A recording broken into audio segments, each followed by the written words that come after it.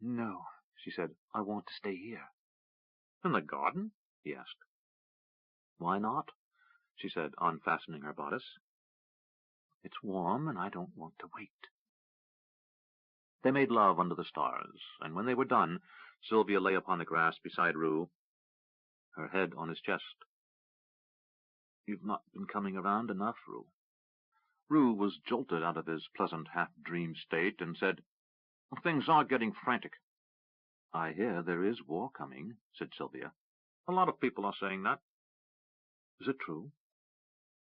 Rue considered what he should say next. At last he said, It's true, I think, though I don't know if it's any time soon. But you should consider going east if you hear of trouble in Crondor. Crondor? She said, playfully nipping his shoulder. I thought Kesh was moving again. It is, said Rue, trying to tell her the truth.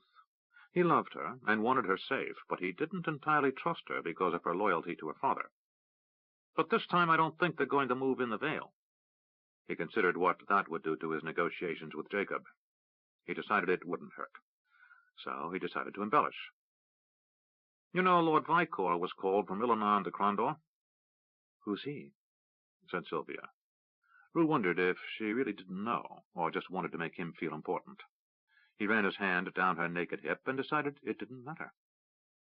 He's the King's Admiral of the Eastern Fleet. He's lurking down in the Bay of Salts with a huge flotilla, so that when Kesh sails out of Durban, he can ambush it. Prince Nicholas took a large squadron to the west, out beyond the straits, and will sail in behind the Keshians. Sylvia started playing with the hair on Rue's chest. I heard he was going out to meet a treasure fleet. Rue then realized she knew a great deal more than she had ever revealed. Finding his ardor dying, he said, I must go home, I'm sorry to say. Oh, she pouted. Sorry, but there is the matter of gathering the documents your father wants. He dressed while she lay nude upon the grass, looking beautiful in the light of the large moon.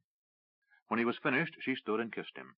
Well, if you must run off, you must. Will I see you tomorrow? Rue said, Impossible, but perhaps the night after. Well, I'm going to bed, and I'll think of you as I lie in my sheets, she said, running her hand down his stomach. You're making this difficult, he groaned.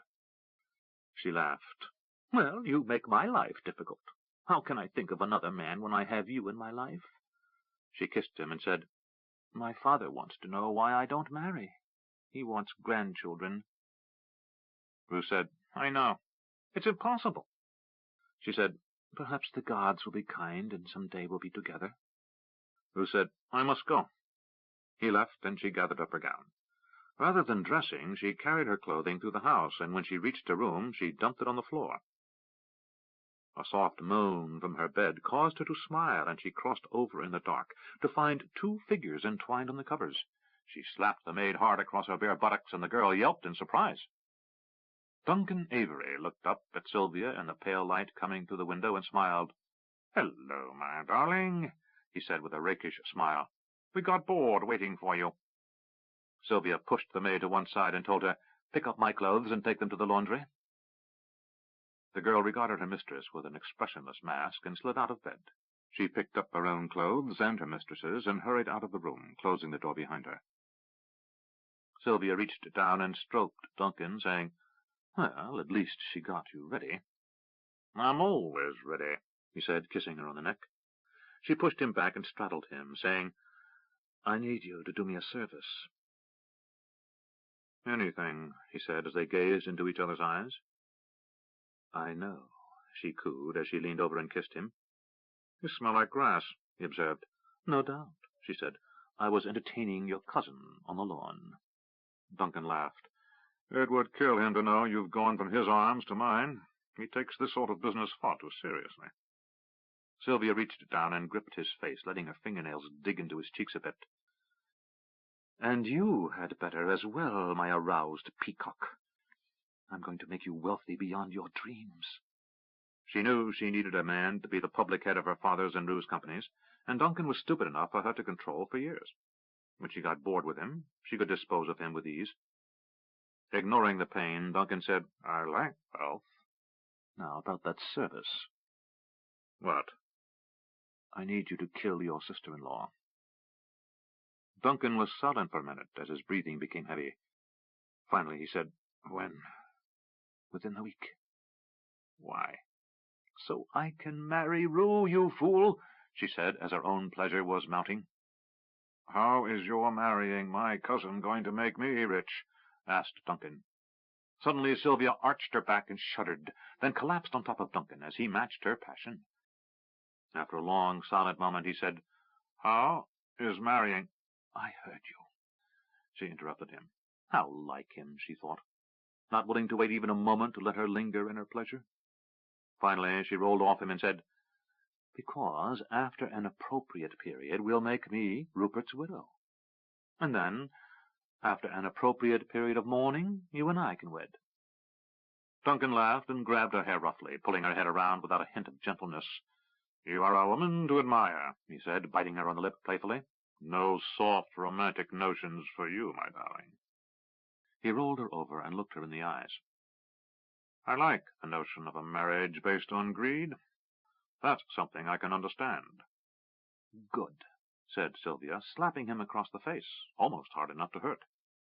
"Just so we continue to understand each other." Sylvia lay back as Duncan began to arouse her again, and she thought his usefulness as a public head of the house, as well as his talents in bed, were equally balanced by his boorish behavior. Starting with a maid before she got here was unforgivable.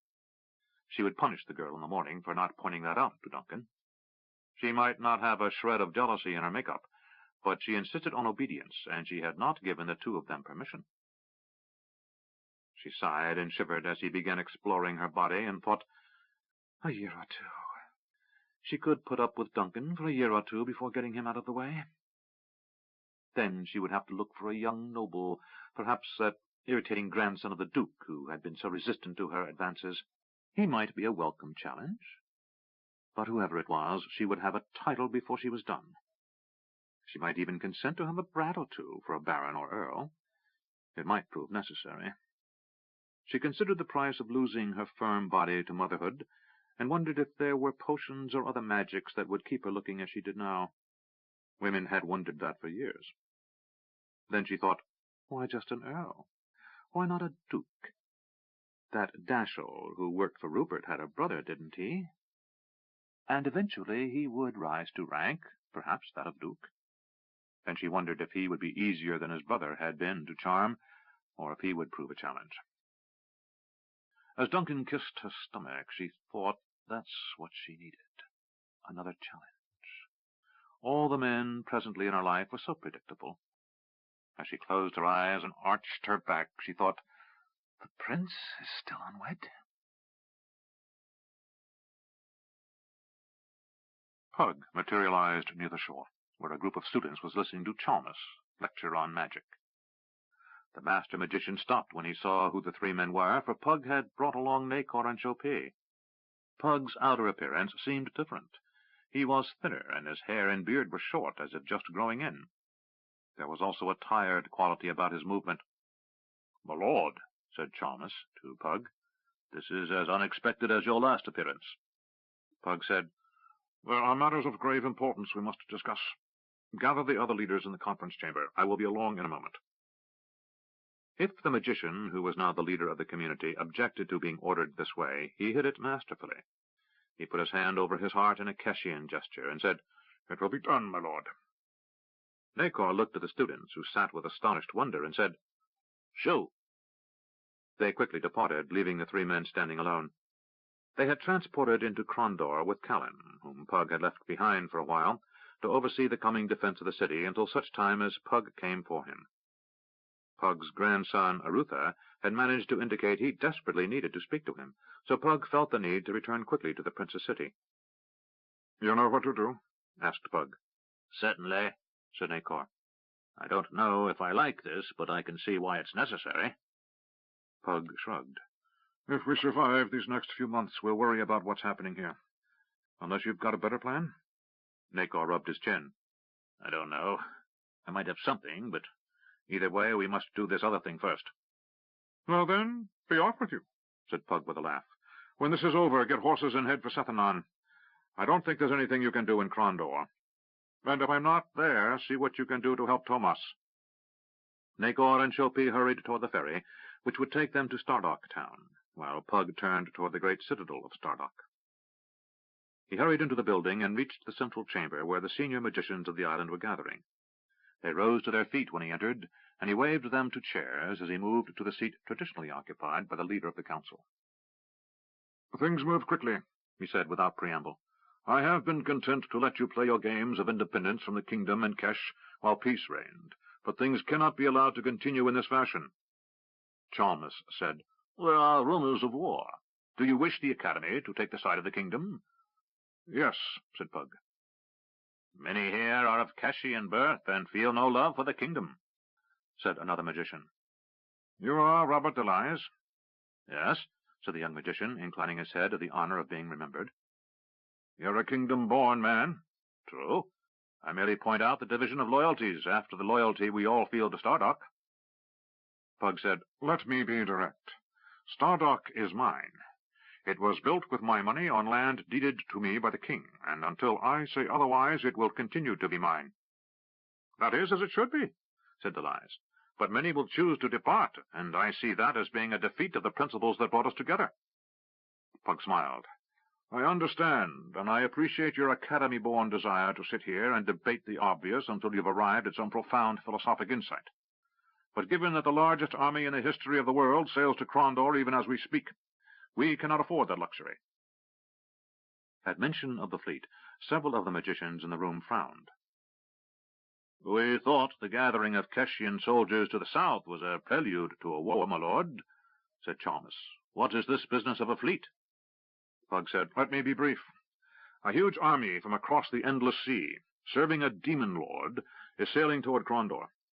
Once the city has been reduced to ashes, that army intends to sweep out and conquer everything between this island and Illith, Krondor, and Salador. There will be blood and fire like nothing you could imagine." The magicians spoke among themselves, and Pug let them for a minute. Then he held up his hand, and the room fell silent. "But what is more critical is that their ultimate goal, without their own knowledge, is a prize which, if seized by them, could destroy all life on Midkemia." "Is this possible?" said Delias. "Not only possible, probable," said Pug, "unless I get some help." The young magician said, "I will help." Pug smiled. "Youth is often underappreciated," he observed, as the other older magicians in the council remained silent. Finally, Khalid, one of the senior magicians of Keshian ancestry, said, "So much of what we have labored for is at risk, if that is true. Would it not be wiser for us to remain here to protect the library and the other facilities?" Pug said, "I cannot order you to willingness. I can order you to leave, but what purpose would that serve?" He stood. "I will retire to my tower for 2 hours. Call all the magicians capable of battle magic or protection or healing, and tell them what I have said. Those who will help I will take with me. The rest may stay here and defend Stardock if they are able." Pug left while the other magicians started discussing what he had just said. He mounted the stairs to his study and entered by the mystic door that barred others from entering. Before the door had shut fully, he transported himself to Sorcerer's Isle. Gathis, the goblin-like creature who had served Makros and Pug as major domo, was at his usual post in the central room of the house, the one he used as an office, overlooking the lovely garden Pug had created. "Master Pug," said Gathis, "am I correct in assuming that Master Makros is back?" Pug smiled. Gathis had once told him there was a mystic bond between himself and Makros. "Yes, that's true, though where he and Miranda are is not known to me." Gathis stood and said, "What service may I perform?" "I need a change of clothes, and bring me a hot meal while I bathe." One of the pure pleasures of the house on Sorcerer's Isle, the one called Villa Beata, was the Keshian-style baths. Pug had ordered them restored to their former function, and when Gathis arrived, carrying a tray with hot beef, cheese, bread, greens, and a chilled pitcher of white wine, Pug was sitting in a hot pool, relaxing. Looking at the scars on Pug's body, and his very short hair and beard, Gathis said, "It appears you have been in some difficulty." Pug laughed. "I've always loved your knack for understatement, my friend." He took the goblet of wine the green-faced being handed him, and after a sip he said, "Did you know Miranda was Makros's daughter?" Gathis said, I suspected as much, though I've really had very little opportunity to talk to the young woman on the brief occasions when she accompanied you here from Stardock. As there is something about her manner that puts me in mind of the Black One, the revelation is no surprise. It was to me. Did you know her mother was the Lady Clovis? Now, that is a surprise, said Gathus. I met the Black One when he rescued me from my home world quite some time ago, but that was after he had left Miranda and her mother, as I pieced things together. Pug said, After I eat, I must return to Stardock. But before I go, I mean to see the defenses are in place. A very hostile fleet of great size is going to be sailing past here in a few days, and while their destination is Krondor, a few of them may be tempted to stop and investigate. Gathus said, I will follow your instructions in this.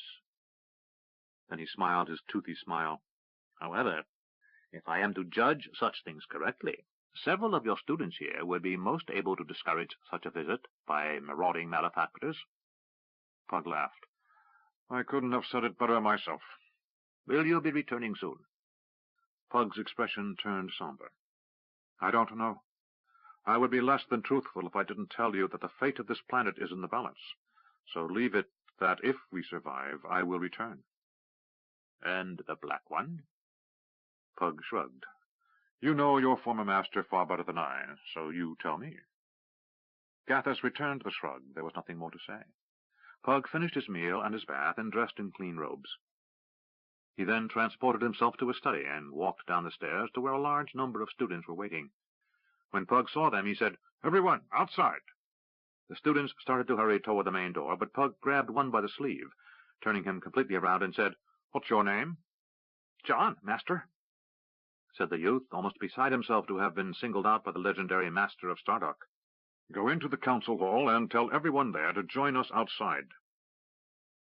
The student hurried off to the council chamber, and Pug pushed his way through the crowd, which quickly fell back when the students saw who was attempting to get through. Pug reached a point where a large rock rose, a short distance from where the road to the docks wound down the slope, and he mounted the rock. After a few minutes had passed, Pug turned and looked across the lake. He adjusted his mystic sight to study the distant docks, and was pleased to see Nacor, Shopee, and 2 soldiers. They were boarding the barge that served as a ferry between the shore and the island. Chalmers and the other members of the council pushed their way through the press of students, and Chalmers said, Pug, what is this about? Pug sat upon the rock, affecting the best Nacor-like pose he could muster, and said, We are waiting. Waiting for what? Pug smiled and felt a perverse sense of pleasure in their frustration as he replied, I don't want to spoil the surprise. That caused them to fall silent, and for a very uncomfortable half-hour they waited as the barge was poled across the lake. At last Nacor and the others came walking up the road, and Pug said, I'm glad to see you. Nacor said, This is Captain Sturgis of the Shamata garrison. The students began to mutter at the sight of the second soldier, who wore the uniform of the Keshian border legion. And this is General Rufi ibn Solomon. The general nodded. My lord. Pug turned to the assembled magicians. To Chalmers he said, I suppose in the 2 hours I gave you, you have managed to dither the time away and do nothing that I ordered? We were discussing the best way to disseminate the information you gave us, began the old magician. Pug put up his hand, cutting him off. Is Robert Elias here? From the rear of the crowd, the young magician raised his hand. Pug pointed to him and said, I believe he is the junior-most member of the council, is that right? The magicians nodded. Good. That means you're not totally without hope, said Pug. Elias looked confused at that remark. Not totally, he said. Pug laughed and stood up so all could see him. To the assembled magic users he said, Even here I suspect you've heard rumors of war. Some magicians said yes, and others nodded. The war is real, but it is not with our neighbors to the south. A great fleet comes from across the sea and brings with it an army of terrible size, perhaps 250,000 men under arms. At that, several of the magicians began talking among themselves. Pug held up his hands, and the group fell silent. The kingdom makes ready to defend itself, and as you can imagine, we need a secure border with Kesh. Toward that end, some changes have been made. A hush fell over the crowd as they waited to hear what Pug said next. Great Kesh and the kingdom have contested for years over the rich farmlands surrounding the Sea of Dreams. To end this eternal dispute, the kingdom has ceded certain lands to the empire of Great Kesh. To the southwest of Land's End is a great rocky prominence, clearly visible from sea and land, called Morgan's Ruin. Sailors know it well. From the tip of that great rock, straight east to the river Shamata, a new border has been drawn. The empire of Great Kesh has been ceded all lands south of that line, along the southern banks of the river Shamata, the Sea of Dreams, and the Great Star Lake. The assembled group gasped, and a few shouted in anger. One man, obviously from the kingdom, shouted, "You betray us!" Pug said, "No. Prince Erland has been negotiating with the Emperor of Great Kesh for a long time on this matter. In exchange for Kesh's protecting our southern flank from the enemy, and for observing our current treaty while we are engaged with a mighty foe, the kingdom chooses to grant several claims for territory Kesh has held for almost 100 years. Those of you who are uncomfortable with this change in governance may leave. As it stands now, Stardock is still kingdom territory, still my duchy." Pug glanced from face to face.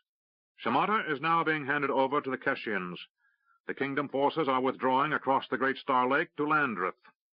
Any of you who wish may travel with them." Several more protests were heard, but Pug ignored them. General Solomon spoke. "We will honor the kingdom's claim to sovereignty for Stardock Island. Stardock Town will be Keshian. Until you have arranged for a portage or dock on the north shore, kingdom citizens will be granted the right of free passage through Stardock Town." Someone in the crowd shouted, "When are you taking over?" The general said, "We have taken over. My men are now occupying the small fortress at Port Shamata and the garrison in the city, and we will leave a small force across the water to ensure the peace." Looking at Pug, he said, "If there is nothing more, I need to return to my men, my lord." Pug nodded and said, "Thank you for coming." The general and the kingdom captain left together, heading down the hill toward the dock. Pug said, "That is the end of it. Now on to another matter. This invader I spoke of is an enemy of the most dangerous sort, and I need those of you willing to serve. We need those of you able to heal, able to act as conduits for intelligence, and those of you who may in some way stem the invader's magic." He paused and then added, "They are served by Pantathians." At mention of the hated serpent priests, several of those who had been quiet shouted, "I'll help." Pug waited and said, "Those of you willing to travel to Krondor, see Robert Delise. He is to be my aide in this matter." Delise looked around, confusion on his face. "Aide?" he said, as young magicians started to talk to him. Pug jumped down from the rock, and Nacor said, "What do we do now?" Pug said, I'm going to Krondor with this band to get them ready. Then I travel to Sethanon. You wait here to make sure that this band of fools doesn't start a war with Kesh in the next 2 weeks. When you're certain they won't, I want you to get to Sethanon." He reached into his robe and pulled out a Tirani transportation orb. "Don't break it or lose it. It's the last one I have. And it's a long walk to Sethanon." Nacor didn't look pleased. "Things are coming to a head, and you want me to stay here and wet-nurse this bunch?" Pug grinned. "Who better?" So saying, he moved through the milling magicians and went to talk to Robert Delise. Chopin said to Nacor, "Master?" "What?" "Have you given thought to what Pug said about thinking of a different plan for Stardock?" Nacor was silent for a moment, then turned to his student with a wide grin. "Of course I have." 15. Onslaught. Eric frowned. He put the papers on Lord William's desk and said, "That is what I'm to do?" William and Callis nodded. "We've had a change of plans since my father appeared," said William, looking very tired.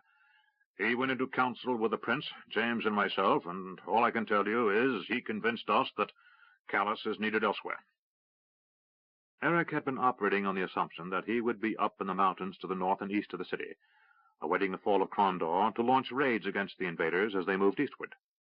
Now he was being told the roles were being shuffled, like so many cards in a deck. William said, "I am in charge of the defense of the city. That hasn't changed. Vicor's flotilla is hidden down in Shandon Bay and will sally against the raiders as they pass by, to be joined, we hope, by what is left of Nicholas's fleet after it's refitted to the Sunsets. Greylock will act as my second, with the units up in the mountains. He pointed at Eric. That means you will have to fill in for Greylock, where we had planned to use him. The retreat, said Eric flatly. Yes, said Callus. By the time we lose the city, we're going to have a frantic population attempting to flee and a routed army trying to go with them. We can't allow that. How are you going to prevent it? Asked Eric. William sighed. This is what comes of making assumptions. If we had included you in our command meetings, you'd know this already. He handed a large sheaf of papers to Eric. Read these. The plan is outlined in detail, and I want you to have it down cold by tonight. You and I will have dinner, and we can dispose of any questions of yours then. Eric turned to Callus. When do you leave? As soon as my father returns from Stardock, answered William for Callus. Eric assumed it was implicit. No one knew when that was. Very well, my lord. Eric turned to leave the room, and as he reached the door, William said, Oh, Eric, there's one more thing. Eric turned and said, What is that, sir? From this moment on, you're a knight captain in the Prince's army. I don't have time to waste making you a lieutenant, so you'll just have to skip the rank. Greylock smiled, trying hard not to laugh at Eric's astonished expression. Me, sir? What's the matter, Von Darkmoor? Shouted Callus in a fair imitation of Bobby de Longueville. Are you suddenly hard of hearing? Eric blushed. That means I need a new sergeant major, doesn't it? Yes, any recommendations? Eric almost said Jotto, because he was the most senior sergeant in the command. But the fact was that Callus had been correct originally when he had given Eric the job. Jotto just didn't have the command skills for the position. It required far more organizational ability than most of the sergeants possessed. After a while he said, There are 2 or 3 men who would serve, but to be honest, the best of the lot is Duga, the mercenary captain. He's smart, he's tough, and he understands exactly what is at stake without our telling him everything. He's been very useful in persuading those other mercenaries we've captured into switching sides. I don't like it, said William. The man's a turncoat. Eric said, You have to understand how things are across the sea, my lord. Men there have no strong attachment to a city, and there are nothing like the nations here. Duga has been a mercenary all his life, but down there mercenaries live by a strict code of honor. If he swears loyalty, and I can make him understand this isn't a contract where he can throw down his sword and switch back, he'll serve. William said, Let me think on this. Perhaps we'll make him a sergeant of auxiliaries. But I need someone else now. Then Alfred, said Eric. He's not as sharp when it comes to strategy and tactics as I'd like, but he understands how to get things done in a hurry, with a minimum of fuss. Then he'll do, said William, glancing at Callus. Callus nodded. I agree. He's solid, and he'll do for what we have coming. Go tell him, said William, and Eric left. After he was gone, Greylock said, You neglected to mention he carries the court rank of Baron. Callus smiled. Let's not get him too upset right now. William let out a long, tired sigh. I'm going to have to deal with his upset when he reads the plans and sees what his role is to be. Callus nodded. There's no doubt about that. And he laughed, a rueful, bitter laugh. Darkmoor, Eric said, you can't be serious. At William's expression, he quickly added, My lord. William motioned for Eric to follow him down the hall. We're dining with my family tonight. We'll talk over a quiet meal. As soon as they reached the dining hall, Eric felt his anger drain away. The quiet meal the Knight Marshal spoke of included Duke James, Lady Gamina, their son, Lord Arutha, and his 2 sons, Dashiell and James. Eric almost blushed at being included with the Duke's family, and quickly took a seat to William's right. As servants began to bring in the food, the magician Pug entered through a door across from Eric's seat. Eric saw only that his hair and beard had been cut close, until he came to sit between William and Lady Gamina, at which point Eric saw what appeared to be faint burn marks on his neck and face. Jimmy and Dash stood, as did Arutha, James, and Gamina. William hesitated a moment, and rose, while Eric quickly did as well. Great-grandfather, said Dash in greeting. Pug kissed Gamina's cheek and shook hands with James, and then with William. I'm pleased we're all together, said Pug. Eric saw, and with sudden clarity realized, why there was a somber mood in the room. This might very well be the last time Pug's family would gather, and many of those here might not be alive soon. Eric whispered to William, "If you'd prefer, sir, we can talk about my mission tomorrow." William shook his head. "At first light tomorrow, I want you up in the hills inspecting the first line of fortifications outside the city to the east. Then you need to be back here by the day after tomorrow." He glanced at his family. "We don't have time, I'm sorry to say." Pug said, "Before anything else, I have one thing I must say to all of you." William turned to look at his father, as did James and Gamina. Pug said, "I have been absent from your lives far too long, and for this I must beg your forgiveness."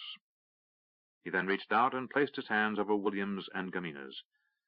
"And I also need to tell you how very proud of you I am." William looked as if he didn't know what to say. Gamina smiled, and moisture gathered in her eyes as she leaned over and kissed her father's cheek. Eric had seen enough strange things in the last 4 years to find nothing odd in the image of a woman who looked old enough to be Pug's mother being his daughter. Gamina said something to her father by mind speech, and he smiled. "I wish she were here, too." William said, "Thank you, father." Pug removed his hand from Gamina's and put it over the one that still gripped William's. "No, I must thank you for being who you are and for holding to your own dream, no matter what I thought you should be doing. I learn slowly at times, I fear." William smiled, and Eric could see the resemblance between father and son. There was a sheen of moisture in the Knight Marshal's eyes, and Eric found his own throat tightening with emotion. This was what this war was about. Protecting those we love, he thought. Somewhere in the night his mother and the only man he thought of as a father were sitting over a table in the back of an inn, and somewhere out there the woman he loved was hiding on her way to join his mother and Nathan. Eric suddenly felt a presence in his mind, a gentle touch, nothing more. But he knew it was the Lady Gamina. He glanced over, and she saw was smiling at him. Then words came into his mind. "Your young woman is safe, I am sure." Without knowing quite how to do it, he tried to say, "My wife." Gamina laughed, and William said, "What?" The Duchess said, "Our young friend has gotten married since the last time we met." Pug, William, Arutha, and Gamina all offered congratulations, while the 2 younger men glanced at their grandfather. Pug said, "James?" The former boy-thief shrugged and grinned, and there was a hint of boyish playfulness in his manner. "I knew. So did Dash and Jimmy." Arutha said, "You knew?" Duke James laughed. "I had to get Eric's mind back on the days to come, so I let him think he was being terribly clever sneaking his young wife out of the city." He pointed an accusatory finger at Eric. "Don't ever disobey me again, Captain." At the admonition and use of his new rank, Eric couldn't help but blush. "Captain?" asked Dash, nodding in approval. Gamina and Arutha both said, "Congratulations." William said, "We'll see how much congratulations are in order after this coming battle." At mention of the conflict, the mood in the room fell somber again. After a moment of quiet, Pug slapped his hand on the table. "Enough! Let us steal a moment of happiness while we can." He glanced at his grandson, Arutha. "My only regret is that your wife is not with us." Arutha smiled, and Eric again saw the echo of both his father and mother in his features. "She visits her parents in Roldham." Jimmy said, "Perhaps we should all go to Roldham for a visit." Pug laughed, and the others joined in. The meal passed quickly and pleasantly, as those dining together found reassurance in one another's company. Eric was pleased to have the opportunity of seeing this family together, for in this room sat 3 of the most important men in the kingdom, Lord James and his father-in-law and brother-in-law. The food was beyond a doubt the best Eric had ever had, and the wine was beyond comparison, wine grown in his own Darkmoor region, but too costly for a commoner like himself to have ever tasted. He and William quietly discussed the plan for the defense of those leaving the city in the corner, while the other family members chatted about matters of small importance and ignored the darkness coming their way. After supper they ate sweets and drank Keshian coffee with small glasses of an exquisite fortified wine from Rodez. As Eric felt a warm glow fill him from head to toe, Callus hurried into the dining-room. "Sorry to intrude," he said without greeting, "but a message has arrived." James stood and held out his hand, and Callus gave him the message. William said, "From Land's End?" Yes, by fast riders. The invaders' fleet was sighted just after dawn yesterday. William said, with a favorable wind, that will put them off the point the day after tomorrow. James nodded. It begins. Eric squinted, trying to will sight in the gloom. He stood on the outer breakwater, on the forward firing platform. As he had threatened, Greylock had seen that Captain de Beswick was given the dubious honor of being the first officer to face the enemy at Crondor's wall. If the formerly hostile captain felt any resentment over Eric's promotion, placing him above the career officer from Bastyra, he hid it well and was nothing if not polite when Eric gave him orders. Where are they? Asked Eric. De Beswick said nothing, realizing the question was rhetorical.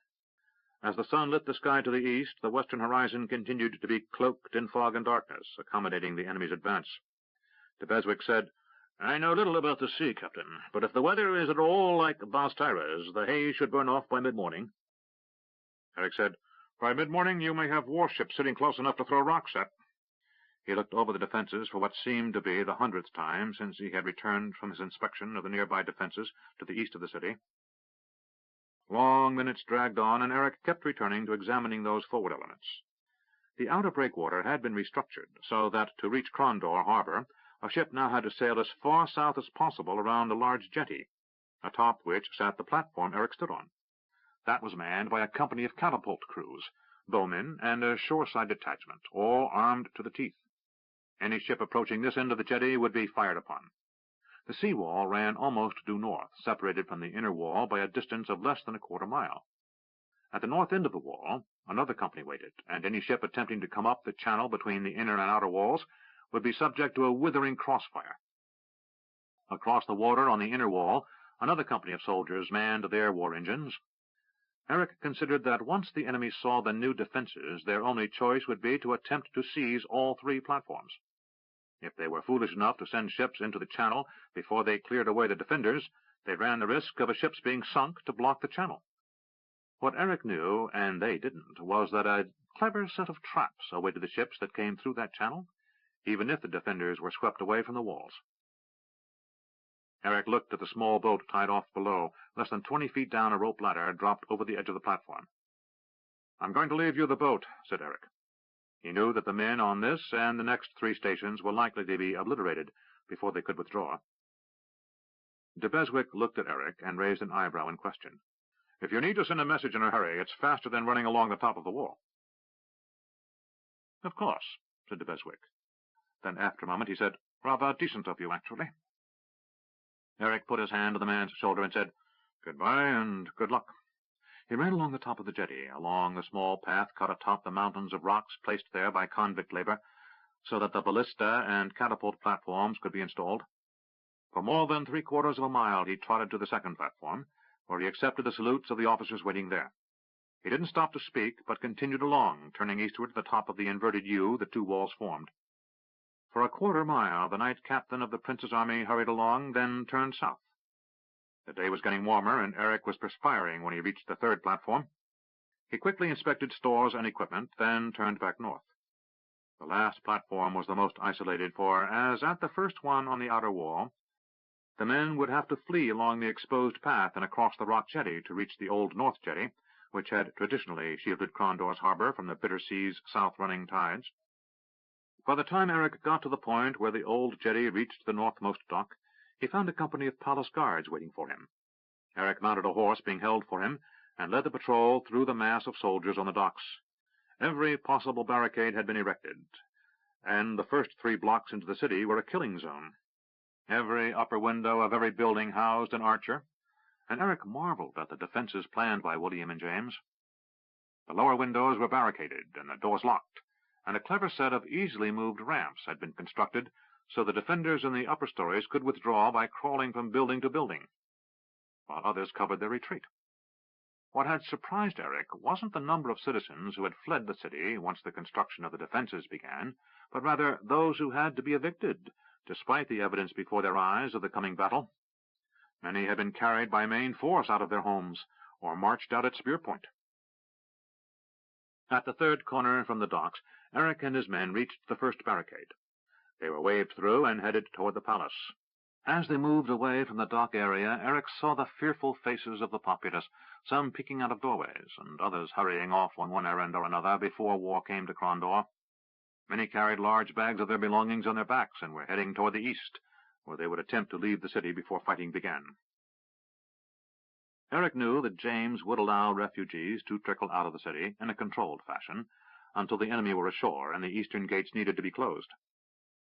From reports he had read the night before, Eric knew the Foulberg, the portion of the city built beyond the ancient walls, was all but deserted. Local patrols of constables had arrested and hanged a dozen looters over the last week.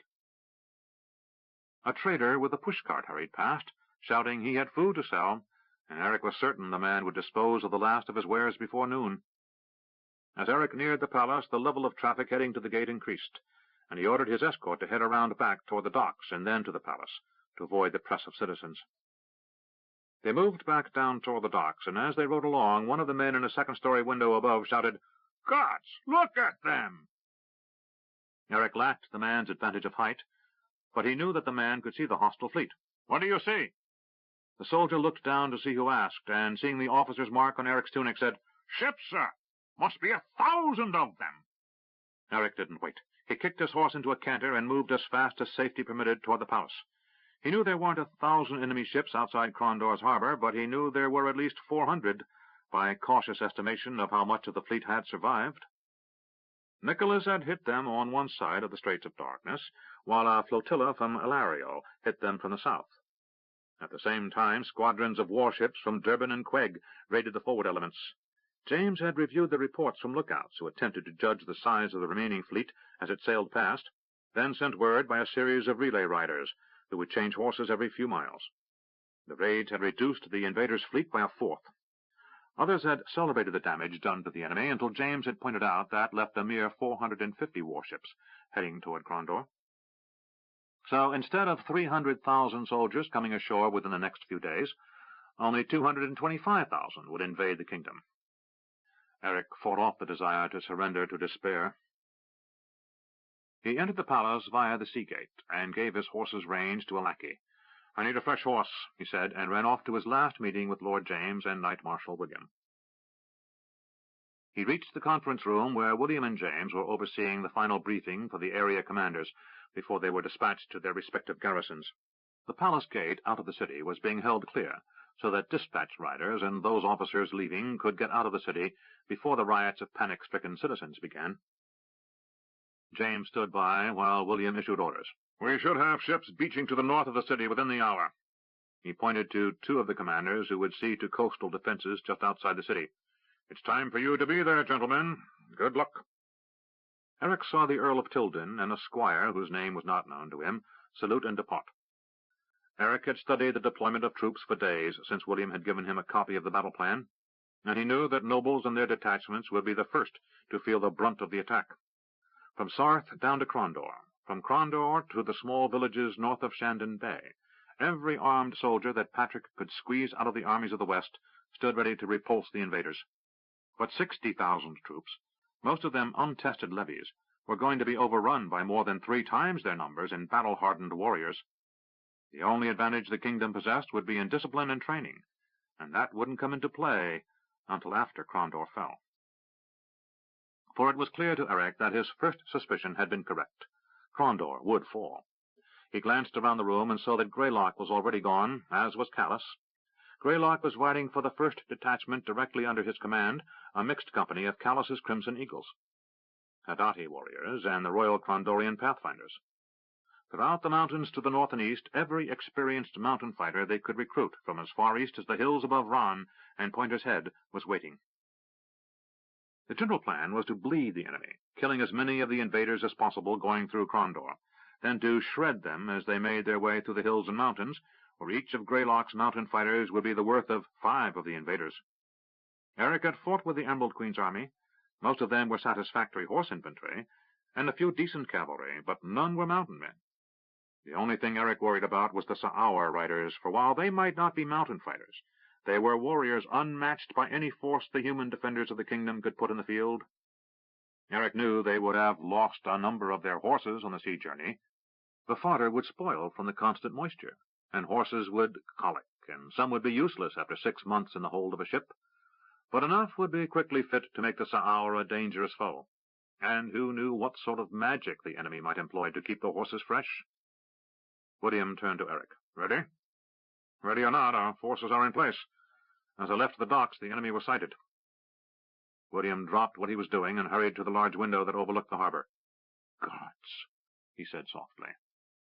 Eric and the others followed, and each in his own way was just as stunned. No matter what reports had said, none of them was prepared for the sight that greeted them. From the outer sea wall to the distant horizon, clearing by the minute as the morning haze burned off the bitter sea, white sails could be seen.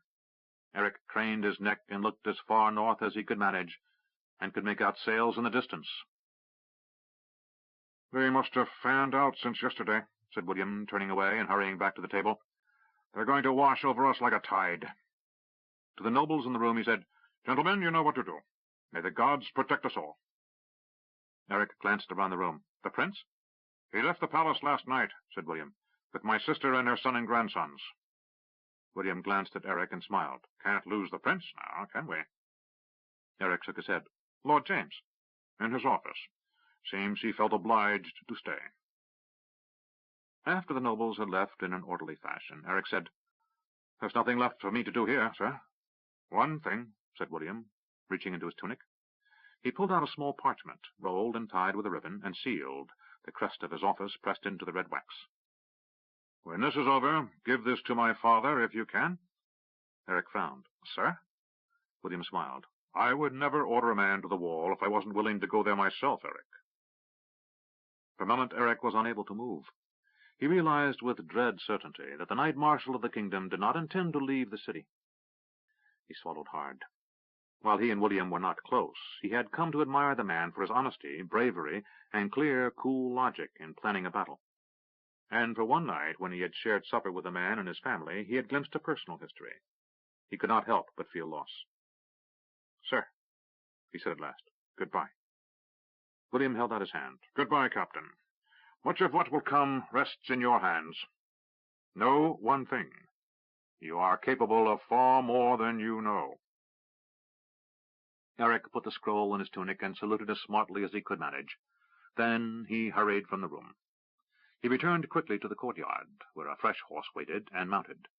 Unlike the others who left through the one gate kept free of citizens, he turned back to the gate that led to the docks. He signaled for a patrol of lancers to accompany him, and the gates were opened as he reached them. Outside the gate, a squad of foot soldiers held a small crowd at bay. Panic was beginning to manifest itself in the city as word spread of the approaching fleet.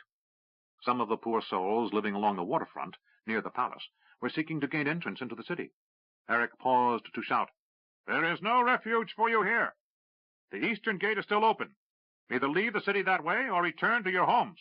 Now, clear the way." He moved his horse forward, and citizens dove out of the way as the squad of riders followed behind him.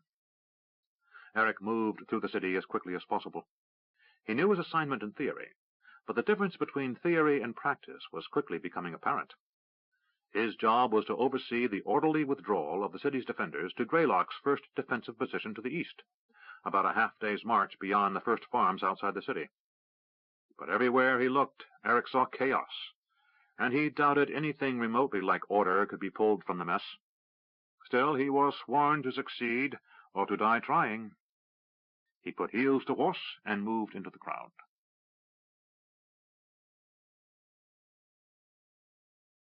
Jason grabbed up every book he could and put them into canvas sacks, which he handed to boys who were waiting to take them to nearby wagons. Rue had overestimated the time left before the invaders reached Crondor, and now he watched as his employees evacuated his businesses.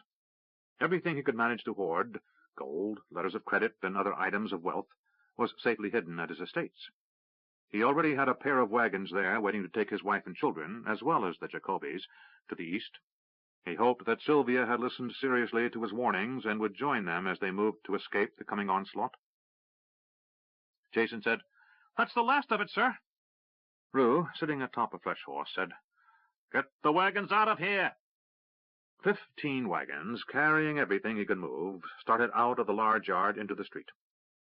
Shouting people hurried past, some carrying their belongings on their backs, while others just ran. Rumors were flying that the prince was dead, that the palace had been taken, that all the gates were closed and they were trapped. And Rue knew that eventually he would have to leave behind his wagons and remaining goods if he didn't get out of the city by sundown. He had hired the best private guards he could find, and there weren't many left in Crondor. Just about any man capable of carrying a sword or pulling a bow was now in the king's service.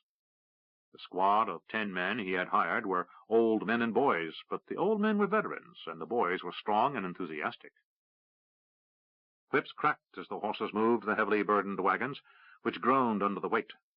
Rue was attempting to salvage everything of worth, inventory, tools, and furnishings. He had faith that eventually the Emerald Queen's army would be defeated, and he was attempting to ensure that he had as much of a start as possible in rebuilding his wealth after the war was over. Rue said to Jason, who was now sitting on the first wagon, "Where is Luis?" Jason said, "He went looking for Duncan when he didn't show up. I think he may have gone out of the city." "Why?" "Because Duncan said something about going to your estates on an errand for you." Rue frowned. He had not seen Duncan for 2 days, which had put his cousin in the worst possible grace with Rue so far. He had excused a lot of Duncan's lapses, but with the invaders so close, Rue had needed every pair of hands possible, and Duncan's preoccupation with his own pleasure was inexcusable this time. "I'm going on ahead to my estates. Meet me there." Rue was going to let his wagoners rest the night at his estates, then send them on to Ravensburg. There Rue had planned to gather his employees and servants together, and, if the enemy appeared, move on to Salador. He knew what few others knew, that if the invaders made it past Darkmoor, they'd turn toward Sethanon, for the fabled prize Callas had long ago told his men about, whatever it might be. Rue had no doubt that the kingdom would be equal to the task. He had served with the invaders for a while when Callas had infiltrated their army, and while they had numbers, they lacked the kingdom's training. Then he remembered the Sa'awa. Rue said, "I'm going to change orders. Continue past my estates and keep going until sundown." "Why?" asked Jason. "Something I just thought of. Head to our inn in Chesterton and wait. If you don't hear anything from me within a day that says otherwise, start them in toward Darkmoor. Refit there, change horses, whatever you need to do, then continue on to Malek's Cross. Wait for me to send you word there." Jason seemed disturbed by the change of plans, but said nothing. He nodded and told the driver to keep moving. Rue rode ahead and quickly became enmeshed in the crowd streaming for the eastern gates. He was on the verge of turning back, fearing a riot, when he saw kingdom troops riding toward him from a street to his left. He saw a familiar figure at their head and shouted, "Eric!" Eric reined in. "I thought you out of the city yesterday." "Too many last-minute things to see to," answered Rue. "I've got wagons coming this way. Then we're for the east." Eric nodded. "Wise choice. You can ride with us to the gate, but the wagons are on their own, I'm afraid." Rue pulled in next to his boyhood friend and asked, "When are they closing the gates?" "Sundown, or when the first enemy is seen to the east, whichever comes first." "They're that close?" said Rue in surprise. "They hit the outer sea wall an hour ago," answered Eric as he slowed his horse because of the press of people. The way was now lined with kingdom soldiers, keeping the crowd moving in an orderly fashion. Those who heard horses coming from behind tried to move aside, but there was scant room, and Eric and his squad were forced to slow to a walk. Rue asked, "Where are you bound for?" "Just outside," said Eric. "When the gates close, I'm going to ride rear guard behind those who are through." "Nasty job," said Rue. "Not as nasty as staying behind," said Eric. Rue said, "I hadn't thought of it that way." He paused, then said, "What of Jardo and the others?" Eric knew he meant the handful of men whom Eric and Rue had served with across the sea with Captain Callas. "They're already gone up in the mountains." Rue said, "What's going on?" "I can't tell you," said Eric. Rue thought on it a moment. He had dispatched building materials for the prince to odd destinations throughout the mountains, as well as provisions for men. He considered the fact that the best soldiers the prince had were up in the hills, then asked, "Nightmare Ridge?" Eric nodded. "Don't say anything, but in about a month you want your family east of Darkmoor." "Understood," said Rue, as they came in sight of the gate. A wagon had lost a wheel just outside the gate, and the driver was arguing with the guards there, who wanted to cut loose the horse and drag the wagon out of the way, while the driver was insisting on waiting to fix the broken wheel. Eric rode up and said, "Sergeant." The man turned, and seeing an officer in the black of the prince's special command, said, "Sir." Quit arguing and get that wagon out of the way. People on foot could get out of the gate around it, but a string of wagons and carts was building up quickly behind the broken-down wagon. The driver was frantic. "Sir, everything I own is in there." "Sorry," said Eric, and waved for a squad of men to move the man away, then dragged the wagon off to the side of the road. "If you can fix it over there, good luck to you. But you're keeping people here who don't wish to linger." Eric rode past and said to Rue, "Get away, Rue, now." Rue said, "Why?" Eric pointed to the north, and Rue could see dust. The hair on his neck rose up. "Only one thing can raise that much dust in a hurry." Eric said, "Either the biggest cavalry detachment this side of Kersh, or it's the Saawer." Rue turned his horse down the eastern road, and with a shout had the horse cantering away from the city. Eric turned to one of the soldiers at his side and said, "Pass the word back into the city. We've got visitors coming from the north." He glanced at the dust rising in the hills. "They'll be here in an hour." Eric turned to the command at the gate and said, "Be ready to close up with no more than 1 minute's notice." "Yes, sir," came the response. Eric rode a quarter-mile to the north, where a company of heavy lancers waited with 2 squads of bowmen to provide support. "Lieutenant?" "Sir," said the leader of the Royal Krondorian Lancers. "In the next hour, some damned big lizards on giant horses are going to be coming down that north road. Can your men handle them?" The lieutenant smiled. "Big makes them easier to hit, don't it, sir?" Eric smiled. The young officer was probably a few years older than he, but Eric felt like an old man looking at his enthusiasm. "That's the spirit," he said. He then turned his small patrol around and rode to the south, where another detachment of lancers waited. He dispatched those to support the group on the north. Whatever was coming from the south would be far less a threat than a full-blown Saawer attack, and those inside the city could deal with any human threat. Then the sky seemed to open, and a howl went up that had Eric and every man nearby covering his ears in pain. It went on while riders attempted to calm frantic horses that screamed and bolted at the sound. Several of the lancers were thrown from their saddles. After a minute, the sound ceased, and Eric could hear a lingering ring in his ears. "What was that?" he heard a soldier nearby ask. "I have no idea," said Eric. William and James stood on the palace balcony overlooking the harbor as the last echoes of the strange howling sound ended. A huge column of dust and steam rose at the mouth of the harbor. A blinding flash had accompanied the noise, and even though they had been inside, both men found themselves blinking away tears. Men below on the walls were wandering blind, crying out for someone to lead them away.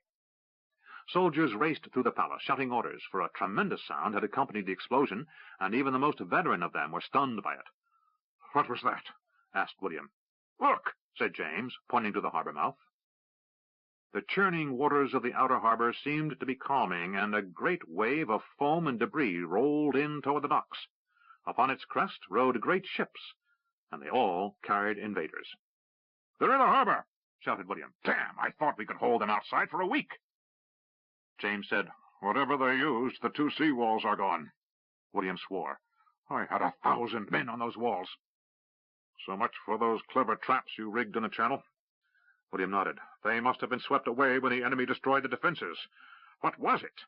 "I don't know," said James. "I saw Guy du Balstyra fire Armengar during the great uprising, and when those 25,000 barrels of naphtha went up, the explosion could be seen for miles. This was something different." "A magic of some sort?" asked William. Dryly, James said, "Given your upbringing, you'd be in a better position to answer than I." Turning away, William said, "We didn't encourage students to blow things up at Stardock. It disturbs the tranquility." He hurried to where runners waited to carry orders, and to the first he said, "General Order 5, they are in the city." William returned to where James stood, watching alien invaders sail into his city. "I will not let this happen," said the Duke. William put his hand on his brother-in-law's shoulder and said, "It's happened."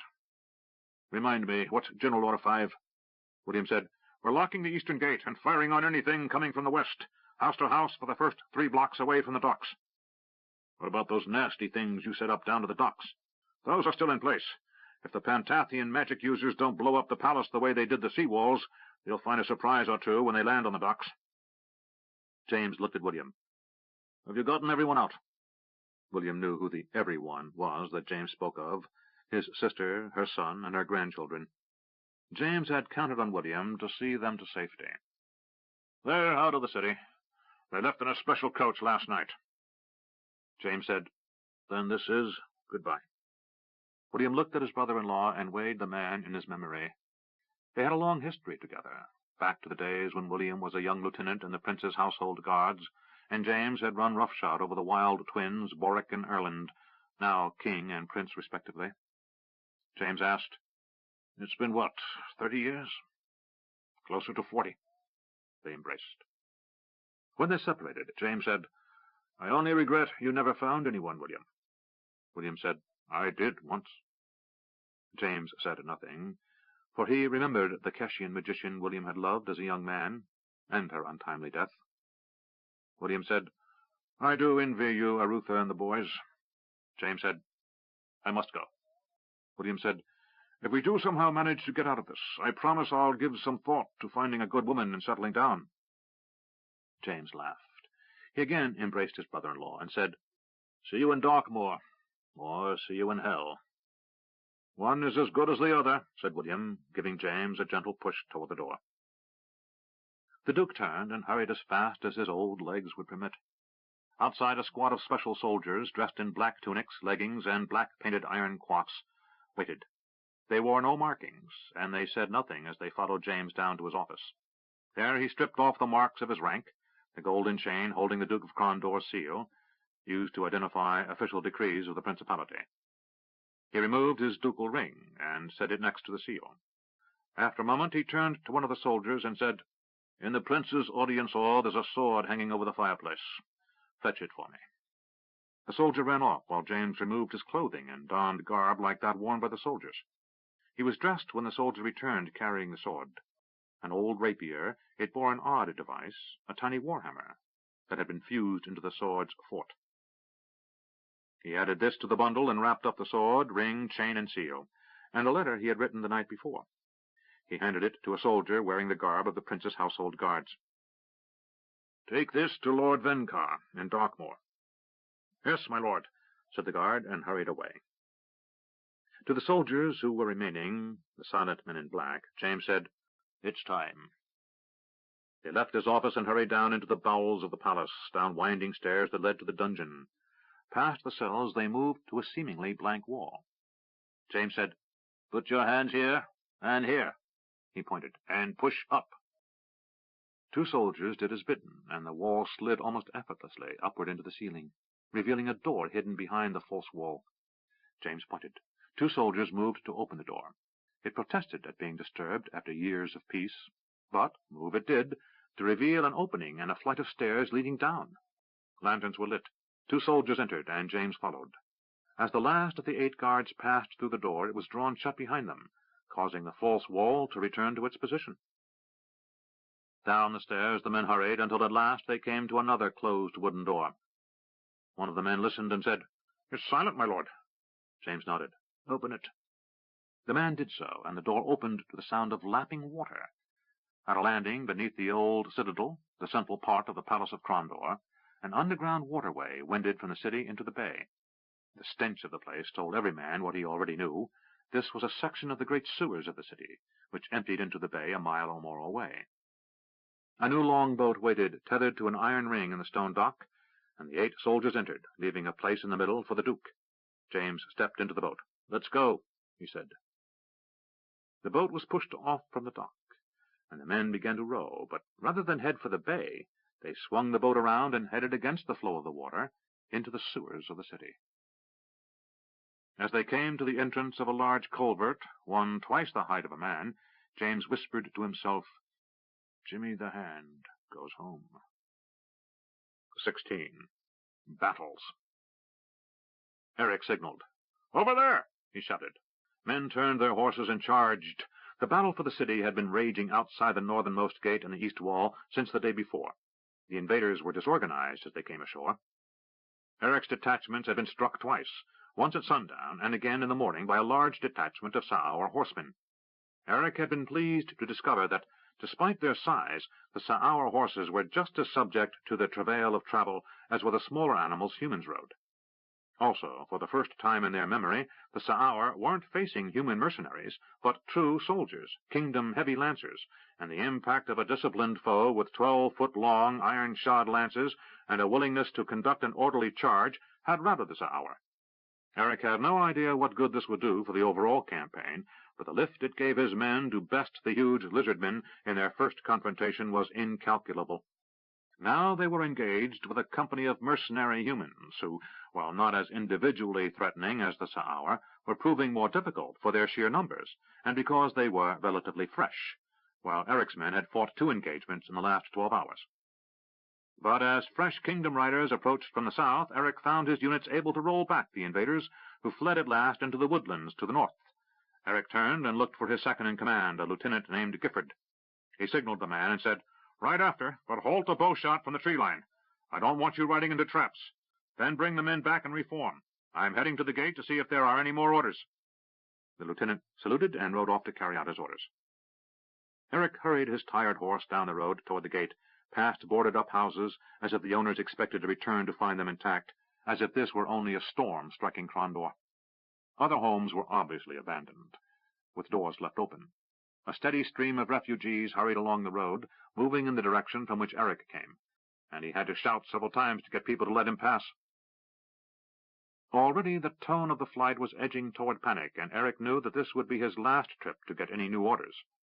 It took him nearly a half-hour to ride a distance he could normally travel in a third that time, and when he reached the gate he saw the activity was up to a frantic pace. He saw 2 other wagons pushed off the road, one into the small river that ran along the road into the city, through the sewers, and into the bay. Eric absently wondered if it might be one of Rue's. He suspected most of Rue's wagons had gotten clear of the city before the fighting at sundown, and were now safely on their way to Darkmoor. Getting within hailing distance of the gate, Eric shouted, "Sergeant Mackey!" The sergeant in command of the gate turned to see who called, and when he spied Eric, he shouted, "Sir, any orders?" "No, sir, as before," was all he said before turning back to hurry along those trying to crowd through the gate while maintaining order. Eric shouted, "Good luck to you then, Sergeant." The soldier, an old man who had shared a drink or 2 with Eric and the other members of the Crimson Eagles, turned and said, "And to you, sir. Good luck to us all." Then he went back to his tasks. Eric wished for a fresh mount, but he couldn't risk heading into the city. He would ride back to his command position and see if there was time to secure a remount. He had ordered the fresh horses kept far enough from the most likely points of combat that they were safe, but not convenient.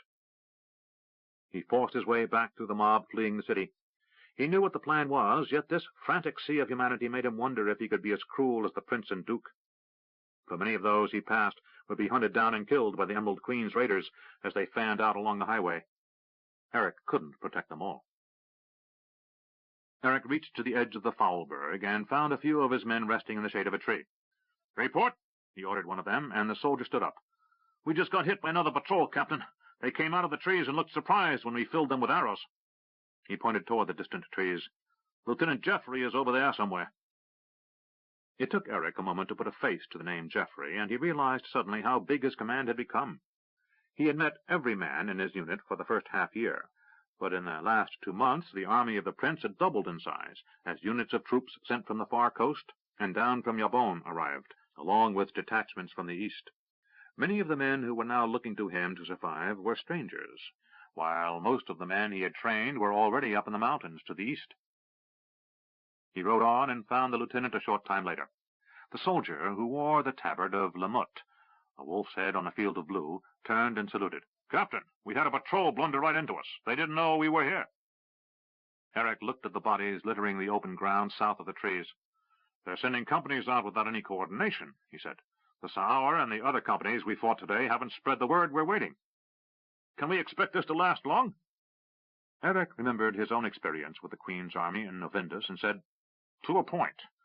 They'll never have the internal communication and discipline we do. But they have numbers, and when they come at us, they'll all come at once."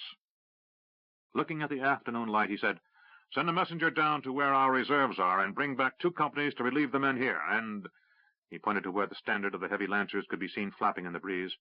"Tell the lancers to stand down for a few hours." "You think we've beat them back?"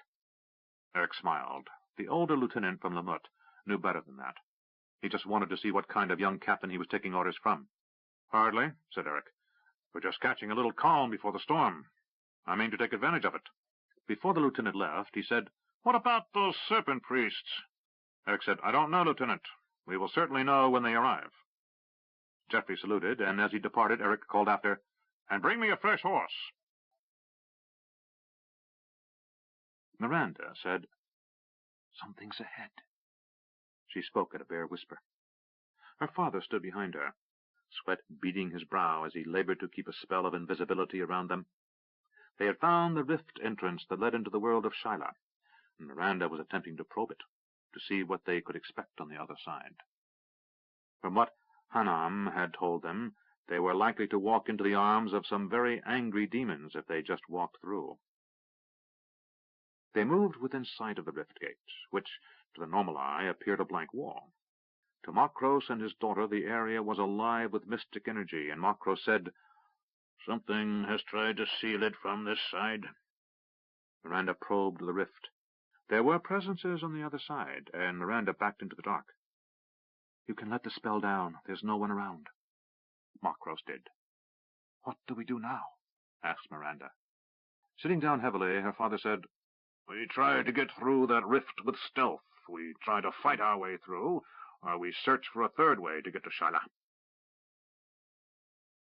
"The first two don't sound likely, and I especially don't find the second choice attractive," said Miranda. "What do you think of the third?" Makros said, "If there's a way to Shyla via the Hall of Worlds, Mustafa, the fortune-teller, would know." "Tabart's?" asked Miranda. "That's as good a place as any," said Makros. "I'm tired. Can you get us there?" Miranda's brow furrowed in concern. "You tired?" "I would never tell Pug," said Makros, "but I suspect when he pulled me asunder from Sarig, I became fully mortal again. Most of my power came from the dead god of magic, and with that link sundered." He shrugged. "Now is a hell of a time to tell us," said Miranda. "We're about to face a demon king, and you're suddenly not at your best because of old age." Makros grimaced as he stood. "I'm not quite ready for gruel and a shawl, daughter. I could still tear down this mountain if I had to." Miranda smiled as she took his hand and willed them to an inn in Lamut. The inhabitants of Tabart's were a mixed lot, but to the last they rose and stepped back when the sorcerer and his daughter winked into existence a few feet before the bar. Tabart was standing behind the bar, and he merely raised an eyebrow as Miranda said, "We need to use your storage room." The barman sighed, as if to say, "What sort of story am I going to have to concoct to explain away this mystery?" But he nodded. "Good luck," he said. They hurried behind the bar and through the door into the back room. Miranda led Makros down a flight of stairs and along a narrow hall. At the end of the hall was an alcove, separated from the rest of the hall by a plain curtain hanging from a metal rod. It was the portal Miranda had used when she had first entered the Hall of Worlds. They pushed aside the curtain that set apart the alcove, and as they stepped across the threshold, they were in the Hall of Worlds. "I know the long way to Honest John's," said Miranda, pointing to the left. "Do you know a faster way?" Makros nodded. "Over there," he said, pointing in the opposite direction. They hurried on. William watched as the battle raged below his vantage point. The defenders at the docks had started firing upon the ships that were moving toward the docks. Cleverly concealed ballistas and catapults had sunk 3 ships that had approached too close, but the fleet still came on. One of William's most prized possessions was a spyglass given him as a gift years before by Duke James. It had the usual properties of any good telescope, magnifying things to about a dozen times their normal size, but it also possessed an unusual attribute. It could pierce illusions. James, seemingly reticent to discuss its origins, had never revealed how he had come by the item. He studied the approaching command ship and saw the hideous demon crouching amidships. Despite his revulsion, he studied the creature. All those nearby were being controlled by mystical chains and collars. The expression on the demon's face was difficult to read, for it possessed nothing remotely like human features. Pug had warned Prince Patrick, James, and William of what had occurred regarding the death of the Emerald Queen and her replacement by a demon, but that information was being kept from all but a handful of officers. William and James had decided that there was enough for the men to worry about without having them fear the might of a demon lord. William turned the glass 90 degrees, and the demon vanished from view. The illusionary woman who sat there was regal and beautiful, and in an odd way even more frightening in aspect than the demon, who wore his rage and hate naked on his face for the world to see. William returned the glass to the position that let him see through illusion, and the demon popped back into view. William put down the glass. "Orders," he said calmly, and one of the palace pages stepped forward. The squires were serving with the defenders along the wall, as aides to the various officers, and the pages were serving as runners. For a brief second, William looked at the eager face of the boy who was ready to carry his orders wherever he was bidden. The boy couldn't have been more than 13 or 14 years of age.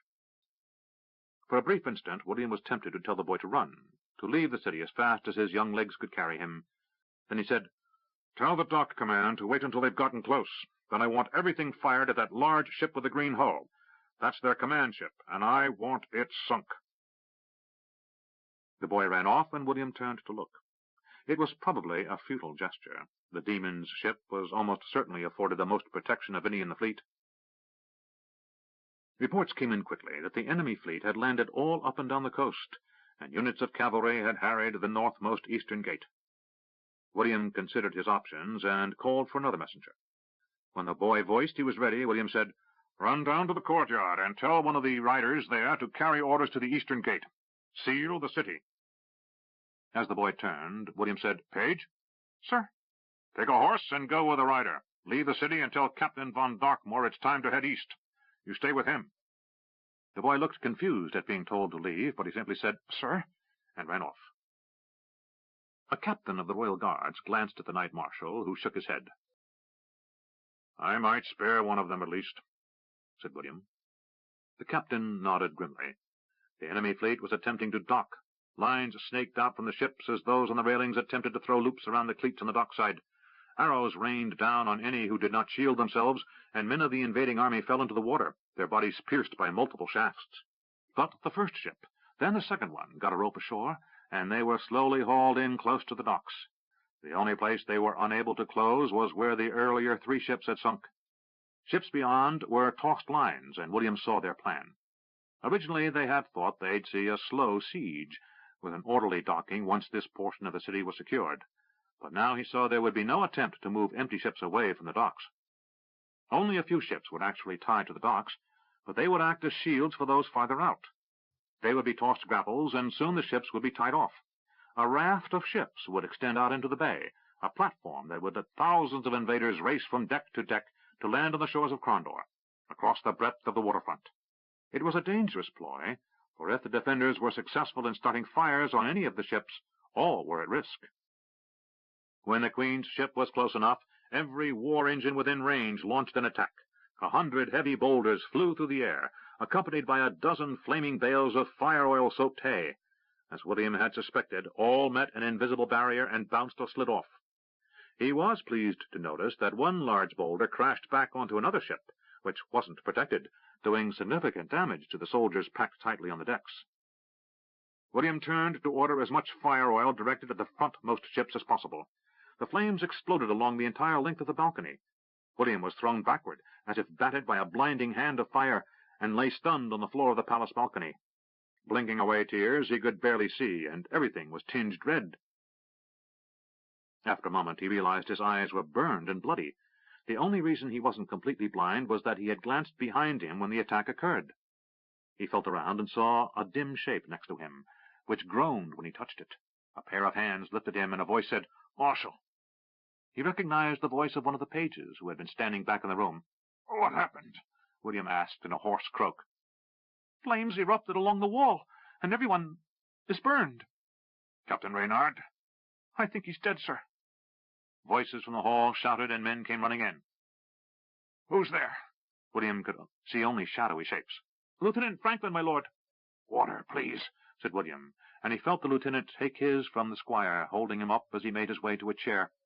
In his nose he could smell only the stench of his own burned hair and flesh, and no matter how he blinked, he couldn't clear his eyes of the blinding red tears.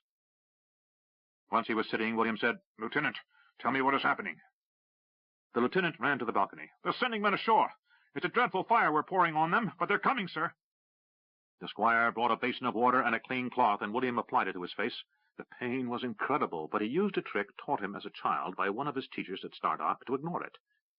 The water didn't help his vision much, and he considered that he might be blinded for what would be the remainder of his life, however short that might be. The loud sound of wood shattering, followed by shouts and the sounds of fighting below, caused William to ask, "Lieutenant, would you please tell me what is happening in the courtyard?" The lieutenant said, "Sir, they've crashed the Royal Dock. Enemy soldiers are landing."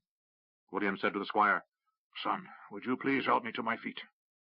The boy said, "Yes, my lord," attempting to sound calm, but failing to hide the fear in his voice. William felt young arms around his waist as he stood. "Turn me toward the door," he said calmly.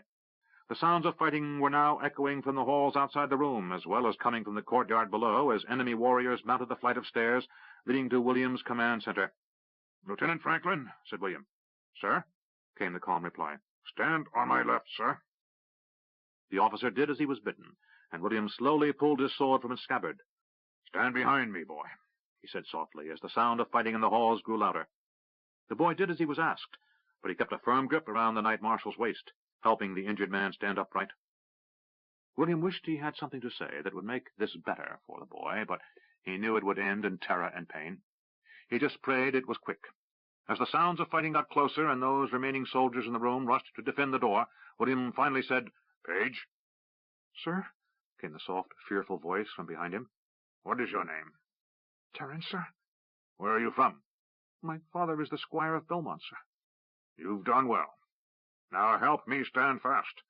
It wouldn't do to have the Knight Marshal of Crondor die on his knees." "Sir." From the boy's voice, William could tell he was crying. Suddenly there was a shout, and William saw a shadowy form heading toward him. He heard more than felt the blade of Lieutenant Franklin slash out, and the attacker fell back. Another shadow appeared to the left of the first, on William's right hand, and the nearly blind Knight Marshal of Crondor lashed out with his sword. Then William, child of Pug the magician and Katala of the Thurl Hill people, born on an alien world, felt pain, quickly followed by darkness.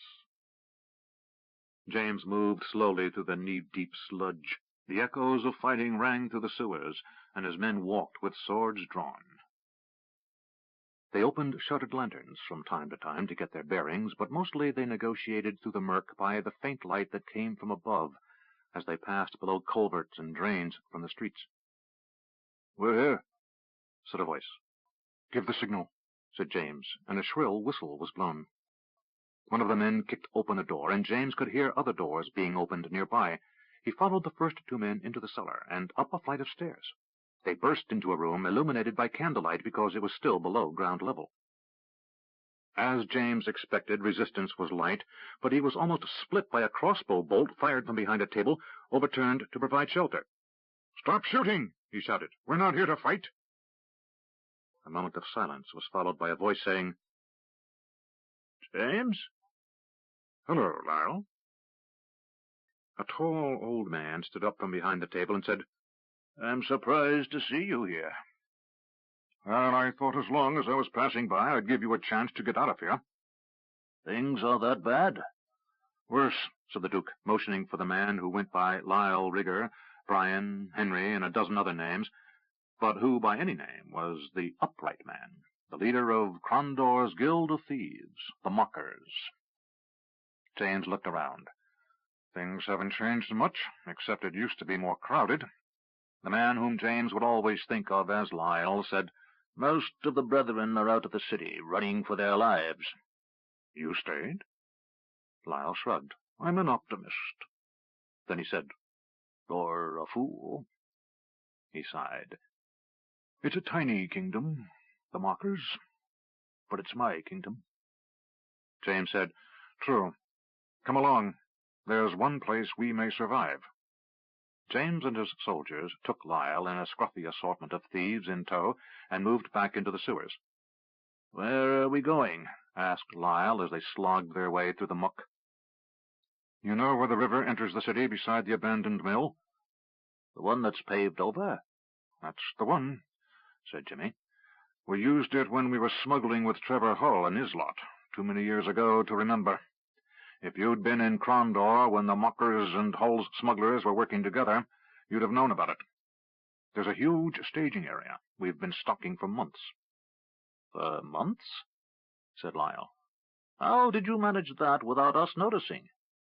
Laughing, James said, "From above. We did it during the day, when you and your thieves were asleep below ground." Why did you come fetch me?" James said, "Well, you are the only brother I know about, so I couldn't let you die alone in that basement." "Brother? Are you sure?" "Sure enough to wager on it." "I've wondered about that," said Lyle. "Do you remember your mother?" "A little," said James. "She was murdered when I was a toddler." "At the sign of the Boar's Head?" "I don't know. It could be. I was taken off the streets and raised by the mockers. You?" "I was 7 when my mother was killed. I had a little brother. I thought he was dead, too. I was packed off to Romney and raised there." "Father didn't want both his sons close by, I guess. Maybe we were targets for whoever killed our mother." As they reached a huge intersection of culverts, with water flowing down from above to spray the center of the passages, Lyle said, "I always thought it odd that my foster parents in Romney raised me to work for a thief in Crondor." "Well," said James, as they moved around the small waterfall, "we'll never know. Father is dead many years, and we can't ask him." "Did you ever find out who he was?" "I never did."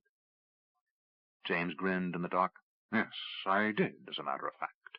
I heard his voice once and heard it again many years later, and after doing some snooping, I sussed out who was the original upright man."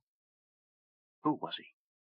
"Did you ever have the displeasure of meeting a particularly surly and evil chandler whose shop was down by the South Point near the palace?"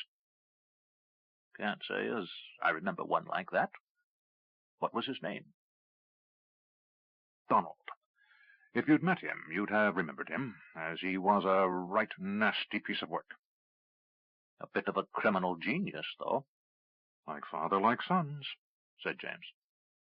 Reaching a place in the long passage where they were walking up an incline, Lyle said, "Are we going to get out of this alive?" "Probably not," answered James. "But then no one gets out of life alive, do they?" "There is that. But you have a hedge?" "You always hedge a bit," said James. "If there's a way to get out of here alive, this is it."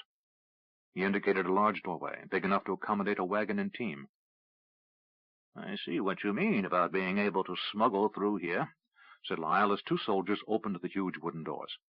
They swung open silently, showing recent attention, and inside a bright light illuminated 100 soldiers, readying with bows, crossbows, and swords. "Here we are." Lyle let out a soft whistle of appreciation. "I see you plan a warm welcome for whoever comes this way." "Far warmer than you imagine," said James. He motioned for Lyle and his half-dozen mockers to enter, and said, "Welcome to the last bastion in Crondor." After James and those with him were inside, the doors were shut with a loud crack that had the ring of finality to it. Eric heard the trumpet and instantly began shouting orders. They had been constantly fighting with smaller elements of the invading forces, and had reports that similar fighting had begun near the sea gate, the northwestern gate. And at that point only a few men had been sighted near the southern gate of the city, which was fine with Eric, as he had ordered as many men to the northern gate as possible.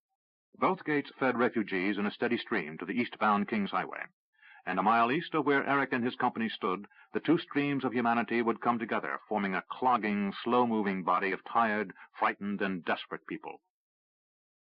Eric's mandate was to defend the rear of that column of kingdom citizens as long as possible. Eric knew that meant halfway from here to Ravensburg, if he was to judge things. At some point the enemy would likely cease harrying them.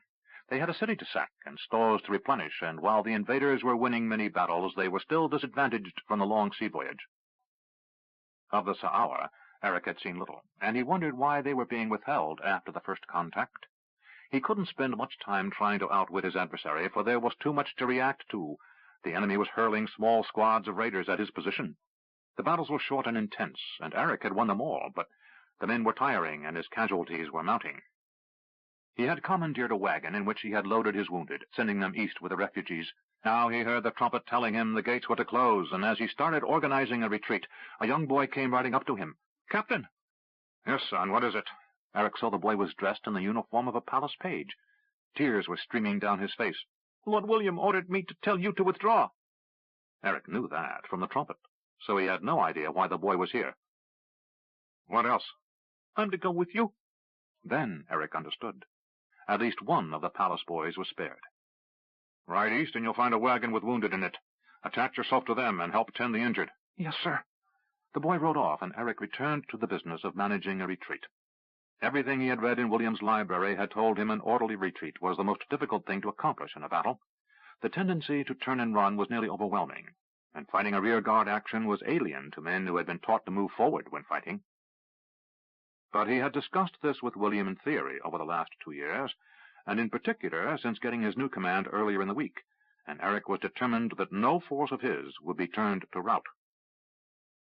Throughout the afternoon, the sounds of battle carried to Eric from distant locations, even though his command was being left alone. He decided it was because the invaders were in the city and didn't see the need to press the attack from the south or east. He also knew that would change once James and William sprang their surprises. A distant thud, and a moment later a huge plume of dark smoke, and Eric knew the first of their nasty surprises was unleashed. Barrels of Quagan fire oil had been lashed to the supports of the docks, as well as laid in the basements and lower floors of the buildings that faced them, back for 3 city blocks. At the moment they were fired, the entire waterfront of the city erupted in a conflagration few could imagine, and the enemy soldiers within 100 feet of any building were dead. Those not burned to a cinder died from lack of air as the fire stole it from their lungs. Eric cast a glance to the southwest toward the palace, dreading the thought that the Emerald Queen's soldiers might be within the keep. Then a shattering blast sounded, and Eric knew what had happened. A lieutenant whom Eric didn't know well, named Ronald Beaumaris, said, "What was that, Captain?" Eric said, "That was the palace, Lieutenant." The lieutenant said nothing, waiting for orders. After a half-hour, the flood of humanity out of the northernmost gate in the city fell off to a trickle, and Eric ordered his men to form up for a rear guard. He watched as the civilians moved eastward toward the coming night, and then he turned to the west as fires burned in the distance, and he waited.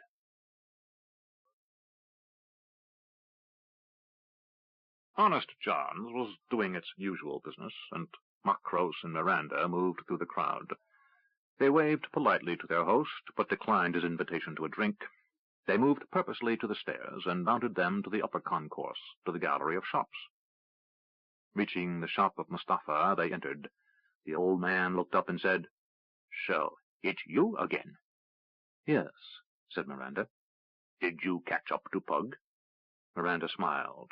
"You could say so." "What can I do for you? A divination?" Miranda sat in the chair opposite the old fortune-teller and said, "Do you recognize my father?" Mustafa squinted. "No. Should I?" "I am Macros." "Oh," said the old fortune-teller. "I heard you were dead, or missing. Something like that." "I need information," said Miranda. "I deal in such." "I need a way into the world of Shyla." "You wouldn't like it," said Mustafa. "It's overrun by demons. Some idiot unsealed the barrier between the fifth circle and that world, and now it has just gone to hell." Macros laughed a dry laugh. "That's one way of putting it." "Why do you need to go there?" "To close 2 rifts," said Miranda. "One between Shyla and Midkemia, then one between Shyla and the demon realm." "That's difficult." The old man rubbed his chin. "I have information that would prove useful, I think. I can tell you a doorway to a location not far from the city of Ashart, which is where I think you want to go." "How do you know that?" asked Macros. "I wouldn't be much of a dealer in information if I didn't know that, would I?" "How much?" asked Miranda. Mustafa said a price, the souls of a dozen children who had never been born, and Miranda stood up. "Perhaps Querl Daggett will prove less outrageous in his price." At the mention of one of his chief rivals, Mustafa said, "Wait a minute. Make me a counter-offer." "I have a word of power, one that will gain you a greater wish." "What's the catch?" "You have to cast it on Midkemia." The old man sighed. "Midkemia, by all reports, is presently a less than hospitable place." "That's one of the reasons we need to close those portals.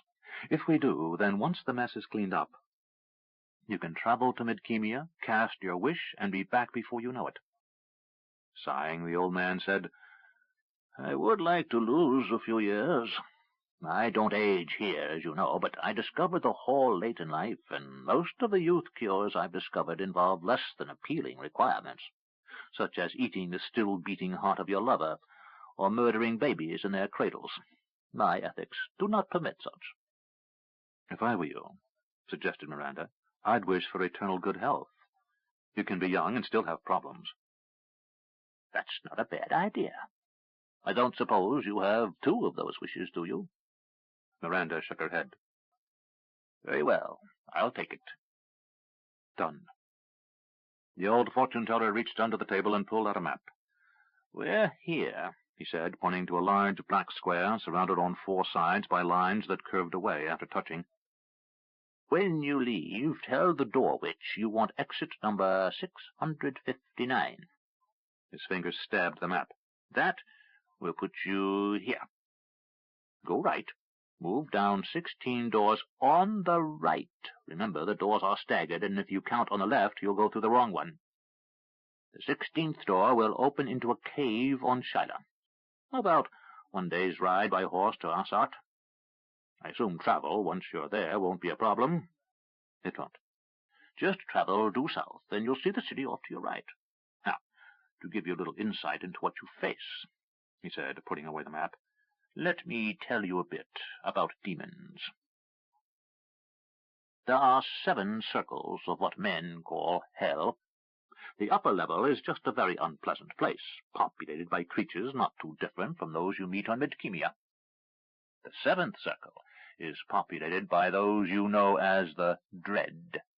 They are life-drainers and beings of alien energy. They can't exist in your world without killing anything they touch.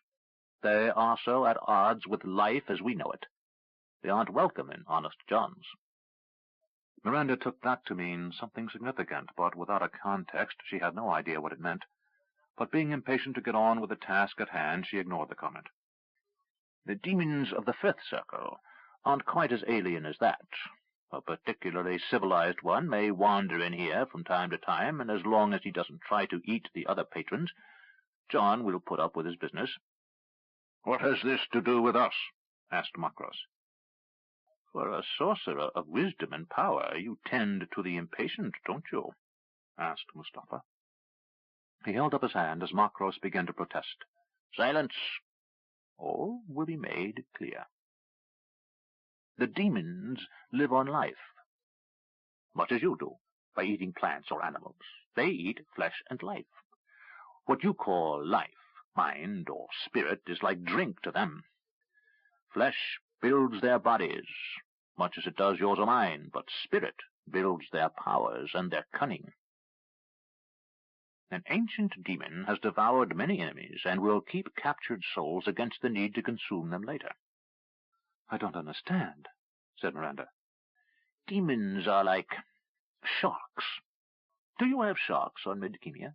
Yes, said Miranda. They swim in bunches, but for reasons unknown they will turn on one of their own, tearing him apart. If they enter a feeding frenzy, one shark may be eaten by another, while it is in turn eating a third.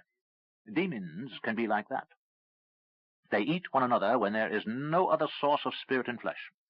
When they find their way into a world on a higher plane, they pillage it, glutting themselves on flesh and spirit. As they steal spirit or mind, they grow more cunning. But if they lack that new source, they become stupid. So the more powerful demons need more minds to keep from getting stupid. I think I understand, said Makros. Yes, said Miranda. The demon who hurt Pug was betraying his master so he could feed unopposed in our world. Mustafa said, That is likely. They do not possess what we would call a strong sense of loyalty. Thank you, said Miranda, starting to leave. Wait, there's more. What? Asked Makros. If you trap the demons between their own realm, where they can endure without needing to feed, and Midkemia, they will eventually destroy all life on Shiloh. Then they will begin feeding on one another. Do we care? Asked Makros. Not for the demons. Eventually there will be one demon left alive. Probably their king Ma'arg, if he's come through, or Tugor, his captain. And without a source of food, he'll weaken, and eventually die. But before he becomes a starving, stupid demon, he's going to be a very angry, very powerful demon. Which means? Asked Miranda. Which means, just make sure you lock the door behind you when you leave. Miranda blinked, then started to laugh. Rising, she said, We'll do that. Not only the one into Midkemia. Bar the door into the hall when you return. An enraged demon king loose in the hall would be most unpleasant. I'll remember that. What about my payment? Mustafa asked as he stood. Miranda smiled, and there was an evil cast to her lips as she said, I'll tell you on the way back. Mustafa sat down as they left his little office and said, Why am I always such a fool for a good-looking woman? He pounded the table. Get the money first! 17. Destruction. Eric swore. Yes, sir, said Sergeant Harper. That's how I would have put it. The message was from Greylock, and Eric now understood why the attacks throughout the previous 2 days had been so intermittent. The attackers had filtered through the woods and were now attacking Greylock's defenses, a half-day's ride to the east. Greylock's message was calm, and he indicated he was having little trouble with the attackers, but stated his concern for the refugees, who were probably being preyed upon along the route of their retreat. Eric's men were roughly organized in a camp at the moment the message arrived. The flow of people fleeing the city was down to a trickle. Eric had paused to talk to a few, but none of them could offer anything remotely like intelligence. They were too frightened, had no idea what they had seen, and were too concerned with escaping a city on the verge of being sacked. One man was still slightly wet from having swum out through an underground street that he had known since he was a boy, his pitiful belongings in a pack on his back. He only knew that a major portion of the city was afire. Eric didn't need him to tell him that. He could see the column of smoke rising to the west. He had seen the smoke as the city of Kaipur had burned, from a distance of over 100 miles, a column of black smoke that had risen thousands of feet into the air until it had flattened out like a gray umbrella. The wind had blown the scent of smoke to them for days, and a fine soot fell for hundreds of miles. Eric had no doubt that when Krondor fell, she would meet the same fate. Eric gave orders, and the men hurried to obey. He detailed half his company, the heavy lancers, to follow behind the civilians, supported by a squad of bowmen who had wandered into Eric's area after being cut off from their own command. The light cavalry and horse bowmen Eric took to ride to Greylock's position. As he had feared, Eric had gone no more than a mile when he encountered the first sign of raider activity. 2 wagons burned, and the ground around them was littered with the dead. Several women were stripped and obviously had been raped before being killed, and not one pair of decent boots or trinket of any possible worth was left behind. Eric inspected the wagons and noticed a grain trail leading away from one. They're hungry, he said to Sergeant Harper. Shall we hunt them down, Captain? Eric said, No, I'd love to, but we need to support Greylock. If they reach the foothills to the north, they'll turn eastward, and we'll encounter the swine soon enough. Harper said, Yes, sir. They rode as fast as they could, permitting the horses rest when absolutely necessary, as Eric was determined to reach Greylock by sundown, if at all possible. He knew some of the horses would be lame by the end of the ride, but he also knew that if the plans for the defense of the kingdom were to be realized, they couldn't allow the enemy to quickly overrun the first positions of resistance. Krondor was going to fall, and it had only taken 3 days. Eric surmised that the Emerald Queen and her magicians were desperate to get ashore. That meant stores were scarce. The use of magic to blow up the defenses of the outer harbor stunned Eric. The only time the Emerald Queen's Pantathians had resorted to magic was the light bridge across the river Vedra, and Pug had destroyed that, causing thousands of injuries and death. Eric had heard the report from a messenger from William with disbelief, but the fires on the docks proved the enemy was in Krondor. As they rode, Eric wondered how Rue was faring. Had he gotten safely to his estates?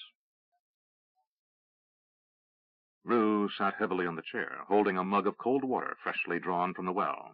He said, Thank you, Helen. Helen Jacoby and the children were waiting in the anteroom of the estate house.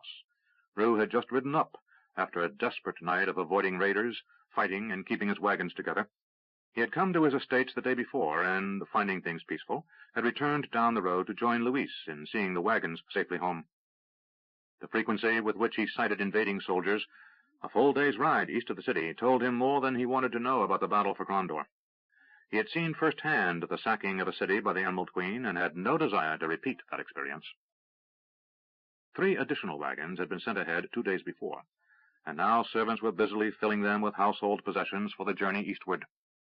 Given the rapidity of the enemy's advance, Rue was going to order them gone at sunrise, ignoring whatever was left behind.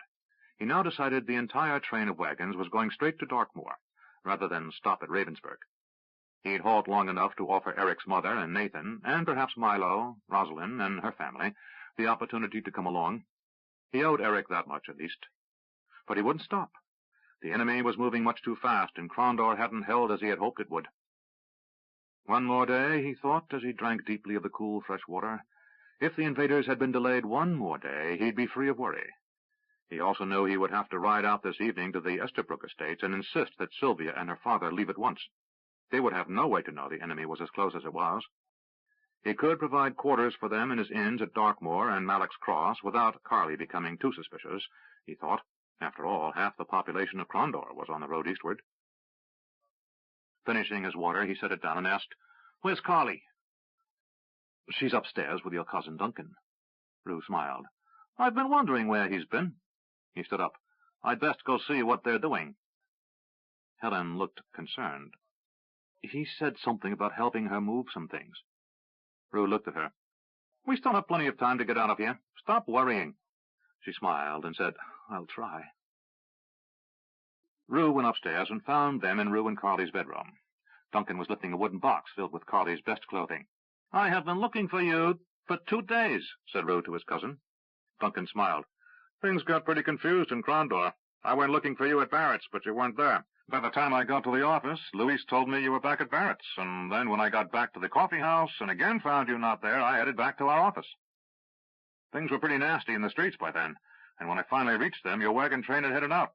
I saw the mess at the northern gate, so I doubled back to the southern gate and rode here. I figured you'd want a reliable sword here to protect your family." He grinned as he took the box and carried it past Rue, then down the stairs. Carly said, "Do you believe him?" "No," said Rue. "He was probably with some whore when the panic set in, and he came straight here. But at least he's right about my wanting you protected." Carly came and put her arms around her husband. "I'm afraid, Rue." He made reassuring noises and patted her shoulders. "Don't worry. We'll be fine. Crondor is the only home I've known. We'll come back when this is over. I've made one fortune and I can make another. We'll rebuild. But first we must see the children to a safe place." At mention of the children, her own fear was put aside. "When do we leave?" "At first light. Luis is bringing up the last wagons with as many mercenary guards as he could scrounge up, and we're going to caravan to Darkmoor. I've got horses and equipment to repair wagons there, and once we've rested, we'll head down to Mallock's Cross." "Why there?" Rue considered telling her what he knew, then decided it would only confuse and frighten her more. "Because the enemy will be stopped at Darkmoor," he said. "Mallock's Cross will be far enough away from the fighting for us all to be safe." Carly took Rue at his word and hurried downstairs to oversee the packing. Helen watched the children, and Rue was impressed with the calm manner in which she reassured them, keeping them diverted and entertained. He spent a few minutes with the 4 of them, listening to their prattle, children's issues of importance, he assumed, little of which made sense to him. Toward the end of the day, a cold meal was prepared, and everyone ate. The presence of Duncan seemed odd to Rue, as Duncan had almost no interest in Rue's family, despite his attempts to charm Carly over the years. If anything, to Rue, he appeared distracted. When the meal was over, Rue said, "Duncan, I want you to wait down by the stable and let me know when Luis comes in with the last wagon." Duncan nodded amiably. "After he gets here, I'm going to take some of the men and sweep the grounds. You never know when some of those invaders might come wandering down from the hills, or if local bandits are going to try to take opportunity of the confusion." Rue glanced at the 2 women and the 4 children, shooting Duncan a black look. Duncan quickly recovered by saying, "It's almost certain they aren't around, but it never hurts to be cautious." After he left, Helen said, "Rupert, is it dangerous?" Her calm and frank manner kept the children from sensing distress, and Ruth thanked the gods she was here. He said, War is always dangerous, especially when the invader is hungry and far away from home. That's why we're taking everything with us that might serve him, and what we can't take with us we'll destroy." "Destroy?" said Carly, looking confused. "Not my furnishings and things, certainly." Rue decided it best not to mention that the invaders would most likely smash everything in the house in frustration and burn it to the ground. He said, "No, merely that we'll burn the food we can't carry and make sure there are no weapons or tools left behind. If we can't take a wagon with us, we'll smash the spokes and break the yoke. If a horse goes lame, we'll put it down and poison the meat. We'll dig up the garden tonight and make sure there's nothing here to help the enemy." Carly looked very distressed at the news of losing her garden, but she remained silent. Abigail said, "Father, where are we going?" Rue smiled and said, "You're going to ride on a wagon tomorrow, my darling. It's a long trip, and you'll have to be on your best behavior. But we're going to the town where your father was born, and we'll go on to see other interesting places. Won't that be fun?" "No," said Abigail. "I don't want to." Helen smiled and said, "She says that a lot these days." Rue looked at Carly, who said, "She doesn't know what any of this is about." Rue said, "Children, we're going on a journey, and it will be a grand adventure."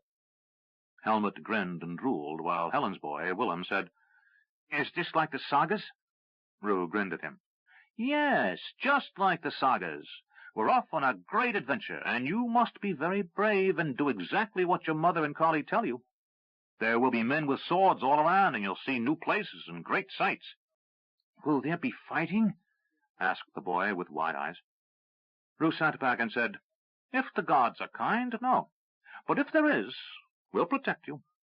He glanced from face to face, from the tiny perfection of the children to his wife's nervous smile to Helen's resolute expression, and said, "We will certainly protect you all." Eric reached Greylock's position at nightfall. He had engaged the Emerald Queen's forces a half-dozen times along the way, and had witnessed the carnage they had left behind. Bodies littered the roadside, and it was clear that their first concern had been food. A few items of value, coins, jewelry, and the like, were found scattered around, but not one edible item could be seen. After exchanging the password, Eric and his company rode in. Owen greeted Eric. "How are things, bad?" he asked. "Worse," said Eric, dismounting. He allowed one of Greylock's men to take the horse to tend to it, and followed the former swordmaster of Darkmoor to a campfire some distance behind the barricades they had erected across the road. Eric left his own officers and sergeants to see to the horses and get the men fed. Greylock pointed to a pot of steaming stew and said, "Help yourself." Eric took a wooden bowl and spoon and suddenly realized he was starving. As he filled the bowl, Greylock fetched him a small loaf of bread and a wineskin. "Tell me what you know," he said, after Eric had shoveled in a couple of heaping spoonfuls of the savory stew and taken a drink of wine. "If Crondor's not fallen this day, it will by tomorrow, no doubt. The palace is gone."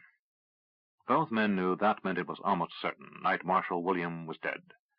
Duke James might or might not have escaped.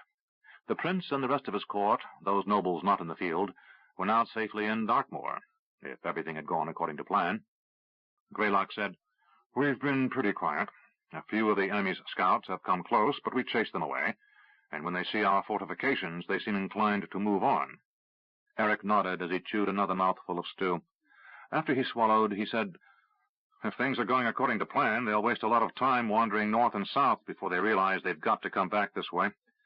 Maybe we can pick up some of the time we lost at Crondor." Greylock ran his hand over his face, and Eric could see that the older man was as tired as he was. "I hope so. There's still a lot to be done." Eric put down his empty bowl and drank again from the wineskin. "Well, there are no more refugees behind us, so at least we no longer have to worry about a rear guard." Owen nodded. "No, we just defend, making the bastards pay for every inch of ground." Then he grinned at Eric. "No offense," he said, remembering Eric's own sinister birth. "None taken," said Eric. "I'm a bastard by birth. These invaders work at it." He sighed. "I've been more tired, but I can't remember when." Owen nodded. "It's the pressure. The always being on guard. Well, as you and your boys have to take over here while I pull back tomorrow, we'll take the watch this night. You should be able to rest for one night." "Thanks, Owen." Greylock smiled, his narrow face looking almost sinister in the firelight. I guess you should know. Prince Patrick has named me a Knight General. Congratulations, I think, said Eric. Sir? Commiserations are more like it. I've got Callus's charge, defending the entire range from the dim wood to Dorgan, and I think I'm going to wish you had the job before I'm done. Eric said, I'm in over my head already. I can't begin to understand what it is I'm supposed to do from here. You're just tired. Get some sleep, and in the morning you'll have a better grasp on things. If you forget everything else, just remember you've got to slow the bastards down. We've got to hold them in the mountains for the next 3 months. Eric sighed. Until winter. When the snows fall, and there on the west side of the mountains, we'll know we've won. They'll starve and die while we wait for spring, when we can chase them back where they came from. Eric nodded, but he found his eyes were getting heavy, and he couldn't think. I'm going to find where that soldier took my horse, get my blanket, and go to sleep. No need, said Owen, pointing to a bedroll that had been made ready a short distance away. I had that made up for you. Your men are also being told to get some rest. You just forget your worries this night, Eric. I won't argue, said Eric, moving toward the bedroll. He removed his sword and got his boots off, but he didn't remember anything after that as he rolled himself in the blanket and fell into a deep, exhausted sleep. Rue kissed Carly on the cheek. I don't like this, Rupert, she said, near tears as she spoke. I know, but I have to see that everything is ready. Don't wait up for me, and take care of Helen and the children. I'll be back before sunrise. They stood at the door of their estate house, and Rue kissed his wife on the cheek, then stepped through the door and closed it behind him. He hurried down to the servants' building and barn, where a dozen of his wagons had been gathered when they had arrived after sundown. Luis de Savona, one of his old companions from Callus's army, and now one of his most trusted aides, was seeing to the refitting. Luis had spoken little of his past prior to the day Rue met him in prison, save that he had once served a function in the court of Rodez, the easternmost duchy, but one in the kingdom. Rue didn't press him. Like many of those who had redeemed their lives in service to the crown, Luis preferred to forget what had gone before, and Rue respected that. There was something dark in Luis's nature, an anger that threatened to erupt at the oddest times, but Rue trusted him, one of the few men he did trust, and Rue felt the need of someone dependable at that moment. 3 times the mercenary guards and Rupert's drivers had fought off raiders. 2 drivers had been injured, and a couple of the mercenaries had deserted when the fighting looked as if it was going badly. But while possessing a crippled right hand, Luis was still a fearsome foe with a knife in his left hand. He had killed 3 raiders personally, forcing the others to rethink their assessment of taking his wagon.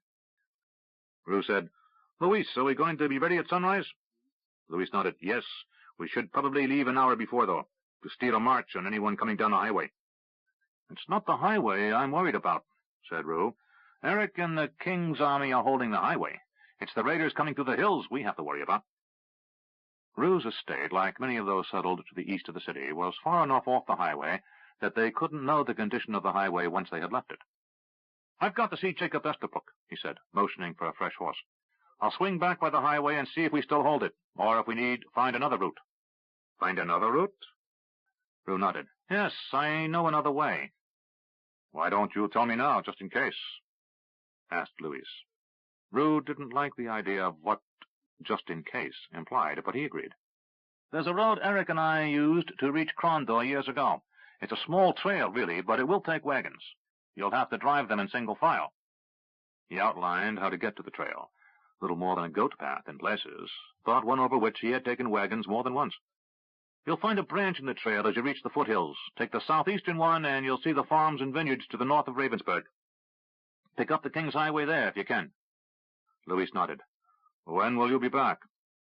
If I don't encounter trouble, I'll be back before sunrise. If I'm not here an hour before sunrise, start without me. Tell Carly I'll catch up with you. Luis looked around. Duncan? He's supposed to be conducting a sweep around the estate, making sure we're not bothered for a while. Luis nodded. He and Duncan had shared quarters for almost a year, and during that time had developed an abiding dislike for each other.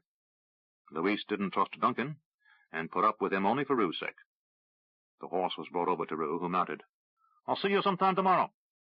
Luis waved goodbye as Rue rode out, knowing what was unsaid, that if Luis didn't see Rue tomorrow, It meant Rue was dead. Miranda said, "I don't like this at all." They had gathered in the cave of the Oracle of Aal, after Makros and Miranda had returned to Midkemia, summoning the others. Pug answered, "Who does? But we've got to be in two places at the same time." Hanam growled and said, "Time grows short.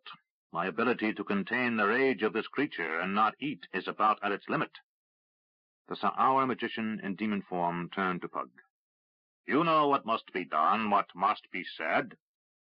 Callas had sat listening to the exchange, silently observing the other four in the room. He finally said, "There is a chance none of you will return." When he spoke of all of them, his eyes focused on Miranda.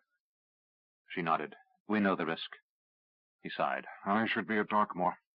Pug said, "No. I can't tell you why." He glanced at Makros and Miranda. "Things are hidden from us, and we sense that it is necessary to have these things hidden for our own protection and that of others. But I know, down to the fiber of my being, that you must remain here." Miranda and her father had found the door in the hall and had entered it to the cave on Shyla. They had watched from the mouth of the cave as demon flyers sped across the sky, and as demons of all sizes could be seen coming from the direction of where they had been told the city of Vassart lay. After seeing far more demons than they could defeat, they had retreated to the hall, returned to Midkemia, and sought out Pug. They had spent 2 days evolving a plan, and now it was determined that Makros and Miranda would return to the tunnels beneath the Rotengari Mountains, while Pug and Hanam would go to Shyla. Hanam, in demon form, would not attract attention, while Pug could better keep himself invisible than Makros could himself and Miranda. Miranda and her father would attempt to seal the rift into Midkemia permanently, as Makros had once done with the rift between Midkemia and Kelawan, while Pug and Hanam would attempt to close the entrance to the demon realm. Miranda glanced at her father, then at Pug, and said, "I need to speak with Callas alone." She rose and moved to where the half-elf warrior sat, indicating he should walk with her. They moved past the gigantic form of the sleeping oracle, a dragon of immense proportions who lay deep in a sleep of regeneration. Surrounding her were men, both young and old, the attendants who were also passing along their knowledge. The oracles of Aal and their attendants would die in their time, but their knowledge would live on as long as new bodies could be found to contain their minds. When they had walked far enough away from the others for some privacy, Miranda said, "What worries you?" Callas laughed. "Everything." Then he said, "I fear I will never see you again." She sighed and touched his cheek. "If that is our fate, we must accept it. If not, we shall see each other again." With elven understatement, he raised an eyebrow slightly and said, "Pug?" She nodded. "There are things that must be." She came close and leaned her head upon his chest, saying, "In time you will know so much more than you do now, and you will remember what we had as a gift, precious and wonderful. But you'll also realize that it was a lesson for us both, that we might better learn what it is that we truly needed." He gathered her into his arms and held her tightly for a moment, then slowly released her. When his arms were again at her side, she said, "I will not claim to understand, but I do accept what you say as true." She touched his face again, and looking into his eyes, said, "Sweet Callas, always willing to serve, always willing to give. Yet you have never asked of anyone for yourself. Why is that?" He smiled and shrugged. "It is who I am. I have much to learn. As you delight in reminding me, I am still young. I feel that by service I can learn, and through learning I can discover who I am." "You are someone wonderful and unique," she said softly, kissing his cheek. He nodded. "While I wait in this cave, can you at least give me a hint of what it is I'm to do?" Miranda said, "I know only what Pug has told me." "Then let me ask him one more time." He stepped past her and walked to where Pug and Makros were waiting with Hanam. Callas said, "If you do not know why I'm here, can you at least tell me what you suspect?" Pug turned and pointed to a huge dais that sat on the stone floor, within a few feet of the slumbering dragon. "That is why," he said, and everyone in the room felt a shift, as if they were moving slightly, yet no one budged.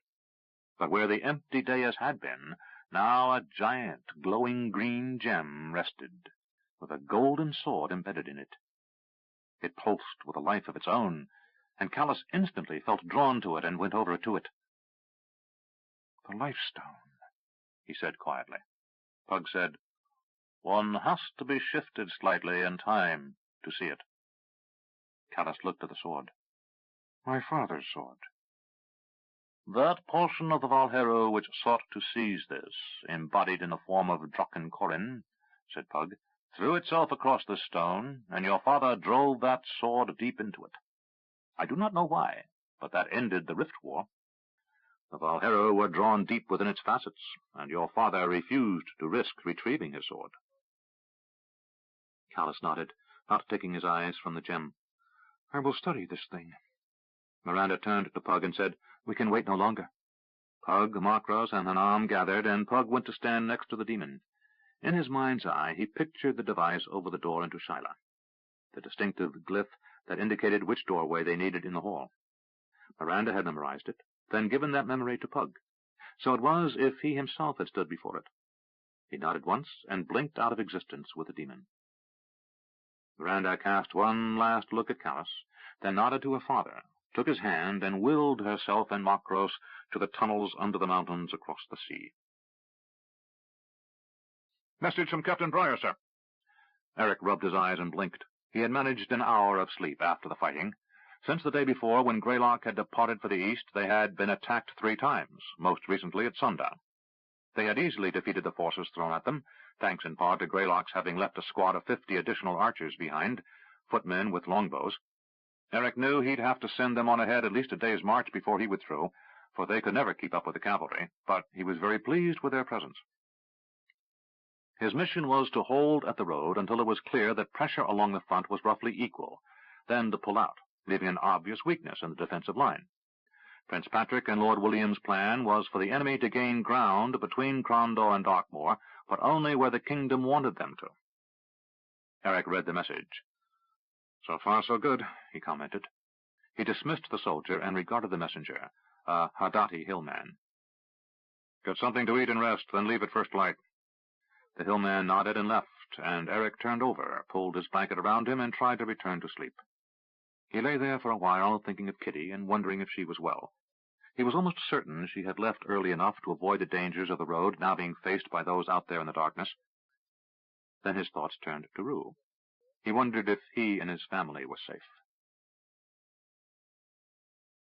Jacob Estabrook sat behind his desk, his face an impassive mask, as Rue urged him to order his household packed and moved.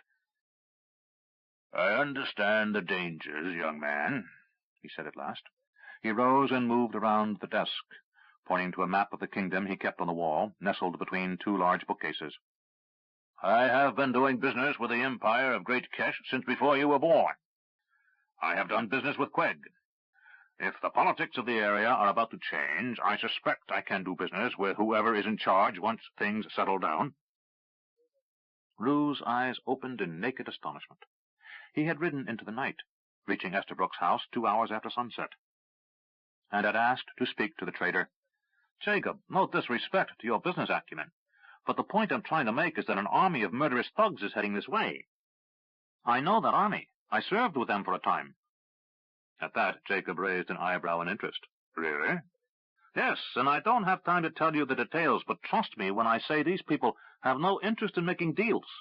They will come here and burn this house to the ground after they strip it of everything worth more than a copper piece." Jacob smiled, and Rue didn't like the smile.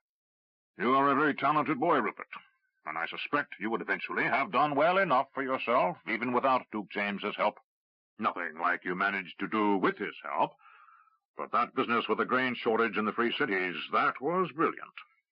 He sat down behind the desk and opened a drawer. Removing a parchment from within it, he placed it upon the table.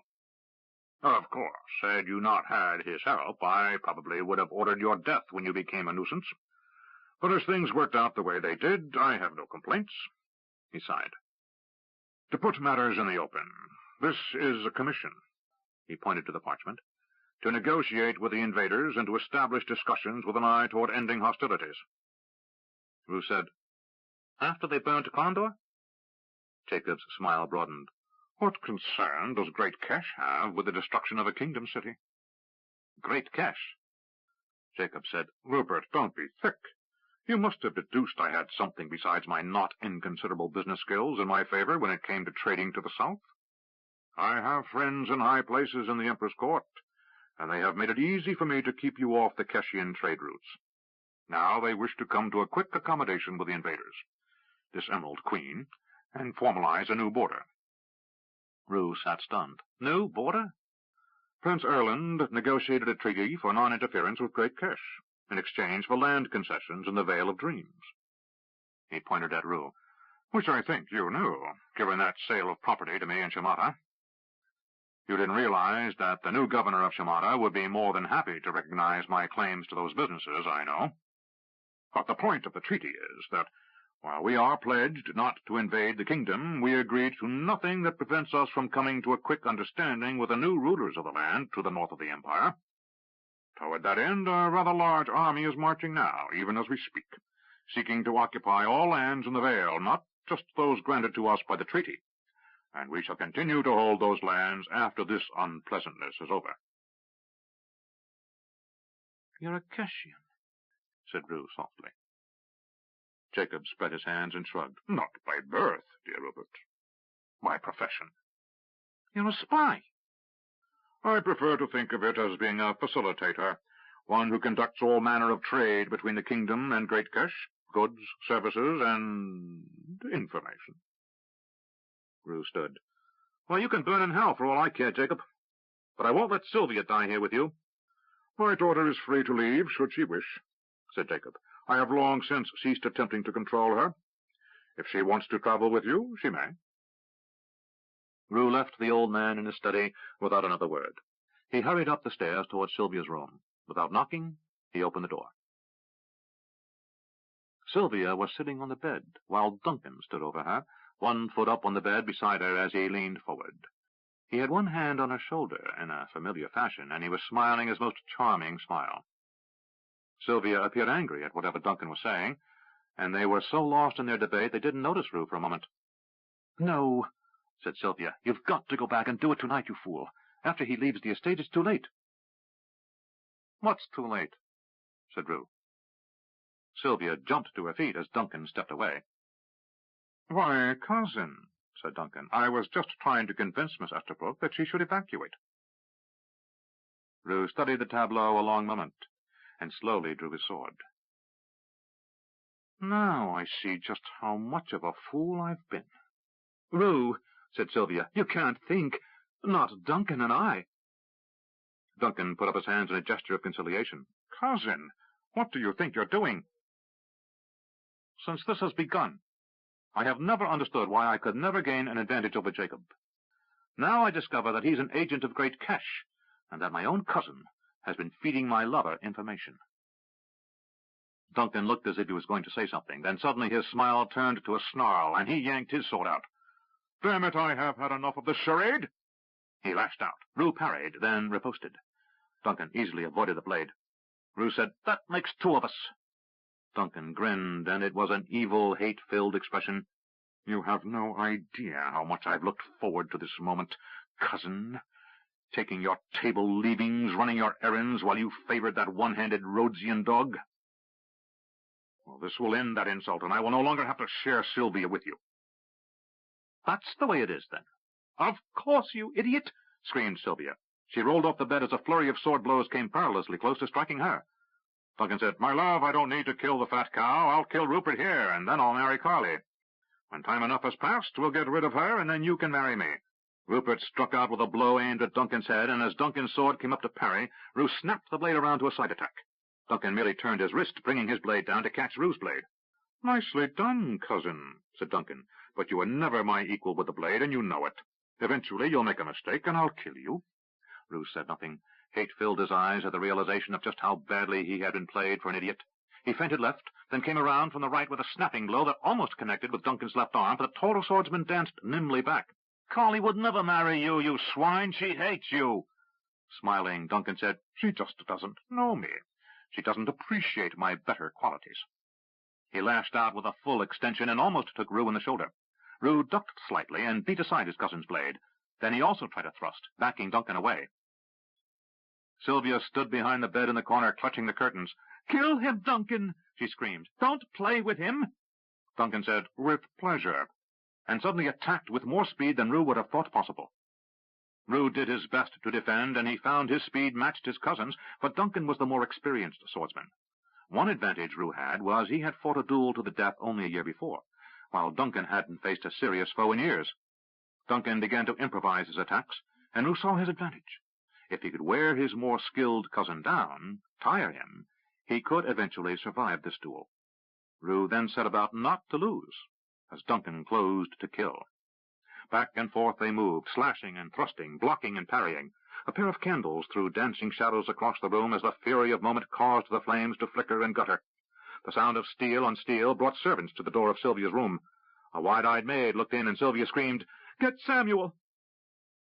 Rue knew Samuel, the coachman, was a bull-necked thug of a man, and now that he knew Jacob worked on behalf of Greatkesh, suspected Samuel might be one of Jacob's agents. He knew that if Samuel got into the room, Rue would be distracted enough that Duncan would probably kill him. Rue tried to look hesitant, and when Duncan took the bait, overextending his attack, Rue launched a furious counteroffensive, forcing his cousin back against the far wall. Then Rue turned and hurried to the door, slamming it shut and throwing the bolt before Duncan could recover. "You'll have no help for a while, Duncan," he said, panting from exertion. "I don't need any," said Duncan, and began to stalk Rue across the room. Rue crouched low and waited. Sylvia stood motionless in the corner, her face a mask of naked hatred as she watched the two men circle slowly. Blows were exchanged, but no injury was done. Each man had the measure of the other. They had spent too many hours practicing with each other. While Duncan might be the better swordsman, Rue had spent more time drilling with him than any other. They were evenly matched. Perspiration poured down both men's faces and drenched their shirts. In the close air of the room on this hot summer night, they were quickly out of breath. Back and forth to no advantage, the men fought across the room. Rue watched Duncan closely for any sign he was changing his style or fatiguing. Duncan's frustration was mounting, for while he had regularly defeated Rue in practice, this time the little man was holding his own, and if anything, seemed to be gaining an edge. Pounding on the door signaled the arrival of Samuel, the coachman. "Miss!" he cried through the door. "I'm being attacked!" she screamed. "Rupert Avery is trying to kill me. His cousin Duncan is defending me. Break down the door!"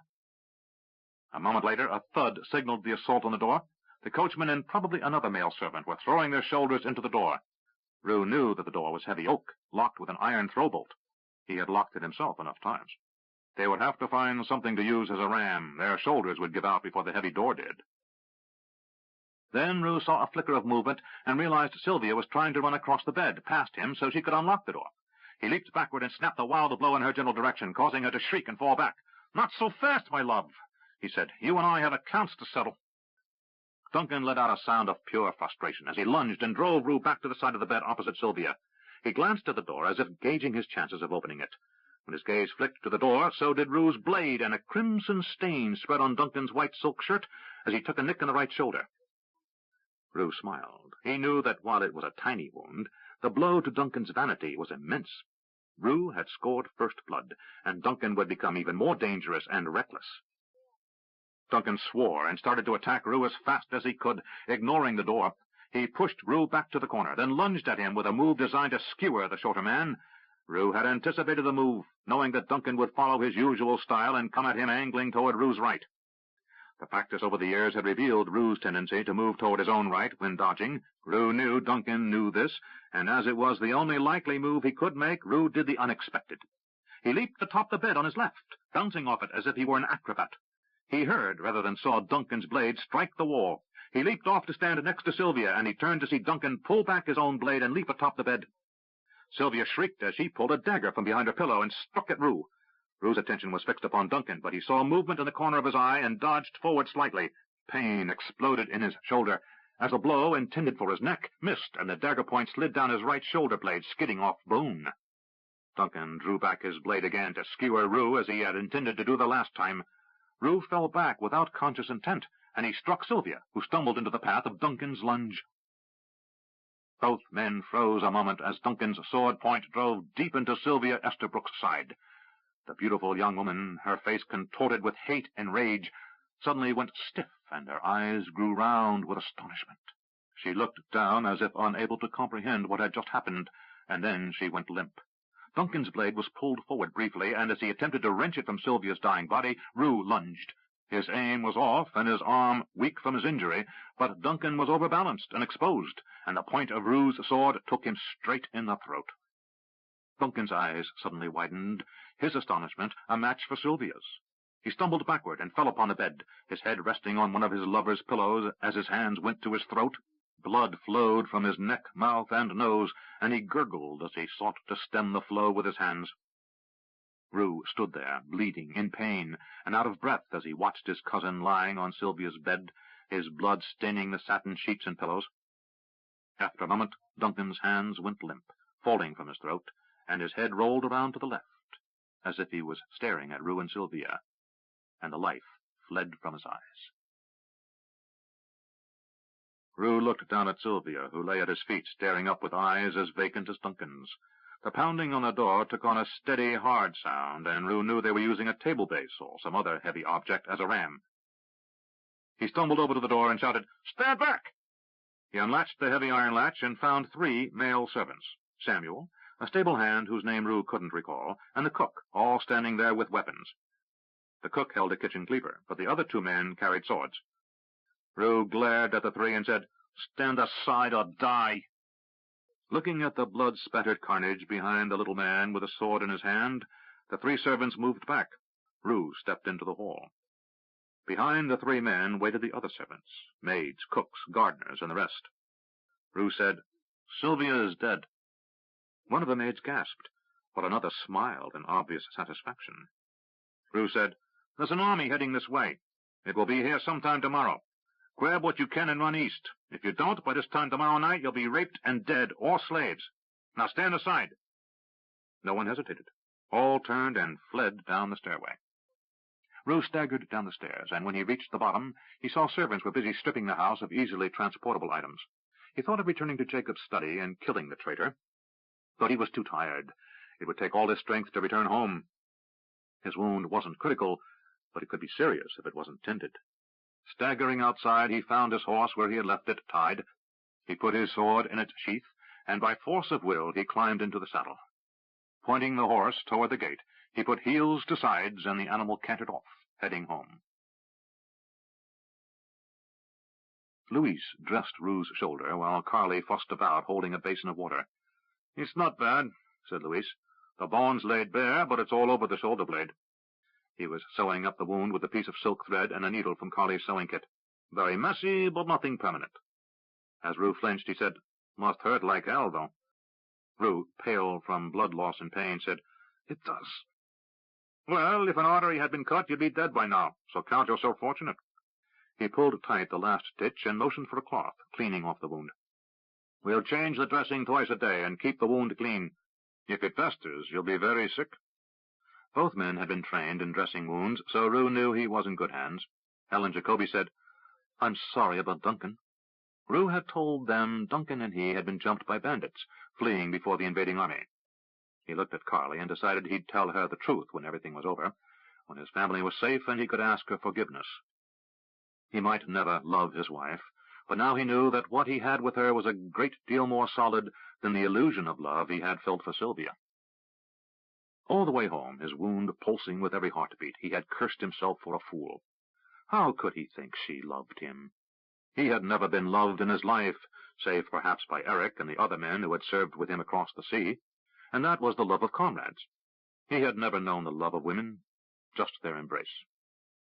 Twice he had found tears running down his face as he thought of the number of times he had dreamed of that murderous bitch being the mother of his children, and his anger at himself mounted.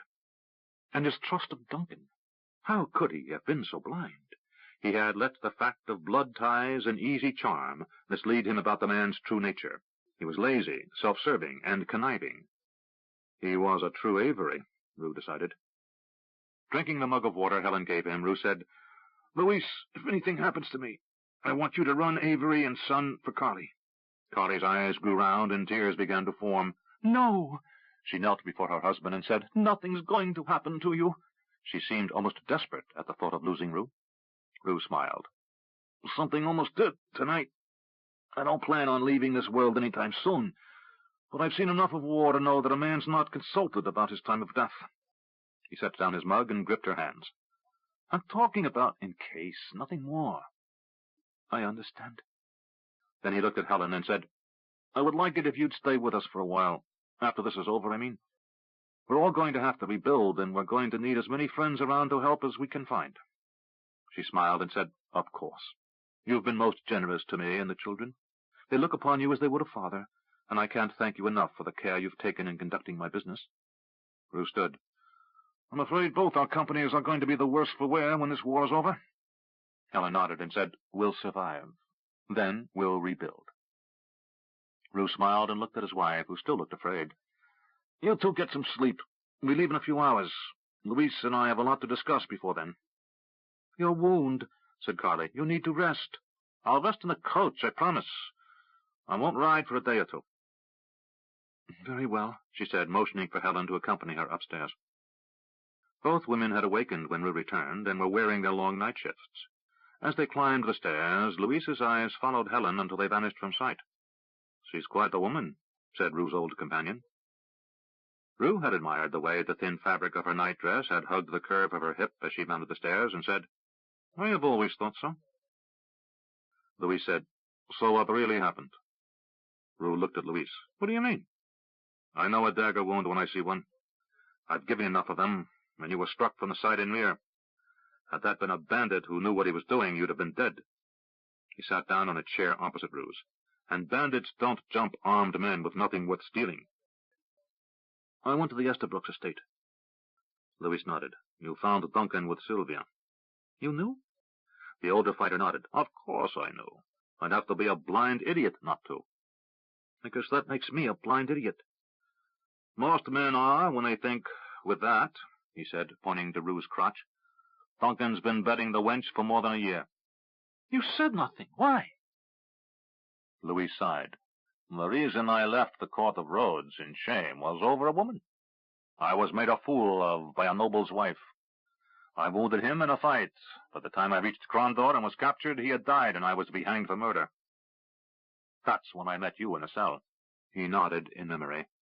I know what it is to think you're in love, to be blinded by beauty and made stupid by the soft touch and warm scent.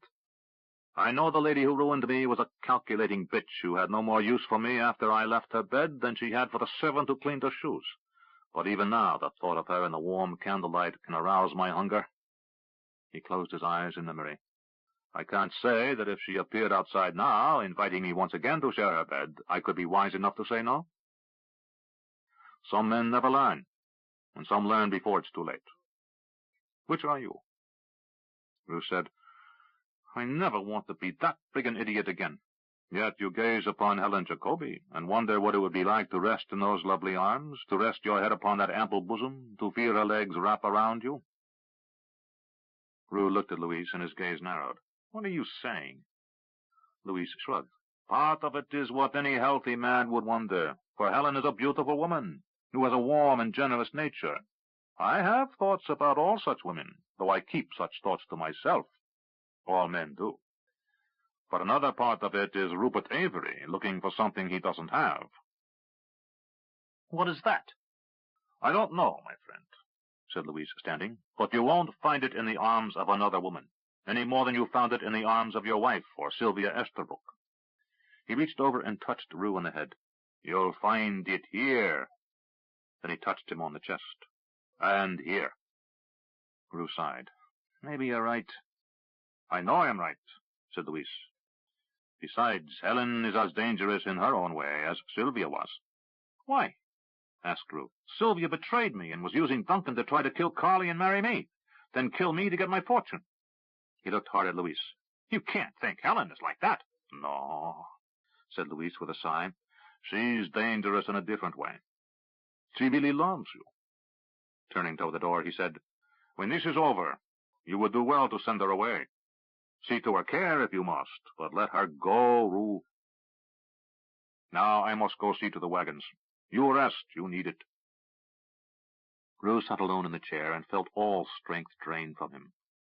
It was all he could do to rise and move to a divan a few feet away and lie upon it, face down so as not to put pressure on his shoulder. Helen in love with him? It couldn't be possible. Like him, yes. Be grateful for his care of her and the children, yes. But love him? It couldn't be. Then Rue felt all the anger, pain, and loneliness of his life rush to the surface. He had never felt so stupid, inept, and ill-used. 2 people he thought loved him had plotted to kill him and were dead. Now Louise was telling him that the woman he admired the most in the world was in love with him, and he must send her away. Tears came unbidden as he lay there, feeling sorry for himself and anger at his own shortcomings. Sleep came quickly as exhaustion overtook self-pity, and it seemed only brief moments of rest were his before Louise was waking him, telling him it was time to leave his home. Rue rose on shaky legs and let Louise give him a hand to where the wagons were lined up. Rue blinked and realized Carly, Helen, and the children were all in his coach, ready to go. "I let you sleep to the last minute," said Louise, indicating that Rue should enter the coach. Rue glanced to the west and saw the sun rising. "We should have been gone an hour ago," he said. Louise shrugged. "We had much to do and little time to do it. An extra hour will not see us safe." He pointed to the west. In the gray light of dawn, Rue saw towers of smoke in the distance, burning homes. To the northwest, faint glimmers of fire could be seen. "They're close," he said. "Yes," said Louise. "Let us go." Rue entered the carriage and crowded in beside Carly. Helmut, his son, sat on his mother's other side, while Helen was flanked by her 2 children. Abigail sat on the floor of the carriage, between Carly's feet, playing with a doll and singing a little song. Rue let his head loll on his wife's shoulder, closing his eyes. The ride was bumpy, and probably would not let him sleep, but he would rest his eyes a while. As sleep returned to Rue, he wondered how Jacob Estabrook would do in his negotiations with the invaders. Jacob Estabrook sat quietly behind his desk. He knew the first moments of his confrontation with these new invaders would be critical. If he showed fear or panic, any hint of uncertainty or hostility, they would react badly. But if he was calm and merely asked to speak to someone in authority, someone who could relay his message from key figures in the Keshian court to this Emerald Queen, he was certain his position would be protected. He had experienced some surprising distress on discovering his daughter was dead. He had never liked the girl much, but she had proved useful, as had her mother before her.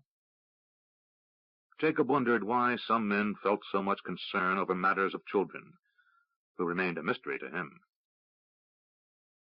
The sound of horses outside announced the arrival of the raiders, and Jacob composed himself. He had thought of what he would say. Footfalls echoed in the hall outside, and the door was thrown open. 2 oddly dressed men entered, one with a sword and shield, the other with a bow. Both had their hair heavily greased, with long braids that hung in a semicircle below their heads, and both wore scars on their cheeks, ritual in nature, Jacob decided, rather than from combat. Jacob held up both hands to show he was unarmed, the scroll of credentials held in his left hand.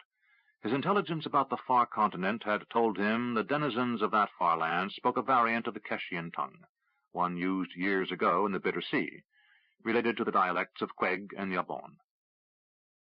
"Greetings," said Jacob slowly. "I wish to speak to someone in authority. I have a message from the Emperor of Great Kesh." The 2 warriors looked at one another. The bowman asked a question of the other, in a language unlike anything Jacob had ever heard before, and the one with the shield nodded to the bowman. The archer raised his weapon and snapped off an arrow, which pinned Jacob to the back of his chair. As the light fled from Jacob's eyes, he saw the 2 men pull knives and approach him. Later that morning, a captain of one of the many mercenary companies serving the Emerald Queen rode up with a squad of 20 men. They fanned out, 10 circling the estate, while 8 dismounted and hurried inside, the remaining 2 holding the horses. Every man in the company was starving, and anything besides food was going to be ignored for a while. A few moments later, one of the fighters came out of the house with a disgusted expression on his face. "What is it?" asked the captain. "Those damned Jikanji cannibals. They're in there eating someone." The captain shook his head. "Right now I'm half tempted to join them." He glanced around. "Where's Kantuk?" "He speaks their gibberish. We need to tell them to get down the road and find some food besides long pig." The men returned, and one said, "There's some livestock in back, chickens, a dog, and some horses." Another rider came up and said, "There's cattle in the field, Captain." With a laugh, the captain dismounted. "Take the horses for remounts, and let's slaughter those chickens. Get a fire going." Men ran to do as they were bidden. The captain knew the beef would have to go to the Queen's quartermaster, but he and his men were going to have some chicken first. At the thought of hot chicken, his stomach cramped. He had never been so hungry in his life. As men started killing chickens, the captain shouted, "And slaughter that dog!" He felt relief they had found food. How a land that looked so lush could be so devoid of anything to eat was a mystery. They had found gold and gems, fine cloth and items of rare beauty, everything that was usually hidden, and no food. Throughout his life as a soldier, those who ran took their gold and jewelry, valuables of every stripe, with them, but they didn't carry off grain, flour, vegetables, and fowl. Even game animals were scarce, as if they had been driven away.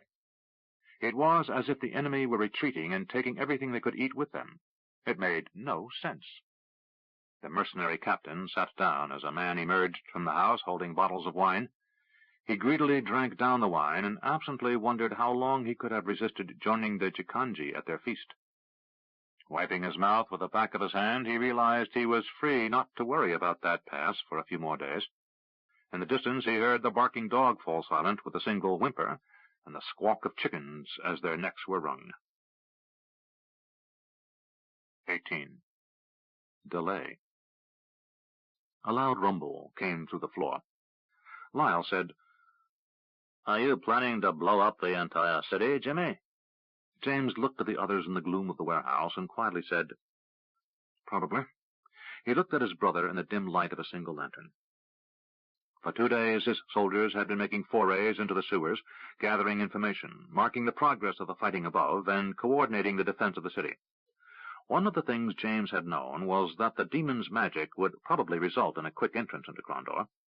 Rather than have everything committed to the walls and nothing inside, therefore, he had sacrificed the lives of hundreds of soldiers so that the enemy would think the city heavily defended, only to discover once inside Crondor that the battle had only just begun. Between coordinating the defense from his underground command post and eating and sleeping only briefly, he had gotten the opportunity to know his brother. He found a sadness in realizing that as he neared 70 years of age, he had only spent hours with his brother. He knew that Lyle was a murderer, career thief, smuggler, and panderer, and guilty of as many crimes as a dung heap had flies. But in Lyle he saw himself, had he not chanced to encounter Prince Arutha so many years before. He had told Lyle about that meeting, catching sight of the prince in the street as he sought to avoid being caught by Jocko Radburn's secret police, and how later he had saved Arutha's life from an assassin on the rooftops. That act had led to Jimmy the Hand, the boy thief, becoming Squire James, and here, nearly 50 years later, James, Duke of Crondor. James sighed. "I could have used you many times over the years had I known I could trust you." Lyle laughed. "Jimmy, in the short time I've known you, 3 visits in 40 years, I've come to love you like the brother that you are. But trust? You're joking." James laughed. "I suppose. Given the chance, you'd have had me hung for treason, and you'd be Duke of Crondor." "Probably not. I never dreamed of ambition like that." The 2 men heard another dull thump, and one of the guardsmen said, "That must be the abandoned warehouse in the mill district, down by the river. We stocked 200 barrels in there." Since before the siege, James's men had been moving through the city, leaving barrels of Quigan fire oil in strategic locations. "You should have seen the defense of Armengar," James told the guard. "That city was a defender's delight and an attacker's nightmare." He made a wavy motion with his hand, like a snake moving through grass. "No street longer than a bow shot without a curve in it. Each building with no windows at street level, heavy oak doors that could be bolted only from inside, and every rooftop flat." The soldiers smiled and nodded as one said, "Archery platforms." James said, "Absolutely. So the defenders could move from rooftop to rooftop via long planks they pulled along after them, while those below were exposed to arrow fire every step of the way. When Myrmendamus and his troops were in the city, Guy de Bastyra fired 25,000 barrels of naphtha." 25,000, said Lyle. "You're joking." "No. And when she blew—" He sat back against the wall. "I can't describe it. Just imagine a tower of fire that reached the heavens, and you'll have some idea. The noise. I was nearly deaf from it. My ears rang for a week.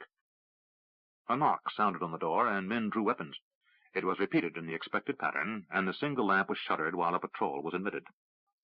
A half-dozen soldiers were quickly inside, followed by 3 civilians. "Found them wandering around down here," said the leader of the patrol. Rigger looked them over and said, "They're mine." "Who are you?" asked one of the 3 men.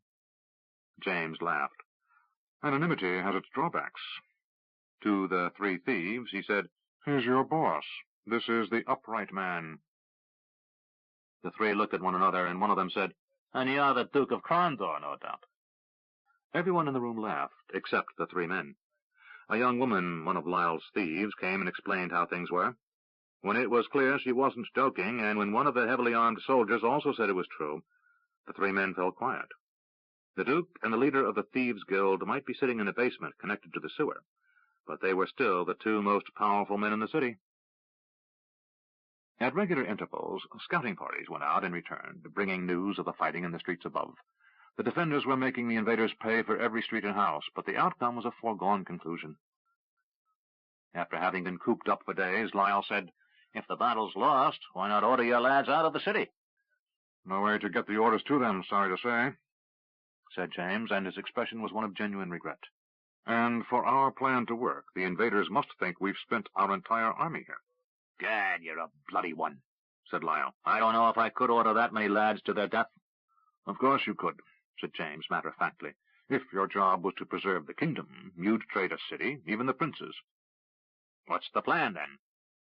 James said, "I've got a few thousand barrels of Quegan fire oil down here, and they're rigged to pour into the sewers.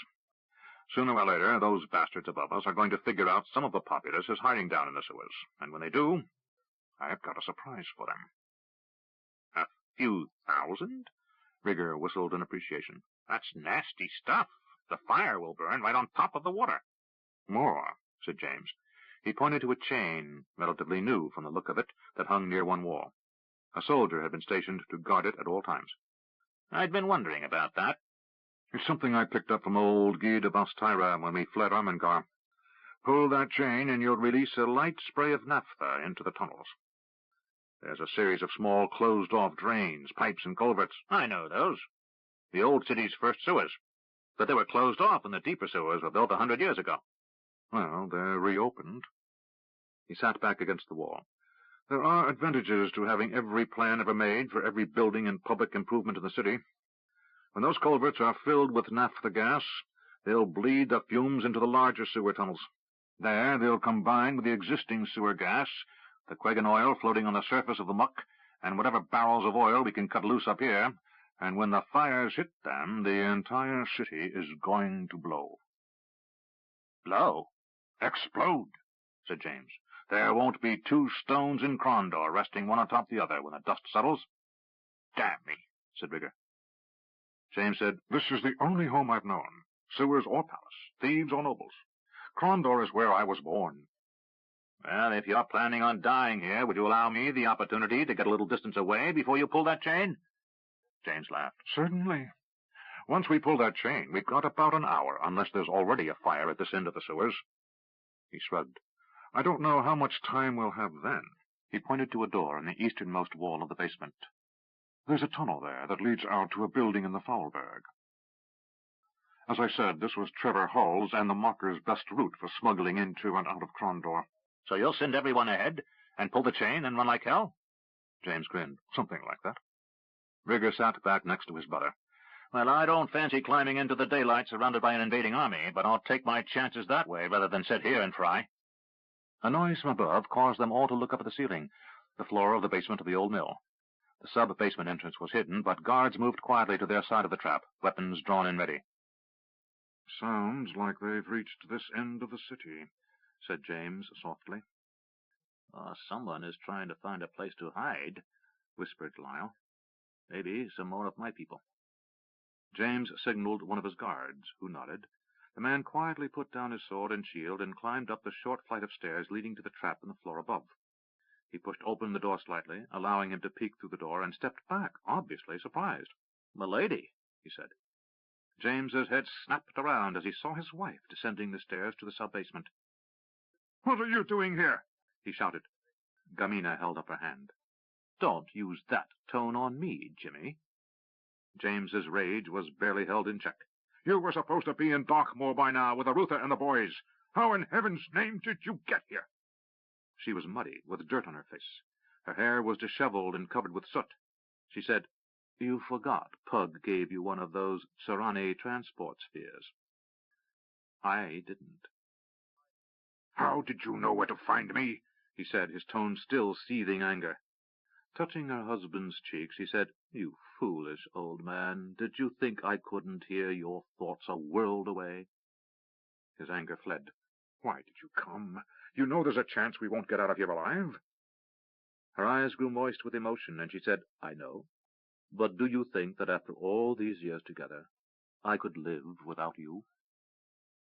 James gathered her into his arms and held her close. "You must go back." "No, I won't," she said firmly. "I can't. The device is out of power. The best I could manage was to get to the market near the wall, and then I tossed it somewhere back in the mud. I had to make my way here on foot." She moved close to him and held him, whispering in his ear, "If you can't live without this damn city, you must know I can't live without you." He held her in silence. After nearly 50 years of marriage, he knew he could not win an argument with her. It had been his intent to be the last to leave the city, and if fate decided he would die with Crondor, he thought it might be for the best. Since constructing the plan for the defeat of the enemy, he had constantly wrestled with the terrible price paid by the citizens of the prince's capital. There could be no early warning for them, no orderly evacuation, for if the enemy had fought the city without plunder and food, they would have bypassed it. More, the enemy must think the bulk of the kingdom army destroyed in Crondor. James could hardly bear the idea of leaving so many people, so much of what had been his life, to die while he lived on. Perhaps it was fear of the ghosts of those who had paid the ultimate price, so that James could buy time for the kingdom. He didn't know. All he knew was that at some point in the planning for the defense of the kingdom, James had decided that when it came time for his city to die, for Prince Arutha's city to die, he would most likely die with it. But now he had to leave, for he knew Gamina would not leave without him. Lyle said, "This is your wife?" James nodded, holding Gamina's hand. "This is the only woman I've loved, Lyle." He smiled at her. Her head came around, and her eyes widened. "Your brother?" He nodded. She turned to Lyle and said, "I've heard of you, but had no image of you." Glancing back and forth, she said, "It's obvious."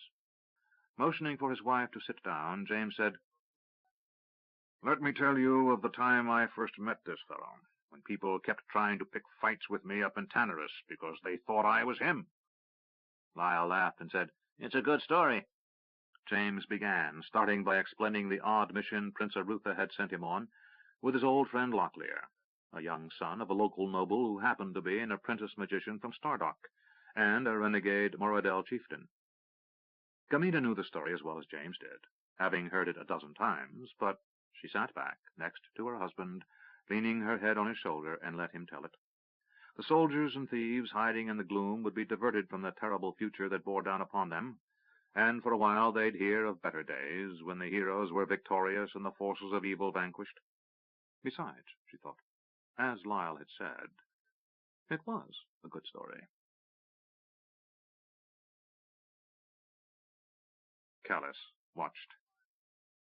There was something within the Lifestone. He had noticed it within minutes of Pug shifting the Lifestone in time so that all could see it. He could sense energy inside, and as he watched for hours on end, after a while he believed he could see it.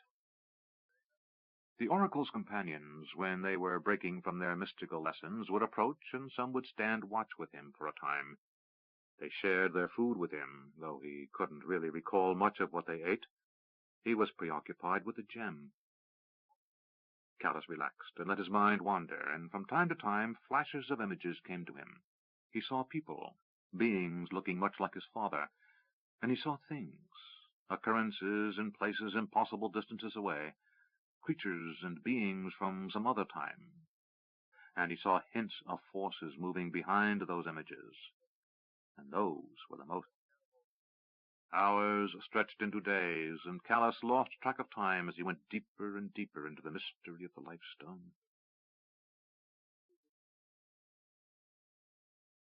Eric shouted orders, and his men began their orderly withdrawal. The enemy was less than a half-mile down the road, in strength, and word had come from Greylock that the next fallback position had been secured. Eric had decided the best way to gain back some of the time lost in the fall of Krondor was to do it a day at a time, rather than try to hold the first defense for the extra 3 weeks. The original battle plan had called for them to hold the first defensive position for 7 days. Eric had held it for 9. There were 7 more defenses until they reached the mountains at the pass to Darkmoor, and if he could add 3 or 4 days at each defense, they would have gained back much of the time they had lost. But Eric wasn't optimistic about realizing that goal. The plan for the defense of the west had the northmost and southmost defensive positions being unyielding, while Eric's center was the softest defense, withdrawing to lure the enemy along. The northern and southern flanks would funnel the enemy into the center, putting the bulk of the Emerald Queen's army on the King's Highway and within 5 miles of either side. The problem with that plan was that as the days wore on, more and more enemy soldiers would be thrown at Eric's position.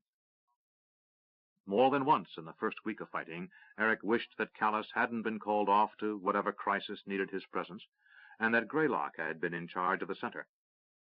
Eric would rather have had his original mission, holding the northern flank. Fighting from behind a strong defensible position was far easier than this delaying action. Now his forward observers had seen battle flags going up as the enemy prepared for a major offensive against his position. He had planned on being at least another mile down the road when the enemy got here. Eric used hand signals to order his men out of the area while instructing the archers to fall back. Originally, they were to harry the enemy along the line of march, but reports indicated there were too many gathering to risk exposing the bowmen. He'd improvise and find another location along the way to set them up so that they could slow the enemy's advance, yet have a fair chance of getting away. The difficulty was that during the first phase of the withdrawal, if the enemy attacked, they'd have little time to prepare themselves. If they could steal a march on the enemy and get far enough ahead, then they could quickly dig in and defend if they were overtaken. But if they were hit while they were in the process of withdrawing, superior numbers of the enemy would prove devastating for Eric's command. He had to get his men moving down the road and into the next prepared defensive position, where Greylock and his command were waiting. The 2 units would defend that position until the enemy pulled back, at which point Greylock's men would move out, falling back to the next position after that. That would be the pattern for the next 3 months, or until they reached Darkmoor. As the enemy withdrew from the extreme north and south flanks, those units were scheduled to move down the line, adding fresh soldiers to the center, but that phase of the operation wasn't scheduled until next month, and if the enemy didn't withdraw from the flanks, the support wouldn't materialize.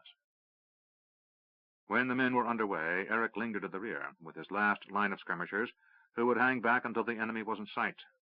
He looked to the west, to the late afternoon sky, and saw the smoke rising. Krondor was burning, and Eric wondered how William, James, and the others there were doing. He said a silent prayer to Ruthia, the Lady of Luck, that if the chance presented itself, those people might somehow get out. Then he turned his horse and galloped off to overtake the front of the command. He knew he had roughly 3 hours to get to the next position, and another hour to dig in before night fell. He had no idea if the enemy would march until nightfall, then attack, or wait until dawn, but either way, Eric intended to be ready.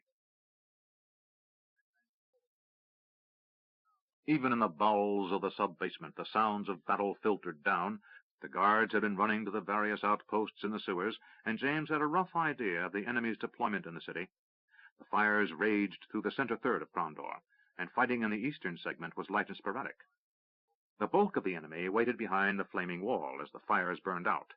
The one scout who had braved the look said thousands of armed men waited amid the burned-out cinders that was the westernmost third of the city. The palace was a mound of charred stone, still smoking, and James knew that his brother-in-law was dead. Gamina had confirmed that she could not reach William with her mind speech. While it was limited in distance, normally, with her family, the question of range was less restrictive. She had found her husband from miles away. James held his wife as they sat upon the stone floor of the damp and dark room.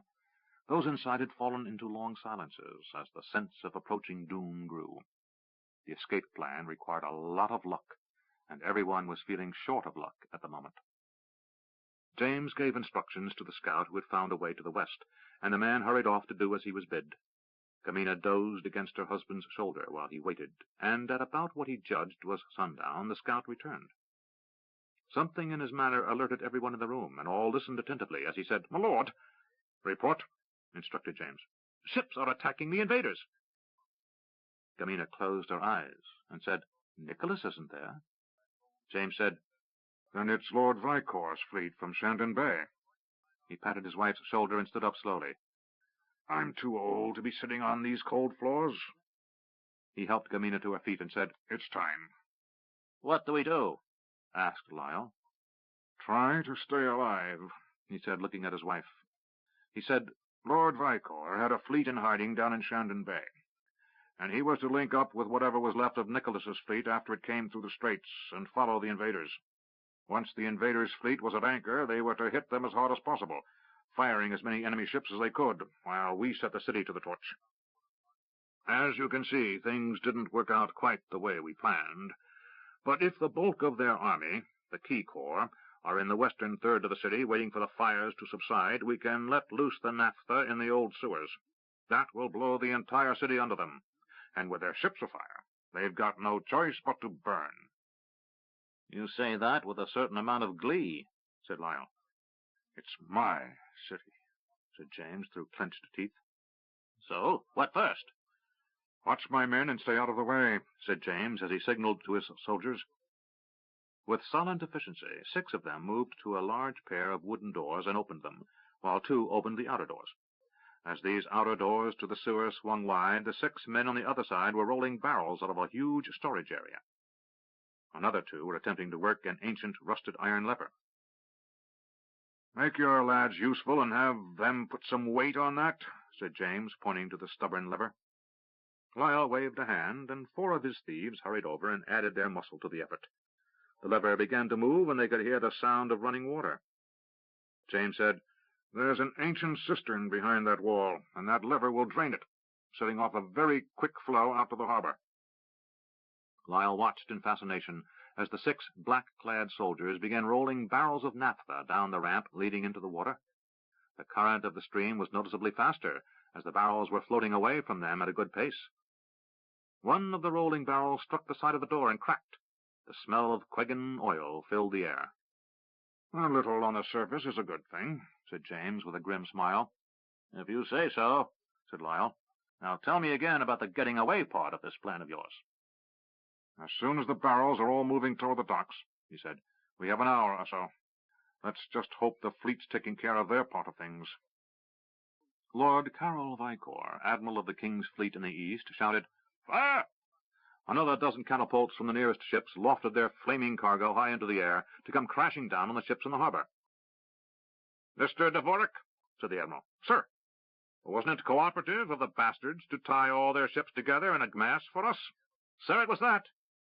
The old Admiral was from Roldan stock, born in Milanon, and had never set foot in the West until he had sailed his fleet through the Straits of Darkness in late spring. He had lost 2 ships in the passage, an acceptable toll for the early run, and he had been fortunate to have encountered only 1 foreign warship on the way to Shandon Bay, a Keshian cutter that had been overtaken and sunk before it could carry word to anyone that the bulk of the King's Eastern Fleet was now in the bitter sea. Word of Admiral Nicholas's death had been tragic news for Vicor, for while he had met the man only twice on social occasions in the capital, his reputation and deeds were well known. Vicor did feel fortunate that at least once in his life he was able to go at the enemy under sail, with engines of war blazing, his men ready to fight hand to hand if need be. For most of his career he had been chasing ragged pirates, showing the colors to fractious neighbors in the eastern kingdoms, or attending state functions at the king's palace. Now he was doing what he had trained for all his life, and if what he had been told when he left Milanon months before was to be believed, the fate of the kingdom depended on this battle. "Orders to the fleet, Mr. Dvorak." "Sir," asked the captain. "Press the attack, and no enemy ship is to be let free." "Aye, aye, sir." "By sundown, I don't want an alien ship afloat from here to Ilith. This is Nicholas's ocean, by damn, and I won't have them sailing on it. Elements of the Bitter Sea and Sunset Island fleets moved away, heading north, to find those ships beached between the city and Sarth, while other ships moved farther north. The ships that had been beached between Land's End and Crondor had all been fired upon while Vicor's fleet passed, and to the last each had been burned to the waterline or sunk. The Admiral's delight mounted as he saw his plan was working. He had ordered all fire to be trained upon the first row of ships, turning them into an inferno in minutes, before they could cast off from the ships farther in. Now the flames were moving inward toward the city as ship after ship caught fire. The missiles raining down on the massive ships were adding to the destruction. Vicor said, "Keep a sharp eye out for anyone attempting to get free." Captain Dvorak said, "Aye, aye, sir." Lord Vicor watched as the Royal Dragon, under Captain Reeves's command, led a flotilla to the north, to sink any ships they could find. "Signal to Royal Dragon," said the Admiral. "Good hunting." "Aye, sir," said the captain, relaying the order to the signalman. Vicor knew that Nicholas had been buried at sea, on the way to the Sunsets, where the squadron had picked up fresh stores, repaired a damage, and sailed back in record time. But the Admiral felt what any old sailor would feel, that Nicholas still somehow walked the quarterdeck of that ship. He saluted the ship in the memory of one of the two finest sailors he had ever known, teacher and student, Amos Trask and Nicholas Condoyne. Returning his attention to the matter at hand, he saw a small ship cut itself loose near the docks and make way toward them. "That ship, Captain Dvorak. Please sink it, sir." "Aye, aye, Admiral." As they bore down on the enemy's ship, Admiral Karol Vicor watched the Princess City, capital of the Western Realm, burn. A profound sadness passed over him as he saw greatness destroyed. Then he put aside his feelings until later, for there was still a battle to be won. James pulled the chain. A rumbling from above told him the mechanism was working. "The naphtha will filter down through the drains and culverts, and will sprinkle through the sewers. If we're lucky, we have about an hour to get out of here." Lyle said, "Then let's go." Soldiers moved quickly up the stairs to the upper basement. One moved to another short flight of stairs and hurried up that, peeking through the trap. The soldier signaled the way was clear, and they hurried up into the evening. The evening was darker than it should have been, for the air was heavy with black smoke. Men coughed, and the soldiers took out cloths, which they tied over noses and mouths. The thieves tore rags off their shirts, and did likewise, one of them handing a rag to Gamina. They heard fighting all around, but no combatants were in sight. James's scouts hurried ahead, peering around the corner. He waved them back, and everyone who could ducked out of sight. Others fell face down on the street, hugging the walls as closely as possible, in the hope they'd be lost in the smoky gloom of evening. Riders sped by, tattered, bleeding, scared soldiers of the kingdom, obviously in full rout. James whispered to those nearby, "We have to find another way. Whoever's chasing them will be here in a moment." As they retreated down the entrance to their below-ground hideout, James's words proved prophetic. A thundering squad of Sa'awa riders came pounding hard after. It was James's first sight of the lizard men, and he said, "Gods, Callus's reports didn't do them justice." The entire company made it back into the refuge without being discovered, and when they were safely into the sub-basement, Lyle said, "Now what?" "What's the only other sewer exit likely to be unguarded?" asked James. "North Gate Outfall, but that puts us north of the city, not east," Lyle replied. "True," said James, moving toward the loading ramp that led down to the sewer. "But we have less than an hour, and that gate is a half-hour's walk from here. I'd rather be outside the city when it blows up than inside, worrying about who's out there. If we can get into the woods to the north of Crondor, we might be able to find a way eastward." He looked at the 30 soldiers and dozen thieves, and knew it was probably futile. "But you must try." James looked at Gamina. "Yes, we must try." He led them off through the sewer. Lord Vicor's eyes widened in astonishment. The creature seemed to appear out of nowhere, striding across the burning decks of the enemy fleet. Along the way to Crondor, they had caught 50 ships on the beach, and fast-running cutters with men throwing bottles of oil, or larger ships with ballista or catapult had burned all of them. Nearly 20 had been boarded, captured, or sunk, so that with the destruction of the ships in the harbor, more than half the enemy's fleet was destroyed. By a rough count, he assumed another 150 to 200 ships were strung out along the northern coast of the Bitter Sea, or already engaged with Captain Reeves's flotilla. Now, suddenly, out of the inferno that was Crondor's harbor, A demon walked purposefully toward him, striding across the decks of burning ships. Calmly, the admiral drew his sword and said, "I think the creature means to board us, Mr. Dvorak." "Fire!" shouted the captain, and ballista and bowfire were unleashed on the creature. Some damage was done, and the creature howled as the arrow struck his 15-foot-tall body, but he walked on through the fire and seemed more irritated than injured. "Veer off, Mr. Dvorak." "Aye, aye, Admiral." The fleet was withdrawing, but Vicor's flagship, the Royal Glory, was closest to the burning fleet. The creature reached the outer railing of the last ship burning in the harbor, and stood up on the railing. With a prodigious leap and scream of anger, the beast unfolded its huge wings and sailed across the gulf between the damaged fleet and Vicor's ship. "Signal to fleet," said Vicor, as his personal doom sailed down upon his ship. "Make best speed." He never knew if the message got off, for Jakan, self-elected demon king of the armies of Novindus, glided down upon him, scooping him up and crushing his spine as he bit off half his head. The admiral had the brief satisfaction of driving his sword deep into the creature's side as it neared, but never heard the howls of pain, for he was dead before Jakan felt the wound. Captain Dvorak struck out with his blade, and for his troubles had his head snatched from his shoulders. The bowmen above fired down upon the creature to little effect, while the less brave among the crew dove over the side.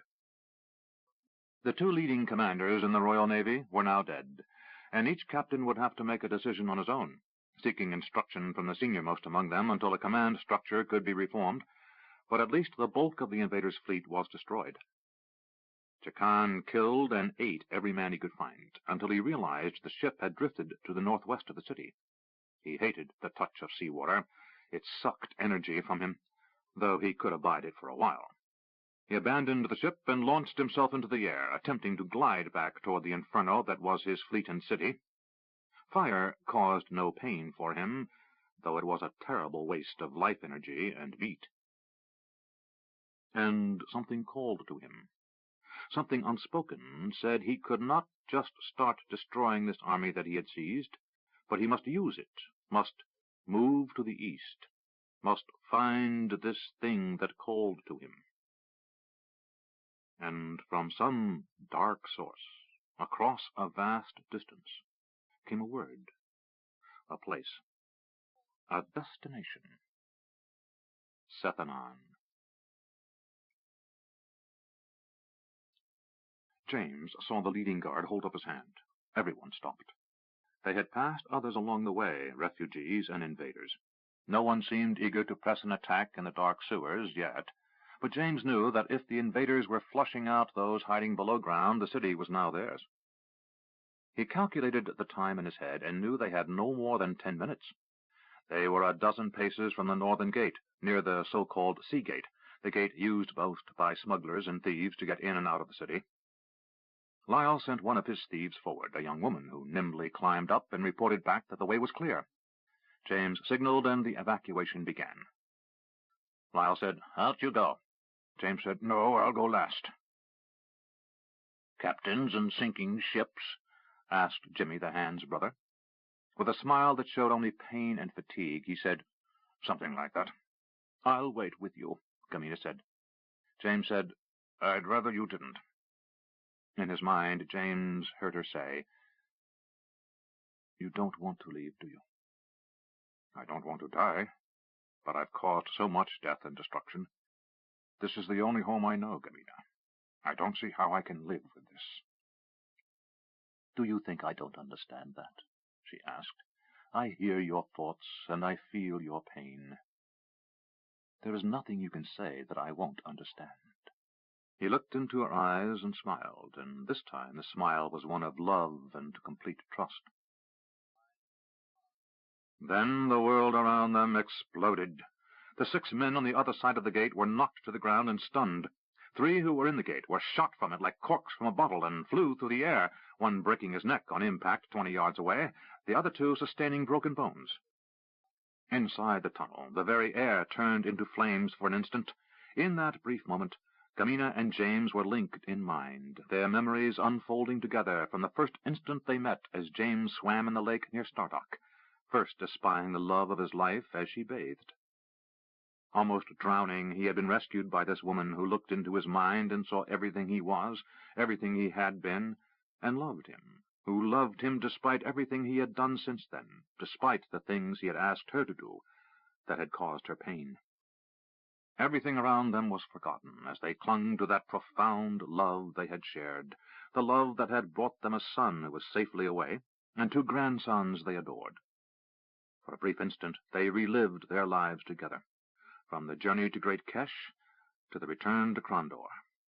As flames burned away the flesh from their bodies, their minds were deep within their love for one another, and they felt no pain. Pug cried out, "Gamina!" Hanam said, "What is it, magician?" Looking desolate, Pug whispered, "My daughter is dead." The creature didn't dare touch the magician to comfort him. The hunger was too fierce, and the touch of human flesh might drive him into a feeding frenzy. "I am sorry," the creature said. Pug took a deep breath and let it out with an audible sigh. "My son and daughter are both dead." He had felt William's death 2 days earlier, and now with Gamina's passing, a portion of his life was closing behind him. "I knew I would outlive both of them, Hanam, but to know something and experience it are 2 different things." "It is always thus," said the Sa'aur lore-master from within the demon's body. "Among our race is a benediction that is repeated when a boy becomes a man and is given his first weapon. Grandfather dies, father dies, son dies. Every Sa'aur repeats it when they get ready to ride into battle. Sons beside fathers, for there is no crueler fate than for a parent to outlive a child." "Makros called long life a curse, and now I understand. When my wife died many years ago, that was one thing, but this—" Pug wept for a while. Then he composed himself and said, "I knew William was at risk, for he chose a soldier's life.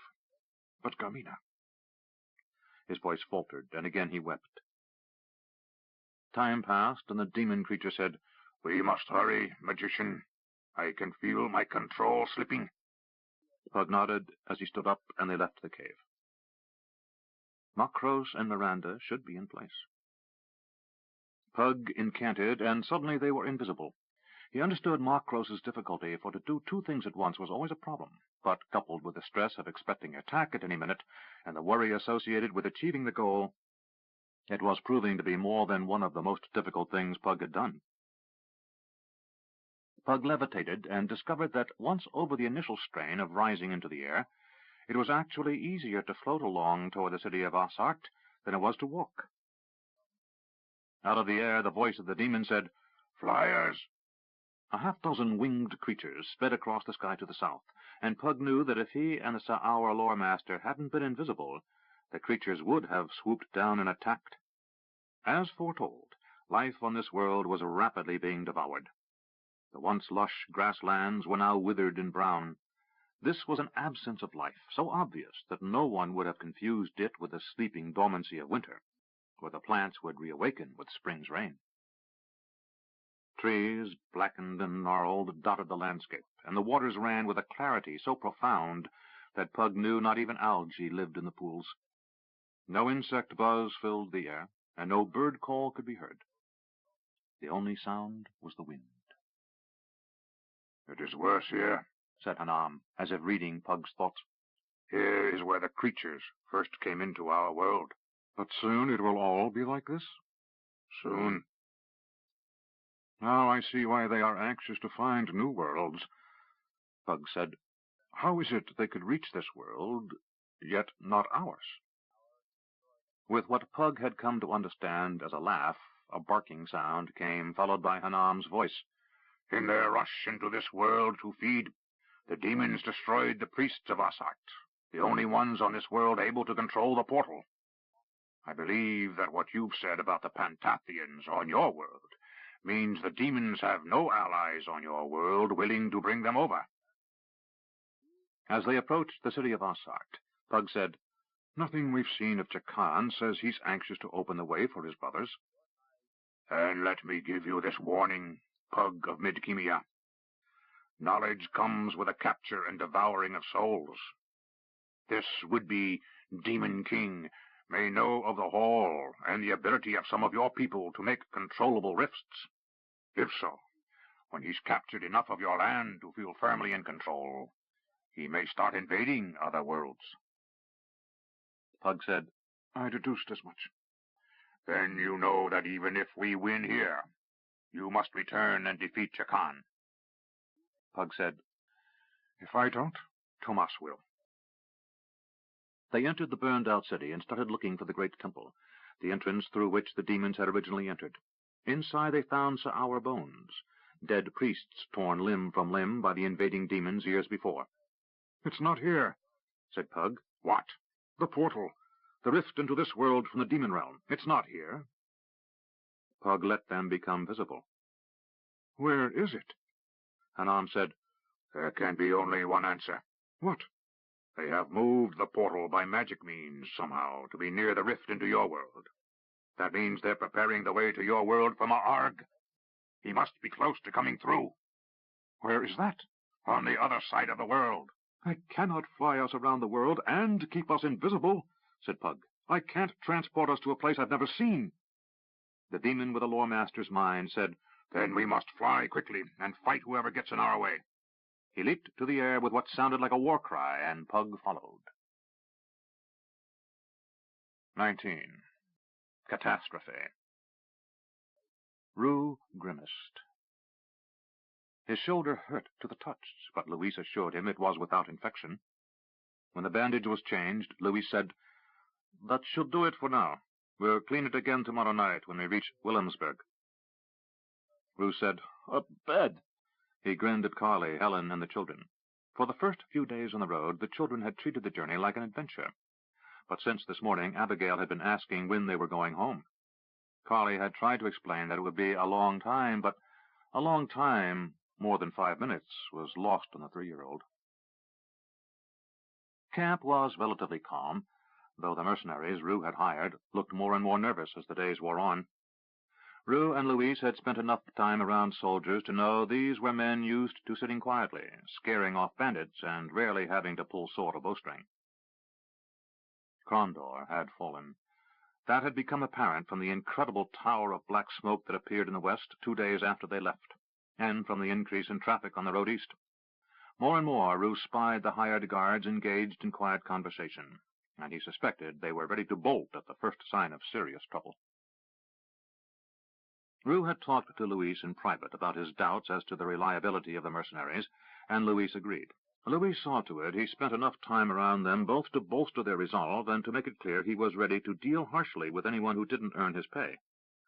Rue knew that he had a better chance of keeping his little caravan intact once they reached Williamsburg. They would rest, leave after a night in one of the inns Rue owned, then make for Ravensburg. Rue had promised the men a partial payment of their wages, and a little gold in their pockets would keep them in line. If Eric's family and Milo's were still at Ravensburg, Rue would take them to Dartmoor. He knew that eventually Eric would end up there. Rue had thought about where he had been shipping arms and supplies for the last year, and where his wagons had taken tools and equipment, and the one thing Eric had said to him, Nightmare Ridge. He knew Royal Engineers had bolstered old roads or cut new ones along the rear side of the ridge, hundreds of miles long, that ran along the entirety of the eastern half of the Calastius Mountains. The range looked like a squashed inverted Y, with one long leg and a short one. The long leg ran from just east of Krondor to the teeth of the world, the great range that ran across the north of the kingdom. The short eastern leg ran from Darkmoor to north of the town of Tanarus, where the legs met. Rue had figured that with Sethanon as the aliens' ultimate goal, crossing the mountains north of Tanarus took them too far from their goal. Anywhere to the south of that point, they'd have to best Nightmare Ridge, and Rue knew that if the bulk of the kingdom army was waiting along that granite wall, there was a chance they'd survive. If the enemy could be kept on this side of the ridge until the snows fell, the kingdom would be victorious. But it was only 3 weeks after Midsummer's Day, and the snows of winter seemed ages away in the warm evening. Raised in Ravensburg, Rue knew that the snows could come early, but he also knew they could come late, and that only an oracle would know which would be the case this year. In any event, the earliest they could see snow would be in 6 weeks, and 10 or 12 was more likely. Perhaps heavy rains, they were common, but snow was months away. Rue went to the fires and chatted with Carly and Helen, and tried to talk to the children. Children was still a mystery to him, though their mere presence didn't inspire the great discomfort it once had. He even found little Helmut's insistence on putting everything in his mouth amusing, though it seemed to wear Carly to a thin edge. Jason spent time with the children, keeping them diverted, a talent for which Rue was greatly thankful. Helen's children were older, and he could talk to Natalie and Willem, though the things they found interesting were a mystery to him. Helen was a calm in a sea of chaos, her ready smile and soft voice soothing to those around her.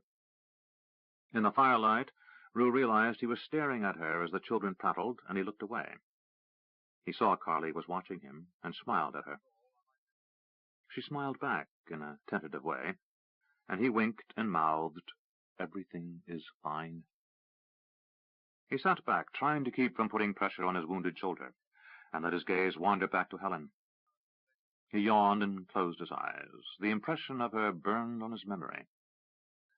She wasn't pretty, though she was far from raw-boned, as that bitch Sylvia had called her. She was what some men might call handsome, but her two most appealing features were large brown eyes and a broad, ready smile. And she had a firm, still slender body. Rue then wondered if Louise could be anything but mad to think this woman, this wonderful, caring mother, could love a gutter rat like himself. Sighing, Rue let his body give in to a comfortable doze as the chatter of the camp faded away, and the soothing warmth of the evening and the sound of Helen's voice lulled him. Suddenly Rue was awake, as shouts from the distance turned the camp into bedlam. Men ran, and for a moment Rue blinked in disorientation as he tried to assess the situation. The children were lying under blankets, so some time must have passed since he dozed off.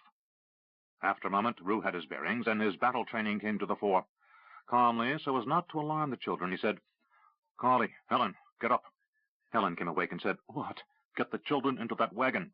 He pointed to one nearby. "The coach won't last on these roads if we must run." Louise ran up and said, "Riders, heading this way, fast." He had his dagger in his hand. Since his right hand had been injured, Louise never wore a sword any more, but with his left he was still a deadly knife-fighter. Rue and Louise quickly doused the low-burning fire, in the hope the riders hadn't caught sight of the weak flames in the distance. Had they come hours earlier, they would have spotted the camp without difficulty. Some of the mercenaries were now running for their horses, and Rue shouted, "Get the wagons going!" It was still 2 hours or more before dawn, but the horses had benefited from resting most of the night. With luck, they could be away before whoever approached saw them, and continue on, arriving at Williamsburg earlier than anticipated. Drivers ran to get the horses into traces, and Rue tried to help as well as he could with the injured shoulder. Jason knew nothing about weapons or wagons, but he carried whatever he was told to fetch, and Louise was a rock. But the mercenaries were Rue's biggest concern. Now they were being asked to stand steadfast against hard, vicious men who had been fighting for years. The wagons began to get under way, and Rue got into the saddle for the first time. He felt stiffness in his right shoulder as he moved his sword, but he knew that his own was one of the few swords he could count on. Rue hovered at the rear of the caravan, watching the west anxiously to see the approaching riders. As the wagons rumbled toward the highway, Rue glimpsed figures in the west, darker silhouettes against the murk. He could only pray they would be cautious, fearing they were approaching some of the kingdom's army, rather than a desperate band of civilians fleeing before them. For long, terror-filled minutes they moved over the grass until they were back on the compacted dirt of the highway. As soon as the metal-bound rims of the wheels began to turn over the dirt and gravel of the road, Rue felt his tension lessen. The farther along they were, the closer to Williamsburg, the better their chances of survival. Then, a half-hour later, a man ahead shouted while another screamed. Shouts from the south side of the road told Rue the riders he had glimpsed had crossed the highway, ridden up on a parallel course until they were certain this was no army column they shadowed, then ridden ahead to spring an ambush. Rue shouted, "Turn north!" and drew his sword. Ignoring the pain in his arm, he pushed his horse forward to engage the first enemy fighter he could find. It didn't take him long to find a ragged-looking rider hacking at the guard on a wagon 6 ahead of Rue's own. The mercenary guard was defending himself well enough, but other riders were coming fast. Rue didn't try anything fancy. He slammed his heels hard into his horse's sides, forcing the animal into doing something it didn't want to do, crashed into the other horse. The rider from the Queen's army was thrown to the ground as his mount reared unexpectedly, and Rue shouted to his guard, "Kill him!" Rue urged his horse forward toward the riders, who were only a wagon's length ahead. Then Louise was at his side, reins tied around his right wrist, dagger in his left hand. Rue wanted to tell him to get back and defend the women, but he was too busy trying to stay alive. Rue killed one man and drove another off, turning his horse to find Louise nursing a cut on his right arm while holding his bloody dagger. Rue said, "You madman! Next time stay behind with the women, and if you've got to cut throats, do it from there." Louise grinned and said, "I think I have to. I've never been that good a rider." He used his chin to indicate his wound. "I do better on foot." Rue marveled at his calm. "Go get Carly to dress that. I'm going to see how badly we've done." Rue rode to the head of the little caravan and found that 2 of his guards were dead, and 2 others had run into the early morning gloom. The remaining 6, with Louise, himself, and Jason, were barely enough to defend 2 wagons, let alone a dozen. Rue didn't hesitate. He said to the mercenaries, "Get back to the last wagon." As they rode back to the end of the line of wagons, Rue turned to those drivers still on their wagons and said, "Get moving now. Straight on to Williamsburg and to the Inn of the Morning Mist. You get there in one piece, I'll give you a year's wages and bonus." The teamsters didn't hesitate, but at once shouted and got their animals moving. Rue rode to the remaining 6 guards and said, "We're going to defend the last wagon. I'll personally kill the first man who tries to run away." Louis said, "You think they're coming back?" "I'm only put up a fight." "How many?" asked Jason, trying not to look frightened. The former waiter-turned-bookkeeper had never been exposed to violence beyond an alehouse brawl before, and was trying mightily to be a calming influence on behalf of the children. "Too many," said Rue. He got out of the saddle and led his horse to the rear of the wagon, tying her reins to the tailgate. He then moved to the front and mounted, picking up the reins from the wagon driver, who sat shaking, and said, "Hang on!" He turned the wagon northward and shouted, "Follow me!" The 6 guards, Louis, Jason, and the wagon load of his family and the Jacobys, headed away from the road.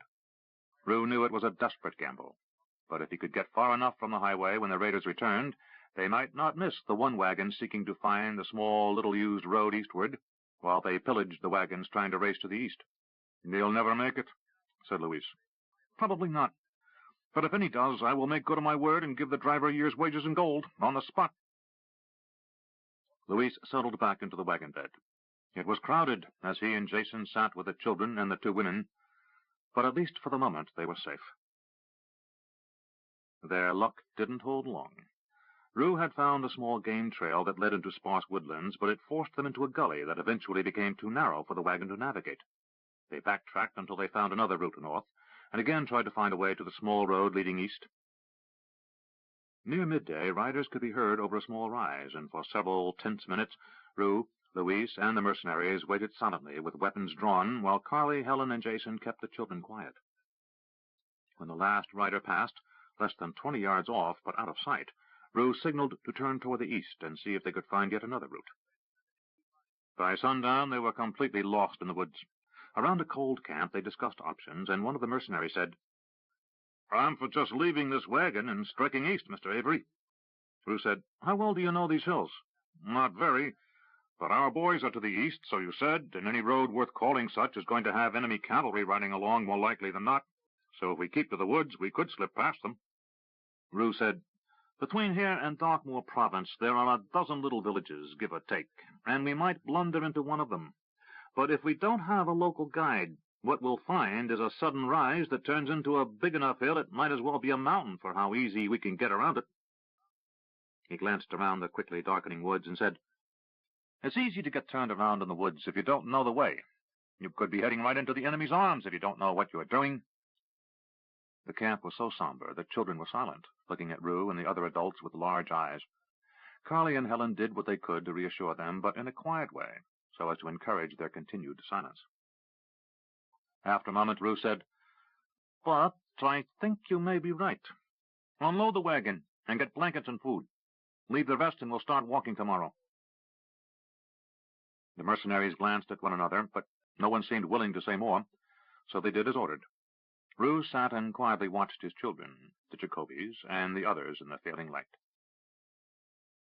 Helen had his son on her lap, singing to him softly as Carly held Abigail in her arms. Willem leaned against his mother's shoulder, fighting off sleep, determined to stay awake, while Natalie was already asleep, on a blanket between Helen and Carly.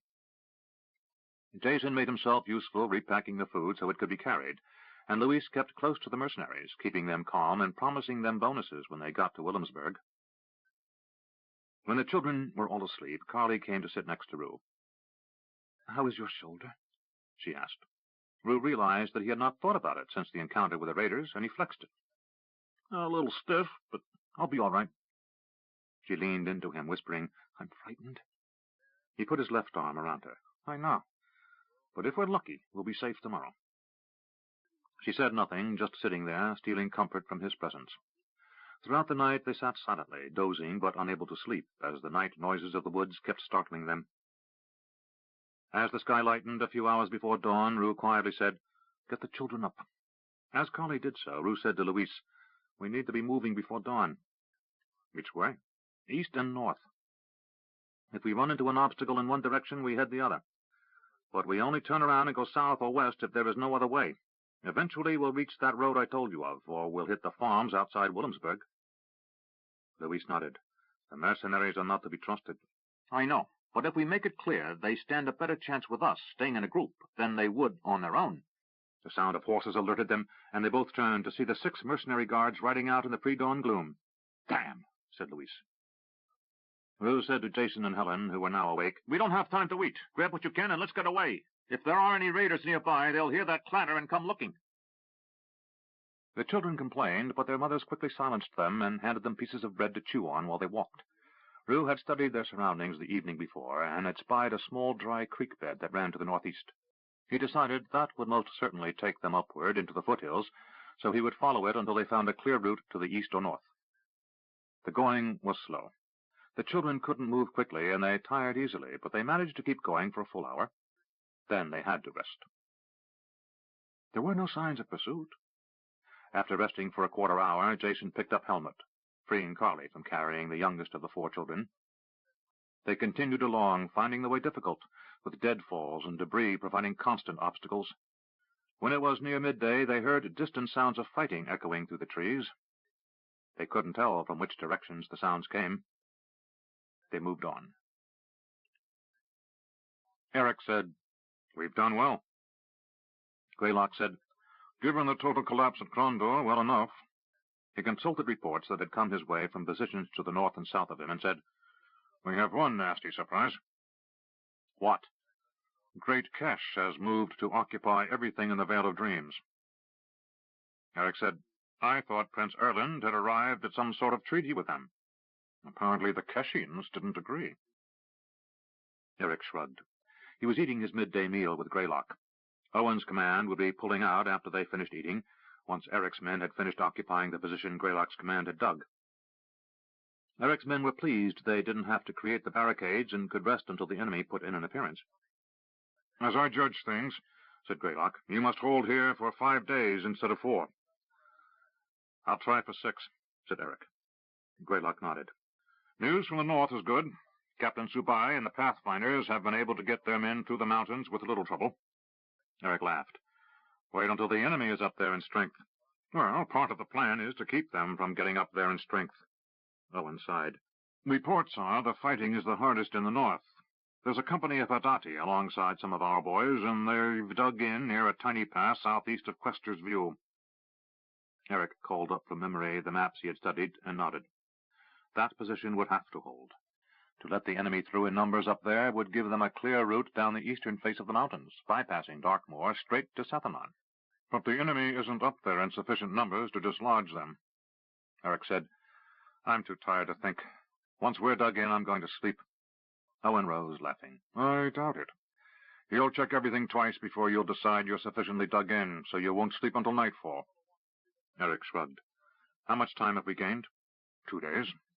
We still need to pick up 3 weeks. Eric said, "I don't know if we can. If we don't, we'll have massive fighting in Darkmoor and along the ridge." "What of the armies of the east?" Owen said, "They're behind the ridge, waiting." Eric said, "I wish they were right over there. He pointed to an area where his men were readying weapons and supplies. Owen put his hand on Eric's shoulder. I understand. It's difficult watching your men get ground up bit by bit. But it's necessary.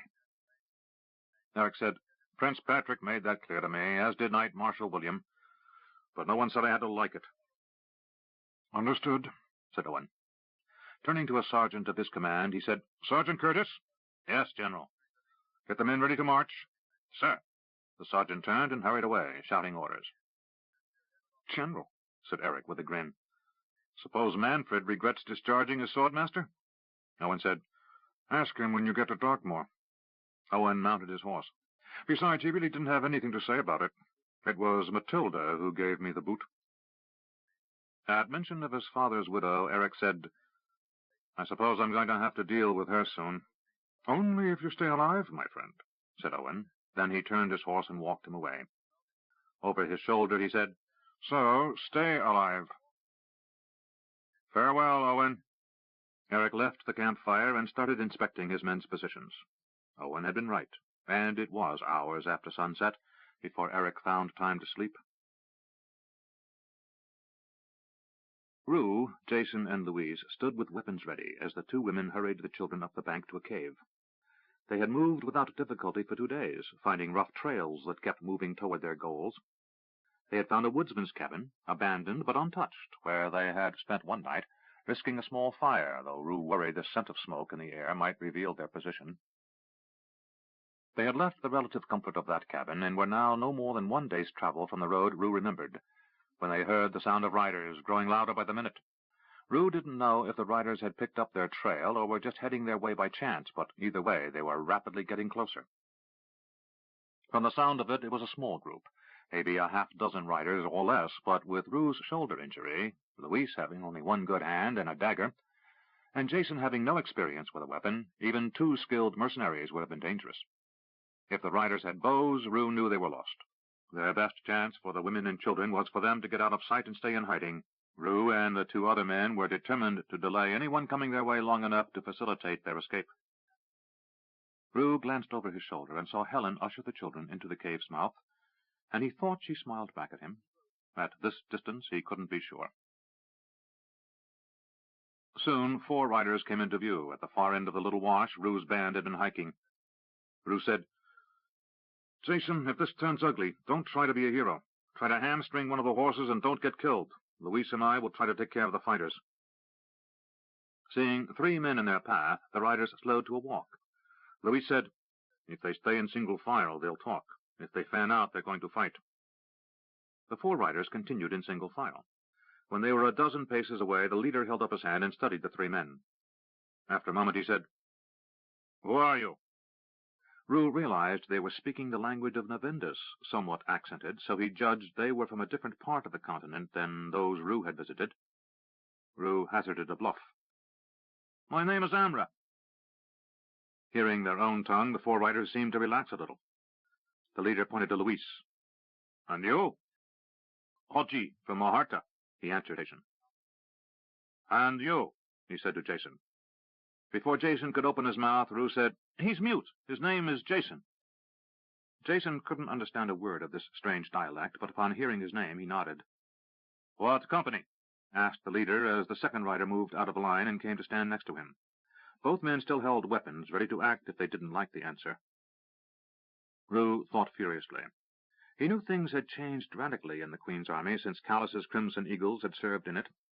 He knew the names of some companies, but had no idea if they still existed, or where they might be stationed. But he also knew no answer would get them killed as quickly as a wrong answer. Softly, Rue said, We were put into Shinga's Black Blades after the Battle of Maharta. The second rider said, Deserters? Rue said, No, we ran into some of the kingdom's lancers, and they cut us up.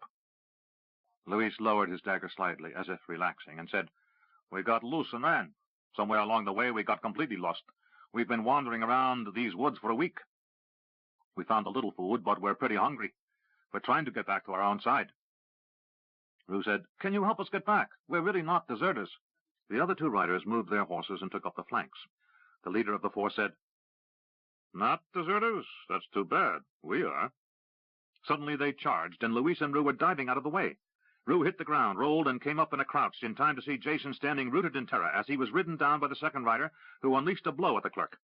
Jason ducked and lashed out with his blade, and Rue saw it wrenched from his hands as he was knocked to the ground and struck in the shoulder by a horse's hoof. A horse's scream indicated he had done some damage with his sword, but he lay on the ground in blinding pain, unable to move. The horse he had wounded stumbled, its right foreleg bloody from the deep wound Jason's thrust had caused, throwing his rider over his shoulder. Rue had rolled and come up, ready for the second charge. Luis threw his dagger and took one of the men in the neck, killing him before he hit the ground. The thrown rider was groaning as he lay on the ground, and Luis and Rue faced an equal number of opponents. Luis pulled a second dagger from his boot and crouched. The two men spoke softly to each other, obviously aware that Luis's ability to throw his weapon made him a more dangerous opponent. They shouted as they urged their horses into a charge, and they appeared to be charging both men, but at the last instant the one heading for Rue turned and circled around to attack Luis from behind. Luis threw his dagger at the rider heading straight for him, who dropped over the neck of his horse, presenting almost no target. Luis had anticipated such a move, and had thrown low, aiming at the man's exposed thigh. The blade struck the man full in the right thigh, and he howled in pain as he sat up, trying to move away from Luis as his companion charged him. Luis had a third dagger, carried in his shirt, out, and was throwing the moment the man sat up. He took the blade in the throat and fell over the rear of his horse. Rue charged the man who rode past him as soon as his back was turned. While he bore down on Luis, who was turning and attempting to get another dagger out of his sash, Rue held his sword above his head. The rider slashed down at Luis, who attempted to dodge, but the rider compensated and caught Luis on his right shoulder, the blade biting deep. Rue's blow caught the rider from behind, slicing deep into his leg. Bone was exposed as the rider screamed in pain and attempted to turn, only to lose consciousness in the saddle as he went into shock. Rue quickly killed him. He rushed to Luis and saw the man was barely conscious. He was about to speak to him when he heard a scream from behind. Rue spun to see the rider who had been thrown standing over Jason. The young clerk was on one elbow, blood running down his face from a scalp wound, while the soldier drew back his blade for a killing blow. "No!" Rue shouted as he started to run. His legs were leaden, each step impossibly slow and heavy. He tried to hurry, but the soldier's blow descended like a flash, and Jason screamed in pain. He had turned, and the thrust that should have silenced him left him contorted in pain, screaming. Rue drew back his own blade and swung with all his strength. He missed the soldier's body, but sliced through the man's wrist, and the sword tumbled through the air, the hand still holding the hilt. The man looked at his bleeding stump in disbelief, not even seeing the next blow, which sliced the back of his exposed neck, causing his death as he slumped to the ground. Rue knelt next to Jason, whose eyes were wide with pain and terror. "Mr. Avery," he said, clutching at Rue's shirt. "I'm here," said Rue, cradling Jason's head. Jason's eyes were unfocused, as if he couldn't see, and Rue saw the wound was a killing one. The head wound had come from the horse's flying hoof, but the gut wound pumped blood in a quick rhythm, and Rue knew an artery deep in the body had been severed. Jason's life was running onto the ground by the moment. Jason said, "I'm sorry, Mr. Avery." Rue said, "You did well. I'm sorry I betrayed you." Rue said, "What do you mean?" "I was the one who gave Sylvia Estabrook information to pass along to her father," he said, then began coughing blood. "I don't understand," said Rue. "How did you know her?" "When you first came to Barrett's, I told you of her, and told you she was wonderful." Rue's head swam. The fight, his wound, and now this. "Jason, how did you and Sylvia do this?" "I would pass her servant notes," said Jason. "She would write back to me. She promised that someday, when I was rich, she'd tell her father about me." Rue was stunned. Sylvia had played himself, Duncan, and now Jason for fools. After a moment, Jason said, "Mr. Avery, please, sir, forgive me." Looking about the woods, with Luis lying unconscious or perhaps dead across the clearing, with the women and children hiding up in a cave, Rue could only say, "It doesn't matter, Jason. None of it matters." Softly, Jason said, "She kissed me once, Mr. Avery. When no one was looking, as she got into her carriage, she leaned over and kissed my cheek." Then his eyes rolled up into his head, and he died. Rue sat motionless, not knowing whether to cry or laugh. The boy had died thinking the murdering bitch was his perfect angel. Rue had not mentioned to anyone in the camp, besides Luis, that Sylvia was dead. Rue silently saluted her, for she had known what to do to get what she wanted from the men she had used. For Duncan, It had been the promise of power and money. For Jason, some child's story of the princess and commoner finding true love, a kiss on the cheek and love notes. And for Rue? Rue laughed a bitter laugh as he let Jason's head fall to the damp ground. He rose, thinking, for Rue she had promised a perfect love that doesn't exist. Before meeting Sylvia, Rue never had any idea that love was anything other than a myth believed by people less intelligent than he, or a useful lie to get a town girl to spread her legs. But never had he felt the lie of love to be so monstrous as he did at this minute. Even from the grave, Sylvia haunted his thoughts. He reached Louisa's side, thinking it unfathomable how 3 men could look at the same woman and see 3 different women, or how each could believe her lies so readily. And he couldn't understand how he could still feel such longing for her, while detesting her so deeply.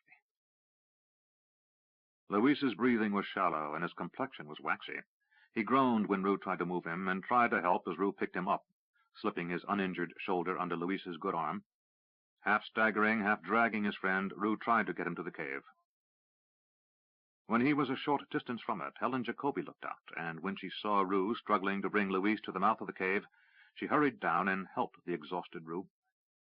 They got Louise inside, and Rue discovered that the cave was large, though shallow. It was illuminated enough from outside that he could see everything clearly. Carly gasped as they entered the cave, and tears welled up in her eyes as she asked, "Jason?" Rue shook his head. Helen began tending to Louise, while Carly tried to keep her own distress from further upsetting the children. "Who were they?" Carly asked. "Deserters from the Queen's army." "Will there be more?" asked Helen. "Undoubtedly," answered Rue, resting on the cave floor a minute. "I don't know if they're going to be heading this way, but it means we have to be wary of any riders or men on foot we spy until we know for a fact they're kingdom soldiers." He sighed and stood up. "I need to find those horses and see if they have anything useful on them." He also needed to bury Jason and the 4 dead men, but he thought it best not to speak of it. Staggering down the hill, Rue saw that the wounded horse was only a few yards away, but the other 3 had wandered up the hillside and were trying to eat the small patches of grass that grew around a small clearing. Rue wasn't the expert that Eric was when it came to horses, but one look at the deep wound in the horse's flank told him he wouldn't recover without a healer's aid. There was bone exposed, and the horse limped as if hobbled. He walked as calmly as he could to where the 3 horses grazed, and made clicking sounds and talked softly. 2 of the horses started to move away, but one remained close enough for him to get his hands on its bridle. Rue checked the bedroll and found a few items of worth inside, a silver candlestick and some coins. Rue tied the first horse's reins to a branch on a deadfall and got the second. It also had a few items of work on it, but nothing else of use. The 3rd horse was more interested in playing keep-away than in eating, so after Rue had chased it for about 50 yards, he started throwing rocks at it, attempting to drive it away so that should anyone else come across the wandering mount, it wouldn't lead them back to Rue's location. Rue found one of Louise's daggers still stuck in one of the dead men, and he pulled it out. He quickly put down the lame horse, whose screams caused the 2 remaining horses to shy, but he had tied them well enough that they remained where he had left them. Then he turned to the grisly task of searching the corpses. Like all former soldiers, he found the idea of rifling the dead repugnant, yet he knew that anything of real worth would be on these men. He discovered 3 pouches of gold and 1 of gems. Rue put the valuables on one of the 2 remaining horses and stockpiled the weapons. He had 5 daggers, a long knife, and 6 swords. He carried these to the cave and deposited them inside. He asked Helen, "How's Louise?" "Not good," she said softly. She looked at Rue and shook her head slightly. Rue had seen enough wounds to know that Louise might not live through the night. He turned and went down the hill. He decided he'd move the horses after he disposed of the dead. He had no shovel, so digging a grave was out of the question, unless he wanted to try to do it with one of the swords. He found a small fissure in the middle of the dry creek and rolled the dead into it. He hated the idea of burying Jason with the 4 deserters, but the safety of his family was more important than anything else. He used the poorest of the 6 swords to dislodge dirt and cover the dead, then started carrying rocks to cover them. After an hour of this heavy labor, he was nearly exhausted and was on his knees piling up the rocks as best he could. He attempted to keep them below the lip of the fissure, so that when he sprinkled branches and leaves over it, anyone coming by might not notice the grave. He was placing the last rock on the grave when something pushed him from behind. Rue turned and was scrambling for the sword when he saw a curious horse looking him in the eye. The animal he had chased off had grown bored and returned, and had come down to see what he was doing. Finding the work uninteresting, the horse demanded Rue's attention. Rue reached out quickly and grabbed its reins. The horse shied and pulled back, yanking Rue to his feet. He yanked once, cried, "Whoa!" and let pressure off so the horse didn't fly into a panic. The animal responded and held its position. Rue led it to the others and tied it to the tree. He searched the blanket roll behind the horse's saddle and found some more gold and a gem. Rue looked around and tried to spot a better location to hide the horses, but couldn't see one. If they were going to use them, he'd have to risk their being discovered.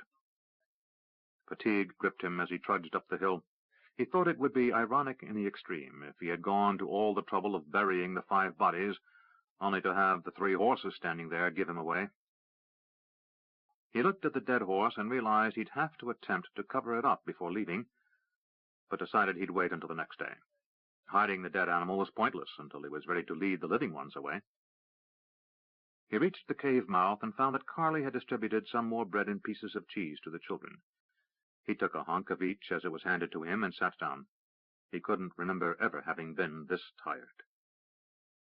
Helen said, "His breathing is better, I think." Rue glanced over and couldn't see any difference. "I think you're right," he lied. Rue chewed on the bread, finding it was drying out as the days wore on. Still, it was food, as was the hard cheese, and he welcomed the taste. "We have a skin of wine," said Carly, and she handed it across to Rue. He thanked her and took a mouthful. The wine tasted particularly piquant in combination with the yellow cheese, but Rue was glad for it. Helen said, "What do we do?" "There are 3 horses. If we can get Louise on one, and 2 of the children on each of the others, we can lead them out tomorrow." Helen looked at Louise, and her expression was dubious, but she said nothing. Carly tried a brave smile and failed. Rue chewed and swallowed, and let his body rest as best it could against the rocks. After finishing his food, he stumbled out of the cave and down the hill, and returned with the 4 blanket rolls used by the deserters. He didn't care how filthy they were. These woods would get chilly at night, and they couldn't risk a fire. After the blankets had been spread and everyone bedded down for the night, he sat staring into the night. Time passed, and for all his fatigue, he couldn't risk sleeping. Sometime in the middle of the night, Helen Jacobi appeared at his side, sitting down next to him. Softly, so as not to wake the others, she said, "I think he's going to be all right." Rue whispered, "You've not seen a wounded man after he's been strapped to a horse for a day or 2. We may kill him if we move him. Can't we stay another day?" Rue said no, and Louise would be the first to tell me to try to get you to safety. Each day brings more soldiers from both sides, as well as more deserters into this area. Helen slipped her arm through his, putting her head on his shoulder as if it were the most natural act. She hugged his arm, and he was acutely aware of her full breast pressed against him and the scent of her hair. At last she said, "Thank you, Rue." Rue said, "For what?" "For being a kind and caring man. You've done everything for my babies a father would. You've protected us when other men would have left us in ruin and without resources." They were quiet a long time, and then Rue felt warmth on his shoulder as her tears soaked into the fabric of his shirt. He patted her hand and could think of nothing to say. After a silent time, she reached up and turned his head toward hers. She kissed him lightly on the lips. Then softly she said, "You're a good man, Rue. The children love you." After a pause, she said, "And I love you." Rue was silent. Then he said, "You're the best woman I know, Helen. I admire you." He dropped his head, as if unable to look into her eyes, though how much she could see in this darkness was problematic. "And I'd be a liar if I said I haven't thought about you, as a man thinks of women. But to tell you the truth, I find that I can't bring myself to believe in love." She said nothing for a long time, then rose silently and returned to the children. Rue sat alone through the rest of the night. 20. Decisions. Miranda paced. Macro said, "Will you stop that, please?" She sat. For days they had been studying the site of the rift between Midkemia and Shyla, and had discovered that it had unusual properties. Macros had spent a great deal of time investigating the structure of the magic involved, and had arrived at the conclusion that the rift had been sealed from this side. He had voiced his suspicions to Miranda, who had said she had no idea what he was talking about. Miranda said, "How long are you going to stare at that thing?" "Until I know what it is I'm dealing with." She sighed. "What else do you need to know?" "Well, there is a great deal I would like to know. I would like to know how the Pantathians have succeeded in creating a rift that Pug couldn't detect. I'd like to know how they managed to create one that's different in several significant properties from any I've ever seen. This is very much like those rifts created by the accidental combination of too much magic. Yet it also behaves in some very stable ways, much like the artificial rifts the Tsarani created. But what has me most concerned is that it has qualities of magic I've never thought of, let alone encountered. This one is almost organic, if I had to find a word to use, something almost alive." "Alive?" "Most rifts are like tunnels or doorways. This one is like a wound." "You're not serious." "Observe," he said, and he waved his hand.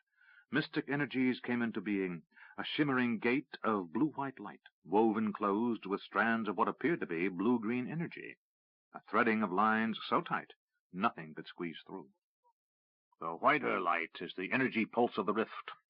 Notice how it seems to move slightly, like a thing breathing." "Energy pulse?" "Each occurrence of magic leaves a signature, a pattern of forces that can tell you a great deal about what has taken place. Rifts are both unique and common. They are unique in that each acts in a particular way, in where it comes from and where it goes to, but common in that they share many properties. This one is more unique than common. In fact, it's completely unique." He rubbed his chin. "I would love to have the opportunity to study the rift to the demon realm. It might give me a clue to who built this one." He sat back with a sigh. "I'm certain it wasn't the Pantathians. Someone else gave them the tools to do this." "Who?" "I don't know." He pointed at the rift. "This one was opened from the other side. If you get a chance to study enough of these fissures in space and time, you'll be able to tell the difference between the sending side and the receiving side, or if it's a two-way gate. This is a two-way gate." He shook his head in obvious wonder. "Now, this other energy," he said, pointing to the weaving, "this is even stranger." "What is it?" "A barrier, obviously, but one that puzzles me." He motioned for her to come closer. "What do you see here?" he asked, pointing to several of the strands. "Dark green strands."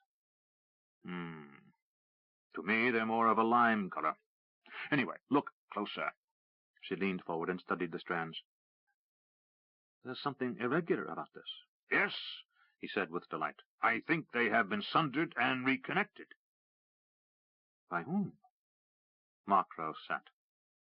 "If what Hanam has told us is entirely accurate, he was the uninvited guest when the third demon was sent through. I suspect the first two encountered Pantathians. The first one fought and killed many, while the second, this Jakan, slipped away to safety. The first demon may have been the one you witnessed when you came here with Karis, the huge killer, driven mad or mindless by the Pantathians' magic." "So Jakan slipped away, started sneaking around the halls, killing as he went and building up his strength," Miranda said. "Yes. Eventually the Pantathians rallied and sealed this rift again." "That must have been when we found their deepest enclave and killed those high priests." Macros nodded. "I wondered what happened to the first demon." Miranda looked around. "Dead? I hope."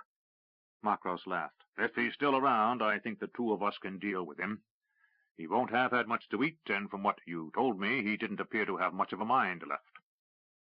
Miranda said, "It's hard to appraise the intellect of a demon when it's embroiled in a battle with a dozen Pantathian serpent priests." "True," he agreed. "There are 3 different ways we could approach this. We could wait to see if something else tries to break through from the other side. Or we could attempt to unwrap these barrier forces, letting whatever is on the other side come through unaided. Or we could destroy the barrier and go through to the other side. I like the fourth choice. Which is? We do our best to reinforce the barrier. Makros shook his head. No, that won't do. Why not? Makros looked at his daughter. I take it you haven't studied rifts much? Not at all. I know next to nothing about them. Makros shrugged. Well, there's a large volume of my work on the subject in Pug's library. But given we can't risk the time to return there and wait while you study, let me sum up. No matter what barriers we add to those already in existence, as long as the rift exists, it can be opened. We not only have to destroy it, we have to ensure that the demons don't create another. I was under the impression the demons followed the Pantathian rift, Miranda said. Or is there something else here you're not telling me? Not really. Just that it's foolish to make assumptions. We both know we have things locked away up here. He tapped his head with his forefinger. We both feel comfortable that the knowledge is locked away for a good reason, but we are foolish not to draw a few likely conclusions from the fact of that hidden knowledge. Such as? Such as there may be yet another player who had a hand in the creation of these rifts. From what we know, the demons seized the advantage when the mad priests of Asart opened the seal between their realm and Shyla. But no one has asked who built that portal in the first place. Why were the priests of Asart driven to open the rift to the demon realm? What compulsion or obsession involved them in that particular idiocy? We also know that the Pantathians came here easily with a Sa'awa, yet the demons must struggle to come here, and given the conflict between them, they are not allies. Or at least allies who had a falling out. That's possible, admitted her father. Miranda said, Well, we can chat about this until the world ends. What do you suggest? We wait. I have a feeling that when Pug and Hanam finish on their side of the rift, things might get lively here. Miranda sighed. Do we have the time? Makros shrugged. Enough for a few more days. She stood. Then I'm going to transport to Sorcerer's Isle and get a bath. I'll bring back some food. Makros shook his head. Don't bother. Tell Gathis I'll be along shortly. I'll visit with him while I eat there. It will be good to see him again. Then I intend to take a bath as well. She smiled. Good. I wasn't going to say anything. He returned her smile. I know I haven't been a father to you, but I must say I'm pleased with the woman I see here. Thank you, she said stiffly. Before you go, I would like to know one thing. What? Pug? What about him? Are you going to wed? If he asks me, she said. I love him and think we could have a good life together. Makros said, I have demonstrated without question no expertise when it comes to falling in love. He sighed in memory. Your mother was a woman of remarkable beauty and uncommon guile. I can't claim I was young, but I was inexperienced. And at first our time together was pleasant. He frowned as he said, Your birth was something neither one of us dealt with well, and for that I apologize. Miranda said, What's done is done. True, but at least I can say I regret some of it. Only some of it? Well, I do like how you turned out, and if I could, I don't know what I would change, for to change anything in your past would risk turning you into less than you are now. Or more. He smiled. I don't see how that's possible. She smiled at her father. Thank you for that. I mean it. He sat back and stared at the rift. Pug is fortunate, and if he doesn't ask you, you do the asking. I think you need each other. I thought you said you had no expertise. It's a father's prerogative to give unwelcome advice. Now, run along and take your bath. She vanished, and he sighed. He let regrets about past failings fade into the background as he returned his attention to the rift and wondered what was happening on the other side. Pug stood panting, his robe torn and his face bathed in perspiration. He and Hanam had fought a battle with 6 man-sized flyers, and the conflict had come close to ending their quest. One of the creatures alone would not be any match for either of them, but 3 on Pug and 3 on the Sa'ar lore-master had proved a close thing. Hanam feasted on the 3 remaining dead demons. Pug had vaporized the other 3. He watched in fascination as Hanam ate flesh and drank energies. As he shifted his perceptions, he could see how the Sa'ar lore-master had used his intelligence to subvert the creature. When he was finished eating, Hanam said, "This feast will make it easier for me to concentrate." "How far have we to go?" "The demons are not that clever, but they are being driven to wider patrols looking for anything to eat." Pointing to the bits of flesh thrown around the rocks on which they stood, he said, "These would have been required to bring back anything they found to Sebul, to feed those captains attempting to open the rift to your world." He glanced around as if apprehensive about further detection. "By traveling along this course, we avoid many of the demons." "We have been flying over ice and mountains for a day and more," said Pug. "True." The demon form pointed to the south. "There we will find Sebul. We may be able to come close before we have to hide ourselves from demon sense. And be warned, the spells you use to confound the simple demons may not suffice for the captains and lords." "I will do what needs to be done." "Then we must plan," Hanam said. "I have no wish to continue this life. My soul begs to be joined with my brothers in the Sky Horde here on Shyla. So here is what I propose. Let me attack whichever great lord we may discover, drawing off any guards and servants nearby. That will give you time to examine and close the rift to the demon realm." Pug said, "A brave plan, but I don't know if it will gain me enough time. There are things here that worry me. I have the vanity to think I know as much about the nature of rift magic as anyone, including Makros, and until I saw the empty altar at Asart, I would have told you that an open rift could not be moved in the fashion you describe. That means there are forces at play beyond my knowledge. It may also mean that closing the rift may be beyond my ability." "What will you do if that is the case?" Pug said, "I will do the only thing I can think of. Destroy the rift to Midkemia and hope that is enough." "With Makros attempting the same feat from the other side, will you be able to?" "Undoubtedly one of us will succeed." "Then let us go among them and do what we can." The demon figure launched himself outward with a snap of gigantic wings, gliding down the mountain slope rather than flying. He let his downward speed build up, and then, with a flex of his wings, he was soaring high in the air. Pug used his magic to fly after him. They dove and flew close to the ground in the hope of avoiding detection. Pug glanced to the west and saw the sun set. The lack of light would help a little, though demons saw at night almost as well as cats. Above a world devastated by forces alien to anything Pug had witnessed in his life, they flew, from trees to grass, from humans to the smallest insect. The lands around the once great city of Sebul were devoid of life. Pug could sense it was more than the destruction of war or forest fire, where the land was burned, for there a sign of life would be seen here or there, even if only a blade of grass. Here there was nothing. They were within a mile of the city when Hanam said, "Cloak our passage, magician."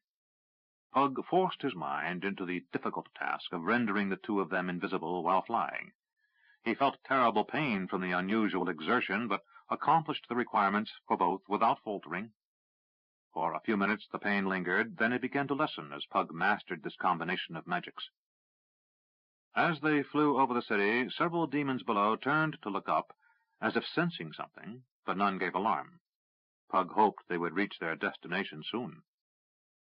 Hanam landed in what had once been a lush garden, and now was a burned-out mass of dead plants on rock.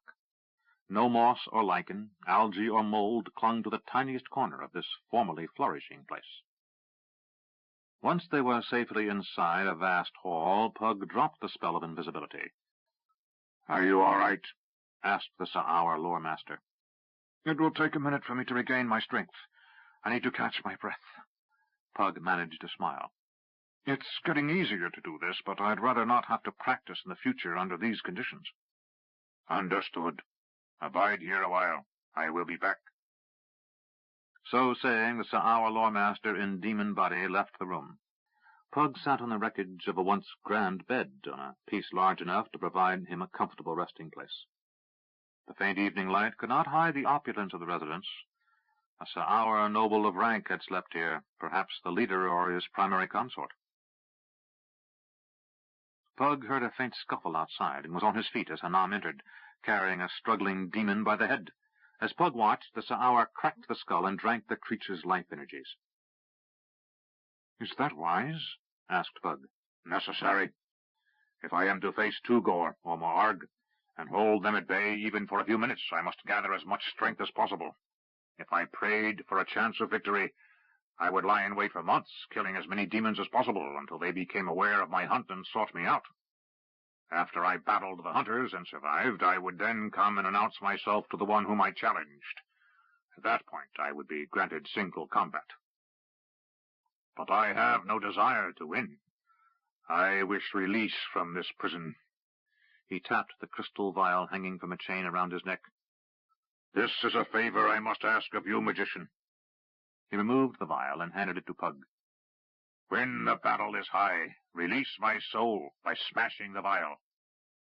"What will happen?" "I will be free, and the demon whose body I control will be destroyed. But if that vial isn't broken, any demon who found it would be able to continue my captivity." Pug nodded and took the vial, placing it inside his robe. "Time is short," said the lore-master. "Come." They hurried through several halls to a large chamber where several other demons gathered.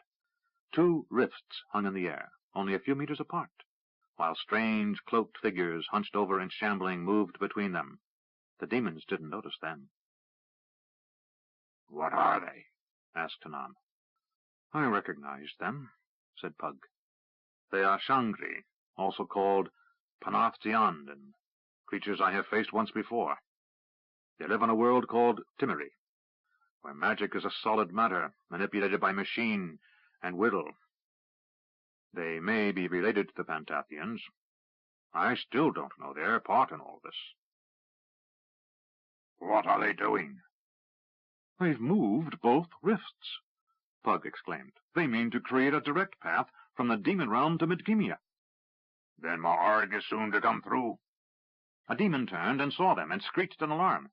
Hanam didn't hesitate, but launched himself at the creature. Rather than engage the first creature, who crouched, claws extended in anticipation of the attack, he leaped past, slashing its throat with a talon. One demon, larger than Pug could have imagined possible, turned and shouted, "Hold!" Hanam screamed, "Tugor, I challenge! Meet me and die!" The other demons fell back. Pug didn't know if they ignored him because of the challenge, but he rendered himself invisible. Hanam and Ma'arg's captain squared off. Pug saw at once that Hanam had been right, for in a fair fight, Tugor would quickly destroy the lesser demon. But what the captain didn't understand was that the lore-master of the Sa'aur faced him, not another lesser demon, and that being was prepared to die. Pug hurried to the 2 rifts and attempted to make some sense of them. The 2 shambling creatures ignored the demons, working like automatons on the 2 rifts. When Pug had first encountered these creatures years before, he had found them nearly mindless servants of an unknown dark power, technicians of magic, clever in their ability to work the solid form of what was an invisible force on Midkemia, but without a strong intellect. They had been servants of others then, and here again they were servants. Once more Pug confronted the knowledge locked away in his own mind, and he intuited that these creatures were serving whatever the greater power behind this madness might be. He knew that to dwell further on their part in this would be to risk destruction. He quietly stunned both creatures, letting them fall to the floor. He quickly studied the rift to the demon realm, and realized it was readily opened at any time. He decided Ma'arg, their great ruler, was waiting safely in his own realm until his captain opened the rift to Midkemia. Then he could easily cross into the lush, life-filled world without long pause in Shala. Pug turned to study the other rift, with the thought that should Ma'arg reach Midkemia, he might be in for a rude surprise should Jakan reach the Lifestone. Screams of pain and rage filled the hall as Tugor fought Hanam. The demon lord was injured because, rather than keep his distance, the smaller demon closed and accepted wounds in exchange for giving them. Pug tried to ignore the combat, knowing seconds counted. He looked at the Midkemian rift and saw the Shangri were on the verge of punching through whatever barriers had been erected on the other side. His intervention had forestalled that. Then a chilling presence behind Pug caused him to cease moving. A voice that ground his bones together said, "What have we here?" Pug turned and looked into the face of horror. A face the size of dragons leered at him through the rift. For a brief instant, Pug was astonished to witness a rift that was as transparent as a window, that looked like a hole in the wall between two worlds. But that fascination lasted less than a second, for it was what confronted him through that transparent rift that demanded his undivided attention. While the other demons looked muscular and powerful, Ma'arg looked gross. Jowls hung down from a face 8 feet from brow to chin. Fire burned in the pits of its eyes, and evil emanated from it like a visible miasma of black smoke. The creature's face seemed fashioned from the skins of living beings, which still moved and twitched in agony. A face contorted in torment was stretched across Ma'arg's right cheek, mouthing silent screams, while a clawed hand moved feebly along his right jawline. Details of the various bodies devoured and incorporated into the Demon King became evident as the creature moved closer to the other side of the rift to inspect Pug. The figure behind the face was immense. Ma'arg must have stood 35 feet tall and upright. His body was likewise covered with other beings, twitching and undulating in the faint red light of the demon homeworld. Wings to hide the sun spread out behind him, and a long tail with the head of a serpent at the tip writhed behind him, hissing and spitting at Pug from over Ma'arg's shoulder. Pug didn't hesitate. He knew instantly he was overmatched. He turned, and with all the power he could muster, he blasted open the rift to Midkemia. "Tugor!" came the cry from the other side of the demon rift as the room rang with the explosion of powers Pug unleashed. The rift to Midkemia seemed to contract, then expand, then rush forward with a tremendous ripping sound. Then Pug was staring at Makros and Miranda.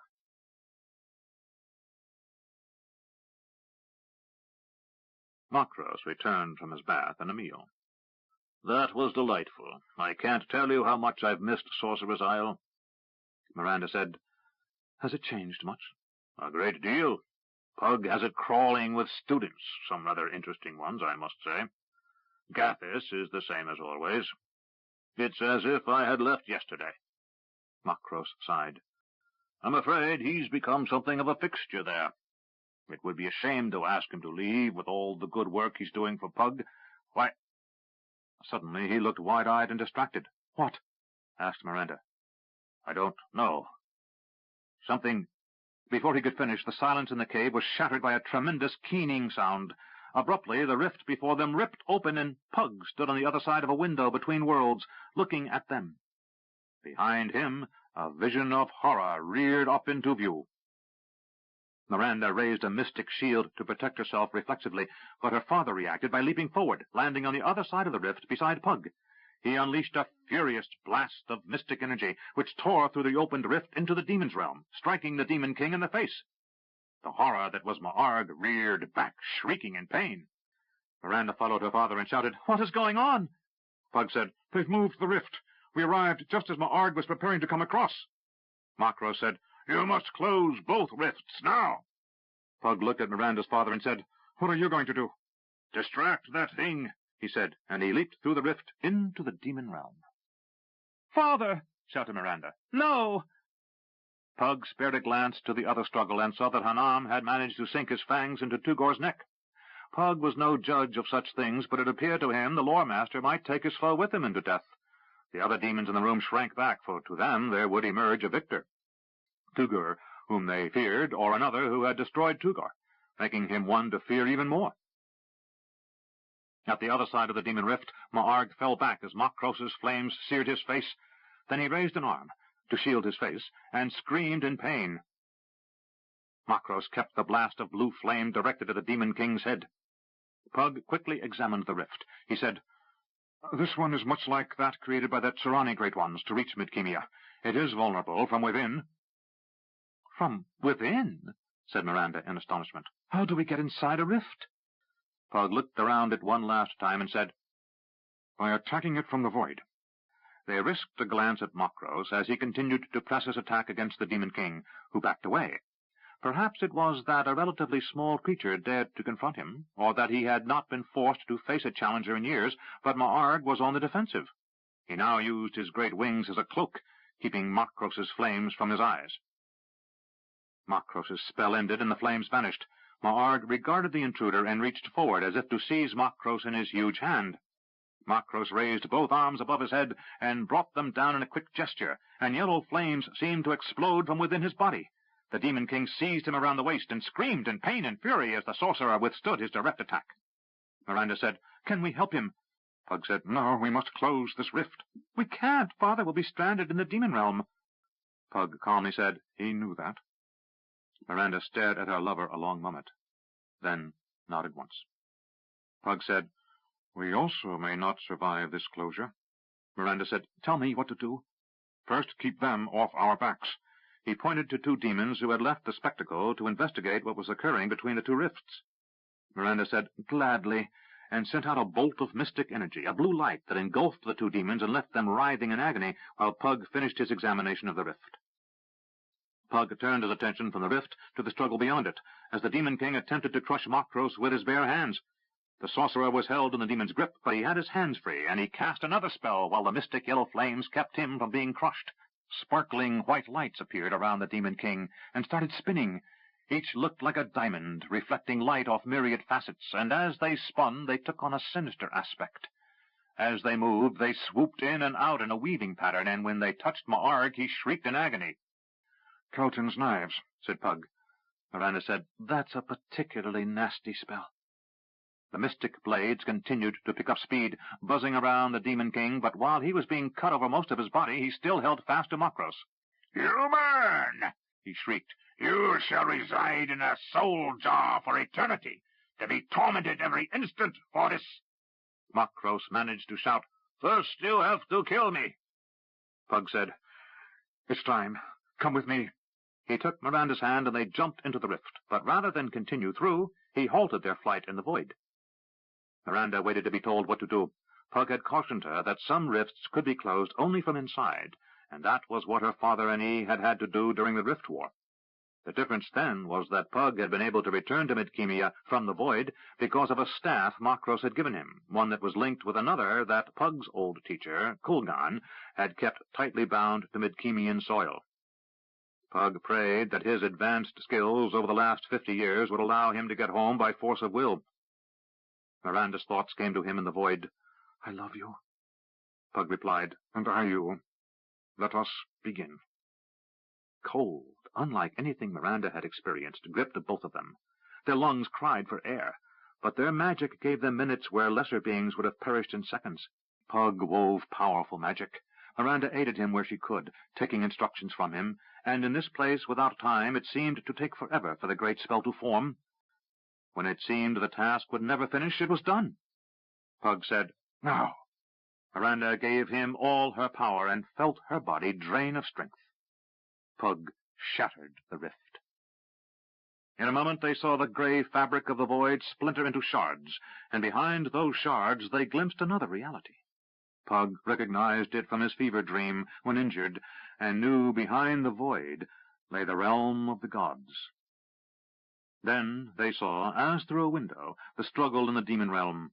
Ma'arg gripped Makros and burned in flames that were running up his arms from the sorcerer, causing the demon's flesh to ripple and crisp, but Ma'arg continued to crush Makros's defenses, and the sorcerer screamed in pain as his will weakened. The Demon King dropped to his knees as the sorcerer's attacks took their toll, but he refused to relinquish his grip on the Black One. "Die!" he roared, and he attempted to bite Makros's head from his shoulders, but the legendary sorcerer's defenses held, and the foot-long fangs couldn't close on Makros. Then the demon's tail appeared over his shoulder, and a serpent head hissed, revealing long, poison-dripping fangs. The thing struck, but with an unbelievable display of will and strength, Makros seized the thing and turned it so that its fangs plunged into Ma'arg's wrist. The Demon King cried out and released Makros, letting the sorcerer fall to the hot stone floor of his den. Then the window seemed to close, to grow smaller or more distant. They couldn't tell which. Miranda shouted, "Father!" Makros seemed aware of them, stealing a glance in their direction. He sent one thought. They are creatures of fire." Then he redoubled his attack on the demon, one that was met by more fury. As the window through which they looked closed, a chilling presence appeared. Pug felt fear beyond any he had known so far in his life, a fear that threatened to break his concentration as he attempted to return them to Sebul. The presence was outside the window through which they peered, and beyond it, next to them, and a vast distance away. It was everywhere. It was profoundly evil, and it was aware. Yet it seemed to be speaking from within the rift, from the demon realm. The presence said, "You are mine at last." Makros shouted, "Never!" And before Pug and Miranda lost sight of him, he raised his hands high over his head, and for the briefest instant, instead of the plainly dressed sorcerer, clad in his familiar brown homespun robe with his whipcord belt, his cross-gartered sandals, and his plain oak staff, a being of profound wisdom and strength rose up, a godlike being of unknowable mystery. He lashed out with a white ivory staff that appeared out of the air, and, touching the Demon King, he created a blinding flash of white light that filled the closing window. With a dying scream of the Demon King, absent its rage and power, now the wailing cry of a creature reduced to terror and pain, a triumphal sense of victory washed over Pug and Miranda. Pug did not know how he knew, but in that instant he felt the presence of Sarig, as Makros reached across space and time and reconnected with his god. Then the rift was closed, and Pug said, "Now!" Using what was left of his strength, he forced his way through the very fabric of the void, dragging himself and Miranda back to the hall of the Sa'or in Sebul. For one brief moment they witnessed the finality of Hanam's battle with Tugor, as the two lay on the floor, each too weak to best the other, neither able to escape. When it was obvious that neither would survive, the remaining demons leaped atop the two, rending them limb from limb. Remembering his promise, Pug withdrew the soul vial he had been given and smashed it upon the stones. A brief thought came to Pug. "Thank you." And then it was gone. Miranda was half-stunned from the experience, and Pug had to almost push her through the rift to Midkemia. On the other side, back in the Pantathian mines under the Rotengari Mountains, Miranda sank down to sit on the floor, her back against the cool rocks. Pug sat next to her, his head in his hands, and he said, "We only have a moment. We must close this rift." She said, "How?" "This is different from the first. This must be closed the way one would sew a wound." He sat a long moment, then took a deep breath. He waved his hands, and faint energies left his fingers snaking out toward the rift. Around the edges they flew, and as Miranda found her strength starting to return along with warmth, she saw Pug's energies forming a latticework around the edges of the rift. Then Pug changed the spell, and the binding energies he had cast around the edges of the rift began to contract. Miranda watched for a minute, then said, "I see." She gathered together her strength, watching in fascination as the rift closed slowly. While she rested, she considered what she had just witnessed. She had known her father briefly, having spent most of her life tracing him through his legend. He had not visited her since she had turned 16 or 17. She couldn't remember which. And she had spent most of her life holding the man in contempt. But as she had discovered her mother's part in the destruction of hundreds of thousands of lives, she reassessed her father's role in things. She was discovering that even at her advanced age, she still felt like a child in some ways.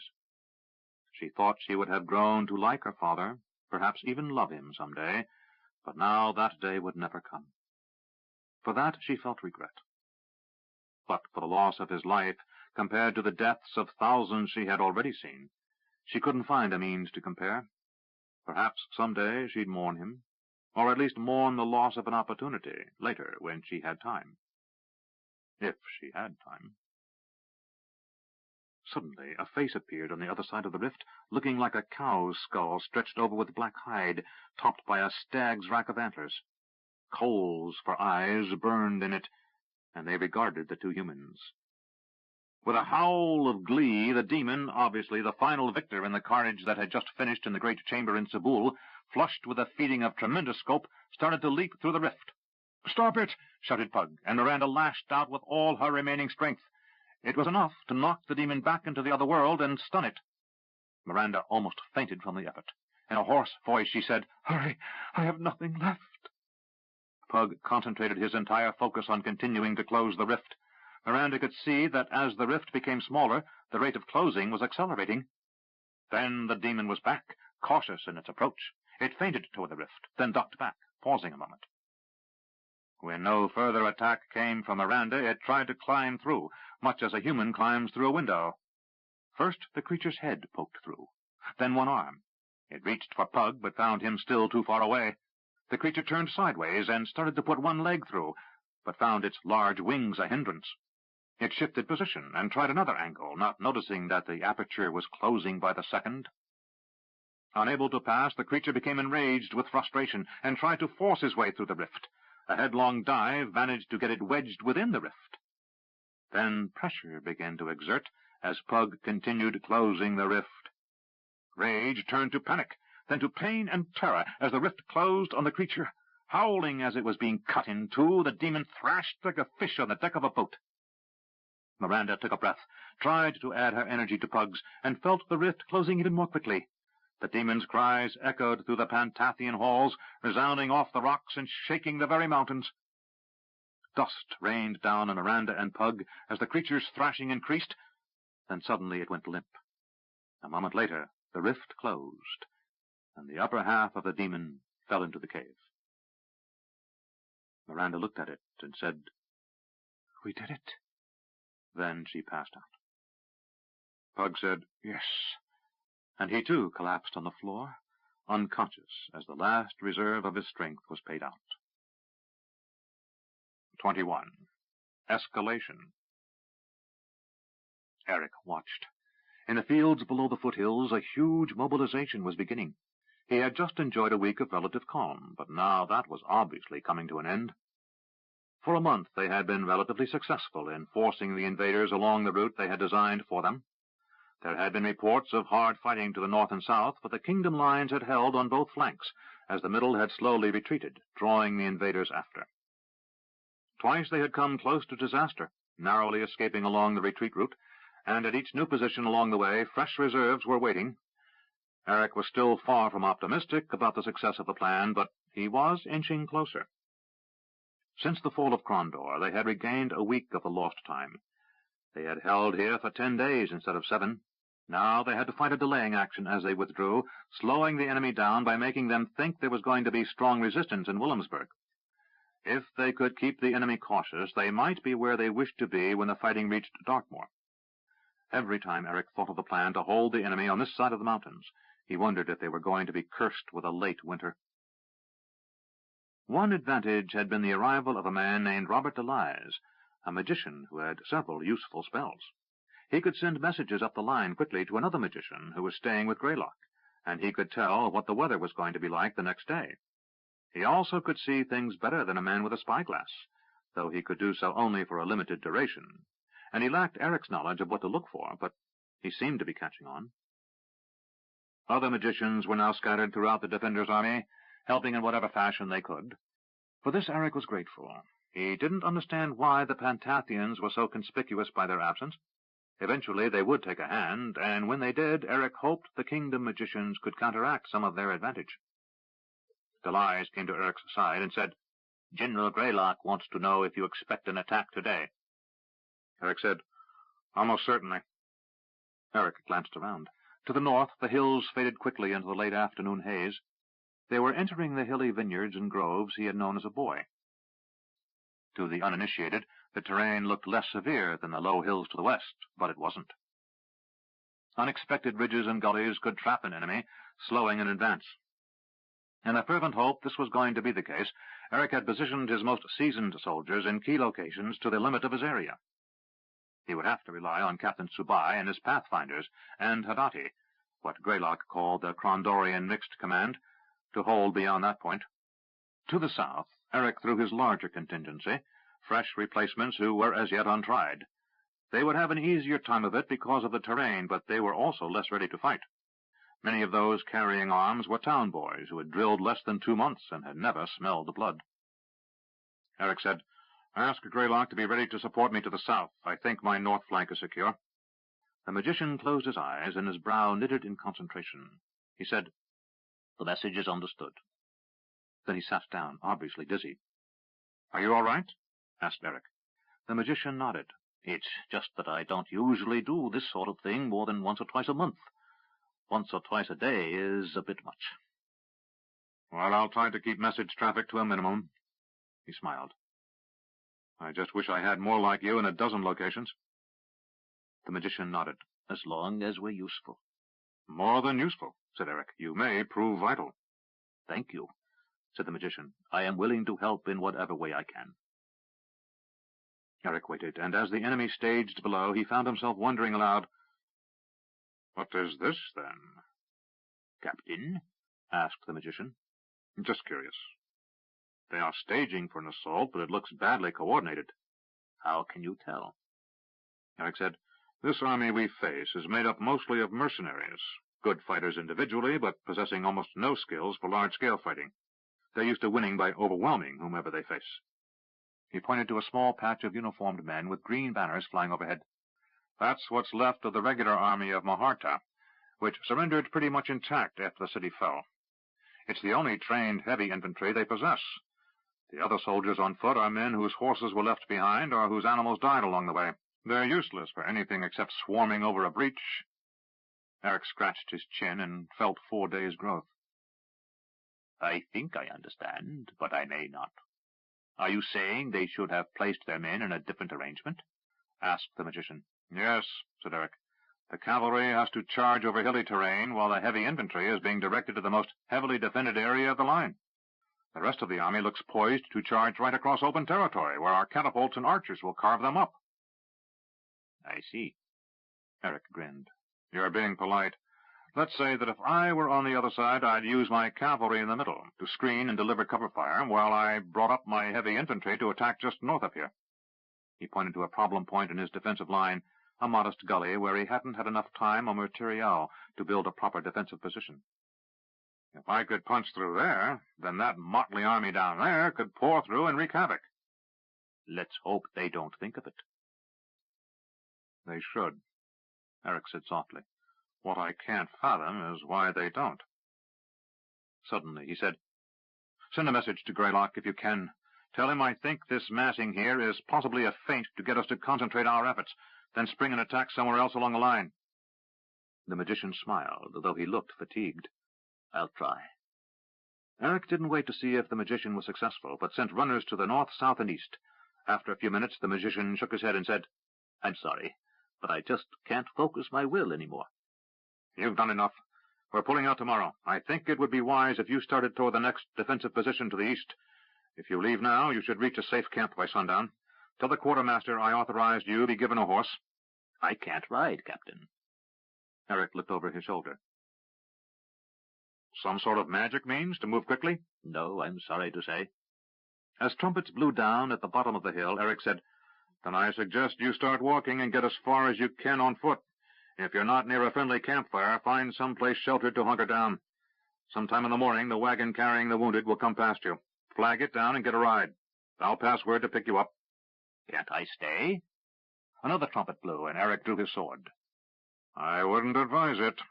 As he turned away, he said, "Now, if you'll excuse me." An arrow sped by overhead, a wild shot from someone below who was over-anxious. Eric glanced over his shoulder and saw the magician running to the east with surprisingly renewed strength. Eric took the moment to indulge himself in a chuckle at the sight, then turned his attention to the bloody work ahead.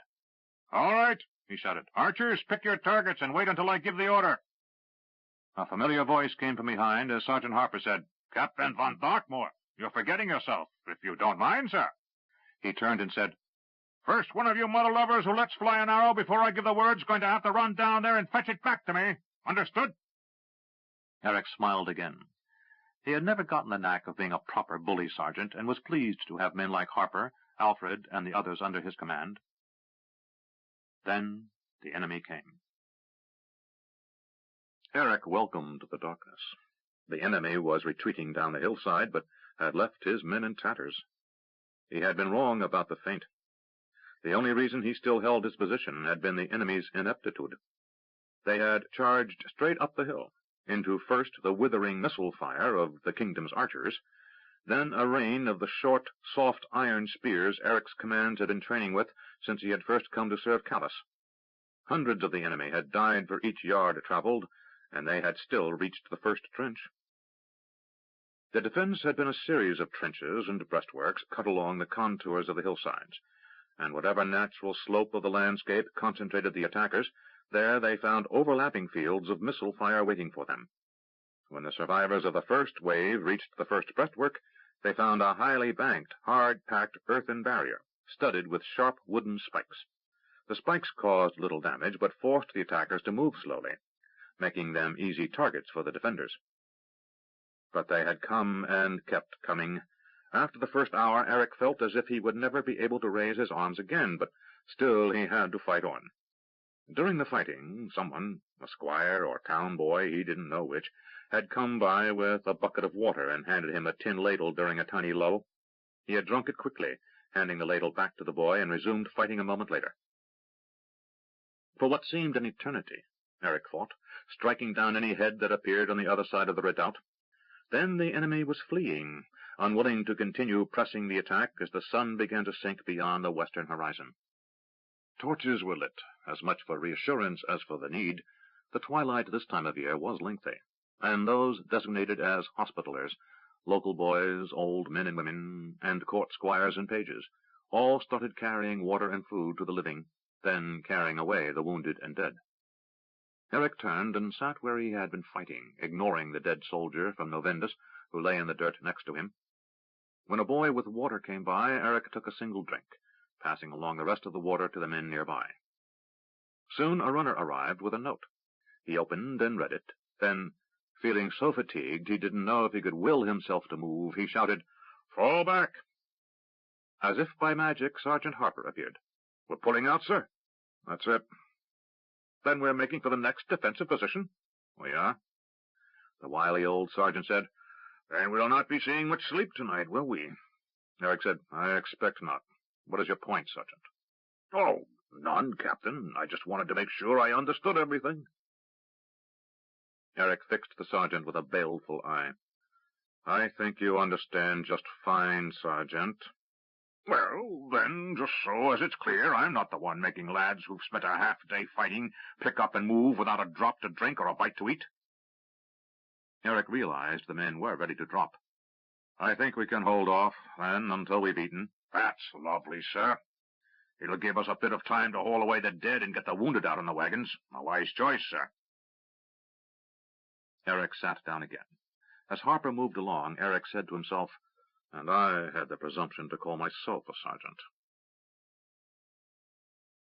The withdrawal was more difficult than Eric would have liked.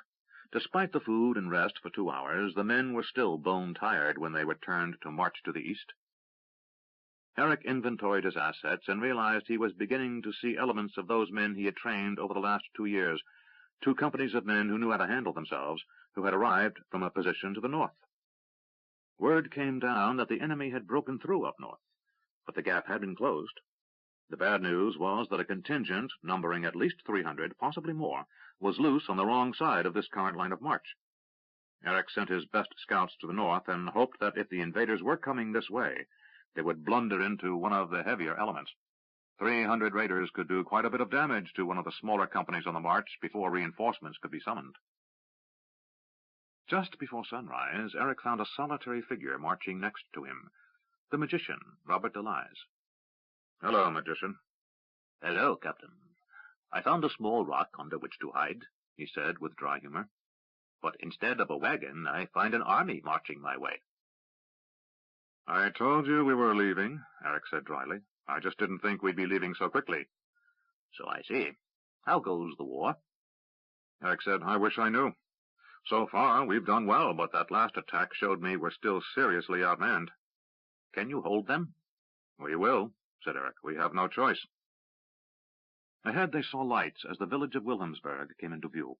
Entering the town, they saw that it was completely taken over as a military site. The townspeople had been evacuated days earlier, and Eric knew that once his men had rested for a day, eaten and tended wounds, they would abandon this town, after putting every building in it to the torch. A small figure ran toward Eric, shouting, "Captain von Darkmoor!" Eric recognized him, despite the filth that clung to the tabard of a page of the royal court in Crondor. "Yes. What is your name?" "Samuel, sir. A lady asked me to give this to you." Eric took the note and sent the boy on his way. Eric opened the note. Inside, in simple handwriting, it said, "Gone to Ravensburg to find your mother. I love you, Kitty." Eric felt relief that Kitty had reached here safely and was probably now staying at the Inn of the Pintail, where Eric had grown up. He turned to where the exhausted magician stood and said, "Let's get something to eat." "An excellent idea," said the fatigued conjurer. They reached the Sign of the Plowshare, the inn where he had first met Corporal Alfred and Rue's cousin Duncan. That caused Eric to wonder where his boyhood friend might be. Inside the inn they found the common room crowded.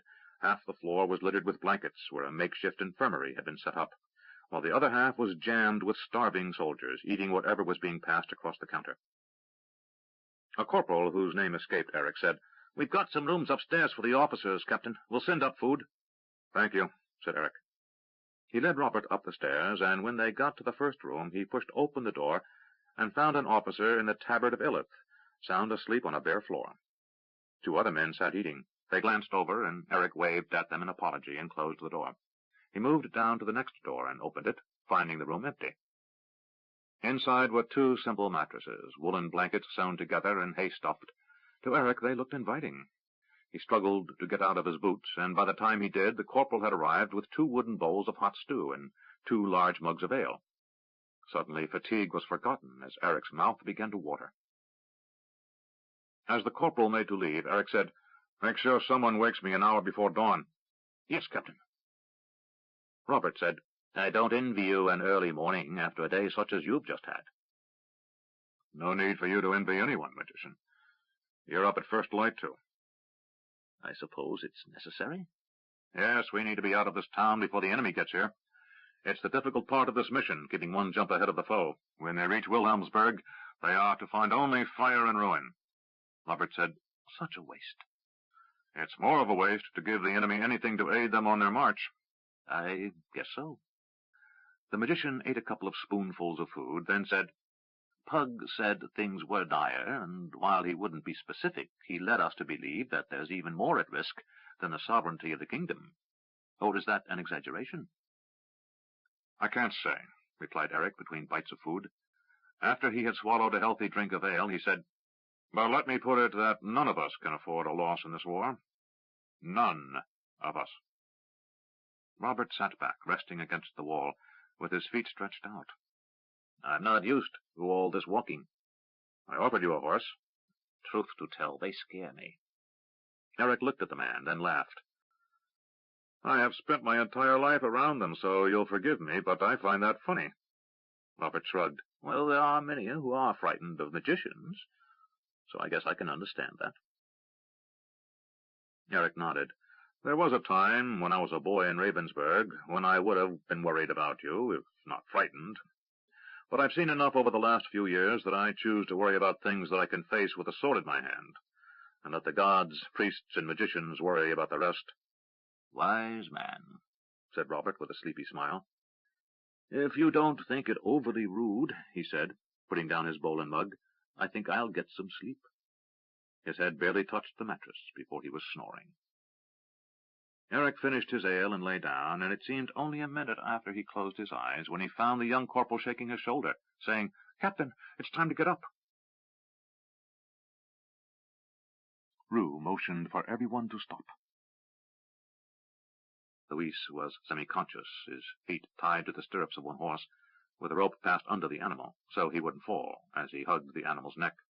His wound was still seeping blood, and Rue knew he would not survive another night without rest and better care than they could provide on the trail. Willem rode with his arms around little Helmut, while Natalie rode with Abigail before her. Rue, Carly, and Helen led the horses. They had left the cave the morning before, trying to find a safe route to the northern road. Twice they had found themselves at impassable points in the woods, and Rue had followed his plan of going east when he couldn't go north, then turning north when he could no longer go east. Only once had they found themselves blocked on the north and east, and he had cast back to the west and found another northern route. Rue had halted them because of the sound of riders some distance off, but close enough he started looking for a place to hide. "Wait here," he said softly, handing the reins of the horse he was leading, upon which Louise sat, to Helen.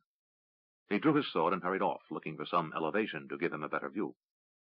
He found a rise to the east and climbed it, which led to another, and that brought him to a relatively clear ridge.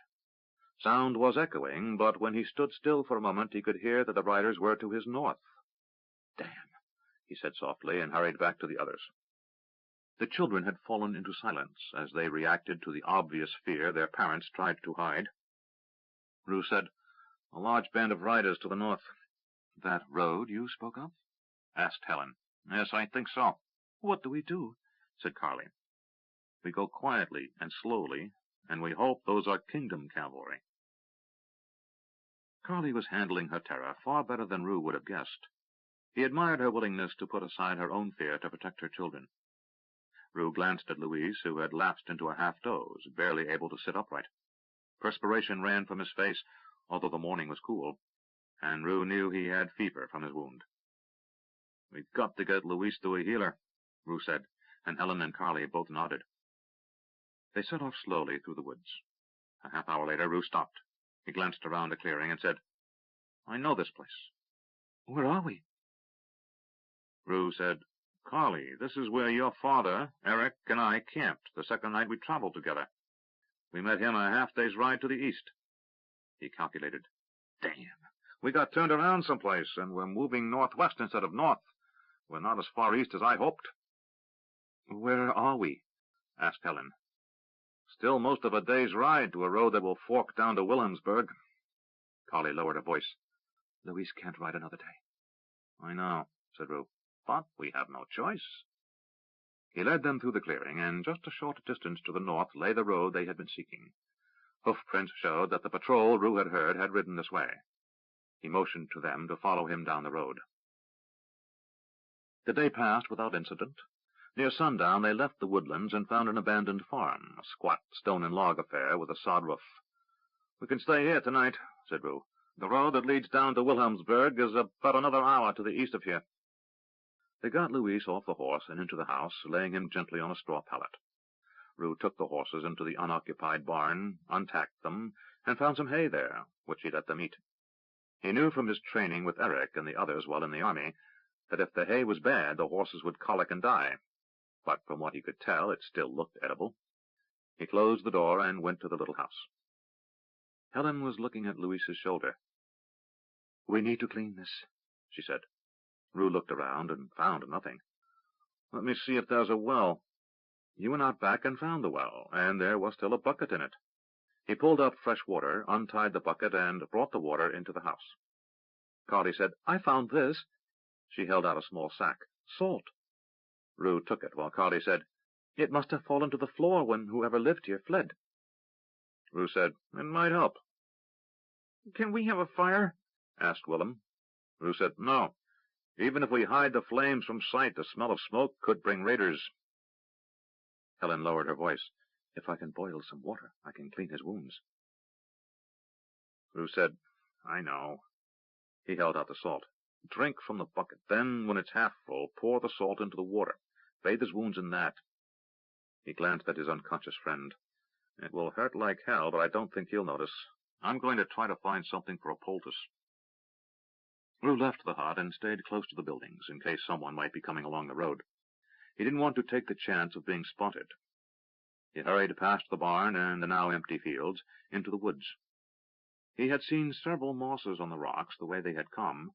Nacor had shown them all how to make a poultice, and Rue wished he had paid closer attention, but he thought he knew what to look for. After nearly an hour's search, as night was falling, Rue found the spiderweb-like moss hugging tree trunks and rocks near a tiny stream. He gathered as much as he could carry in 2 hands, then hurried back to the farmhouse. Carly and Helen had gotten Louise's shirt off and had bathed the wound with the salt water. Helen said, "He didn't move." Rue said, "That's probably for the best." He studied his friend's face and saw it was covered with perspiration. He also saw that the wound to his shoulder had been caked over with dried blood, but now lay open. "That needs to be sewn closed." Carly said, "I have needles." "What?" asked Rue.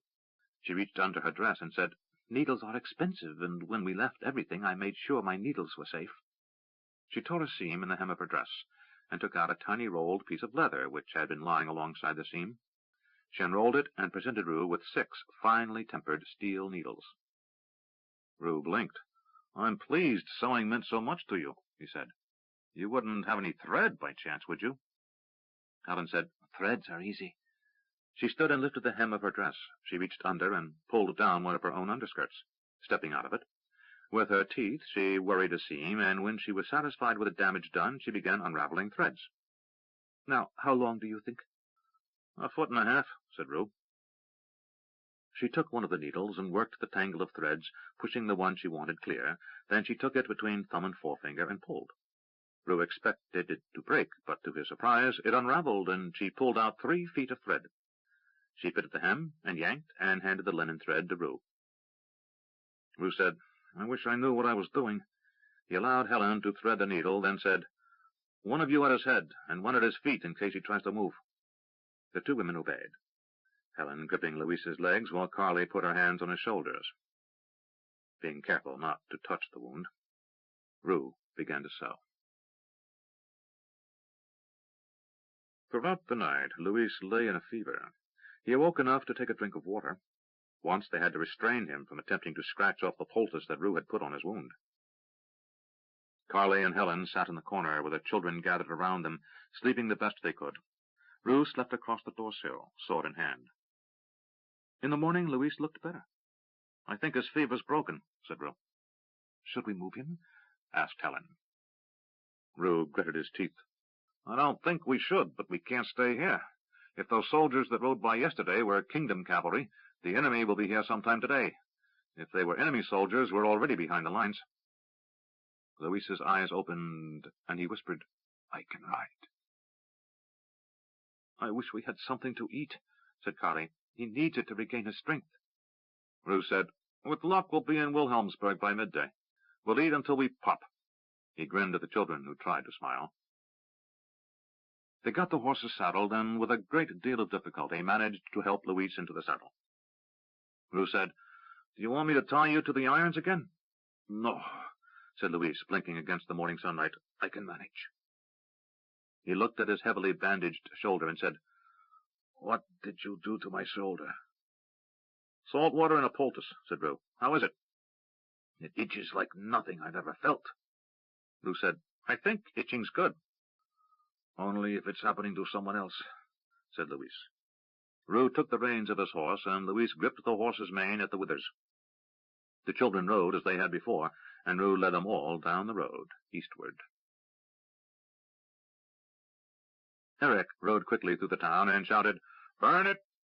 Men at the western edge of Wilhelmsburg ran through the town throwing torches. The larger stone buildings would be gutted, for most had bales of hay placed inside, and the buildings with thatched roofs caught quickly. By the time Eric reached the eastern edge of the town, the western half was fully engulfed in flames. Eric waited until all his men were out of the town, then said, "Let's move." Since before sunrise, soldiers billeted at Wilhelmsburg had been moving eastward, heading for a ridge line that they would defend for another week, if possible. Eric knew that, as they moved closer to Darkmoor, they were going to encounter more towns like this one, Wolfsburg, Ravensburg, Halle, and Gotspus. All would provide close support, but all would have to be torched before the defenders withdrew. Robert Delias rode over, obviously very uncomfortable on the horse Eric had secured for him. "How are you doing?" asked Eric. "Only the thought of another day walking in the heat convinces me this is a good idea, Captain." Eric smiled. "She's a gentle animal. Don't saw on her mouth and pay attention, and she'll take care of you. Remember to keep your heels down." Eric turned and rode off, and the magician tried his best to keep up. Rue lay back against the wall of the gully, his sword held close to his chest. The despair had almost been overwhelming when they had reached a point down the southern trail where they could see the smoke from Wilhelmsburg. Rue didn't have to see the town to realize it had been put to the torch. They had halted on the road, trying to decide what to do. Risk skirting the flaming town, trying to overtake the fleeing Kingdom army, or turn back north and take the less used road into Ravensburg. While they debated, a shout from across a large clearing told them that they had been spotted by horsemen. Rue took them into the woods at once. Hurrying the frightened group as best he could, he found a gully that quickly deepened, turned to the north, then turned east again. He had shooed them all along and had doubled back, sword in hand. Luis had followed, his dagger in his left hand. He was weak and disoriented, but he was willing to fight. While Carly, Helen, and the children huddled deep at the end of the gully, against a steep wall of rocks, trying to keep the horses quiet, Rue and Luis waited just beyond the first turn in the gully. Voices came from a short distance away, and Rue recognized the speech as being from Novindus. Luis nodded, and his thumb flexed along the hilt of his dagger. The sound of horses approaching caused Rue to crouch, hugging the bank. The voices grew louder. "Some tracks in the mud. Look fresh." "Keep it down. You want to send them to ground." The first rider came around the bend, looking backward over his shoulder, saying, "When you pay me, you give me orders, you—" Rue sprang upward, striking straight into the exposed area under the man's right arm.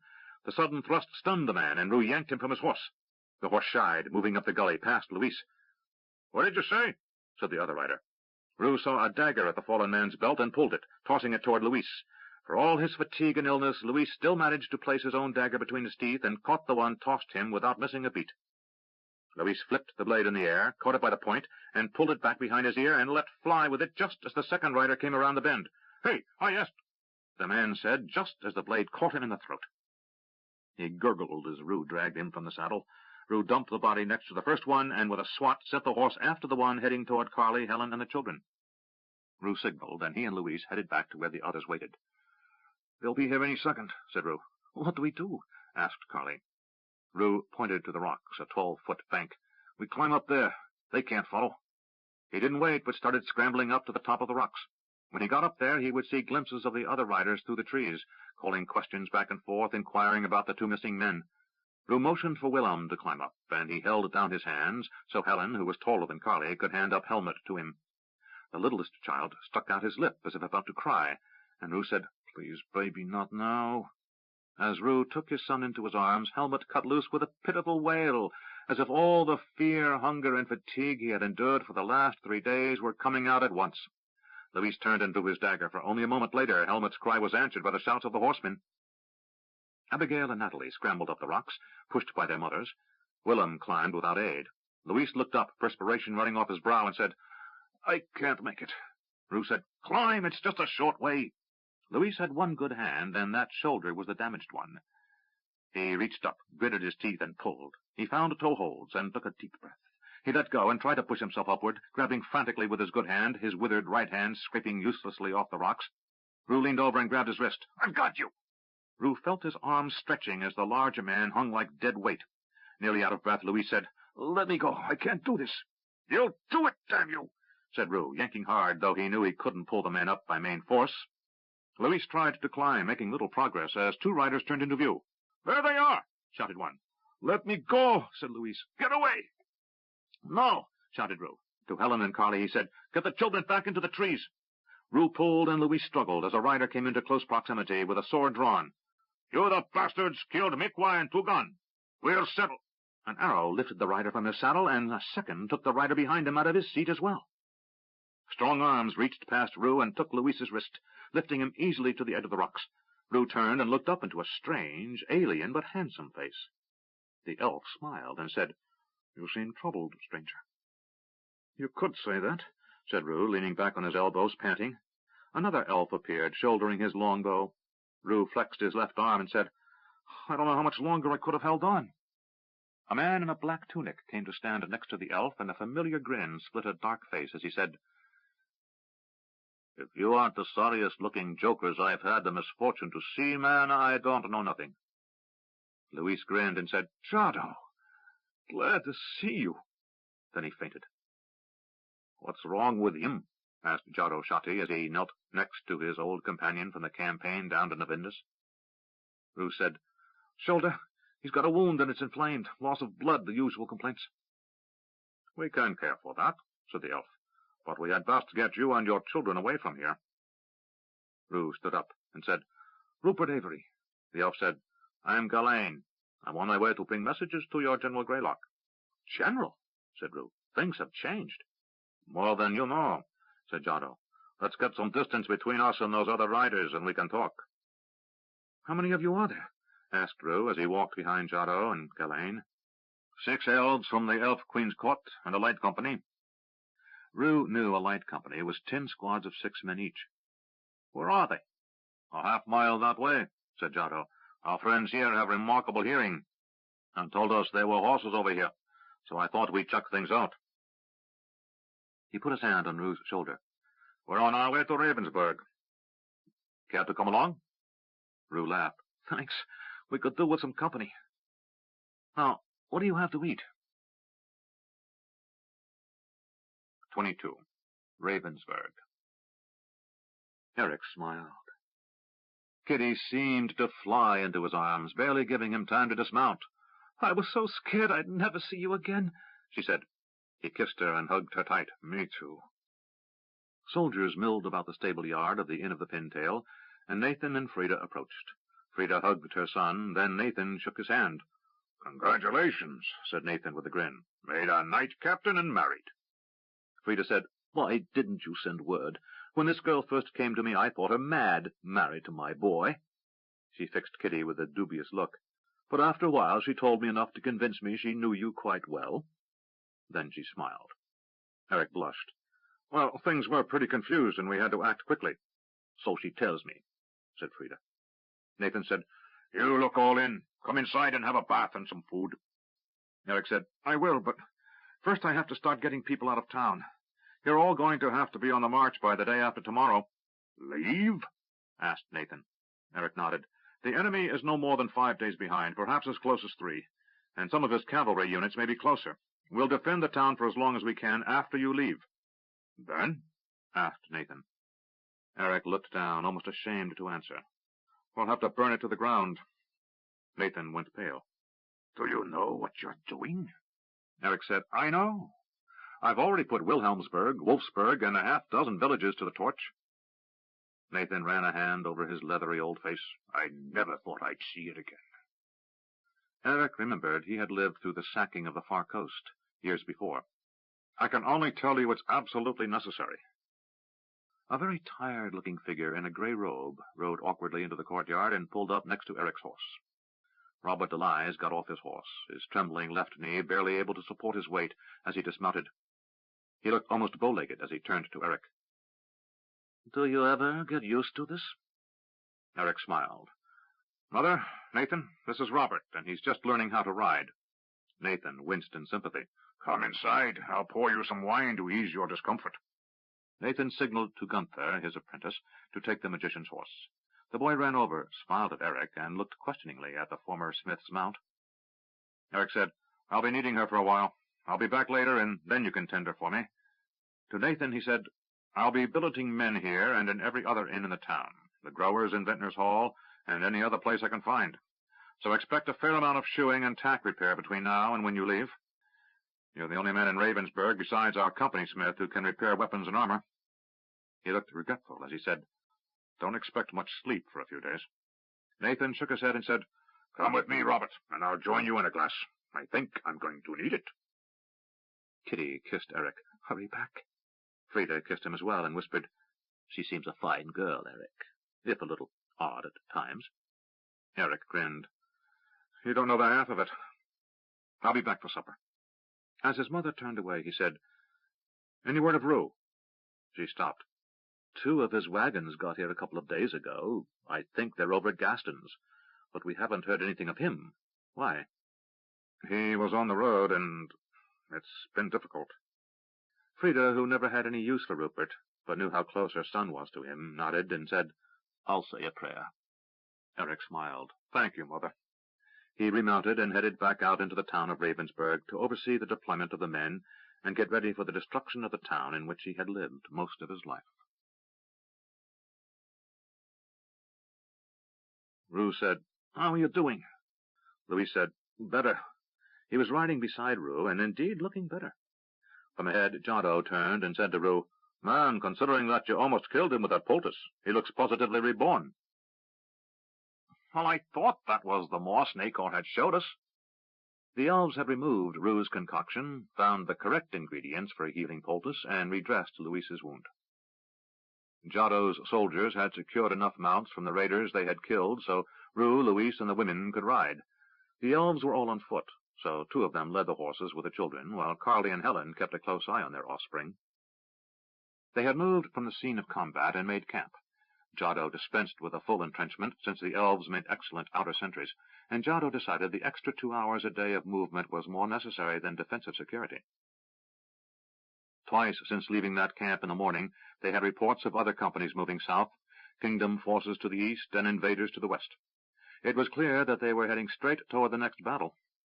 Rue knew enough about the surrounding countryside to understand that after Ravensburg, the only town of size was Wolverton, and the countryside around that hamlet was not conducive to a stout defense.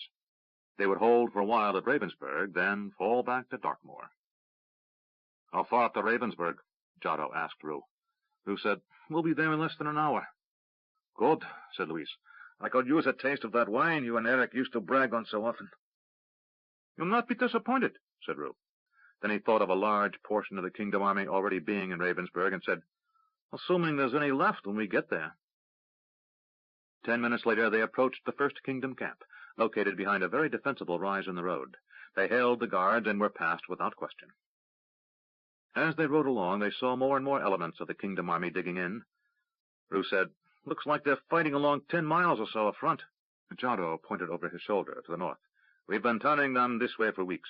We left behind enough men to ensure they don't try to feint this way, turn back, and break through north of us." Rue knew the local terrain as well as anyone. "Even if they get past you that way," he said, "they're still going to have to turn south when they try to climb Nightmare Ridge." "That's the plan," said Giotto. The closer they came to the town of Ravensburg, the more frantic the activity. The road they traveled ran parallel to a low ridge line, a series of interconnecting hills that had been planted with grapevines for years. Soldiers were cutting the large vines, some as big as small trees, piling them, along with anything else they could find, to form breastworks along the top of the ridge. While no winemaker, Rue had spent enough time growing up among them to know what a loss those vines would be. Some were 300 years old, rootstock that would be impossible to replace. He noticed that workers were madly cutting vines, saving them for grafts, in the hope they could someday return to these vineyards and start over. Rue silently wished them luck. They reached Ravensburg in mid-afternoon. Rue saw Eric supervising the establishment of a barricade across the main road. He waved, and Eric rode over. "Rue, Louise, Giotto," said Eric, relief obvious on his face. Ghislaine waited until greetings were exchanged and said, "Captain von Dartmoor." "Yes," said Eric. "What can I do for you?" Ghislaine produced a scroll and handed it to him. Eric read it and said, "Good." He pointed toward an inn across the square. "If you'd like to eat, go there and tell them I sent you." "Thank you," said Ghislaine. Eric looked at Carly, Helen, and the children and said, "If you'd be so kind as to continue leading those horses, I'd appreciate it."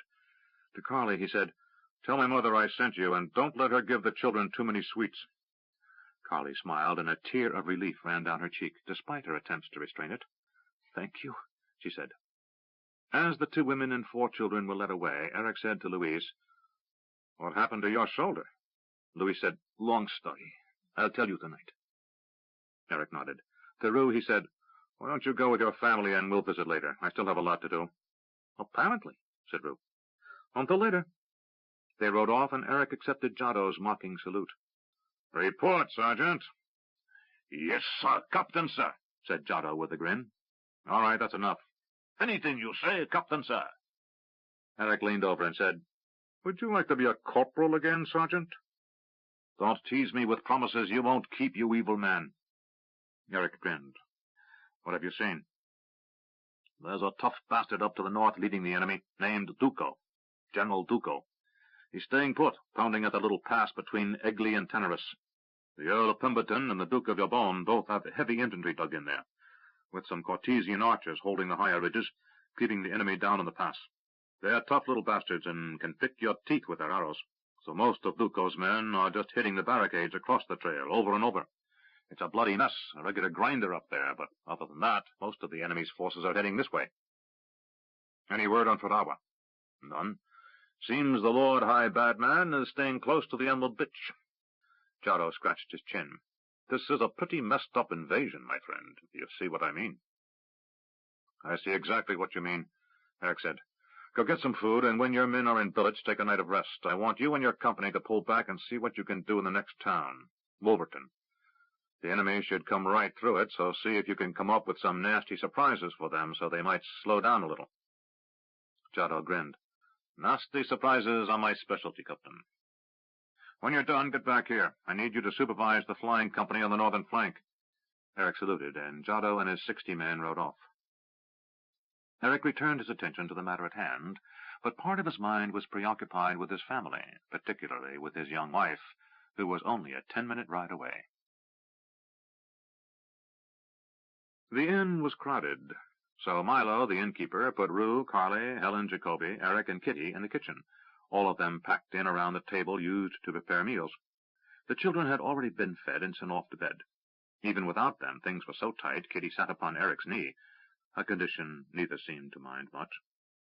Eric ate hungrily, his first hot meal in days, and his mother's cooking to boot. Milo had opened several bottles of his better wine and was pouring rounds. Robert Elias was bunking in with Gunther, Nathan's apprentice, and Milo was at a loss over where he was going to put everyone. Frida said, "The children can have our room for the night." Nathan said, "Milo's got them upstairs." "Not Rue's children. I mean Eric and his wife." Eric blushed, and Nathan laughed. "He's hardly what I'd call a child, dear." Frida said, "He's my boy, and that's little more than a slip of a girl. Anyway, they need some privacy." "Well," said Nathan, "I'm going to be at the forge all night anyway, so you're the one who's going to have to find another place to sleep." "I'll just throw a quilt under this table and sleep here. I'll have to be up early, too, for we've got hungry mouths to feed again." Eric knew that Nathan and his mother lived in a small building just outside the smithy, and while it had once been little better than a dirty shed when Tyndall, Eric's first master, had lived there, Nathan and his mother had turned it into a tidy little bedroom. Milo said, "Eric, do we have to leave?" Eric nodded. "First light, day after tomorrow. A couple of days after that, we'll be fighting a battle here. We have to hold them outside of town while the northern and southern flanks withdraw. Then they hold while we pull back, and if all goes according to plan, we break them at Dartmoor." Milo sighed. "This inn is all I have." Eric nodded. "I have some money. When this war is over, I'll help you rebuild." Milo didn't seem convinced, but he accepted that at face. Eric said, "How are Rosalind and the baby?" "Fine," said Milo, a pleased expression on his face.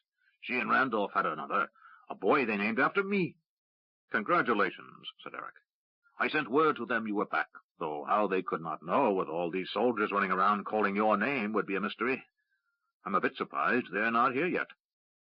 Eric said, "Well, Randolph and his family have the bakery to dismantle and move." "That's true. Still, I expect they'll want to see you before they evacuate." Eric said, "I need to talk to them." Kitty kissed his cheek. "Talk to them tomorrow." Eric grinned and blushed again. "Very well," he said softly. Then, looking around the table, he said, "Well, I've got to be up early tomorrow." Everyone laughed. Eric's blush deepened, and he took Kitty's hand, and they left the kitchen. After they were gone, Nathan said, "Rue, you've done well." Rue blew out his cheeks in an exaggerated sigh of relief and said, "Now that I know I'm still alive, yes, I'd say I have." The others laughed, and they began catching up with one another, letting the familiar surroundings lull them into a momentary illusion that trouble was far away. At dawn the next day, Rue sat on the wagon box, his wife at his side. In the bed of the wagon, Louise rode with Helen and the children. Rue smiled as he asked, "See you soon?" Eric nodded astride his horse. "But not for a while, if you're smart. By the time I'm in Dartmoor, you should be halfway to Mallock's Cross.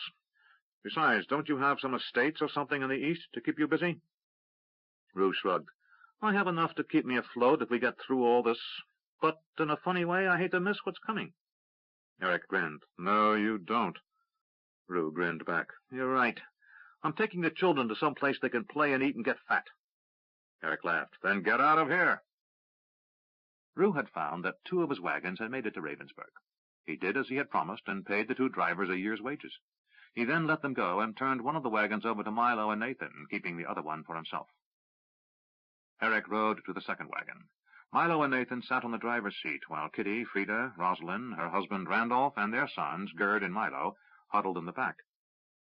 Eric smiled at the older boy, who now clearly resembled his true father, Stefan von Darkmoor. The boy sat in his stepfather's arms, asking excited questions in his own 2-year-old's dialect of the king's tongue, while his mother held the baby in her arms. Eric said to Nathan, "When you get to Darkmoor, find Owen Greylock. He'll find you a safe place to stay." Kitty stood up, and Eric moved his mount close enough to the wagon so that he could embrace her. They held each other without speaking, then Eric let her go. Nathan flicked the reins, and the horses moved away, and Eric sat watching his life move from him. His mother, her husband, who was a rare and wonderful man, Milo, who had been the only thing remotely like a father in his boyhood, Rosalind, as much a sister to him as if his mother had given birth to her, and Gerd, his nephew, though only a few knew that fact. And most amazingly, Kitty, a slender young girl who meant more to him than he would have imagined possible before he met her. Eric watched until the wagon disappeared into the frantic town. Other townspeople piled their belongings into wagons, onto carts, or into bundles they would carry on their backs, in preparation for abandoning their homes. Anything important to a family's livelihood was being carried away: tools, seeds, cuttings from the most productive vines, books and scrolls, inventory. Randolph's family had managed to dismantle their bakery, salvaging every item of hardware, the iron doors to the stone ovens, the flat iron oven bottoms and cooking racks, and every other valuable item, leaving only the empty stone ovens and some wooden cooling racks behind. Some families had every belonging in their possession piled high atop whatever cart or wagon they owned, while others grabbed only valuables, abandoning years of accumulation, furniture, clothing, and other household goods, sacrificed in the name of speed. Some townspeople had already left, driving small herds of sheep, goats, or cattle, or carrying away chickens, ducks, and geese in wooden crates. Soldiers hurried by, moving to positions determined months before Eric arrived here. Eric put aside the feeling of personal loss that gripped him, and turned his attention to the defense of his hometown. He considered everything Greylock had ordered him to do, and thanked the gods that the General and Captain Callas had been so thorough. He knew that soon the most desperate fighting since the fall of Crondor was about to resume. Everything Eric had read in Knight Marshal Williams' library had reinforced one thing overall. War was fluid, unpredictable, and those who were best prepared for any eventuality, able to seize opportunity, were the most likely to survive. And that was exactly how Eric thought of it these days: survival. Not victory, but simply enduring longer than the enemy. Let them die first was all he prayed for, and he knew that if any detail of preparation eluded him, it wouldn't be for a lack of effort on his part. Eric turned his horse and rode off to oversee the first line of defense. Men dug furiously, building up the breastwork across the pass west of Ravensburg. Axes rang out in the afternoon as trees were felled. Eric wiped his brow and glanced at the hot sun. Thoughts of snow were difficult on a day like this, yet he knew that in the mountains of his home province, winter could arrive as soon as a month from now. But his home-grown instincts told him this would probably be a late and light winter. The look of the plant life and the behavior of the wild animals communicated to him silently that 8 weeks or more would pass before anything like a serious snowfall would occur, and 3 months was possible. Eric remembered the one year, he had been no more than 6, when no snow to speak of fell through the entire winter, only a slushy sleet, and that passed quickly. Eric decided to stop worrying about the weather and concentrate his attention on things over which he had some control. 2 riders were heading his way, one from the south, the other from the west. The rider from the west reached him first and saluted. He wore the garb of the Crondorian garrison, blood-stained and filthy. He said, "Captain, we got jumped by a company of Sa'auer. The green bastards cut us up before we could get organized." He glanced over his shoulder as if expecting to see the enemy come riding into view any minute. "They seem to resent what the Lancers did to them, so they go looking for light cavalry and mounted infantry to punish. Anyway, I got loose. I figure they're going to regroup with the advance units and be here by sundown tomorrow, or dawn the day after." Eric said, "Good. Go into town and get some food and rest."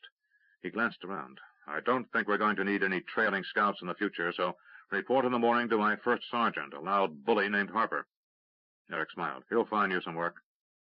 As the first rider left, the second reined in opposite Eric and saluted. He wore the uniform of the Pathfinders. "We're getting a bit more pressure than anticipated, Captain. I don't know how much longer we can maintain an orderly withdrawal." Eric reviewed the troop disposition to the south. "You should be facing moderate pressure. What's happening?" "I don't know, sir, but the Earl of Landreth is in charge." "What happened to Duke Gregory?"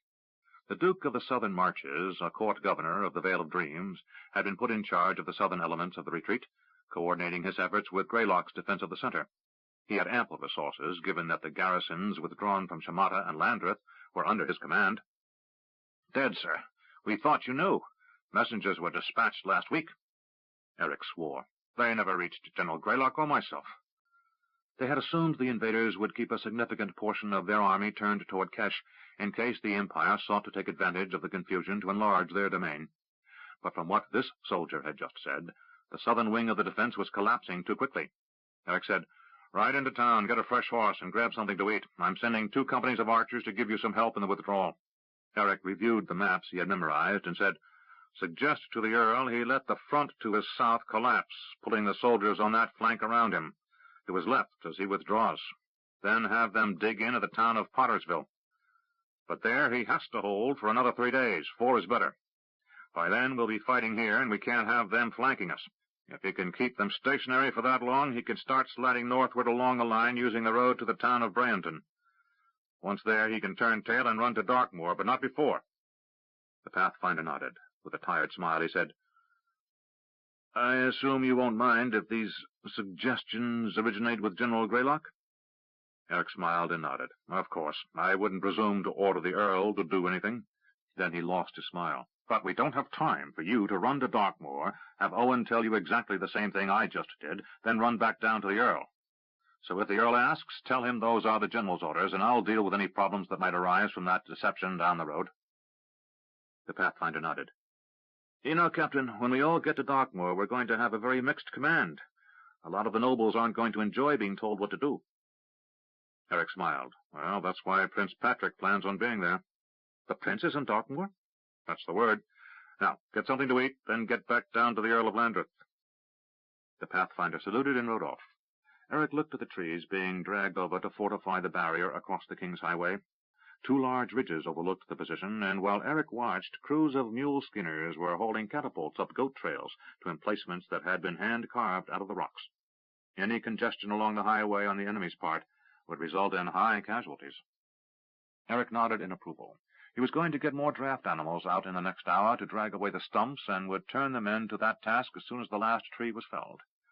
The enemy weren't going to have any cover as they approached Ravensburg, if Eric von Darkmoor had any say in the matter.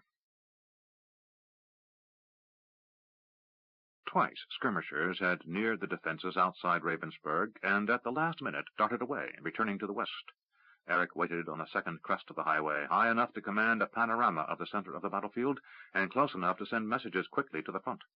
Word had reached them an hour before that heavy fighting was underway at both the south and north ends of his 10-mile defense. Those were the 2 most difficult trouble spots, for everything depended upon them holding, forcing the enemy to slide along conveniently provided routes down into the center, where Eric could let them spend lives trying to punch through. When he finally gave the order to withdraw, those northern and southern units were to cut off any engagements, if possible, and hurry to Darkmoor.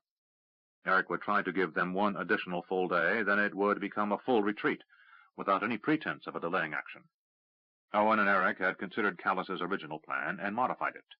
Callus had wanted another delaying action, while Eric had argued and convinced Owen that the enemy were so conditioned to have the center delay that they would be cautious when the defenders abandoned Ravensburg, giving Eric the time he needed to get as many men away as possible. Eric was positive that each man not lost in a delaying action was going to be twice as valuable to the kingdom in the defense of Darkmoor. Now they waited. Swords, spears, and arrows were sharpened. Traps were readied. Horses were rested. Men sat quietly, some inspecting their armor and weapons again and again, against the possibility of having missed some flaw that might prove fatal. Others waited motionlessly. A few slept, and others said prayers to Tithonanka to keep them courageous, while still others made peace with the death goddess, against the time of their meeting her. Eric watched, reviewing every preparation over and over, looking for mistakes, miscalculations, and potential problems. Signalmen stood beside him, flags ready to relay commands to units on the ridges to the north and south. The chosen field of battle was a small, flat expanse of ground nestled between a narrowing and the hills. a funnel along the King's Highway, and the first line of defense was a low-running ridge with a notch through which the road passed.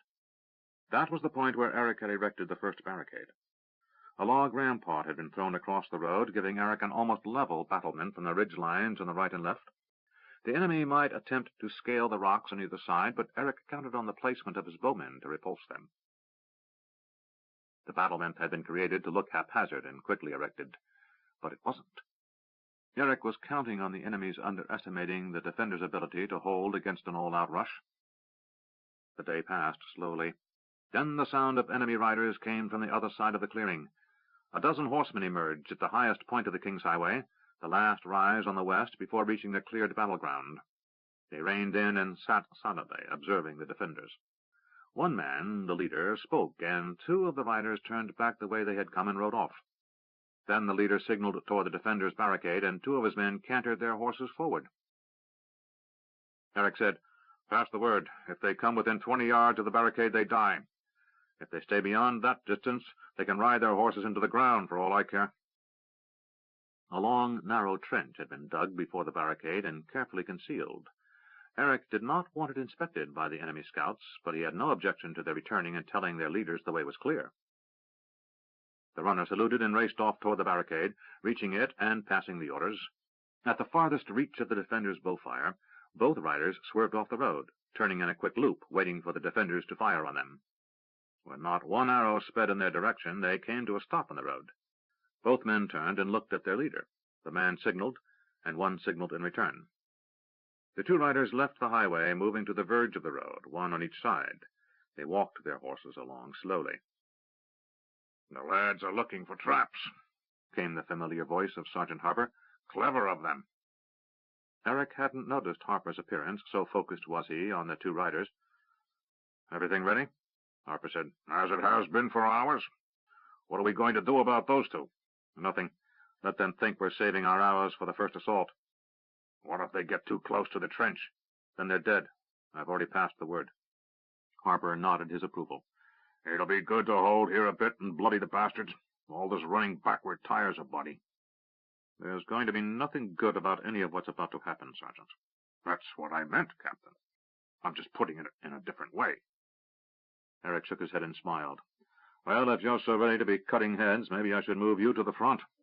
"Well, let's not be doing anything so rash," Harper said quickly. "I expect there'll be enough fighting to go around this day." "I expect," agreed Eric. The advance riders moved along the road, and finally, when they were only a few yards shy of the point where Eric had ordered them killed, they turned and rode quickly back to their leader. The riders then sat motionless, waiting for the column of men who were coming down that road. After most of the day had passed, the sound of marching feet began to reverberate from the west. At first faint, the sound began to increase, until at last Harper said, "Sounds like they're bringing the whole lot this time, Captain." "That it does," said Eric. At the other end of the road, where the riders waited, the woods were thick on both sides of the King's Highway. The sound of the approaching army grew louder, but no soldiers could be seen. Then, suddenly, men emerged from the woods, an unbroken line of men with shields, wielding battle-axes, swords, spears, and bows. They marched to a point half the distance between the line of trees and the defenders, then halted. "What have we here?" asked Harper softly. "Looks like they've learned a few things since they've landed," said Eric. "If they send the infantry first, we're going to lose some advantages." Since the time when Callus's company had served with the Emerald Queen's forces, the usual tactic had been for them to simply unleash their cavalry at any defensive position when able. Infantry was saved for sieges and for flooding gaps in the defenders' lines. Eric cursed. "I thought we could steal a day having their cavalry getting themselves butchered." Harper said, "Don't give up hope yet, Captain. They may do something rash still." A column of riders crested the distant hill, moving down the road to halt slightly beyond the infantry. Then they waited. Officers rode into view, each moving to a location along the line stationed before their men. Still they held position. "If the riders come down the road while the infantry cross the clearing, it could get interesting," observed Harper. Eric said nothing. More riders appeared at the crest. Then a trumpet sounded, 3 short blasts. With a roar, the assembled footmen started running across the clearing. "Signal to catapults," Eric said. He raised his hand, a motion duplicated by the signalman holding a red flag. Eric watched as the attackers raced toward his defenses. He had studied this terrain so well he could gauge the distances without markers.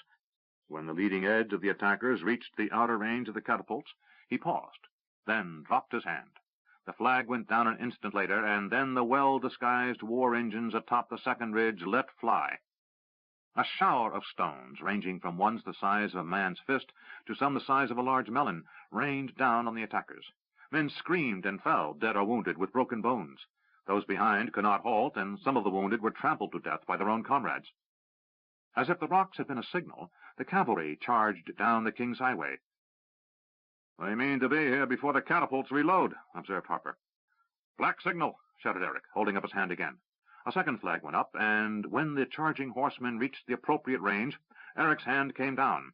The black flag dropped, and another round of missiles rained down. Horses screamed, and men were thrown as the second company of catapults unleashed its rain of death upon the invaders. "Green flag!" shouted Eric, and the third flag went up. When it came down, two special catapults called mangonels, large counterbalanced beams of wood with huge baskets on the long end, flung a rain of caltrops, metal stars with 6 sharpened points. Those that didn't strike an attacker landed on the ground, with one point always up. Men and horses both stepped on the terrible spikes, which lamed horses and felled men. By the time the attackers worked through the mass of wounded in the front ranks, the first company of war engines had been reloaded and were launching their missiles. And by the time the third green flag had been raised and fell, the entire attacking front was broken and in retreat. Hundreds of men and horses lay in the late afternoon sun, and not one kingdom soldier had been wounded. Eric turned to a grinning Harper and said, "Get the perimeter companies out and start looking for their infiltrators. They'll want those catapults out of action by tomorrow, so expect a lot of unwelcome visitors in the hills tonight." Harper said, "Sir," and turned to carry out his orders. Eric watched the withdrawal and thought they had gotten off as lightly as possible for the first day. He also knew that starting tomorrow, things would get considerably more difficult. Dying men groaned in pain, begged for water, or cried. Some called to their gods, or their mothers or wives, while others could not speak. Eric watched the carnage as the sun sank behind the western hills. He had been correct in his prediction that the invaders would avoid another confrontation before attempting to neutralize the defenders' catapults. Bands of infiltrators probed through the night, being met at every possible weak point by alert defensive resistance, with Jaddo's men acting as a flying company to reinforce any breach on the north, and another company under a corporal named Wallace did the same on the south. At dawn it was clear the attackers had tired of trying to find a weak spot, and had decided to simply throw men at the defenders. Eric watched as 4 times during the day thousands of invaders ran across the battlefield, the funnel, as Eric thought of it, to die under the devastating fire of the defenders. Harper said, "Sir, will they ask for truce to give comfort to their wounded?" Eric said, "No, it's not their way. Their wounded only slow them down." "It's a bitter thing, then." "So we'll have no truce to retrieve our lads on some future occasion?" "No," said Eric. "My advice, if you are wounded, is to act dead and hope they don't spare any time to ensure you are. Then crawl off somewhere after they've passed." "I'll remember that, sir." Eric watched as 3 companies of defenders had actually reached the barricades on the last assault, and while none of his men died, several had taken wounds as they killed those who tried to climb over the barricade. The attackers had found all of Eric's traps the hard way. Pits with stakes in the cleverly disguised trench just below the defensive breastwork had claimed scores of attackers, but now the route was clearly marked. Eric judged the light and thought they might try one more attack before sundown. He prayed they didn't. He had planned to fall back under cover of darkness to the secondary defensive position, a well-placed second barricade that would put the attackers in the clear line of Eric's bowmen as they climbed over the first barricade, and turn the 50 yards of open space between the 2 lines into a killing ground. If he could hold here another night, then keep them away for one more day after that, he felt sure those fleeing toward Darkmoor would be safely away. Patrols were riding along the eastern slopes of the hills, ensuring no small companies of invaders had somehow slipped through to trouble the defenders from behind. Eric knew that, yet he feared some unnamed surprise would come to put an end to all his clever planning. Trumpets sounded, and Eric said, "Damn, I was hoping they'd give it a rest." "Not likely, sir," said Harper, pulling his sword, a large hand-and-a-half affair, which he preferred to the broadsword and shield used by most of the men. From out of the trees across the field, men ran, shouting and exhorting their fellows to get close to the defense and breach it. Eric started giving signals, and the catapults and mangonels dispensed death to the attackers. And then the archers let their bows sing. But this time the attack rolled forward. When the first few men struck the barricade and died trying to climb, Eric could see more men emerging from the woods, entering the funnel, and he knew that whoever commanded on the opposite side was throwing everything at him. Eric pulled his own sword and said, "Sergeant, order the support companies to the ready. I want them right behind our men on the barricade."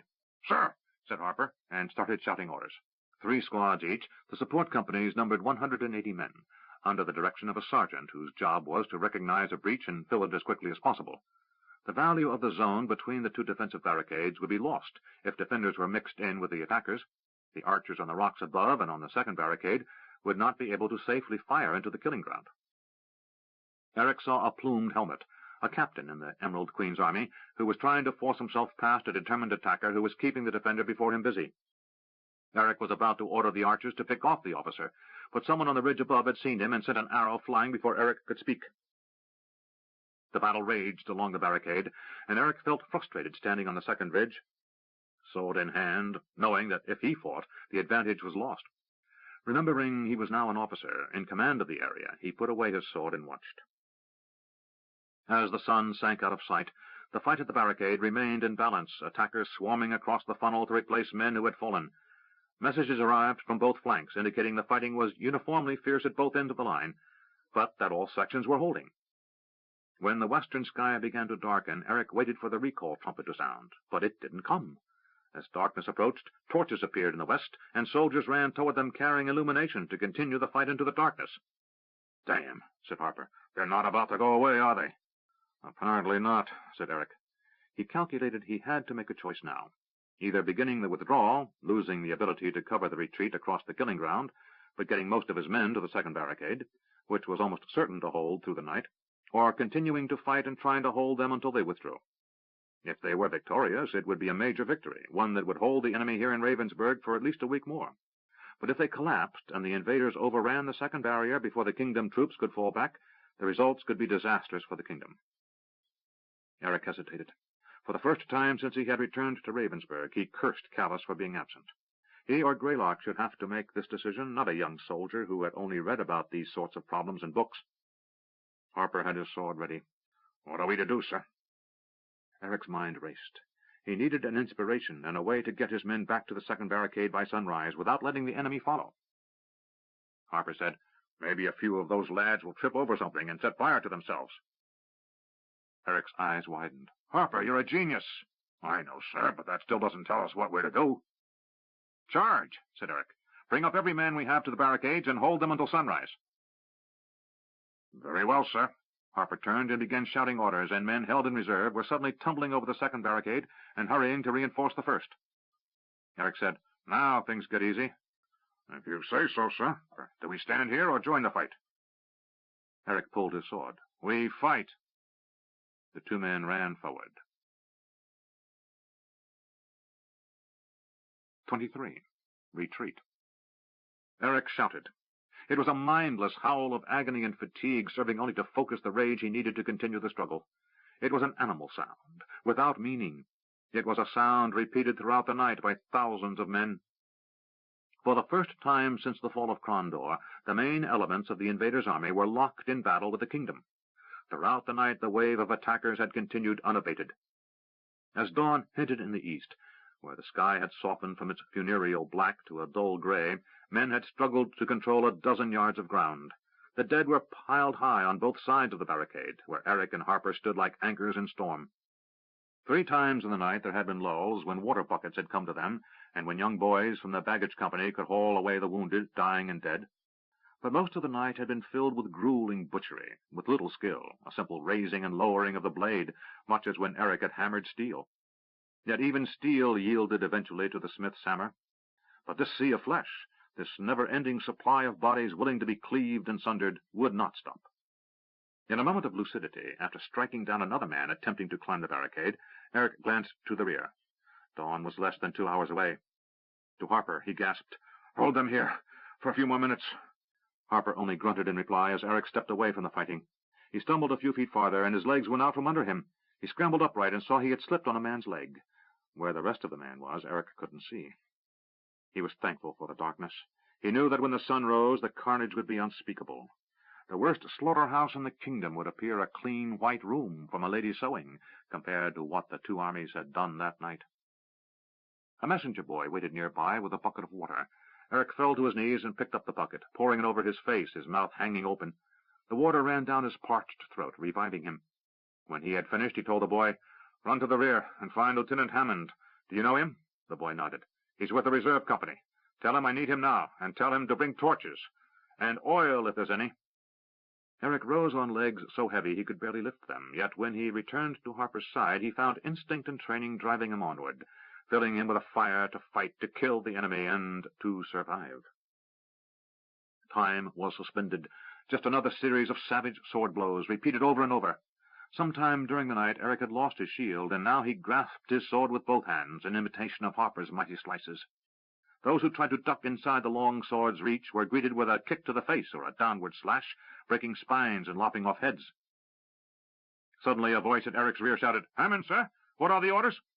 Eric glanced over his shoulder and almost died for the effort. Only a glint in his peripheral vision caused him to dodge the sword point aimed for his side. He slashed backward with his sword and felt it strike, hearing the sound of crushing bone at the same instant. A man screamed. Eric moved back from the fighting and said to Hammond, "Did you bring oil?" "We have a dozen casks, no more." "Light the barricade," he ordered. And then he said to Sergeant Harper, "As soon as the flames take, I want a full withdrawal." "Sir," said Harper, as he cut a man deep enough along the chest that Eric could see the whiteness of ribs. Eric could smell the fumes as behind them men poured oil around the base of the barricade. "Ready?" came the voice of Lieutenant Hammond. "Yes," shouted Eric, as he killed another man. Harper's bellow carried above the sound of battle as he cried out, "Withdraw!" Trumpeters blew the retreat, and as Eric and the others stepped away from the barricades, dozens of torches were stuck into the wood. Those invaders coming over the barricade were either burned as the flames quickly spread, or were trapped on the wrong side of the fire and quickly killed by the soldiers of the king. Half staggering, half running, the exhausted defenders made their way to the second barricade. Water and food waited there. Those men who could drank and ate, while those too tired to move just dropped down where they were. A few fainted from the effort, while others closed their eyes, grasping at a chance to sleep, if only for a few minutes. Other men moved along the barricade, guarding against the possibility of the enemy somehow following closely. But as the fire rose along the first barricade, it was clear no one was crossing over that burning mass for at least the next hour. Harper said, "'Tis right aft you are, Captain, sir, but it was a hell of a notion." Eric sat upright, his back against the barricade. He finished drinking his third ladle of water and accepted a wet cloth, which he used to wipe the dirt, sweat, and blood from his face and hands. "Thank you, Sergeant. It gains us an hour's respite and gives us an open killing ground." He glanced at the east, where the sun would soon be visible above the mountains, and said, "If we can hold here for this day and tonight, we should be able to get safely to Darkmoor with most of the men." Eric stood and shouted for a runner.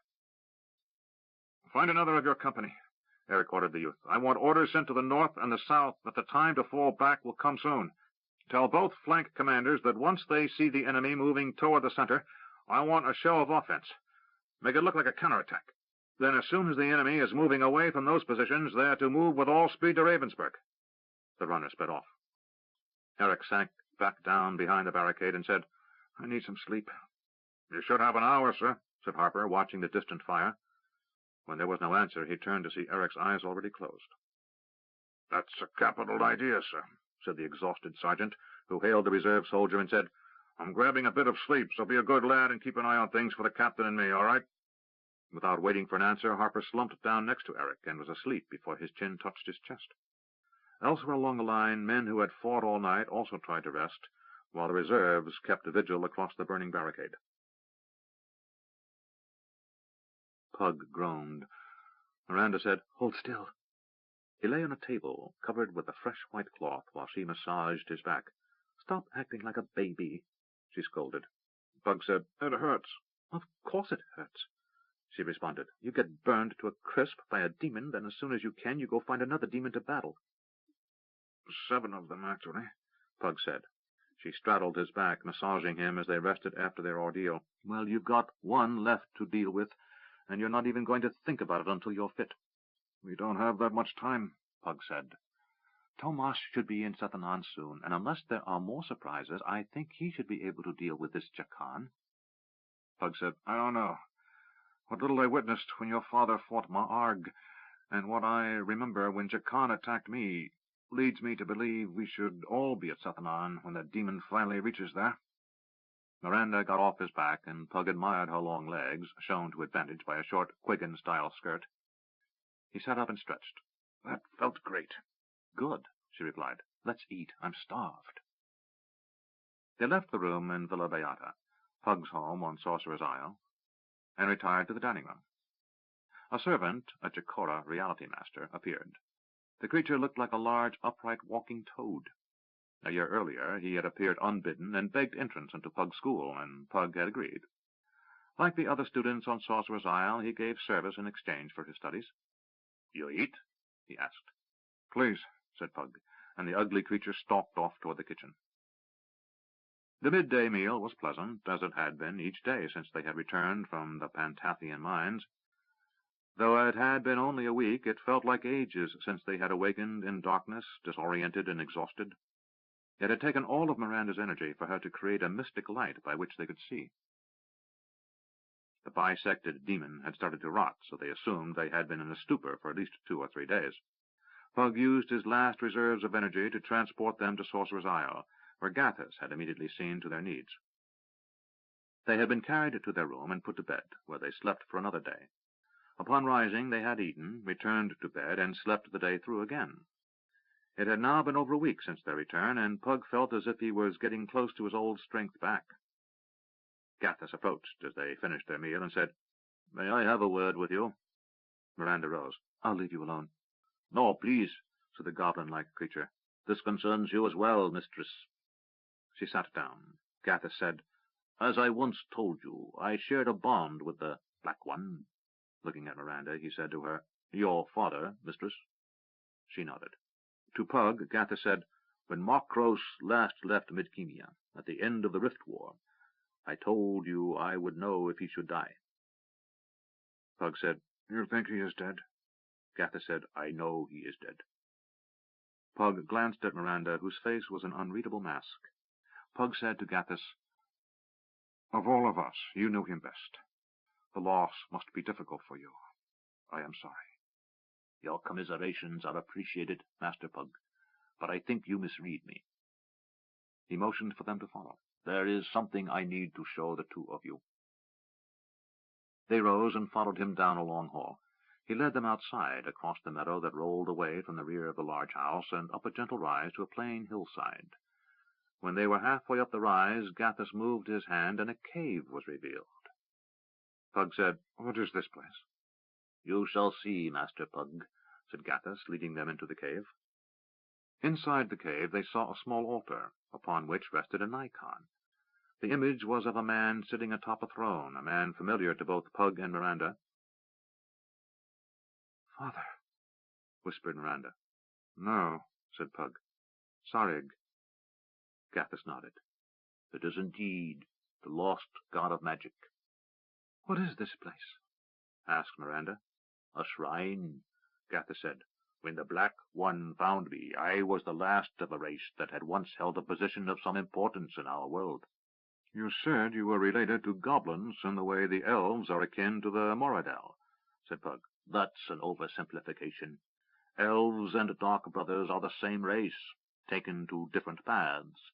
My people, while distant kin to the goblins, were far more than that. We were a race of scholars and teachers, artists and musicians. What happened? Asked Miranda. The Chaos Wars lasted for centuries. To the minds of the gods they were nearly instantaneous, but to lesser beings they lasted for generations. Humans, goblins, and dwarves were among those who came to Midkemia at the end of the Chaos Wars. My people remained in our birth world. While other races thrived, mine did not. Makros found me, the last of my race, and brought me here. Miranda said, I am sorry. Gathus shrugged. It is the way of the universe. Nothing lasts forever, perhaps not even the universe itself. But one thing my people were, as well as those other things I mentioned, was a priesthood. Pug's eyes widened. You were a priesthood of magic? Gathus said. Exactly. We were worshippers of Sarig, though by a different name. Pug looked around and found a rock ledge upon which to sit. Go on, please. As the last of my race, I was desperate to find someone to carry on the worship of the god of magic. Before I died, I wished to see the continuation of what we believed was a most important cause, the return of magic to Midkemia. Miranda said, There's always been magic in Midkemia. I think he means the greater magic, said Pug. More, said Gathus. The return of magic in the order intended. Intended by whom? Asked Miranda. By the nature of magic itself.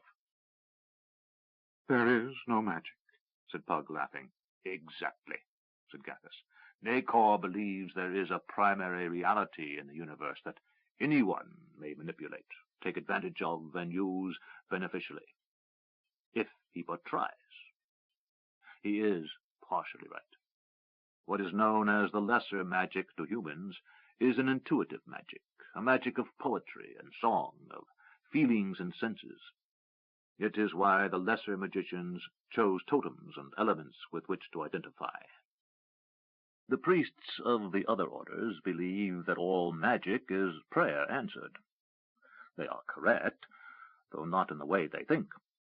It is not their gods answering their prayers, but rather magic itself, responding in accordance to the nature of their particular clerical calling. This is also why the high priests and other highly advanced members of each order can effect magic that resembles one another's, while lesser practitioners would find such displays anathema. All is of a piece. So you're saying that magicians are in actuality worshipping Sarig? Asked Miranda. In a manner of speaking, but not exactly that. Each time a spell of the greater magic is incanted, the opportunity exists for prayer, for a tiny bit of that worship to feed Sarig, bringing him that much closer to returning to us. Well then, said Miranda, why aren't you down at Stardock gathering converts? Pug laughed. Politics. Exactly, said Gathus. Can you imagine what should occur if one such as I appeared and claimed all that I have told you? Miranda nodded. I see your point. I've experienced enough to know you're probably right, and I still find it difficult to believe. That's because you're a product of your training, as was I, said Pug. We must rise above that. What does this have to do with us? I mean, why are you telling us this now? Makros the Black was the single most powerful master of magic upon Midkemia, until the advent of Master Pug's return from Kellowan, said Gathus. It is my mission to remain as close to whoever that person may be as long as I live. As long as the Black One existed, no matter how far removed, I was bound to him. Now he no longer exists, and I must continue in my mission of working on behalf of Sarig. So you want to create a similar bond with me? Asked Pug. In a manner of speaking, but you must understand exactly what this entails.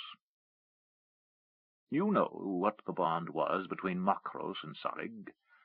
Sarig claimed Makros as his own, his agent on Midkemia, and provided him with his powers. You were the one who severed the bond between them. Pug said, But at the last Makros used Sarig's powers to defeat Ma'arg. Perhaps, said Gathus. I was not a witness to that, but if it is as you described it to me when you first returned, then that was Sarig's last gift to Makros. The power to destroy himself and the demon, rather than fall prey to whatever it was stood behind the demon. Whatever it was stood behind the demon? Asked Miranda, and suddenly she was aware again of a knowledge that had been blocked from her memory. I think I understand. Gathus nodded. I think you do as well. Master Pug, you, on the other hand, are not connected to Sarig. You were not even given your powers on this world. Your ties to the Tsarani heritage and their practices, your native ties to Midkemia, conspire to make you something of a neutral agent in this. Which is why you now have a choice. And that is? You now understand that an ages-old conflict is underway between powers so vast and ancient our mortal minds can barely comprehend them. We can only serve our tiny part in the great conflict. Your choice is this. You may continue to act as an independent agent for those causes you consider worthy, or you may dedicate yourself to Sarig, taking the place of Makros. If you do so, you gain greater power than you already have, for you will not only have the full measure of the gods' powers and knowledge native to Midkemia, you will also have your knowledge from Kelawan. So you're saying I was chosen and trained to be Makros' successor? Gathis regarded Pug for a silent moment. I have come to know this much about the gods. Often we act for reasons about which we are uncertain.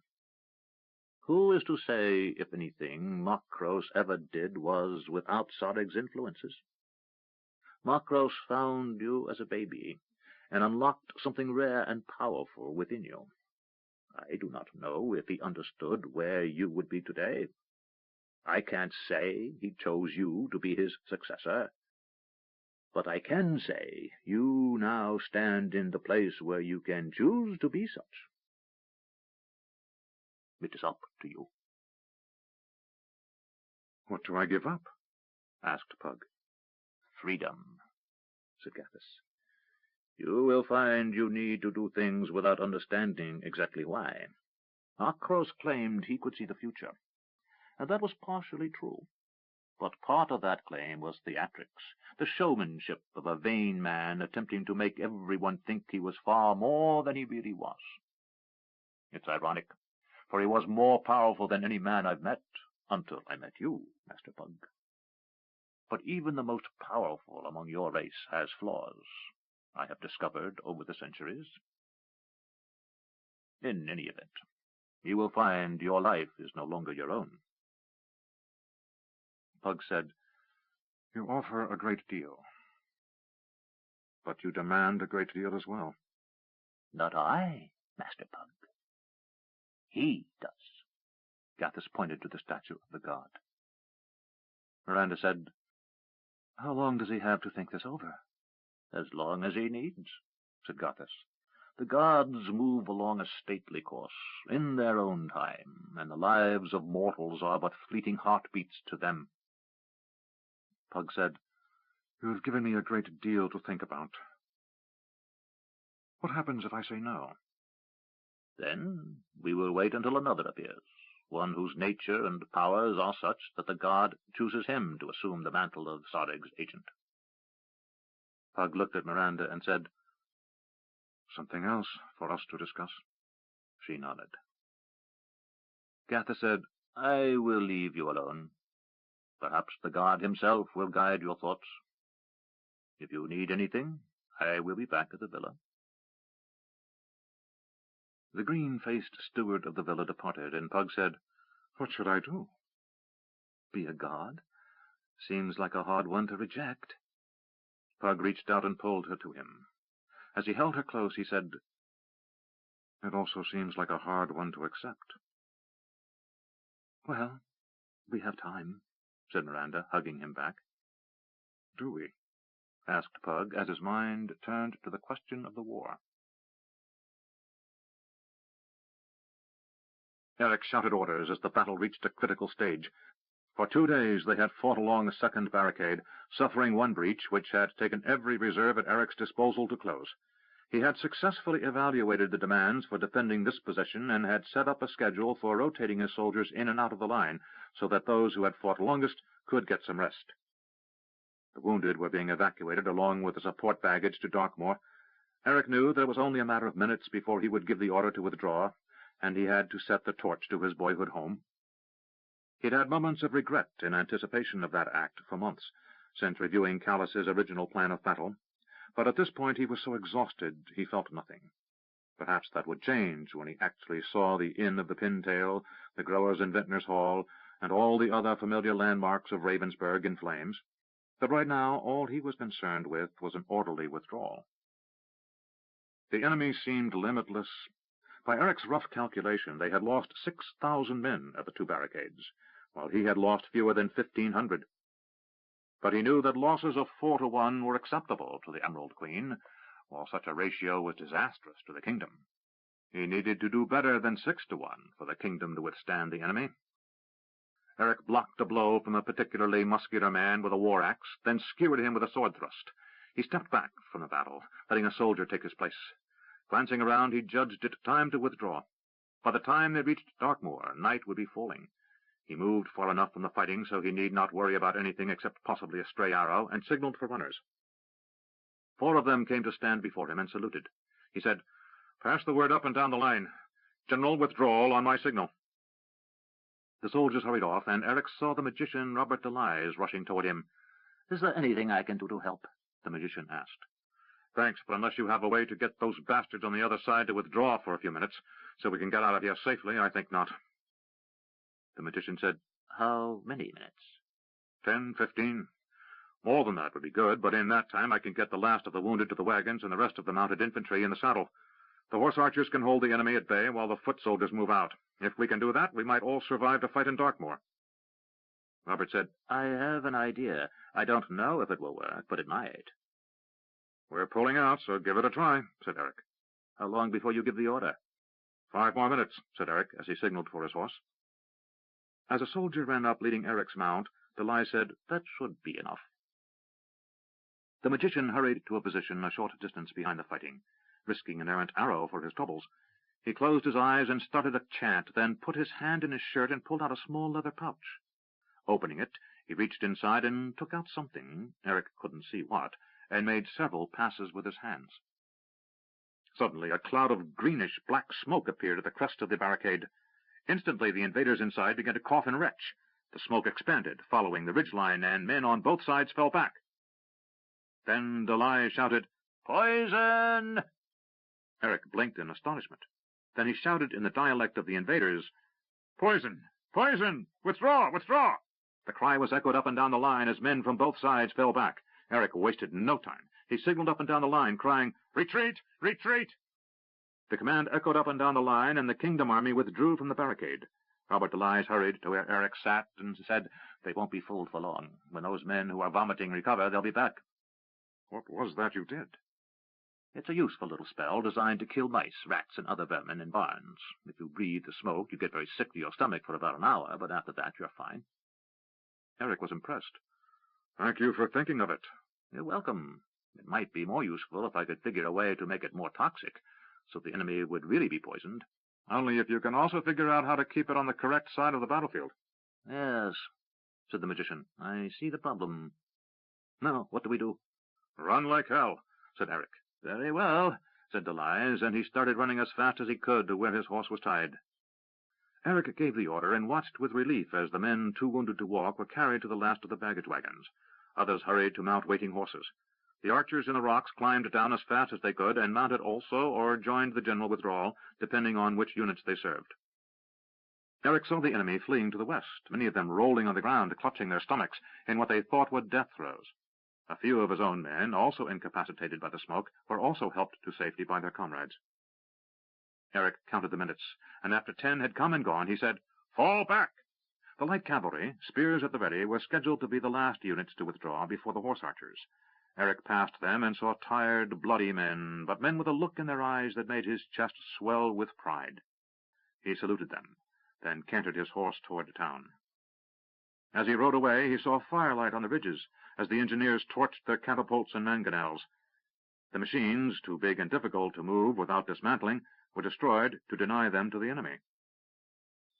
Reaching Ravensburg, he saw men with torches at the ready. He glanced around his boyhood home as the baggage wagons rolled through the center of town, taking the wounded and the supplies to the next defensive position. Eric dismounted and loosened his horse's girth, giving the animal a bit of rest. He led the horse to a trough and let him drink a little. Eric watched, waiting for the signal from his rearmost scout that the chase was on. when he would have to burn his boyhood town. But time passed, and no enemy approached. Eric considered they might be leery of approaching the place where Delias had poisoned them until they realized it was a ruse. That extra hour would gain them a precious advantage. When he judged they would safely be through, he shouted, "Order the archers and lancers to retire." A messenger rode off to the west, carrying word to the last of the kingdom's scouts to withdraw, and Eric rode toward the inn of the Pintail. He reached it as a soldier stood ready to ignite hay piled against the fence and outer wall. Eric said, "Give that to me," indicating the torch. The soldier did as he ordered, and Eric threw the torch into the hay. "No one's going to burn my home but me," he said. Then he turned and shouted, "Burn it!" Everywhere soldiers rode or ran through the town, tossing hundreds of torches. Eric couldn't bring himself to watch the fire destroy the inn, so he put heels to his horse's barrel and rode back to the center of town. Flames were rising quickly on all sides as the first elements of the light cavalry rode through. He knew the horse archers would be the last out and was determined to ride with them. The horse archers came fast, in a maneuver created by Callas, one he said originated with riders in Novindus, the Jashandi. Half the squad would ride, while the other half would cover and fire. Then the squad that had ridden would stop and offer cover fire to the group that had just been firing. It required precision and practice, but Callas had drilled these horse archers to perfection, so their withdrawal was nearly flawless. A few enemy arrows sped archers that the kingdom was withdrawing, but most were fired blindly, arched high from behind the cover of boulders, and fell harmlessly to the ground. As enemy fire increased, Eric felt it was time to go, so he shouted, "That's enough! Retreat!" The horse archers turned as one, set heels to their horses, and galloped to the east. They rode furiously until they were sure no enemy followed close on their heels. Then they slowed to a relatively relaxed canter, saving the horses as much as they could. The usual travel time to Wolverton was 3 hours on a walking horse. Eric reached the town in less than 1. The entire way he saw the baggage wagons lumbering down the road.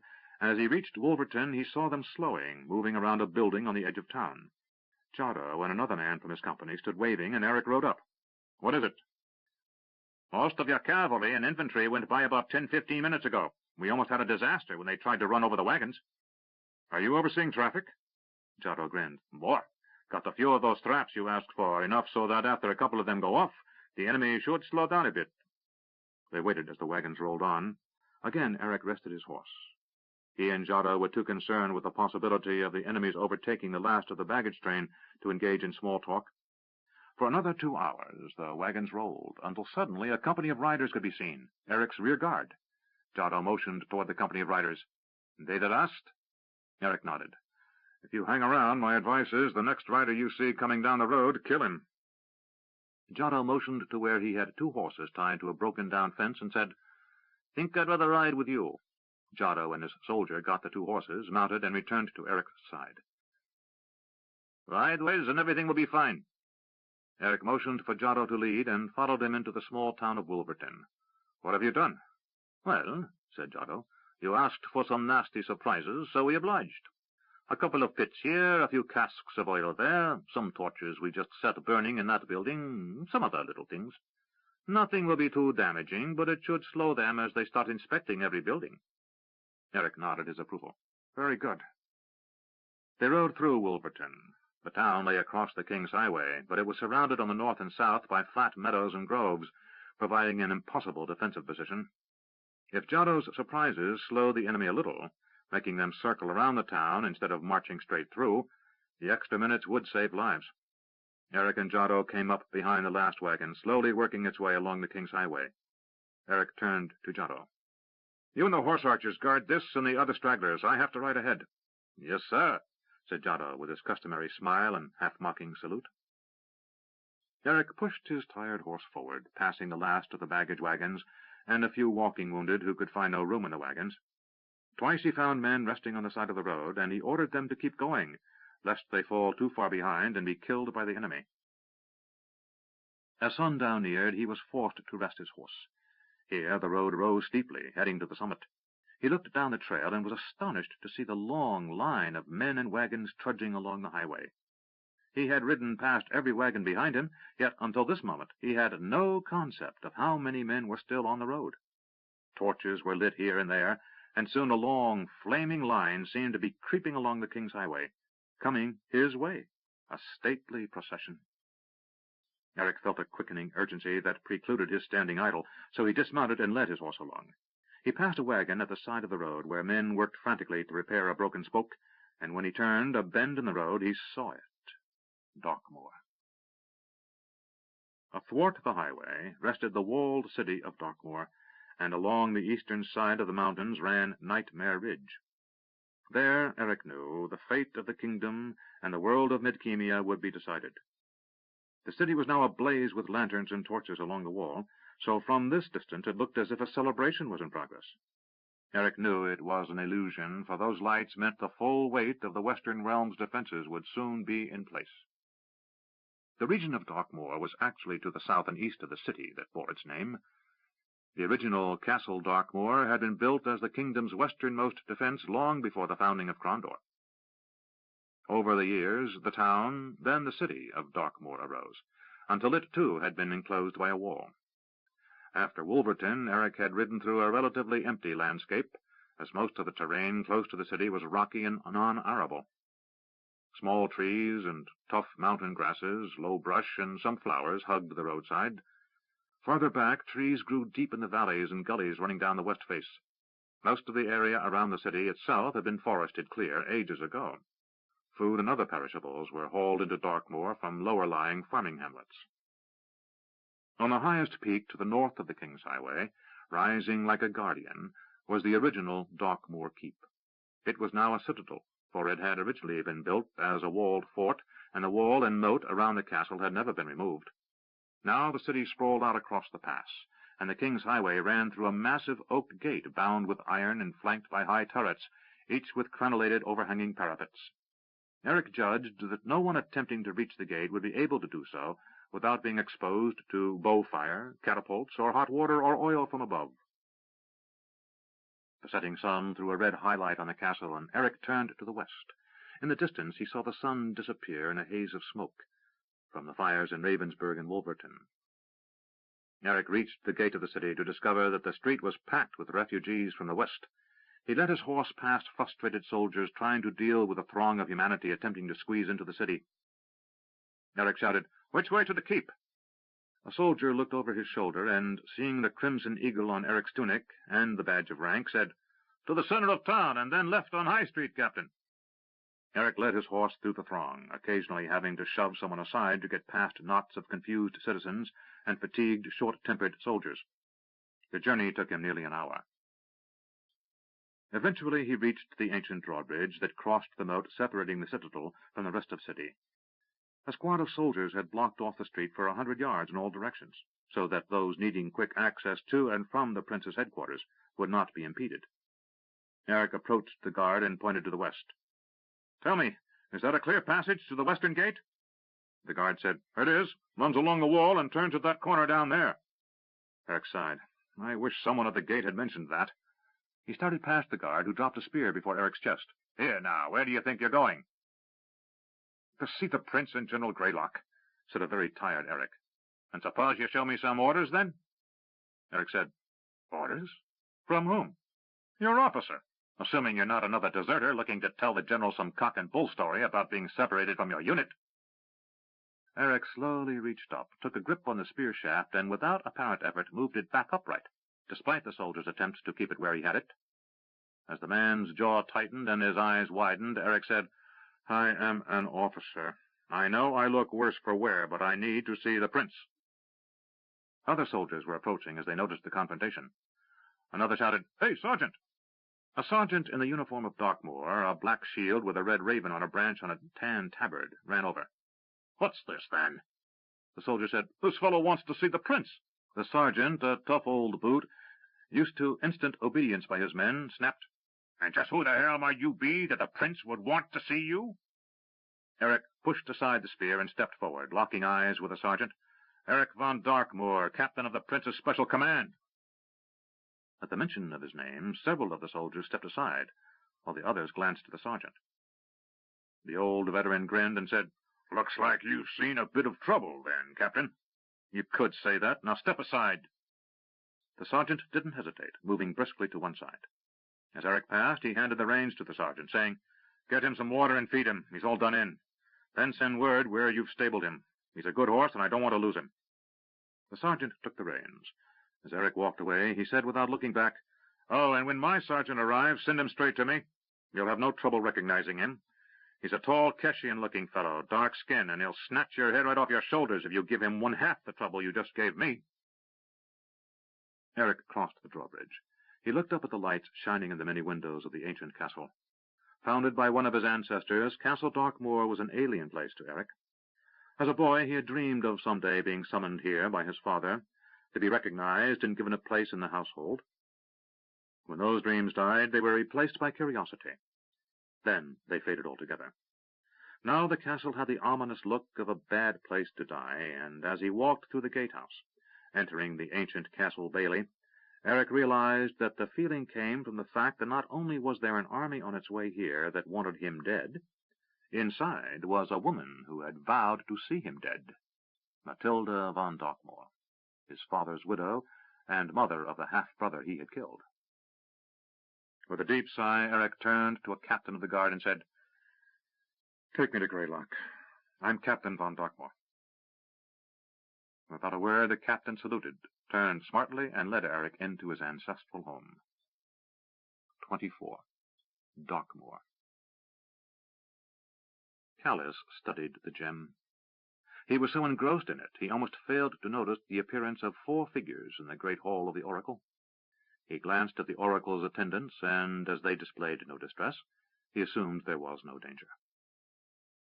He looked at the new arrivals, and saw his father, resplendent in his white and gold armor, standing beside Nacor, Shopi, and a man dressed in the raiment of a monk of his shop. Callus forced himself away from studying the gem and rose to greet them. "Father," he said, hugging Tomas. Then he shook hands with Nacor. Nacor said, "This is Dominic. He is the abbot at Sarth. I thought he would prove useful to have with us." Callus nodded. Tomas asked, "You were engrossed in the gem when we arrived?" Callus said, "I'm seeing things in it, Father." Tomas said, "We need to talk." He glanced at the others and said, "But first I must pay my respects." He crossed to the great recumbent dragon, paused next to the gigantic head, and gently touched it. "Well met, old friend," he said softly. Then he turned to the senior of her companions and said, "Is she well?" The old man bowed slightly and said, "She dreams, and in her dreams she relives 1,000 lives, sharing them with the soul who will occupy that great body after her." He motioned to a young boy who came to stand before Tomas. "As I do with my replacement." Tomas nodded. "Most ancient of races, we have transported you from one doom to another." "There is risk," said the old man, "but there is purpose. We know that much." Tomas nodded again and returned to Callus and the others. Dominic looked past Tomas with wide eyes. "I never would have believed." Nacor laughed. "No matter what I see, I never imagine I've seen it all. The universe offers endless surprises." Callus said, "How is it you all managed to arrive together?" "Long story," said Nacor. He produced a Tsarani transportation globe and said, "Not many of these left. Should get some more." Callus smiled. "Unfortunately, the rift to Kellowan is on Stardock, and last I looked, it's now firmly in the hands of Kesh." "Not so firmly," said Nacor with a grin. "What do you mean?" asked Callus. Nacor shrugged. "Pug asked me to think of something, so I did." "What?" asked Tomas. "I'll tell you when we survive this coming ordeal and the fate of Stardock has some meaning." Tomas said, "Callus, what did you mean about seeing things in the gem?" Callus looked at his father in surprise and asked, "Can't you see them?" Tomas turned his attention to the Lifestone, an artifact he knew in some ways more intimately than any living being on Midkemia. He let his mind relax and watched the cool green surface, and after a moment saw a pulsing light, faint and hard to apprehend if one tried too hard. After a moment he said, "I see no images." "Odd," said Callus. "They were apparent to me the first few moments I looked at it." "What do you see?" asked Nacor. Callus said, "I don't know if I have words." but I think I'm seeing the true history of this world. Nacor sat on the floor. Oh, this is most interesting. Please tell me what you think you see. Callus sat as if to compose his thoughts. Suddenly, Pug and Miranda appeared. Thomas welcomed his old friend and Miranda, motioning for them to sit. "What is it?" asked Pug. Thomas said, "Callus is about to tell us what he sees in the Lifestone." Callus glanced to Miranda and to Pug, and for a moment he held the magician's gaze. Then he smiled. "I'm pleased to see you both again." Miranda returned his smile. "As we are to see you." Callus said, "I must speak of the Lifestone." Nacor turned to Chopin and said, "Memorize every word if you want to continue bearing the mantle of disciple." "Yes, master." Callus said, "The Lifestone is Midkemia in the purest form, a reflection of all life that has gone before, is now, or will be, from the dawn until the end of time."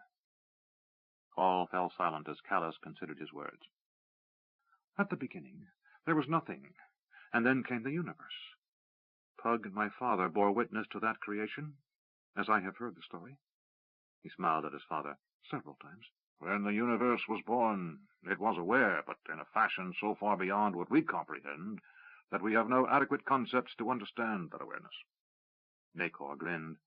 "It is like ants carrying food to their hive, while overhead a dragon sits atop a mountain. The ants have no concept of the dragon." Callus said, "More, but that is not an entirely faulty comparison.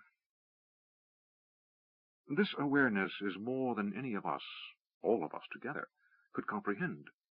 It is so vast and so timeless." He paused. "I don't think I can say more about it.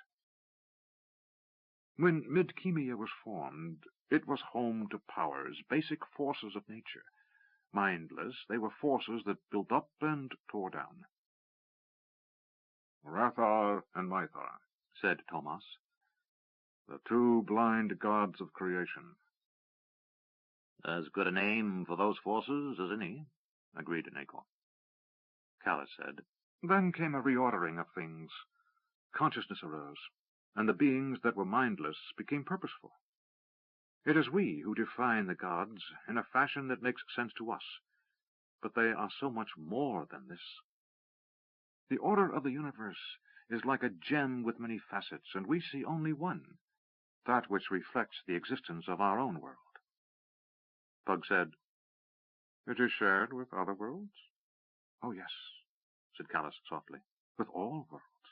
This is one of the key reasons why what we do here has a profound bearing upon every other world in the cosmos.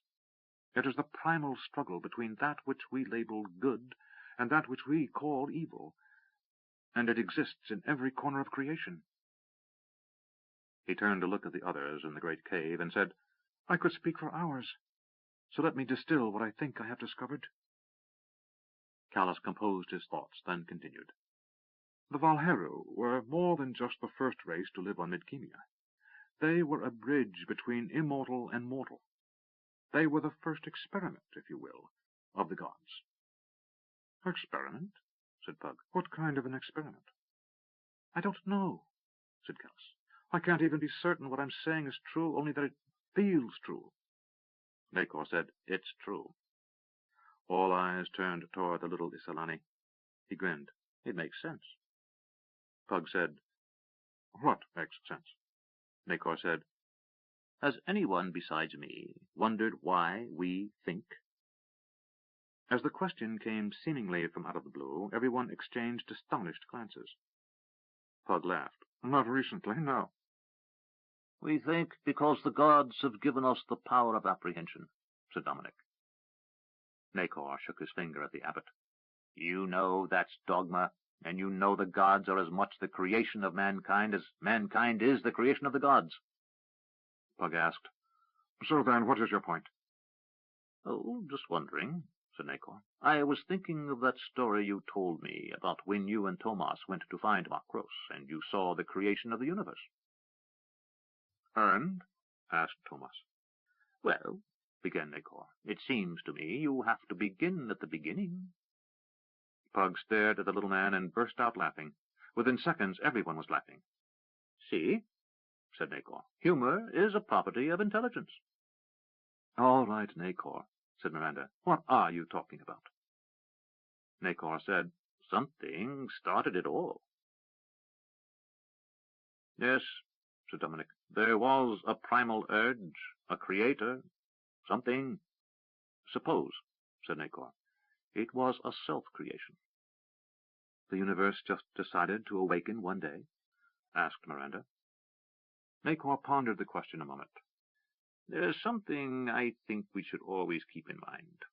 Everything we talk about is limited by our own perceptions, our own ability to understand. In short, by our very nature. True, agreed Pug. So to say the universe woke up one day is perhaps at one and the same time the most apt and the most incomplete way of putting it, said Nacor. Dominic said, This sort of debate is common in the courts of the church. The exercises in logic and faith can often be frustrating. But I think we have something here few of your brothers have, Abbot, said Nacor. Eyewitnesses to creation. If that is what they saw, said Dominic. Ah, said Nacor, and he could barely contain his glee. We cannot be sure about anything, can we? What is reality is a common question in those moot courts I spoke of, said the abbot. Reality is what you bump into in the dark, said Miranda dryly. Nacor laughed. Then he said, You've talked about this big ball thing blowing up to make the universe, right? Pug nodded. So, what if everything was inside that ball? We assume it was, said Pug. Well, what was outside the ball? We were, said Pug quickly, and the garden, and the city forever. But you come from within that big ball, said Nacor, and as the others watched, he stood and began to pace, animated by being on the brink of understanding. I mean, you were born ages into the future, from the creation, but from stuff inside the ball, if you see. What about the city forever? Asked Miranda. Maybe it was created far in the future. What do you think? By whom? Asked Pug. Nacor shrugged. I don't know. And for the moment I don't care. Maybe when you're 1,000 years old, you're the one who makes the city forever and sends it back to the dawn of time, so you and Makros have some place to sit to watch the universe being born. Baby universes and 1,000-year-old magicians, said Dominic, obviously trying to be patient and losing the attempt. Nacor held up his hand. Why not? We know traveling through time is possible. Which brings up, what is time? They all glanced at one another, and each began to answer, but soon all fell silent. Time is time, said Dominic. It marks the passage of events. No, said Nacor. Humans mark the passage of events. Time doesn't care, time just is. But what is it? He wore a delighted grin as he answered his own question. Time is what keeps everything from happening at once. Pug's eyebrows rose. So in the ball, everything was happening at once? And then the universe changed, said Nacor with glee. Why? Asked Miranda. Nacor shrugged. Who knows? It just did. Pug, you told me when you found Makros this last time, he had begun to merge with Sarig. Was he Makros or was he Sarig? Both for a short while, but he was still mostly Makros. I wish I could ask him. As you were merging, did you lose your sense of being Makros? For a moment, Nacor looked genuinely regretful, but then his grin returned as he said, I think it's safe to say that the more you become one with the god, the less you stay you. Then I understand, said Dominic. What? Asked Miranda. What this madman is driving at? The old abbot put his finger to his head. Mind. The spirit of the gods, the everything he talked about as stuff. If everything was occurring at once, before this creation, then everything was everything, no differentiation. Yes, said Nacor, delighted at the abbot's observations. So, for reasons we will never know, the totality of creation acted to differentiate itself. This birth of the universe was a means for the universe. The abbot's eyes widened. It was the universe, attempting to become conscious. Tomas's eyes narrowed. I don't follow. Humans are conscious, as are other intelligent races, and the gods are conscious, but the universe is... It is, that's all. No, said Nacor. Why humans? Why other thinking creatures? I don't know, said Pug. Nacor's expression turned serious. Because becoming mortal is the means by which the universe, this stuff I talk about, becomes self-conscious, self-aware. Each life is the universe's experiment, and each of us brings back knowledge to the universe when we die. Makros attempted to become one with a god, and learned that the further you get from mortality, the further you stray from that self-consciousness. Lesser gods are more detached from self than mortals. Greater gods even more so, I wager. Dominic nodded. The tier of the gods allows the order to communicate with the greater gods. It is a very difficult task. We rarely attempt it, and when we do, often the communications are incomprehensible.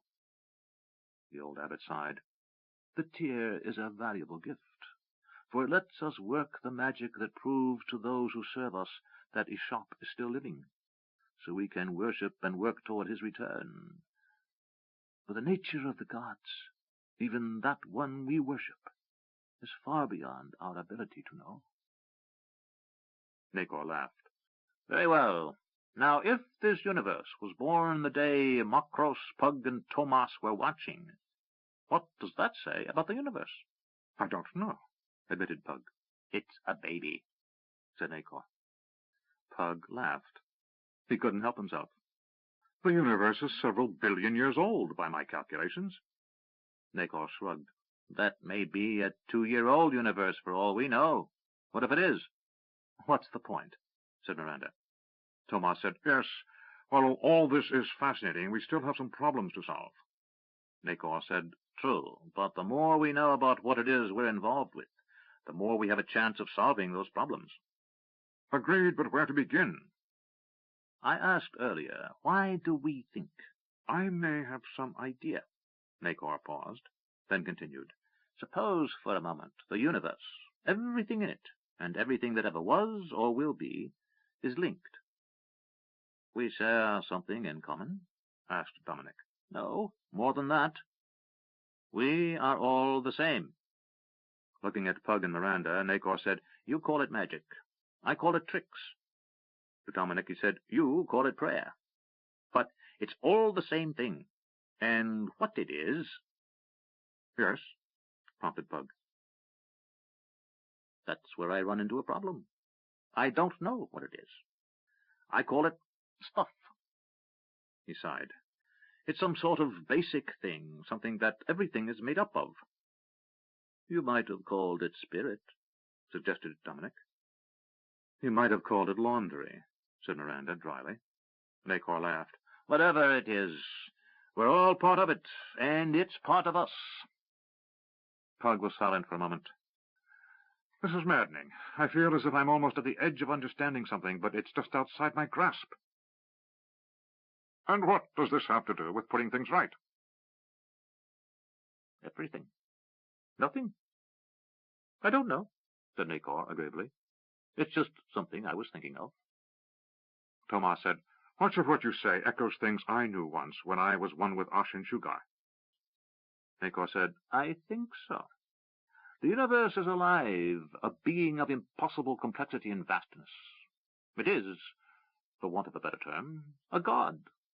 Maybe the god. I don't know. Makros called it the ultimate, said Tomas. That's good, said Nacor. The ultimate god. The one above all, as the Ishopians call Ishop. But you're not talking of Ishop, said Dominic. No, he's an important god, but he's not the ultimate. I don't think this ultimate even has a name. He just is. Nacor sighed. Can you imagine a being with stars in its head, billions of them? We have blood and bile. It has worlds and comets and intelligent races, everything. Nacor was obviously excited by the image, and Pug glanced at Miranda, seeing her smile reflecting his own amusement at the strange little man's pleasure. The ultimate, if you will, knows everything is everything, but he's a baby. How do babies learn? Pug, who had raised his children, said, They watch, they are corrected by their parents, they mimic. But, interrupted Nacor, if you're God, and there's no Mama God or Papa God, how do you learn? Miranda was caught up in the discourse and began to laugh. I have no idea. You experiment, said Dominic. Yes, said Nacor, and his grin became even wider. You try things. You create things like people, and you turn them loose to see what happens. Miranda said, So we're some sort of cosmic puppet theater? No, said Nacor. God isn't watching us on a celestial stage, because God is also the puppets. I'm completely lost, admitted Pug. We're back to why we think, explained Nacor. If God is everything, mind, spirit, thought, action, dirt, wind, he glanced at Miranda, laundry, everything that is and can be, then each thing he is must be accounted for as having a purpose. What is life for? He asked rhetorically. It's a way to evolve thought. And what is thought for? It's a way to be aware, a stage between the physical and the spiritual. And time. It's a good way to keep things separated. And lastly, why humans and elves and dragons and other thinking creatures? Dominic said, So that spirit can be self-conscious? Nacor said, Right. He looked to be on the verge of doing a dance. Each time one of us goes to Lim's Krogner's Hall, we're sharing our life experience with God. Then we go back and do it again, over and over. Miranda didn't look convinced.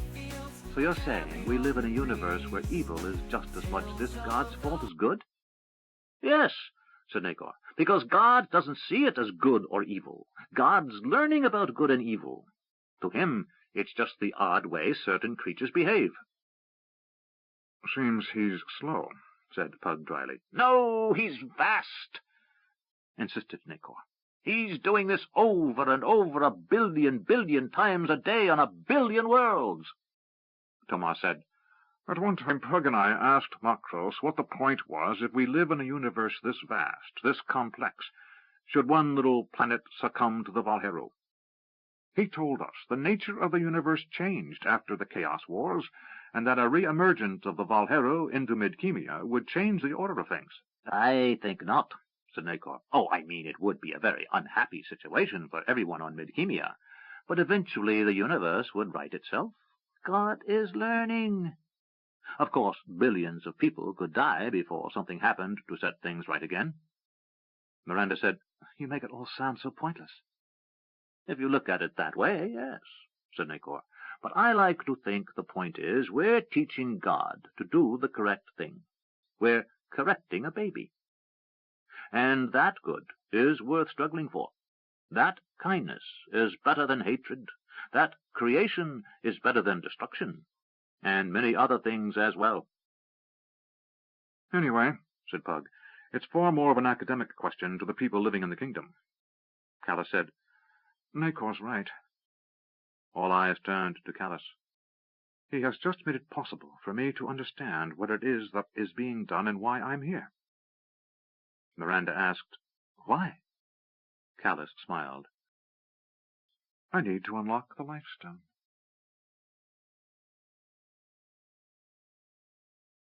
Eric drank deeply. The wine was a chilled white, a variety common to this part of the duchy. Thank you, he said as he put down the flagon. Prince Patrick, Owen Greylock, and Manfred von Dockmore sat at a table with Eric. Around the room stood a half-dozen other nobles, some dressed like court dandies, and others as dirty and blood-soaked as Eric. Patrick said, You've done well, considering the rapidity with which Krondor fell. Thank you, Highness, said Eric. Greylock said, I just wish we had more time to prepare. Patrick said, There is never enough time. We must trust that we have done enough so that we can hold them here at Dockmore. A messenger hurried in, saluted, and handed a message to Greylock. He opened it and said, Ill news. The Southern reserves are overrun. Overrun, said Patrick, slamming the table in frustration. They were supposed to be cleverly hidden away, ready to strike at the enemy and bleed them from behind. What happened? Owen handed the scroll to the prince, but he said for the benefit of the others in the room, Kesh. She's moved her army just south of Dorgan. The enemy's southern wing was being pinched too tightly, and when they ran into the Keshians on one flank, and the dwarves ahead, they turned north and overran our fortification. Kesh has taken a hand? Asked a tired-looking old noble whom Eric didn't recognize. It was to be expected, said Patrick. If we survive this war, we'll worry about Kesh after. What of Lord Sutherland? Asked the noble. The Duke of the Southern Marches is dead. Gregory, as well as the Earl of Landreth, died in the fighting. My lords, if this report is accurate, for all intents and purposes, the Southern reserves no longer exist, said Greylock. One of the fancily dressed nobles said, Perhaps we should consider falling back to Mallett's Cross, Highness. The prince threw the man a withering look, but refused to dignify the suggestion with a comment. Looking at Eric, he said, Those of you just in, please follow the squires outside to your quarters. You'll find fresh clothing and a bath waiting. I'll be pleased to dine with you in an hour's time. He rose, and the others followed suit. We'll continue this discussion at dawn tomorrow. We will have more intelligence by then. He turned and left the room. After the prince had departed, Manfred motioned to Eric and Owen to move away from the door. Well, we have an awkward situation, it seems, gentlemen. Eric nodded. I understood what I was in for the moment I crossed the drawbridge. Owen said, We are the prince's men. May I remind your lordship? Manfred waved away the comment. Tell that to my mother. Then he gave a rueful smile. Better yet, don't. Eric said, We can't conduct the business of this war while attempting to avoid your mother, Manfred. Eric has that right, said Owen. Manfred sighed. Very well. Owen, I've instructed our current swordmaster to turn your old quarters back over to you. I thought you might be more comfortable there, and, truth to tell, it's getting a little bit crowded around here. Owen smiled. I bet Percy is not happy. Your former assistant was never a happy man. He was born with a long face. Turning to Eric, Manfred said, He'll stay in a room near mine. The closer you are to me, the less likely Mother is to send someone after you. Eric looked dubious. Duke James tried to reason with her. No one reasons with Mother. I suspect you'll find that out before this night is through. Now, let me show you to your quarters. Turning to Greylock, he said, Owen, I'll see you at supper. My lord, said Owen. The three left the conference hall, and while Owen went one way, Manfred took Eric another. This castle is quite large, said Manfred. It's easy to get lost. If you do, ask any servant where to go. I don't know how long I'll stay, said Eric. Owen and the prince haven't told me what my next position is to be. I replaced Callas in the fallback, but now that phase is over. I suspect something similar, said Eric's half-brother. It appears you've done quite well. He glanced around the ancient halls of Darkmoor Castle. I hope I acquit myself as well when the time comes. You will, said Eric. They walked around a corner, and Eric almost stumbled. Coming along the corridor was a stately procession, an older woman in regal raiment, followed by 2 guards and several lady companions. She stopped for a moment when she saw Manfred, but when she recognized Eric, her eyes grew enormous. You, she said with a near hiss of contempt. It's the bastard, the murderous bastard. She turned to the nearest guard and said, Kill him! The stunned guard looked from Matilda, mother of the Baron, to Manfred, who motioned with his hand for the guard to step away. The guard nodded to the Baron and stepped back. Manfred said, Mother, we've been all over that. Eric has a pardon from the king. Whatever has gone before is over. Never, said the old woman with a hatred that surprised Eric.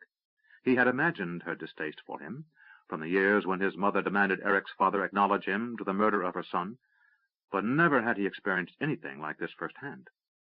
Of all the men he had faced in battle, none had regarded him with the pure, naked hatred Matilda von Darkmoor revealed in her eyes.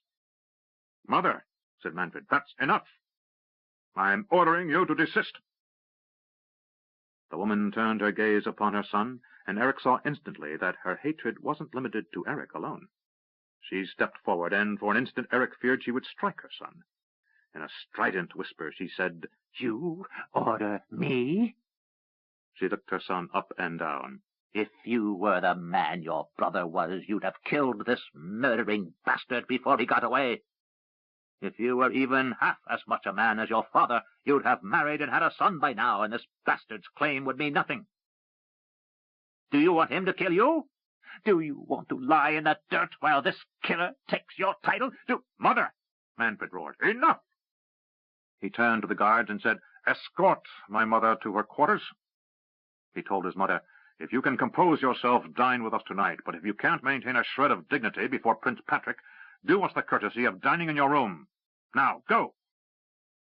Manfred turned and began walking, and Eric followed, but he glanced over his shoulder. She never took her eyes from him, and each step of the way Eric knew the old woman wished him dead. Eric was so intent on the woman he almost knocked Manfred down when he turned the corner. Manfred said, Sorry about that, Eric. I never imagined. I thought I understood. Understand, Mother? You'd be the first. He waved for Eric to follow and said, Your room is down here at the end of the hall. When he opened the door and Eric entered, Manfred followed. I picked this one for 2 reasons, said Manfred. He pointed to the window. It's a quick exit, and this is one of the few rooms in Darkmoor that doesn't have a secret passage leading to it. Secret passage? Quite a lot of them, really, Manfred said. This castle was enlarged several times since the original Baron built the first tower keep. There had been some quick exits should the castle fall, then some additional rooms added with back passages so the lord could visit his favorite servant in the middle of the night. Some of them serve a useful purpose, so servants can move through the castle without getting underfoot, but for the most part they're deserted old byways, useful for those who wish to spy on their neighbors, or for assassins. Eric sat down on a chair in the corner. Thank you. You're welcome, said Manfred. If I may suggest a bath and change of clothing, I'll have the servants fetch you some water straight away. The clothes in the wardrobe should fit. He grinned. They were father's. Eric said, Do you delight in upsetting your mother?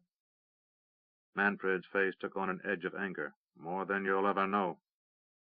Eric sighed. I thought about some of the things you said about Stefan when you came to visit me in jail. I guess I never appreciated how hard it must be for you.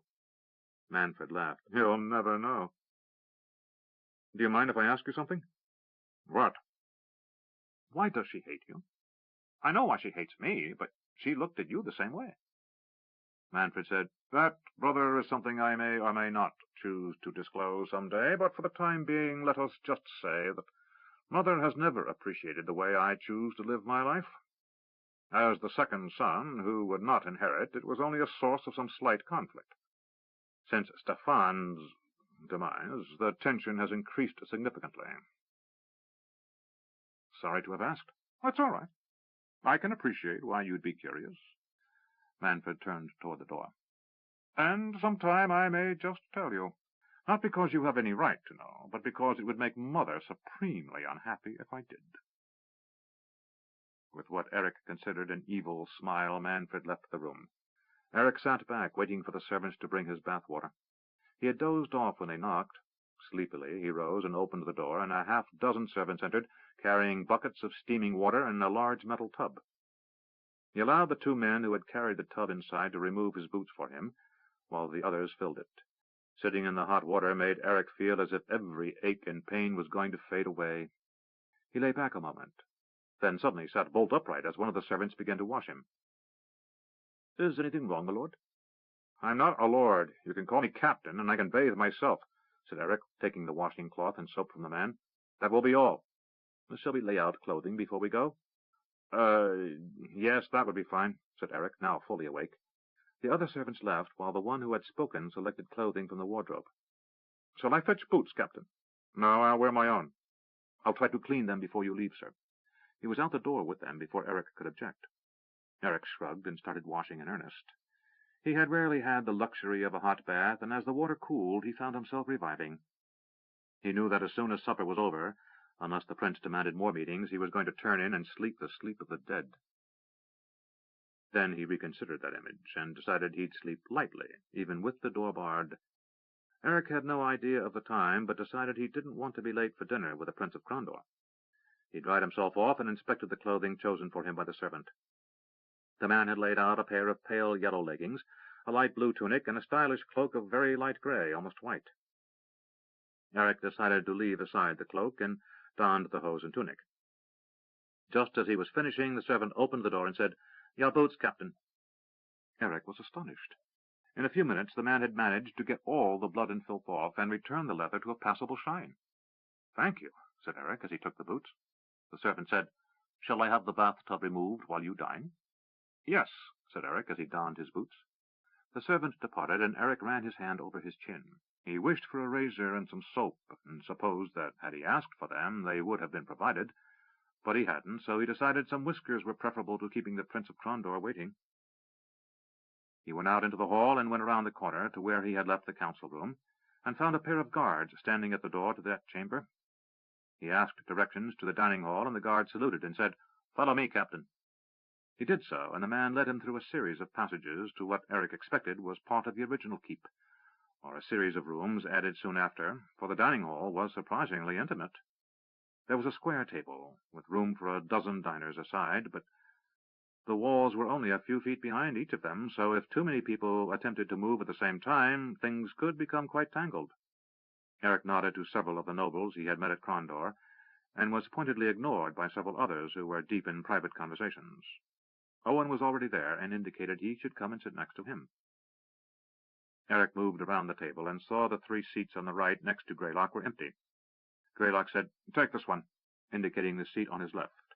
He patted the seat on his right, and said, "This is the prince's." Then Eric noticed every noble at the table was watching him, and suddenly he felt embarrassed. Dukes and earls, barons and squires, all were seated below him at the table.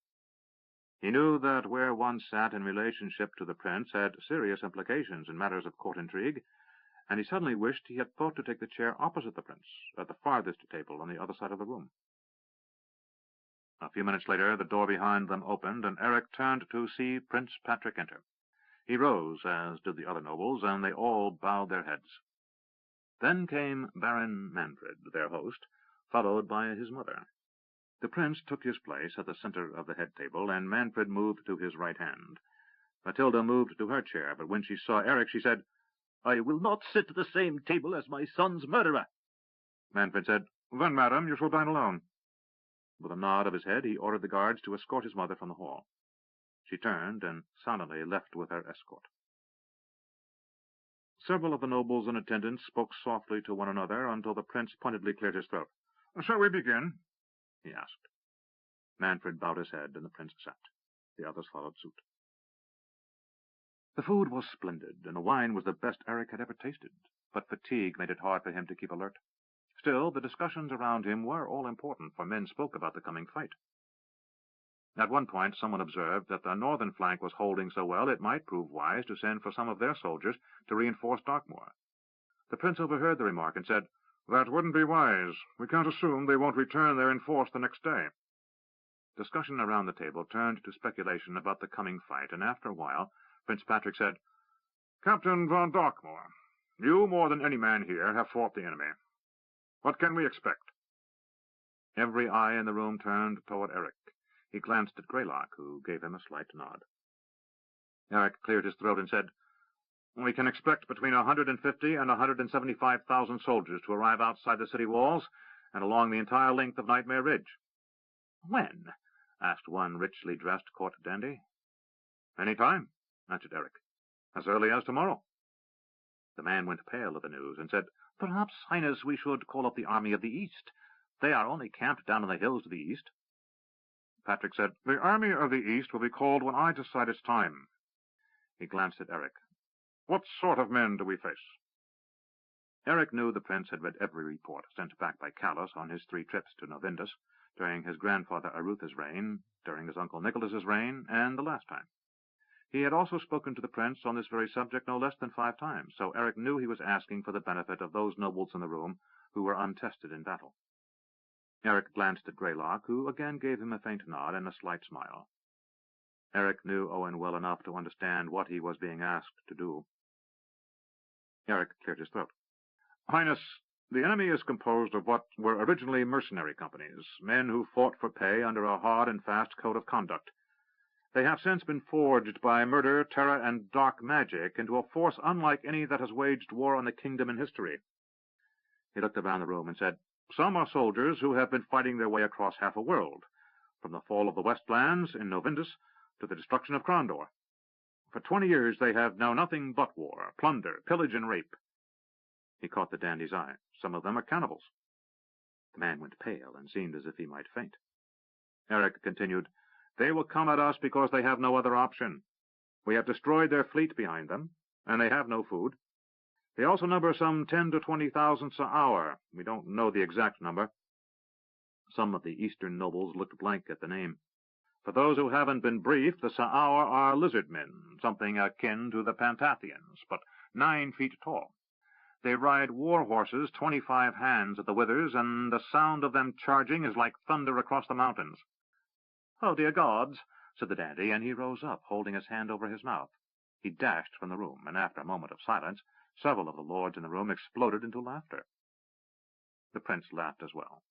Then, after the mirth had subsided, he said, My lords and gentlemen, despite the levity, every word Captain von Darkmoor has uttered is true. More, if anything, he underestimates the foe. What are we to do?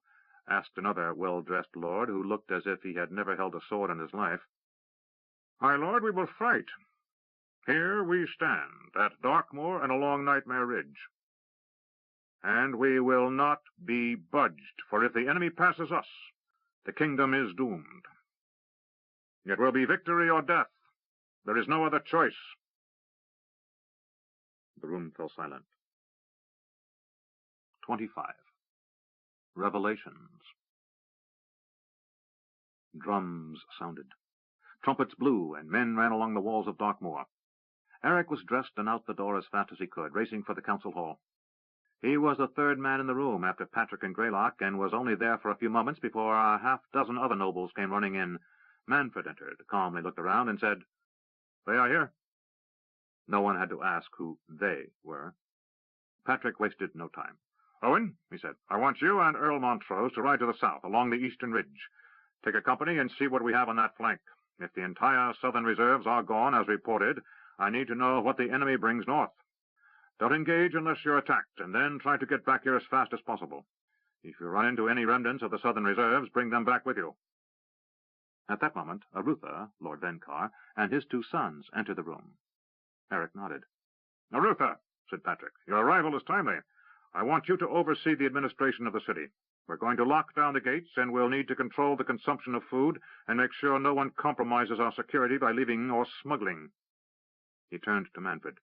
You're in charge of the citadel, as is your right, but I will oversee the conduct of the war from these headquarters. Manfred nodded. Highness? The prince turned to Eric. Eric, I want you to ride north and oversee the northern defenses. If the south is as weak as I fear, we need to ensure we have no breaches in the north. He looked Eric in the eyes and said, Unless you're recalled, defend to the last man. Eric nodded. I understand.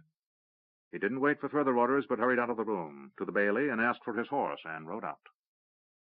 An hour later, he was moving on one of the newly constructed roads cut into the eastern face of the mountains, a dozen yards below the ridgeline. Along the peaks above him, he could see defensive emplacements.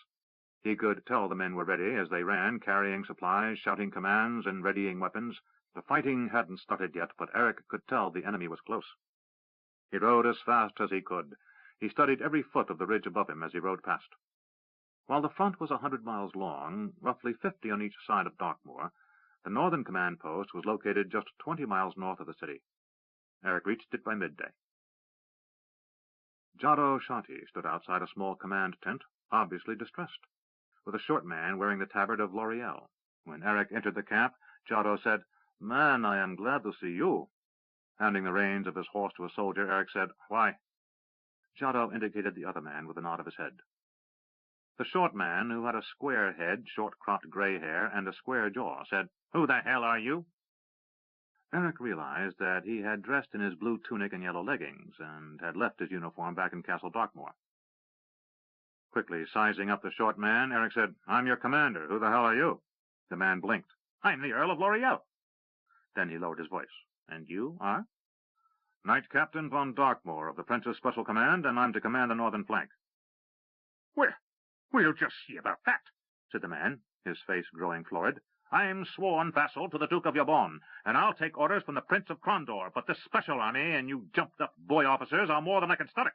I'll be down to Darkmoor to talk to the prince himself. My lord, said Eric in a soft but firm tone. What? Have a nice ride. After the man left, Giotto burst out laughing. Man, that little fellow is about as pleasant as a boil on the ass. I hope he stays away for a month. Well, given the mood our prince was in when I left, I suspect his lordship will find little sympathy for his protests. Now, what's the situation? As best I can judge, we have about 6 companies intact north of here, with ample supplies down at the bottom of the ridge. Some of the boys are pretty beat up, lads who were fighting along the northern front for the last month, but there are some fresh reserves. So overall, we're in good shape. The bad news is we're facing Duco. I've heard of him. What do we know? Not much. Rumors. A few things we've learned from captives. He's smart, has survived where some others, like Gopi, haven't, and he's still able to command a large contingency. Man, I don't know. If I was to guess, I think he's the best they've got after Fadawa. Well then, said Eric, I guess we have our work cut out for us. Giotto grinned. The nice part is we're where they want to be, and they're not. You have a happy facility to put things in perspective, said Eric. Giotto asked, what are the orders? Simple. Kill anyone who comes up that slope. I like simple, said the former mercenary from the Vale of Dreams. I'm tired of this moving backward. No more of that, said Eric. From this point on, if we move backward, we've lost. Well, said Giotto, we must make sure we don't move backward. Eric said, I couldn't have put it better myself. A trumpet sounded, and Giotto said, seems they're coming. Eric drew his sword. Then let's greet them. As they climbed the slope to the ridgeline, Eric said, who else is on this flank? Your old friend Alfred. He's got a company to the north of this one, and then Harper and Jerome, who's anchoring the end of the line. Turner is to our south, Fraser after him, then it's the prince's command at the city. Eric smiled. With sergeants like that, how can we lose? Giotto grinned. How indeed. Eric looked down the western slope below the ridgeline and said, a lot of men are about to die over 20 yards of dirt. Giotto said, that's the truth. But if what Captain Callis told us on that beach in Novindus is true, it's a pretty important 20 yards. Eric said, no doubt about it. He turned and looked down the slope at the men climbing toward him. The archers started firing, and Eric could feel the tension in his shoulders as he waited for the first man to close, so he could engage the enemy and get this matter over with. Then, as if men sprang from the ground, a sea of attackers appeared before him. Eric began to fight. Pug frowned. Unlock the lifestone? How do you propose to do that? What does it mean? Asked Tomas, looking at his son. Does that release the Valheru? Callis shook his head. He sighed, as if very tired. I'm not sure I can answer either question. I don't know how to unlock the forces inside this thing. He pointed at the pulsing green stone with a golden sword protruding from it. I just know that once I begin, I should be able to manipulate the energies within. How do you know this? Asked Nakor. Callis smiled at him and said, as you are so fond of saying, I just know. But once I've begun, I may not be able to stop, so I want to be certain I'm doing the correct thing. He pointed at the stone. This is something that never should have been allowed. Tomas rubbed his chin. Ashen Shugar said basically the same thing to Draken Korin. This is what caused the Chaos Wars, said Nakor. All eyes turned to him. Tomas asked, how can you be certain? Think about it. You have our Valheru's memory. Why was the Life Stone created?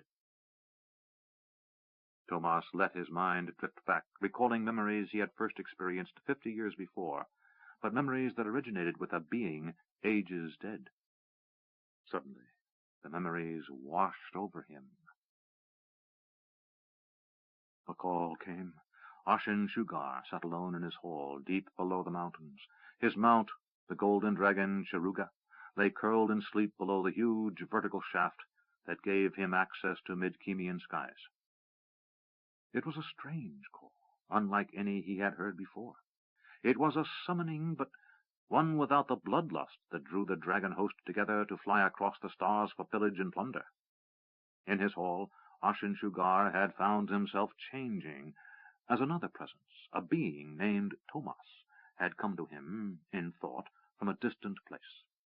By his nature he should have felt outrage, a murderous reaction to the presence in his mind, yet this being, Tomas, seemed to be a part of him, as natural as his left hand. With a mental command he woke Shiruga, and leaped upon the back of the great beast. The dragon jumped upward, and with mighty wings beat for the sky, heading out of the mountain hole that was the domain of the ruler of the Eagle's Reaches. Eastward he flew above the range of mountains that would some day be known as the Grey Towers, and over another range that would be called the Calastius Mountains, to a vast plain upon which the race met. He was the last to arrive. He circled Shiruga, and ordered the great dragon to descend. Each Valheru waited as the mightiest among them touched down. In the center of the circle stood a figure resplendent in black and orange armor, Draken Korin, who called himself the Lord of Tigers. Two of his creatures, tigers bred by magic to walk upright and speak, stood on either hand, snarling, their powerful arms crossed. They were objects of indifference to the ruler of the Eagle's Reaches, for despite their fierce appearance, these lesser creatures were of no danger to a Valheru. By common opinion, Draken Korin was the strangest of the race. He had ideas of new things. No one knew from where those ideas came, but he was obsessed by them. Tomas blinked. Draken Korin. He was different. Nakor asked, "Have you never wondered why?" Tomas said, "No, Ashin-Shugar never wondered why." Nakor said, "The Valheru appear to be a race with a surprising lack of curiosity. Anyway, what do you remember?" "I remember being summoned." "For what?" asked Pug. Tomas said, "Draken Korin summoned the race, and he proclaimed that the order of the universe was changing. The old gods, Rathar and Mythar, had fled." Tomas's eyes widened. "He said, or have been deposed." "Deposed?" said Miranda. "By the controller gods," said Dominic. "Wait," said Tomas. "Let me remember." He closed his eyes. "But for whatever cause, order and chaos have no more meaning. Mythar let loose the strands of power, and from them the new gods arise," said Draken Korin. Ashin-Shugar studied the one who was his brother's son, and saw something in his eyes, something that he now realized was madness. "Without Rathar to knit the strands of power together, these beings will seize the power and establish an order. It is an order we must oppose. These gods are knowing, are aware, and are challenging us." "When one appears, kill it," answered Ashin-Shugar, unconcerned by Draken Korin's words. Draken Korin turned to face his brother-father and said, "They are our match in power. For the moment they struggle among themselves, seeking each dominion over the others as they strive to gain mastery of that power left by the two blind gods of the beginning. But that struggle will end, and then shall our existence be threatened. They will turn their might upon us." Ashin-Shugar said, "What cause for concern? We fight as we have before, that is the answer." "No, there needs be more. We must fight them in harmony, not each alone, lest they overwhelm us." Ashin-Shugar said, "Do what you will. I will have none of it." He mounted Shiruga and flew home. Tomas said, "I never dreamed." "What?" asked Pug. Looking at Miranda, Tomas said, "Your father knew. He wasn't just creating a weapon to balk the Tsarani conquest, or even to stem the return of the dragon host to Midkemia. He was preparing us for this fight." "Explain, please," said Nakor. "Something changed Draken Korin," said Tomas. "He was mad by the standards of his own race. He had these strange notions and odd compulsions. He was the driving force behind the creation of the Life Stone. He masterminded the race's vesting its powers in that crystal. No, said Callus quietly. He was a tool. Something else was the mastermind. Who? Not who, said Nacor. What? All eyes turned toward the strange little man. What do you mean? Asked Pug. Nacor said, In each of you, something is locked away. He moved his hand in an arc, and a golden nimbus of light sprang up, washing the room. Pug's eyes widened, for while he knew that Nacor had far more power than he ever admitted to, this shell of protection was something beyond Pug's experience. He recognized it for what it was, but had no idea how the little man could so effortlessly create it. Miranda asked, Who are you? Nacor grinned. Just a man, as I have said many times. But you are more, Dominic said flatly. Nacor shrugged. I am also a tool, in a sense. He looked at each of them in turn. Several of you have heard me speak of my life before, and all I told you is true.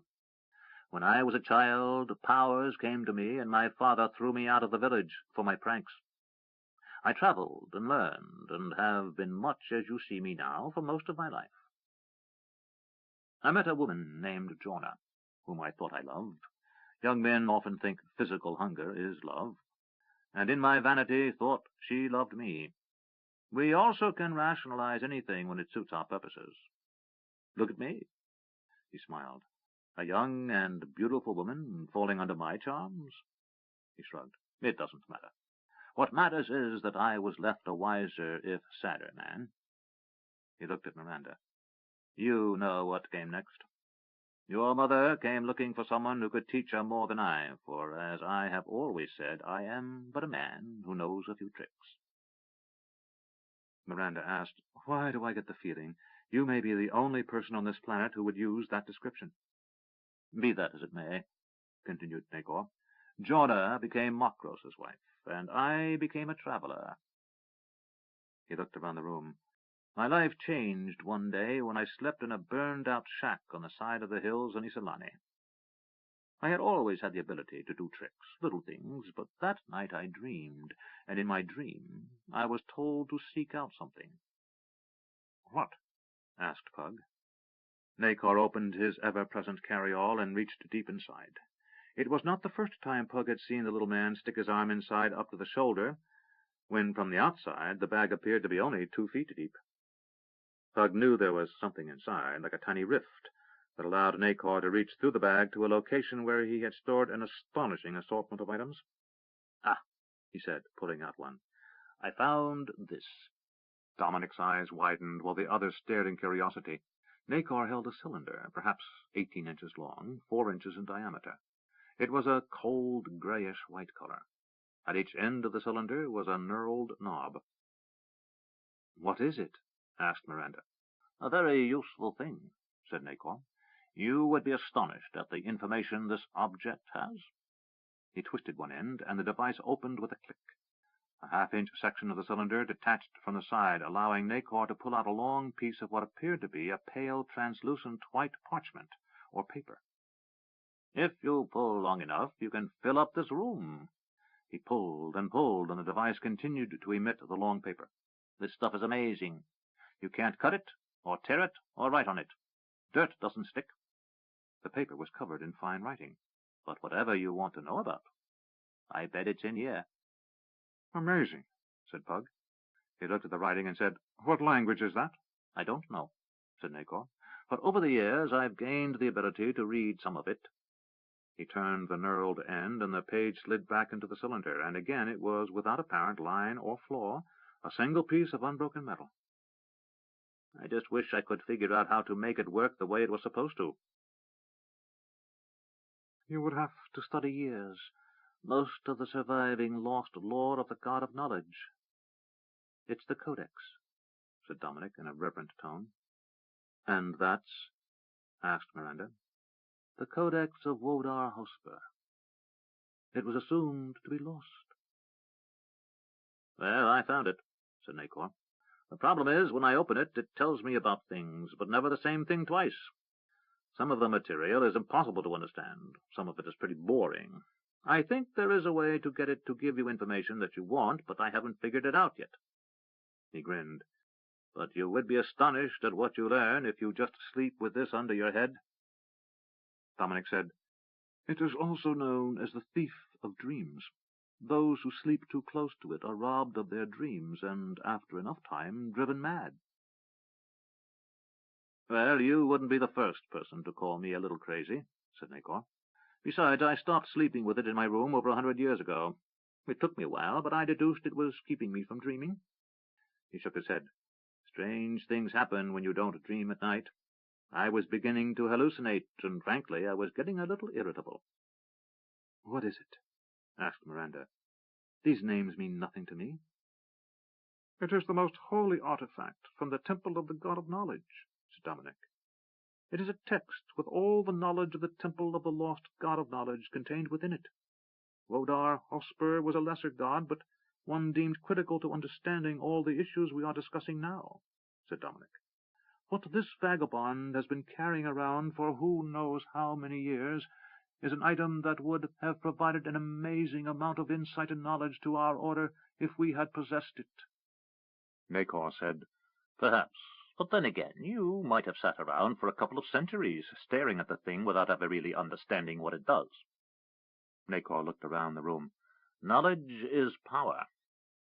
You all have power. I have knowledge. Together we have the means of defeating the Nameless One." As Nacor said that phrase, it was as if the room darkened a little and turned slightly colder. "The Nameless One?" asked Miranda, and suddenly she touched her temple. "There's something I know, but don't know." Nacor nodded. "I won't name him." He looked pointedly at Dominic. "There are advantages to being a little mad and to having tremendous knowledge." He looked around the room and said, "Here is the rest of the story. The Nameless One is nameless because even to imagine his name is to call his attention to you. If you do, you're lost, for no mortal creature has the power to resist his call." Nacor grinned. "Except me." Dominic said, "How is this possible?" "As I said, it helps to be a little mad. And there are tricks that can let you think of one thing without knowing you're really thinking of it, so when the Nameless One hears his name and comes looking for you, you're not there for him to find. Even a greater god can't find you where you're not." Miranda said, "I am totally confused." "You are not alone," said Pug. Calla smiled. "I think I'm following." Nacor grinned at him. "That's because you're young." He looked at the others. "When the Chaos Wars raged, one of the controller gods, this Nameless One, whose nature is what you would call evil, attempted to upset the balance of things. It was he who warped Drokken Korin, and who set the Valheru on their self-destructive path. What they did not realize was that the gods were no threat to them. I imagine this would have been nearly an impossible concept to them, but the gods would have been just as satisfied with Valheru worshippers as with humans, elves, goblins, and the other intelligent races who live here now." Thomas smiled. "I think it's safe to say you're right. Impossible concept sums it up." "Anyway," continued Nacor, "when the Valheru rose to challenge the gods, the Chaos Wars ensued." He looked at Thomas. "How long did they last?" Thomas said, "Why, I don't know." He closed his eyes as if attempting to remember, but at last opened them and said, "I have no idea." "They dragged on for centuries," said Nacor. "The gods, as we think of them, are localized, specific to Midkemia, yet they reflect larger realities, ones which affect millions of worlds." "I'm lost again," said Miranda. "Local, yet they stretch across a vast number of worlds?" Nacor said, "It's the same as if we're all sitting around a mountain. Each of us sees it from a different perspective, but it's the same mountain. The goddess you and I call Sung the Pure represents certain aspects of reality, a sense of something profoundly basic, unsullied, without flaw, absolutely perfect. and that aspect of reality exists in a lot more places than just around the corner from here. He looked at Miranda. Which is to say, if you tried to destroy Sung the White, you'd not only create havoc on Midkemia, but create problems for a very large portion of reality. Everything's connected, said Callus, intertwining his fingers. You can't disrupt one part of reality without doing harm to another.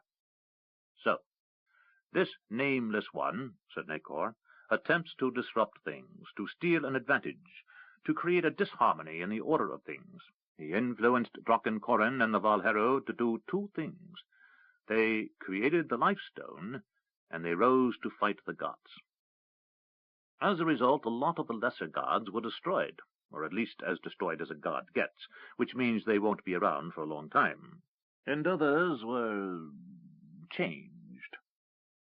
Killian has sovereignty over the oceans, where Eortis once ruled. It sort of makes sense, as she's a goddess of nature, but it's really not her job. Nacor shook his head. You know, this nameless one, he did some serious damage, all things considered, and we're still dealing with it. He pointed in the general direction of Darkmoor, to the west, and said, A big demon is coming this way, with an army, and he wants that thing. Nacor pointed at the Lifestone. He probably doesn't even know why he wants to come here, or even that this Lifestone is here. And once he gets here, he won't know what he's going to do with it, but he'll do anything to get it. And once he has it... Callus said, He'll end life on this world as we know it. All eyes turned toward Callus. It's the nature of the Lifestone that everything in this world is connected. If you disrupt it, everything dies. That's the trap, said Nacor. That's what Drakenkoren didn't understand when he thought he'd created the perfect weapon. He thought that if he unleashed the power of the Lifestone, the energy would blast away the gods, or something like that. He glanced at Tomas. Tomas nodded. But it doesn't work like that, said Nacor. What would have happened is the world would have died, save for the gods. The lesser gods would have been weakened because there would have been no one around to worship them. But the controller gods, they would have been just as they always were. Miranda said, I'm getting a headache. If nothing changed for the controller gods, what good does all this do this nameless one? Nothing, said Nacor. That's the irony. I think he imagined, if I may presume to think like a god, that the general disruption would somehow benefit his cause, would put the other controller gods at a disadvantage. Wouldn't it? Asked Pug. No, said Dominic. Each god is cast in a fixed role, and within that role they can act, but not outside their nature. Miranda stood up, obviously exasperated. Then what is going on? Why is this god acting outside his nature? Because he's mad, said Callus. The days of the mad god's rage, said Tomas. That's the other name for the Chaos Wars. What drives a god to madness? Asked Chopin. The others looked at the student, heretofore silent. Nacor said, You're not as stupid as I think sometimes, boy. That's a wonderful question. He looked around the room. Anyone have an answer? No one spoke. Nacor said, Maybe it's in his nature. But the Nameless One did things that defeated his own purpose. He created a situation that resulted in his being cast out, imprisoned far away. 7 gods once lived in balance, each according to its nature. Whatever the reason, the balance was upset. The Chaos Wars caused the destruction of 2 of the controllers, for they had to act to preserve what was left of this world. The Matrix, Ishap, the most important god of the 7, is gone. The good goddess, Arch-Indar, is also gone, and the Nameless One had to be banished, confined by the other 4. His counterpart is dead, and the god who kept all in balance is dead. So the remaining 4, Abram Sev, Evdem, Graf, and Helbenor, had to act. They had no choice. So in the end, we're left with a world out of control, unbalanced, lacking cohesion. This is why so many strange things occur in Midkemia. It makes it an interesting place to live, but a little dangerous. Pug said, Is this speculation, or do you know these things? Nacor pointed to the artifact. Dominic? He knows. said the abbot of Sar. That device was carried by the high priest of Wodar Hosper, the god of knowledge. Reputedly, any question that a man can ask is answered in the codex, but the price to carry it is extreme. It requires the combined effort of dozens of other clerics in the temple to combat the madness that results from the high priest's inability to dream. He looked at the Isolani. Nacor, how did you escape the madness? Nacor grinned. Who said I did? Pug said, I have often thought you a little odd, but never have I judged you truly mad. Nacor said, Well, the thing about madness is you can only be crazy so long. After that, you either kill yourself or you get better. I got better. He grinned. It also helped when I stopped sleeping in the same room with the damn thing. Shopi said, How is it that you, he pointed to Thomas, who wear the mantle of the Valheru, and you, he pointed to Pug, who was the master of 2 worlds of magic, and you, he pointed at Nacor, who possessed this item, and Makros, who was Sarig's agent, are all together at this point in history? We are here to help, said Nacor. The gods may have planned it this way, but for whatever reason, we need to repair the damage done so many centuries ago. Can we? Asked Miranda. Nacor said, We cannot. Only one being in this world possesses the nature to attempt this. He turned and looked at Callus. Can you? I don't know, answered Callus. But I must try. His eyes returned to the Lightstone. Very soon. Nacor said, And our job is to keep him alive long enough to try.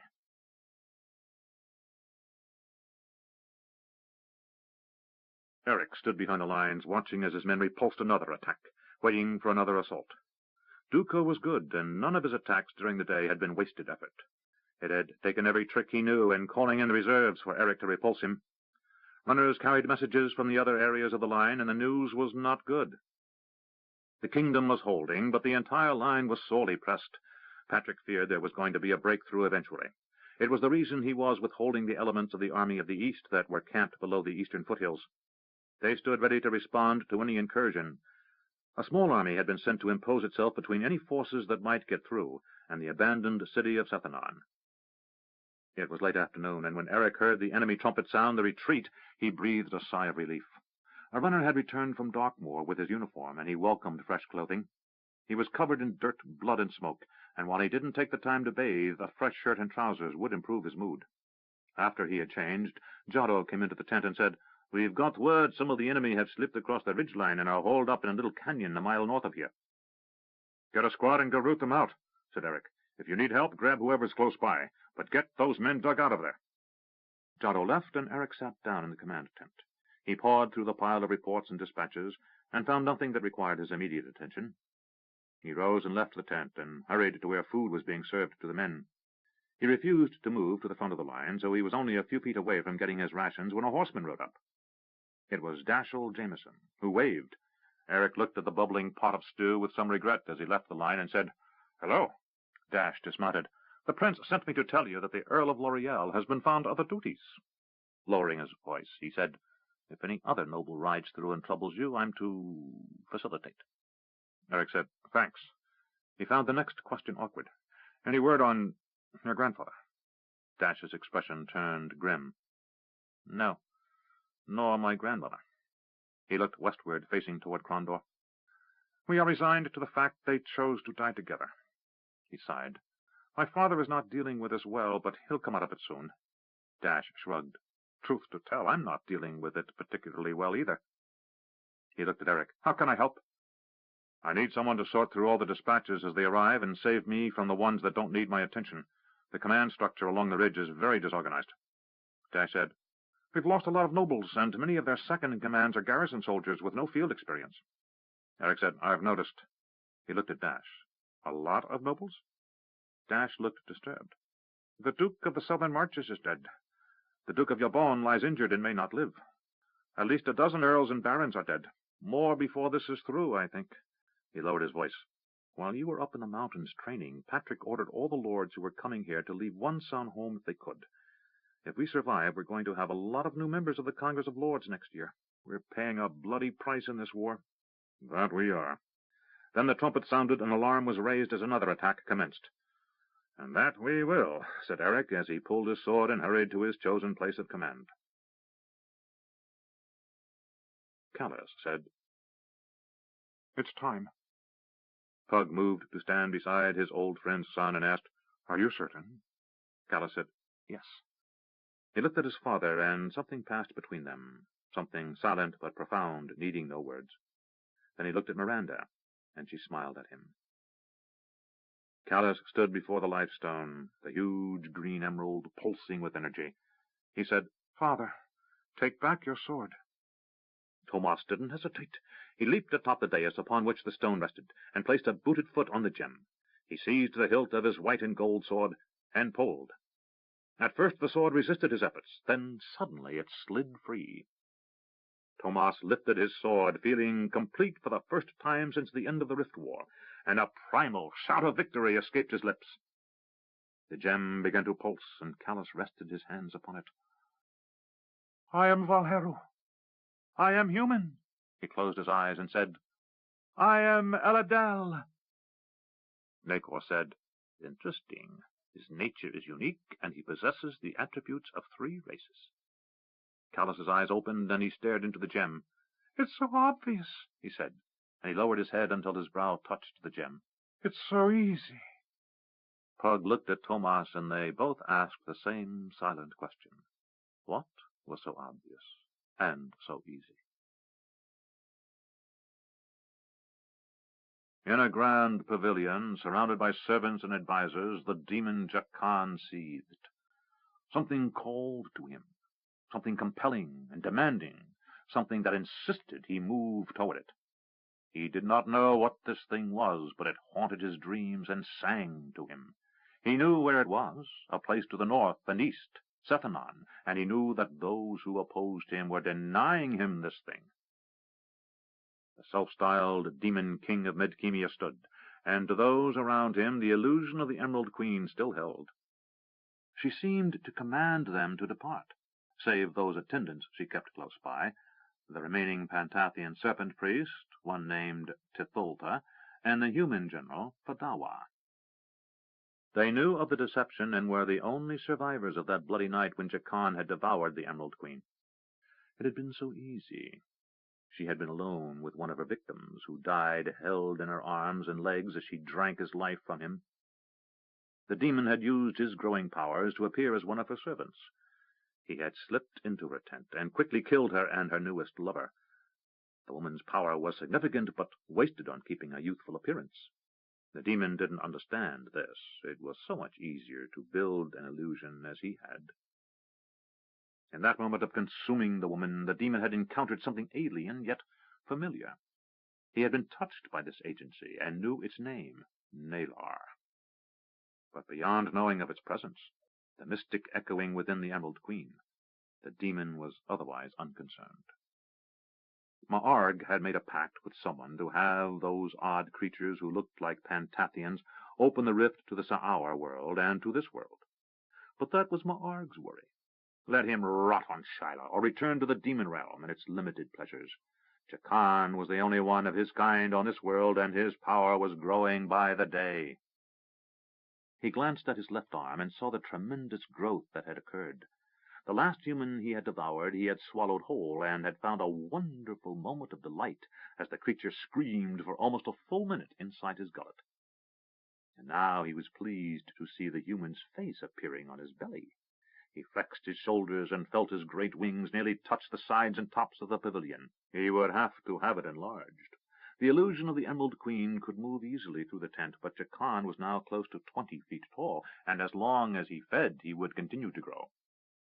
For a brief instant he considered limiting his feeding, then dismissed the idea as too alien.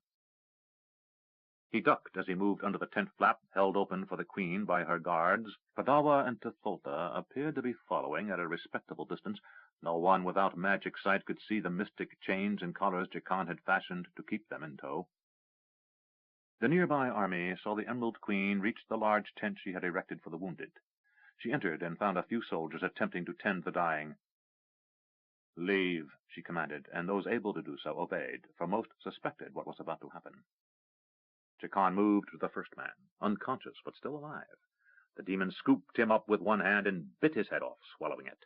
The blood and life forces that ran down the demon's throat filled him with an almost painful pleasure. Never had a demon risen so rapidly, become so powerful, and still had so much potential before him. He would be the mightiest demon king in the history of the race. Nothing would withstand his march, and when he had devoured this planet, he would use the rift knowledge these people possessed to reach other worlds.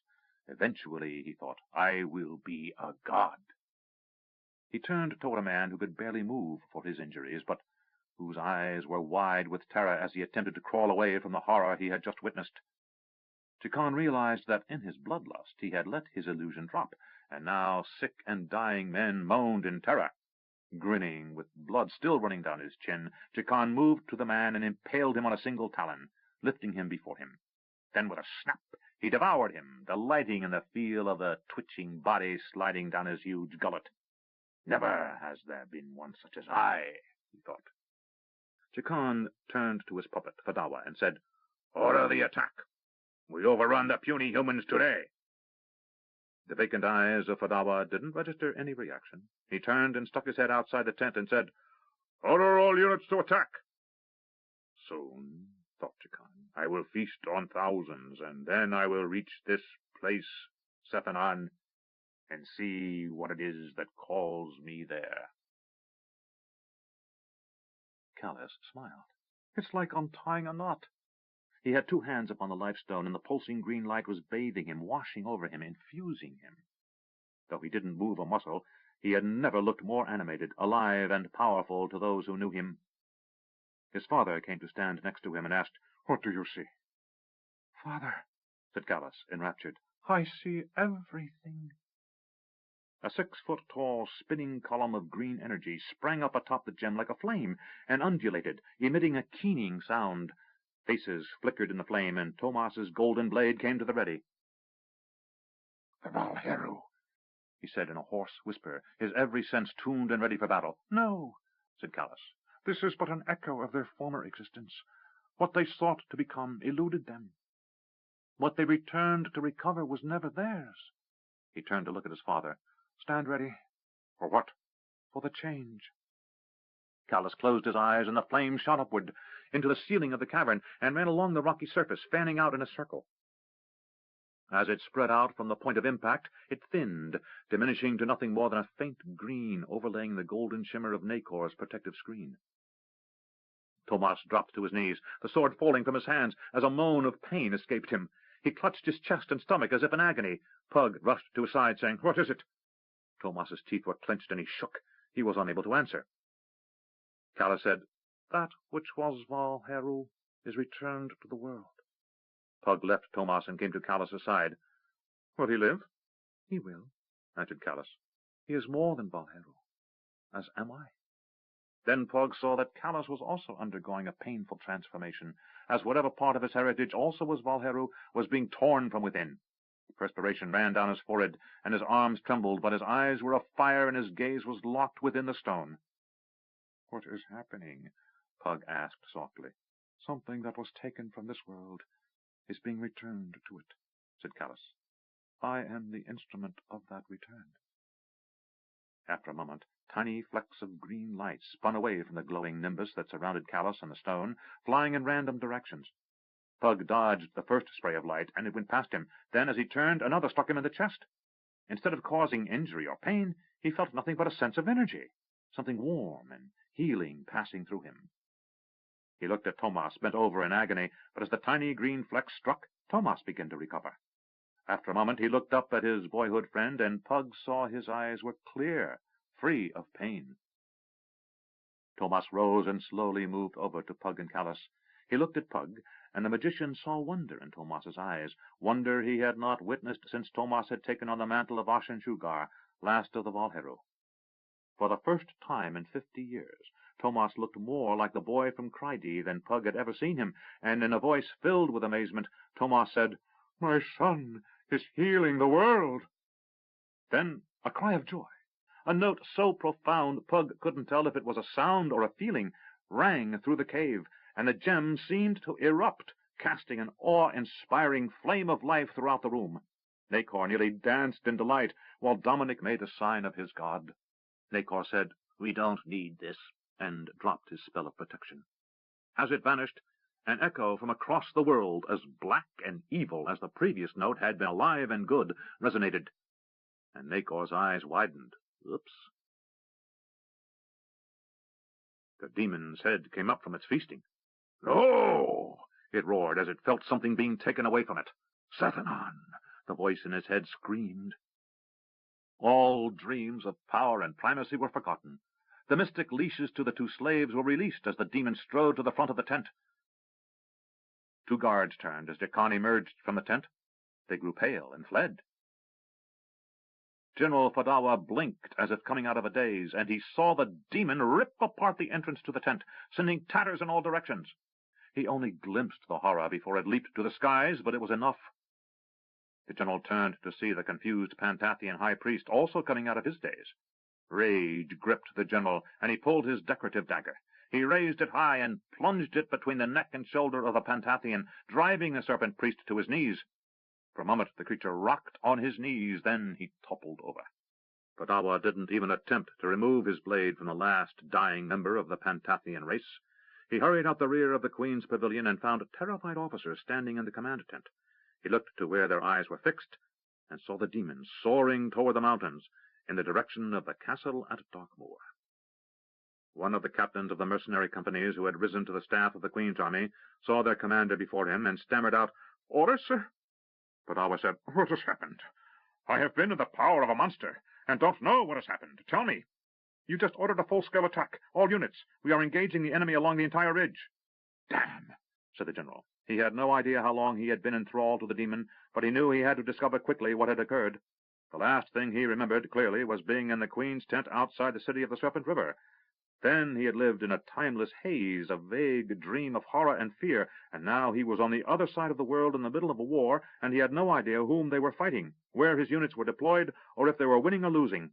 And with the Queen dead, he had no idea why they were continuing to fight. Looking at his staff, he said, "Maps, I want to see where we are, where every unit is, and what we know about the enemy." As the staff jumped to obey, a few of them stealing glances at the diminishing figure of the demon as it sped eastward, Fadawa was consumed by one goal: survival. 26. Confrontation. Eric fought. What had begun as a moderate push, a probing engagement to discover potential weaknesses in the defender's line, without warning had turned into an all-out offensive. Eric kicked the man he had just killed, letting him roll back down the ridge into the trees below. All along Nightmare Ridge, the Kingdom army struggled with the invader, a slaughter unmatched since the Rift War. Eric looked around as he found himself in a relative lull. The wounded and dead were being dragged away by their comrades, and others quickly drank from water buckets carried by the boys from the baggage trains. Giotto came running along, Sergeant Harper behind him. "They've turned our northern flank," said Harper. Blood splattered across his face. "Jerome is dead and his entire company with him. Duco's got men on our side of the ridge, and they're pushing us to the south." "Damn," said Eric. He turned to a runner and said, "Orders to the flying company." Giotto interrupted. "There is no flying company. I sent them in as soon as Harper reached me. They're up there right now." Eric rubbed his face, feeling as if fatigue was ground into his skin like grit. His thoughts were chaotic from lack of sleep and constant fighting over the last 2 days. "All right," he said to the two sergeants. "Take every third man from here, and both to the north.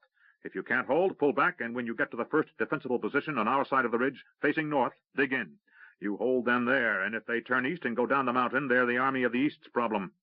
He turned to the messenger and said, "Go to Darkmoor. Tell Prince Patrick we have a turned flank on the north and are trying to dig in. We need reinforcements. Got it?" The young soldier said, "Yes, sir," saluted and ran to his horse. Eric turned to see Giotto and Harper already pulling every third man off the ridge and leading them northward. He saw Dash standing a short way off, his sword drawn and blood all over his well-cut tunic and trousers, and he said, "I thought I told you to read dispatches." Dash smiled. "There's nothing in there that can't wait, and it seemed an extra sword was needed." Eric nodded. "You have that right." Suddenly the enemy was pushing over the ridge again, and Eric became embroiled in the struggle. Tomah said, "Something is coming." Pug said, "I can feel it too." He paused, then said, "I recognize that presence. It's Jacon." Nacor said, Shopi, you and the good abbot must hide. Shopi said, I will stay with you, master. Nacor grabbed the younger man and propelled him toward a hole in the wall. It was the dusty underground remnants of the last battle that took place in the ancient city, created by the Valheru, beneath the destroyed city of Sephinon. My protection trick could hide us from the Nameless One's hearing, but it can't stop an angry demon who wants to come here.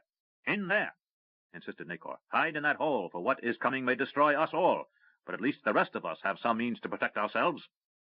The broken masonry was the result of a titanic battle between the dragon Ryath, whose sleeping body was now occupied by the oracle of Baal, and the Dreadlord, used by Nalar as a distraction as the spirits of the Valheru attempted to re-enter Medkemia. Get down and stay out of sight.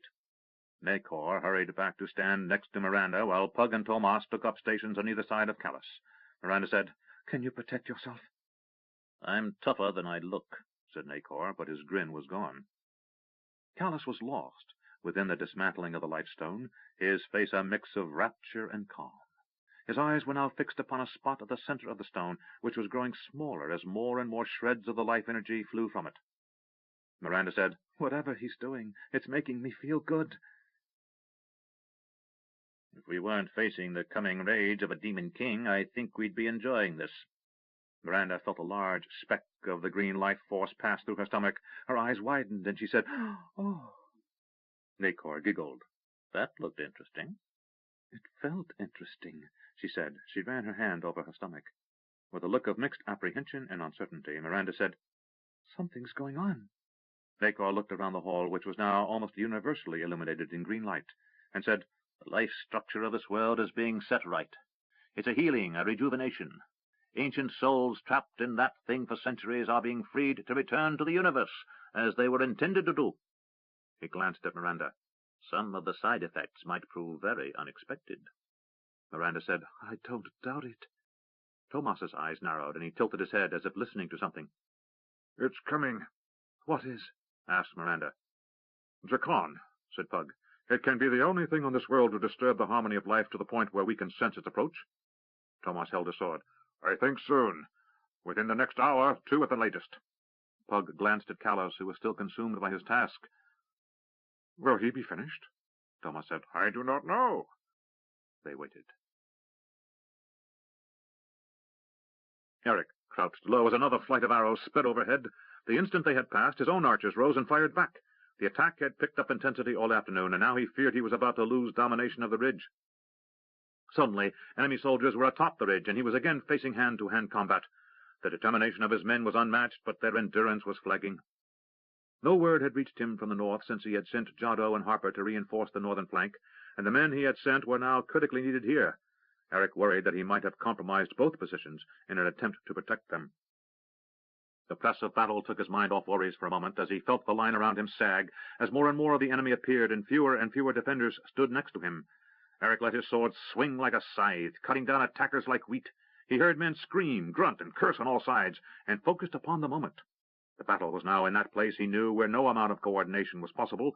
The battle would be decided by the strength of the men who fought it. If the defenders had more resolve, they would win. Eric saw 2 enemies before him, and in that instant he felt in his soul that the battle was lost. He struck down the first man, shattering his shield with a tremendous blow, but barely dodged a thrust by the second.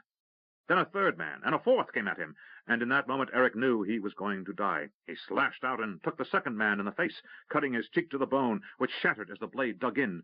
He pulled back his sword and tossed the man as a cat tosses a mouse, sending him into the 2 men who came after. Eric knew it was just a matter of moments, and he was determined to take as many of the enemy with him as possible before he was overwhelmed. He struck out against one man and took a sliding blow to the ribs that caused him to turn suddenly, opening himself up to another sword thrust. A blade struck his left arm, glancing off the leather of his gauntlet to leave a long, angry red cut on his forearm. Eric took a glancing blow to the side of the head, and his knees weakened. He couldn't stand upright, and as he tried to step back, his heel slipped, saving his life. Eric fell back, struck rock and dirt, and rolled head over heels a dozen yards. He came to rest on his back, staring up over his boots at 5 enemy soldiers rushing down the hill to end his existence. As the first man reached Eric, his sword held high overhead to deliver a killing blow, a goose feather shaft appeared in the man's neck. He seemed to take a step, go to one knee, then fall face down at Eric's feet. Eric scrambled back as the other 4 men turned, looking to their left, Eric's right, and another arrow lifted an attacker off his feet, propelling him backward. Only a longbow could unleash that much power. Eric looked and saw a half-dozen men in leather standing a dozen paces down the trail, firing at the attackers while children ran forward. Eric blinked. They weren't children, but dwarves, dressed in armor and carrying war hammers and axes. Shouting their war cries, they were charging into the invaders, cutting them down. Strong hands reached under Eric's shoulders and hauled him to his feet. "How are you, man?" asked a familiar voice, and Eric turned to see the smiling face of Jaro Shati. "Better," said Eric. "Much better." Sergeant Harper said, "We were being handed our heads, sir, when suddenly the lads who were trying to kill us got very concerned about their own rears." He grinned, ignoring the dried blood that spattered his face. "The dwarves and elves were coming down the ridge, doing a grand job of slaughter as they went." As if a wind blew away a cloud of smoke, the dwarves and elves cleared the ridge before Eric's eyes. A dwarf, wearing a large gold torque and carrying a hammer of obvious power, approached and asked, "You the officer here?" Eric nodded. "Sir?" The dwarf smiled. He set down his hammer, drew himself up to his full height, slightly under 5 feet, and slapped his chest with his balled fist. "I hight Dolgan, king of the dwarves of the west, chief of village Caldera, and war leader of the Grey Tower's dwarven people." Then he smiled and said, "It looks as if you could use some help." Eric grinned. "With thanks." An elf approached and said, "I'm Galen. Thomas asked us to come through the ridge line from above Hawk's Hollow, making sure that uninvited guests weren't hanging about." Eric smiled. "Your arrival was most timely." "Well," said Dolgan, "better late than never, and it's still a bonny fight. My lads will be pleased to thump a few heads." Lowering his voice, he said, "Tomas has been forthright with what is at stake, and I pledge we will keep these murderers on the west side of the ridge." Eric said, "Thank you." Jaro said, "You've got a few wounds here." Eric sat on a rock, and Jaro began field dressings. More of his men came down the ridge from the north, and Harper reported, "We're rolling them south, sir." "Good," said Eric. "Keep the pressure on. If we can collapse them down around Darkmoor, we can win this fight." Eric waited until his bandages were finished, then stood and returned to his observation point, a large rock that gave him a good view of the immediate battlefield. Below the ridge line, the enemy was dug in behind some sheltering rocks. The elven bowmen had turned the 20 yards of open space above them into a killing ground, and none ventured from behind the rocks. Eric looked around, saw a boy holding his horse, and signaled for him to be brought over. He told Jaro, "Send a patrol up the line and make sure they're not trying to climb back up there. I'm riding to Darkmoor to inform Patrick of the dwarves and elves' arrival." As he mounted his horse, he said, "King Dolgan—" "Just Dolgan will do," interrupted Dolgan. "No need for titles. Dolgan, how many men are with you?" 300 dwarves and 200 elves. Enough for a right grand fight." Eric smiled. "Fine." To Harper, Eric said, "Hold here until I return." Harper said, "Right, sir." Eric rode south, and as he did, he saw that the assault on the enemy's northern flank by the elves and dwarves had sent ripples down the line, stalling the assault. A stable line was established, and while the exchange of arrows was constant, the fighting was now sporadic. He reached Darkmoor in an hour's time, and only a reinforced barricade from the northern gate to the foothills north of the city kept the route open. The enemy had burned every building in the Folberg to the west, and the buildings to the south were abandoned. Eric rode with an escort he had picked up at the outer limit of the city's defense, men wearing the tabard of Darkmoor. The big northern gate was barred, while the smaller sally port cut within the gate was left open. Eric rode through and on to the castle. He went straight to the prince's conference chamber and reported. After he told Patrick of the arrival of the dwarves and elves, the prince said, "No, it makes sense. We've been facing steady pressure all day." He pointed to a map. "While you freed up the northern flank, we've had reports from the south that the same withdrawal along the Ride is taking place." Eric said, "The dwarves from Dorgan." "We can assume that much," said the prince, ignoring the breach of protocol. "That's putting inordinate pressure on the center." He stuck a finger on the city of Darkmoor. "We have mounting attacks here, and we are close to losing the outer wall." Eric looked around the room. He was the only other officer present, the rest of the room being staffed by runners and scribes.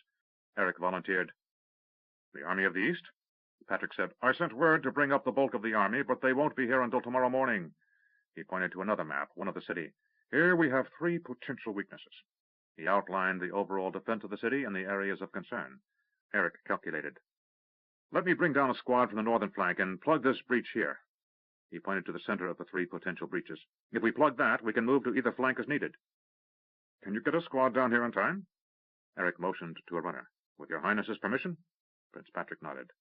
Eric said to the runner, "Head north on the fastest horse you can find, and tell Sergeant Giotto Shotty to come here with as many mother murderers as Harper can spare. He'll know what I mean." The runner glanced at the prince, who nodded, and the messenger ran from the room. Patrick said, "Your wounds?" Eric looked at his bandaged lower left arm and ribs and said, "I got sloppy. I'm fine." Patrick smiled. "You don't look fine, Captain, but I'll take your word for it." Just then Greylock entered the room, dirty, sweating, and bloody. He said, "I need the reserves now, Highness." Patrick shrugged. "Take them. We have nothing left to lose." Eric glanced at the prince and said, "I'll go with the general. I think we need every sword at the wall." Patrick drew his sword and said, "Very well." Greylock turned and grabbed the Prince of Condor's tunic. To lay hands on royalty was a hanging offense, but at that moment he wasn't a general offering insult to his liege lord. He was the old sword-master of Darkmoor, training an impulsive young soldier. "Highness, your position is here, and if you go get yourself killed, and we win this war, then I have some very difficult explaining to the king, and I would rather be spared that conversation with your father. Be a good lad, and do your job, and we'll do ours." He released Patrick's tunic, then brushed aside an imaginary speck of dirt, saying, "I think that's it." Turning toward the door, he said, "Eric, shall we go?" Eric followed, leaving a chastened ruler who swore as he realized his commander was correct. The demon bellowed as he swooped down toward the abandoned city of Sathanan. He challenged any who might interfere with his goal, and none answered. Jacon landed before a destroyed gate, leading into a burned-out keep. He looked around and saw no one. Something called to him, and he felt frustrated he could not locate the origin of the call. He turned, bellowing a challenge toward every compass point.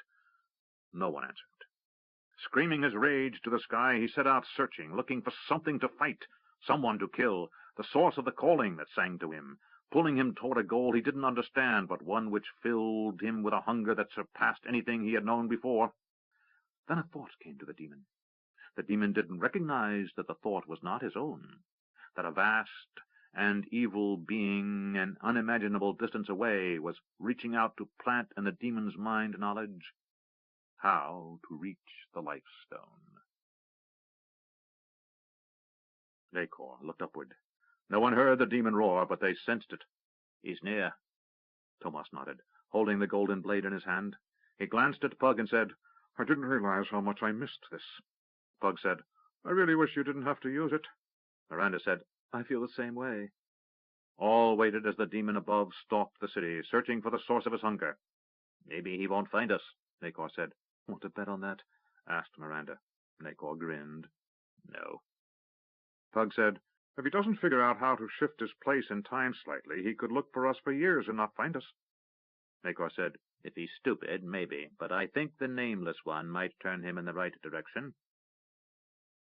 "Right," said Miranda, glancing upward. "You would think of that." Again they felt the demon's rage reverberating through the ground into the chamber. Miranda looked at Callus, who stood with eyes closed and hands on the life stone. The gem was now half the size it had been when they had found it, and the specks of green energy were flying through them constantly. Miranda said, "Nacor, you look younger." Nacor grinned. "Am I handsome yet?" Miranda laughed. "Hardly, but you do look younger." "It's the life stone," said Pug. "It's rejuvenating us." Miranda's forehead furrowed. "That explains it," she said, as she put her hand on her stomach. "What?" asked Nacor. "Cramps. I haven't had them for 150 years. Nacor laughed. Suddenly the room erupted in a howl of rage, echoing through the rocks from above. "I think," said Nacor, "he's very close." Eric stood on the wall, overlooking the main gate. A huge ram was being rolled toward the outer wall, and Manfred shouted, "Fire!" Catapults unleashed a veritable rain of rocks, and many of the attackers were struck down, but the ram rolled toward them. It had a wooden roof protecting the men below, and Manfred said, "If they breach this gate, they're into the inner city. We can't fight house to house. We'll have to fall back to the citadel." Eric said, "Reinforcements are on the way." "Well, they'd better get here in the next hour," said Manfred. "Otherwise we're going to be overrun." He turned and shouted, "Oil!" Cauldrons of hot oil were poured over the wall, showering scalding death over those below. Men screamed, and some retreated, but another wave rushed the wall, carrying scaling ladders. "Down!" shouted Greylock, and Eric and his half-brother both acted instinctively, ducking behind the wall over the main gate to the city as 100 arrows flew overhead. Men who had been slow to react screamed, many falling from the wall into the city streets. Manfred crouched next to Eric, both with their backs against the cold stone of the city walls. Manfred looked around at the injured and dying. If your reinforcements don't get here in the next 10 minutes, I'm giving the order to withdraw. Eric, hunkering down, said, "They can't get here in 10 minutes. Well, then we'd better begin an orderly withdrawal." He turned to a man in the tabard of Darkmoor, with sergeant's chevrons embroidered above his heart. "Tell the men to withdraw by sections. Start at the south wall and get them to High Street. We'll fight our way back from there. Destroy the catapults. We can't allow them to be turned on us." A thunder of hooves, and Eric risked a glance between two merlons. So our riders were massing at the far end of the gate. Eric said, "Manfred, as soon as that gate is open, you're going to have a company of our riders coming through." Manfred turned to glance over the wall. "Always wondered what they looked like." His eyes widened. "Mother of gods!" "We need to leave now," suggested Eric. Manfred agreed. To the sergeant he said, "Burn the catapults, then general withdrawal. Every man for the citadel." Word was passed, and archers fired down into the streets below, while men with poles pushed over scaling ladders. But as soon as the withdrawal began, ladders were again put up, and invaders began climbing. Manfred and Eric ran down the stone steps to the street. Already chaos was let loose. A few civilians, who had been too stubborn or too stupid to evacuate, were now in the streets with sacks over their shoulders, running for the citadel. Wounded soldiers were being carried by healthy ones, and a few bowmen kept their heads and fired at the enemy as they came over the wall, but generally the retreat was turning into a rout. "Have you seen Greylock?" demanded Manfred. "Not since he went to look over the southern wall." "I hope he makes it," said Manfred. An arrow struck the ground inches from his boot, and he jumped. Eric grabbed him by the sleeve and pulled him hard to the left, almost yanking him off balance, as 3 more arrows flew through the spot he had just occupied. "Thanks," Manfred panted as they hurried around a corner. "Archers usually work in groups," said Eric. They ran down a cross street and turned to their right, then left again, and Eric could see the lights from the citadel's highest tower above the rooftops. The streets sloped upward toward the old castle, and by the time they reached High Street, the thoroughfare was clogged with terrified refugees, out-of-breath soldiers, and men carrying their wounded comrades. "Make way!" shouted a voice, and Eric saw Manfred had been recognized by one of Darkmoor's soldiers. "The Baron's here! Make way!" Eric stayed close to his half-brother. They bullied their way through the press and made it to the edge of the drawbridge. Soldiers lined the sides of the bridge, frantically waving through those moving across it. Eric and Manfred both slumped to the cobbles in the bailey as soldiers ran to their aid. "Water!" gasped the Baron. Eric gasped, "I forgot how tired you can get running at this altitude." "I forgot how tired you can get just running," said Manfred. A bucket of water appeared, and Manfred drank from it, then passed it to Eric, who gulped from it as it poured over his chest and arms. Manfred shouted, "Sergeant!" His sergeant appeared and said, "My lord?" "Word to the lookout above. The moment he sees the enemy at the other end of High Street, close the drawbridge." Eric said, "Manfred, you can't wait that long. You've got to start clearing it now, or you'll never get it closed in time." He pointed to the flood of humanity, the civilians with slow-moving carts, the old men and women on foot who were trying to squeeze through the gatehouse, and who were only succeeding in getting in one another's way. "Look!" Manfred studied the situation, then said to the sergeant, "Clear the drawbridge.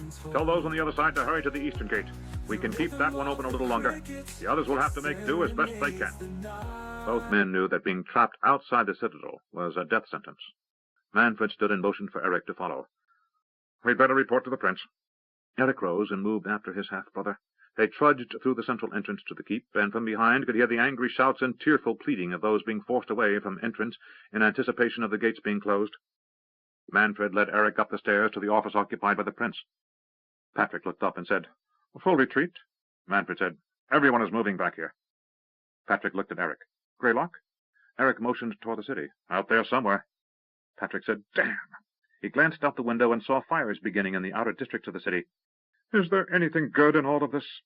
Eric said, "The one good thing is they're now fighting on 3 fronts.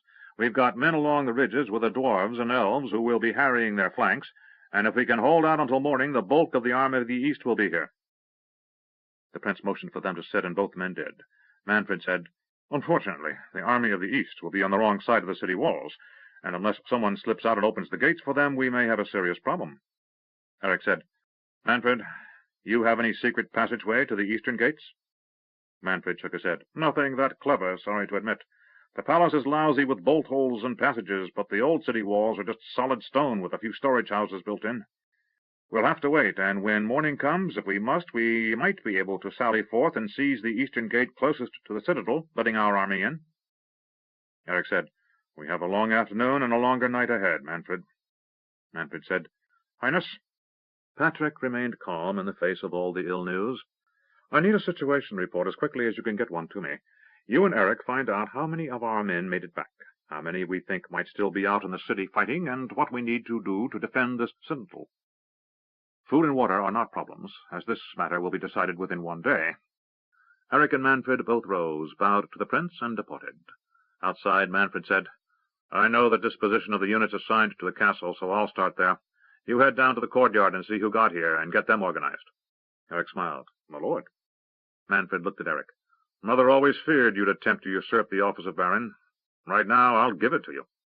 Eric smiled. No, thanks. Then I'd be the one to have to climb all those stairs to the towers. As I suspected, a practical man. Manfred turned to quickly climb the steps to the next level of the keep, while Eric headed down toward the courtyard. Suddenly it went quiet. Pug held up his hand and tilted his head as if listening. Then the demon stood in the room. Nacor whispered, I didn't know demons could transport themselves. Or time shift, added Miranda. Then the demon realized he wasn't alone in the cavern. A roar that rattled the rock walls, causing dust to fall from cracks in the ceiling, shook everyone to their bones. Pug unleashed his first spell, while Tomas interposed himself between his son and the monster. Crackling blue energies sprang up around Jachan, who howled. But he wasn't screaming from pain, but rather in outrage at what he saw before him. Callus, manipulating the life stone, freeing the trapped energies within. No! The beast bellowed in the tongue of Novindus. It is mine! To Pug, Jachan resembled Ma'arg, but a leaner, more muscular-looking version. There were no accumulated rolls of fat, nor was he covered in as many tortured skins of his victims.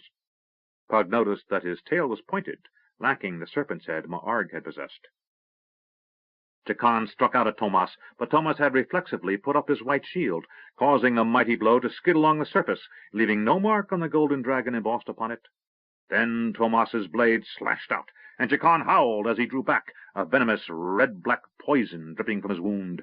It hissed and smoked where it hit the stones. Miranda sent a stream of energies toward the creature, and struck him hard enough to move him a little to his left. Tomas seized the moment to strike, while Jachan turned to see from where the new attack came. Tomas's blade bit deep in the creature's right thigh, and Jachan lashed out with his right hand, claws the size of daggers swiping at Tomas. Tomas turned the attack and thrust, again drawing poisonous blood. Press the attack! Cried Nacor. Pug loosed a bolt of energy, a blue spear of light that passed through the demon's wing, ripping a hole the size of a man's fist. The demon stepped back, his wings brushing against the stone wall of the cavern, and lashed out again at Tomas. Tomas stepped back, preferring to dodge the blow rather than attempt to block it. The creature hung back, obviously confused by the sudden opposition. Then Nacor shouted, It's healing! Pug watched and saw that the first wound Tomas had caused was closing rapidly. Nacor said, The life stone! It's healing the wounds! Pug calculated. Callus had reduced the stone to less than a third its original size, and it appeared that the diminution was accelerating, giving him hope they would be done with this trial in less than an hour. But that meant keeping the creature at bay until Callus was finished. Pug turned to Miranda and said, Rest. Tomas and I will try to keep this creature away from Callus until we're done. If one of us falters, you must take over. He turned and hurried to stand as close as he dared to the monster, and he crossed his wrists. A stunning bolt of red light shot out, striking Jachan hard enough in the face to slam him back into the wall. Tomas didn't hesitate. He hurried forward and delivered a murderous backhand slash with his sword, cutting deep into the creature's leg and sending a gout of poisonous blood spurting across the stones. The blood smoked upon contact, and a stench of rotting things filled the air. Jachan howled in a murderous rage and leaped at Tomas. Tomas tried to move back and succeeded in getting far enough distant that the demon didn't land atop him, but it put Jachan close enough that he could attempt to seize Callus. A clawed hand the size of a man shot out toward Callus, and Tomas reacted by slashing down as hard as he could with his golden sword.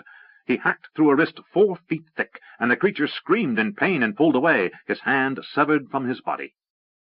A stream of the foul black blood shot through the air and drenched Callus, who screamed in pain and fell back from the life stone. "Callus!" shouted Miranda, and she and Nacor ran to him. Immediately, Pug and Tomas threw themselves into the battle. Energy lashed out, and Tomas struck with his sword, forcing the wounded demon back.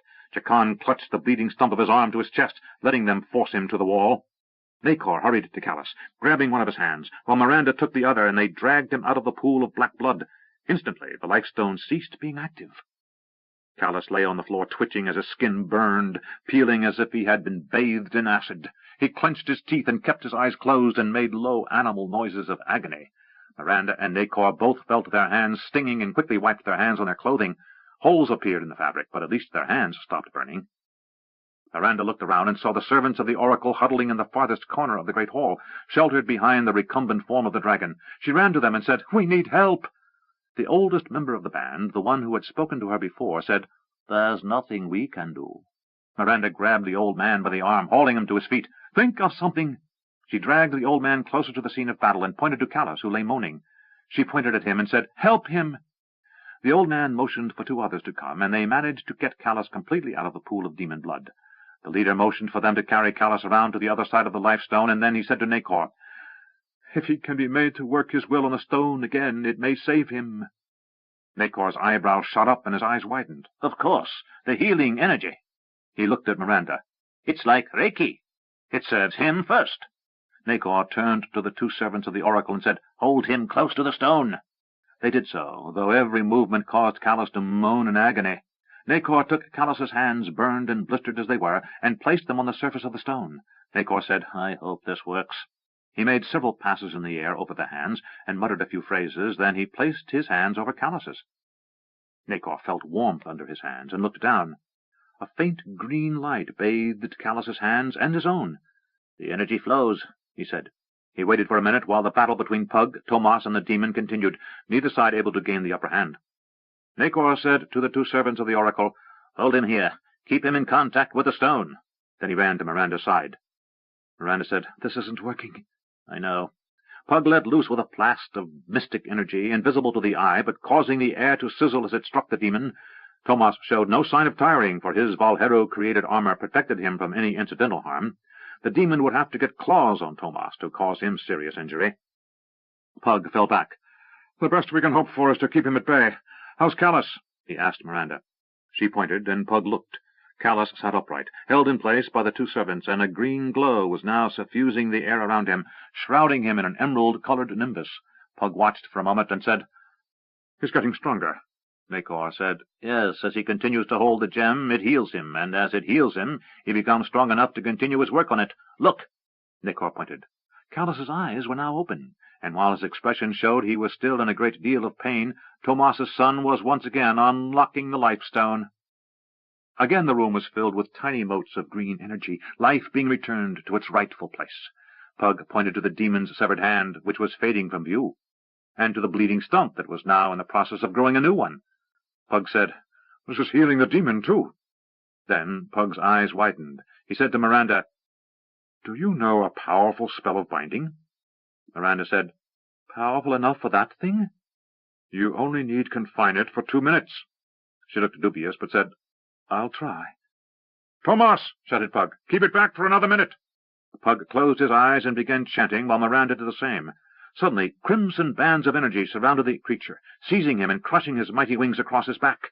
Then they constricted, and Jacon howled in pain. "Tomas!" Pug shouted. "A killing blow!" Tomas drew back his golden blade, then plunged it deep between two of the crimson bands, almost to the hilt, piercing whatever served as Jacon's heart.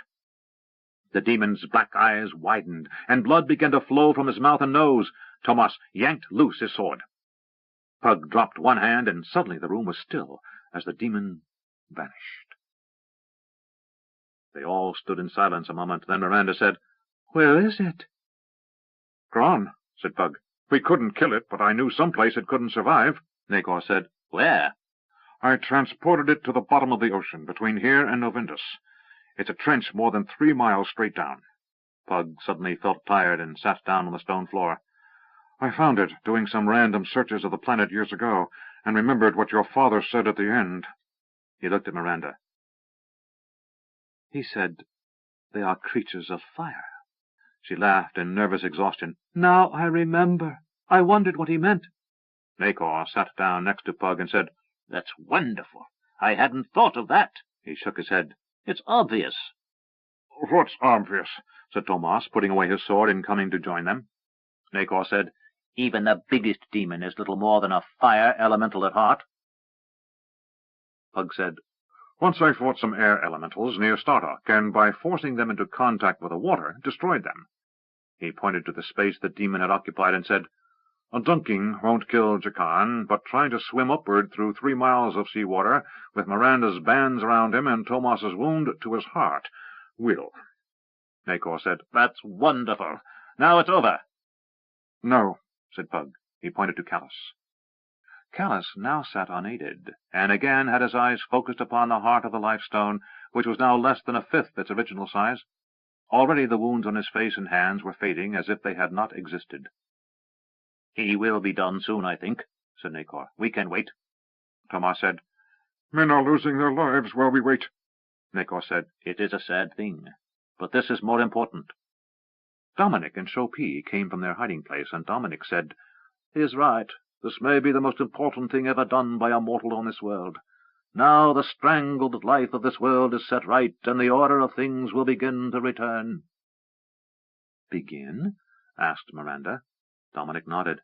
"You don't correct damage on this scale quickly. It's been centuries, millennia in the making.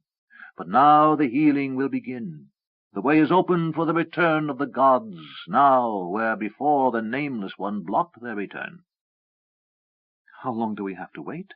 asked Miranda. Nacor laughed.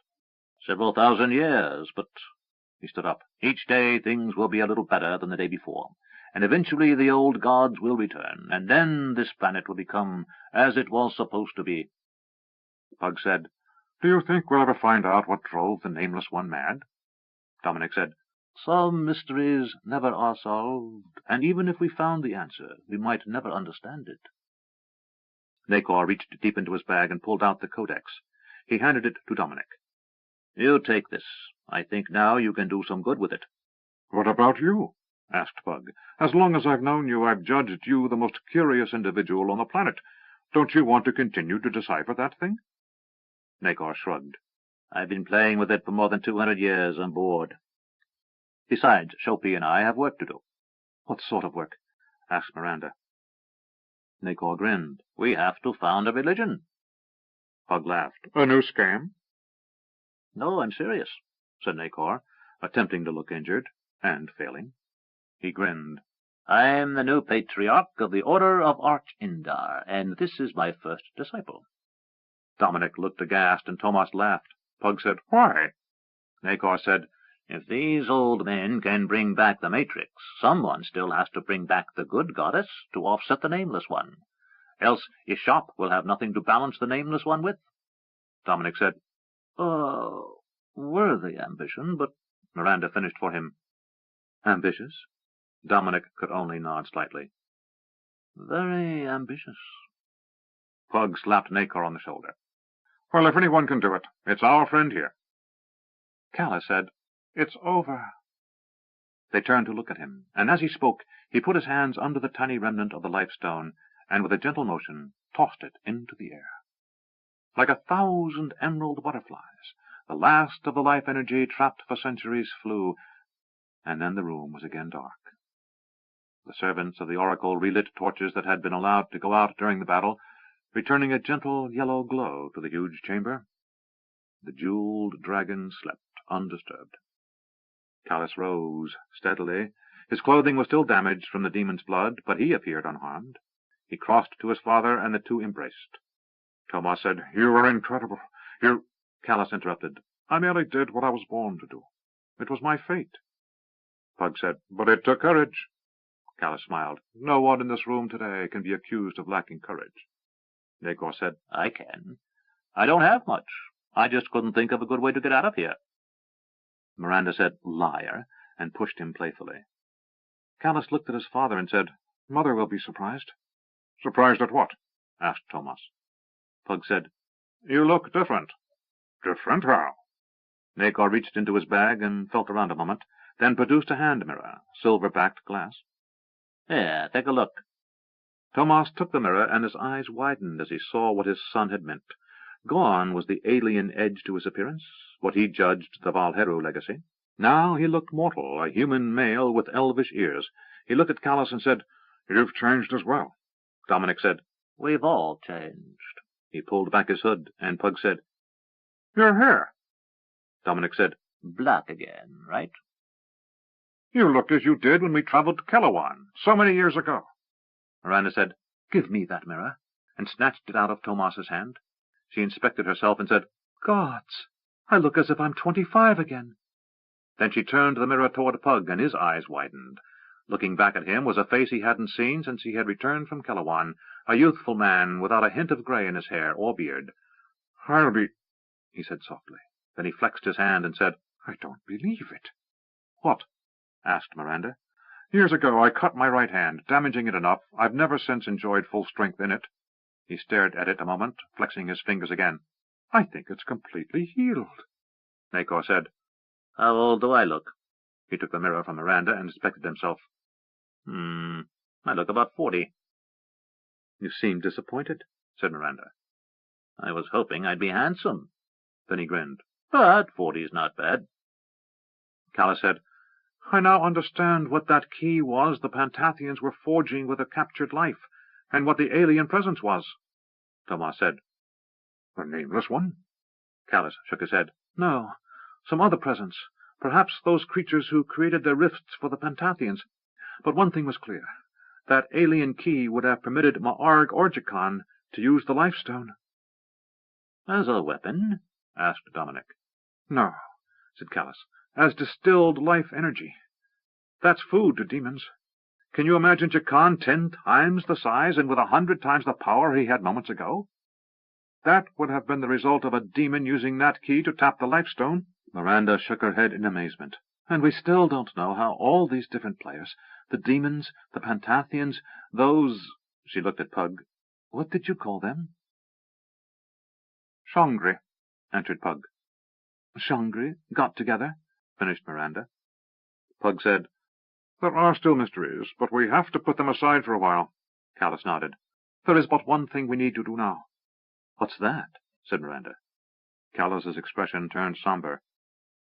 We must stop a war. 27. Truth. A battle raged.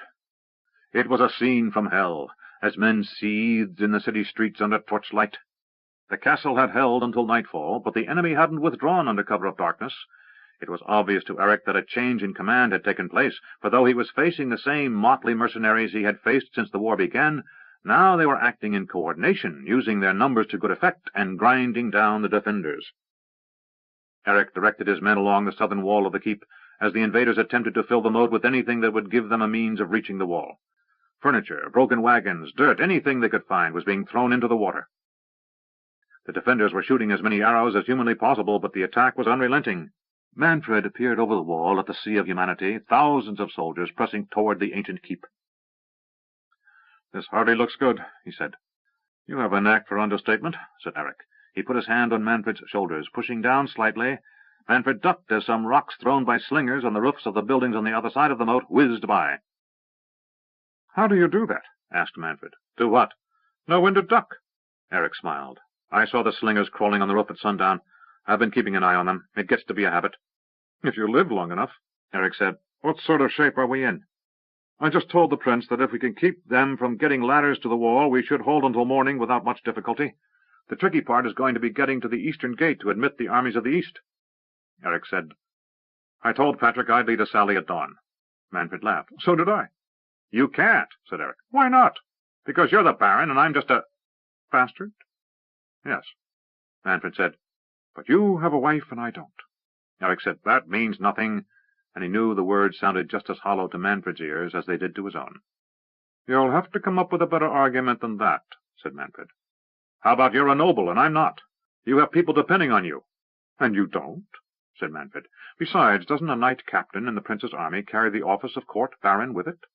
That's different. I don't have estates and tenants who depend on my protection. I don't have to administer justice or sort out legal wrangles the courts can't solve. I don't have cities and towns, villages and... It's not the same. Manfred smiled. Are you sure you wouldn't rather be baron? Eric said, You have father's title. There is that. Manfred glanced over the wall again and said, Is there no end to them? Eric said, Not that you'd notice. For a moment they rested, crouching behind the wall. Eric said, How is it you never married? I thought the Duke of Ron had someone in mind for you. Manfred laughed. The lady came to visit, and I think I failed to impress her." Eric said, "I find that hard to believe." Manfred looked at his half-brother. "I thought you might deduce it, but obviously not." He glanced around, making sure no one was climbing over the wall. "When you have a mother like mine, it tends to distort your opinion of women. Stefan liked to hurt them. I prefer to avoid them." Eric said, "Oh." Manfred laughed. "If we survive, I'll tell you what. You can do me a service. I'll marry some prize the prince picks for me, and you can father the next heir to the barony of Dartmoor. It'll be our secret, and I suspect the lady in question will thank me for sending you to her bedchamber." Eric laughed as a flight of arrows sped overhead. "I don't think my wife would approve." Then he said, "There's something you should remember." "What?" asked Manfred. "You have a nephew." Manfred closed his eyes a moment, then said, "I had conveniently put that out of my mind." Eric said, "Well, you may have, but Rosalind's child is Stefan's son." "Is there no doubt? Is it certain?" Eric said, "Just one look. He's a von Dartmoor." Manfred said, "Well, that changes things." "How?" asked Eric. "For certain one of us must survive, else the lad will be left to mother's tender mercies." Eric laughed. "Only if you tell her." "Oh, she'll find out eventually. Mother may be crazy, but she's well connected and enjoys her intrigues." He lowered his voice as if someone might overhear. "There are moments I think father's seizures were mother's doing." "You think she poisoned him?" Manfred said, "Sometime get me to tell you mother's family history. Poison played a large role in her great-grandfather's rise to his title." A huge boulder slammed into the citadel then, rocking the outer keep wall. "Well," said Manfred, as he brushed off the dust, "seems our guests have found a catapult." Eric glanced over and saw the war engine had been dragged out into the middle of High Street. He motioned for a soldier and said, "Get word to Sergeant Giotto to have that catapult taken care of." Another boulder came slamming into the wall, and the soldiers in the street beyond the moat let out a cheer. "Fast!" The soldier ran into the keep. Manfred said, "It's pretty straightforward, isn't it?" "What?" "They knock a hole in the wall, fill up the moat with whatever they can throw in, and come swarming over." Eric said, "Basically." "Well, let's make it interesting," said Manfred. He signaled to another of his soldiers and said, "Tell Sergeant McAfee to release the oil." The soldier ran off. Eric said, "Going to fire the moat?" "Why not?" said Manfred. Eric sat back. "How long can you keep the oil burning on the moat?" 3-4 hours. Another boulder slammed into the wall, and Eric said, "Giotto!" As if hearing Eric's voice, a catapult atop the central keep fired, releasing half a dozen barrels of oil. They came crashing down around the catapult in the street, drenching the machine and its crew. The enemy catapult crew began to run. The oil spreading in the street quickly reached one of the many fires nearby, and suddenly the war engine was ablaze. Eric's men on the walls of the citadel let out a cheer. Eric said, "Well, that's that." Manfred said, "When the oil in the moat is burned out, they'll start filling it in again." "That will keep them out until sunrise, though." "Yes," said Manfred, "but it still doesn't solve one problem." The half-brothers looked at each other, and at the same moment they both said, "The Eastern Gate." Pug said, "Rejuvenation is all fine and wonderful, but I'm tired." Thomas said, "I feel I need to sleep." Gala said, "Men are dying." Thomas looked at his son and said, "I know. Even though the Life Stone is no more, there's a very large army attempting to sack Dartmoor." Kala said, "Even if he's free now of the demon's control, by reputation Fadawa is not one to just quit and quietly withdraw." He sighed. "Only we in this room and a few others know of the real stakes. But now we have a cunning, dangerous leader who still has most of his army intact, and he controls most of the western realm." Pug said, "This won't end quickly." Miranda said, "At least we can get the Sa'ar out of the war." Pug said, "If I can convince them what Hanam told me was true." Thomas said, "We can only try." "How do we get there?" asked Nakor. "We don't," said Pug. "Thomas and I will go to Dartmoor. Unless we end this battle, there's no reason to take the rest of you into harm's way." Kala said, "Remember, I'm the prince's man." Miranda said, "And you're not leaving me here." Nakor motioned to Chopin and Dominic, then grinned and shrugged. "Us too." Pug's eyes widened, and he let out a slightly exasperated breath. "Very well. Gather around." Miranda turned to the leader of the oracle servants and said, "Thank you for your help." The old man bowed and said, "No, we thank you for saving us." Miranda hurried to Pug's side, and the magician said, "Hold on." They all held hands, and suddenly they were standing in the courtyard of Villa Beata at Sorcerer's Island. "This isn't Darkmoor," said Miranda. "No," said Pug. "I've never been to Darkmoor, so unless you want to materialize in the middle of the battle or inside a stone wall, you'll give me an hour." Gathus hurried out of the house and welcomed them.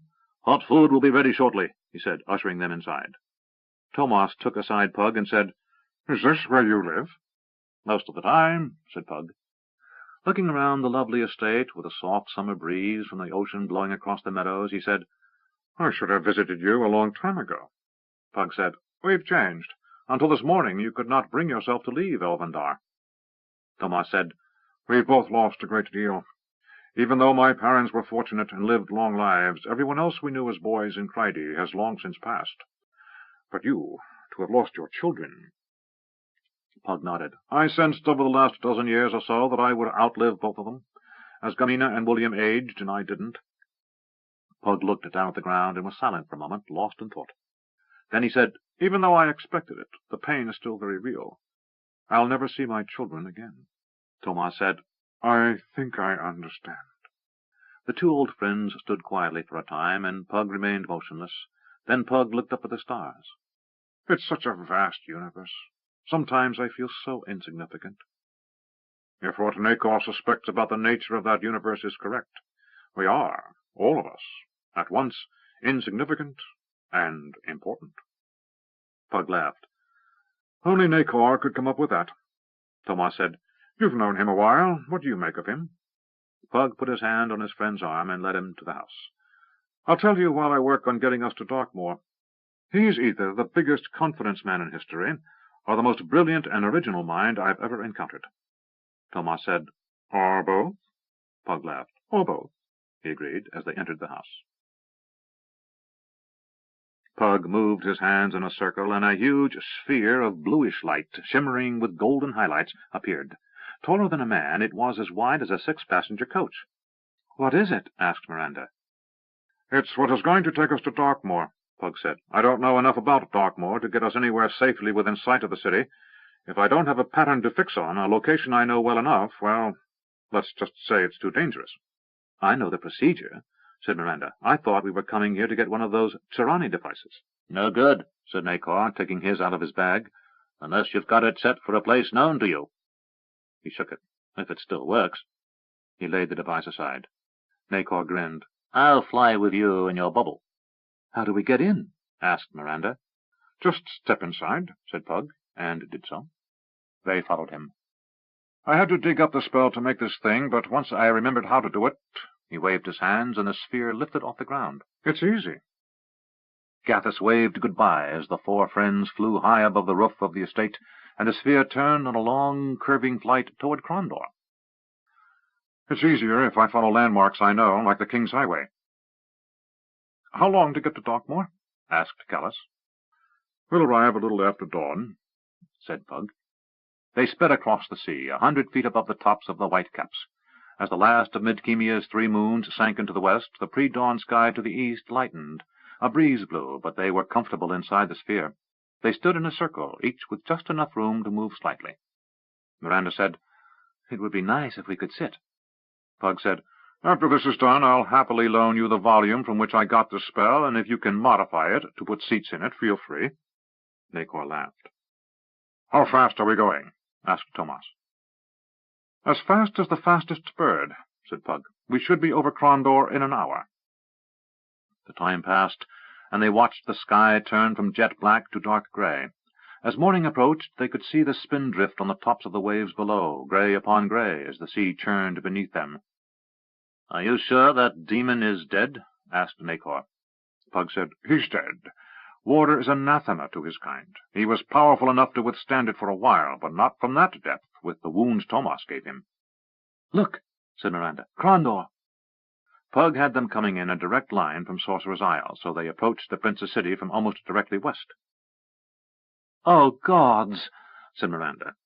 Across the horizon, where once a large city had teemed with life, only a lifeless black spot on the horizon loomed. Even at this hour of the morning, the city should have been alive with lights as workers made their way along the streets in the pre-dawn gloom. Boats should have been leaving from the fishing village outside the northern wall, and ships departing for distant ports should have been setting sail. "There's nothing left," said Nakor. Callus said, Something's moving. He pointed up the coast, and in the murky light they could see a large company of horsemen moving north along the sea road.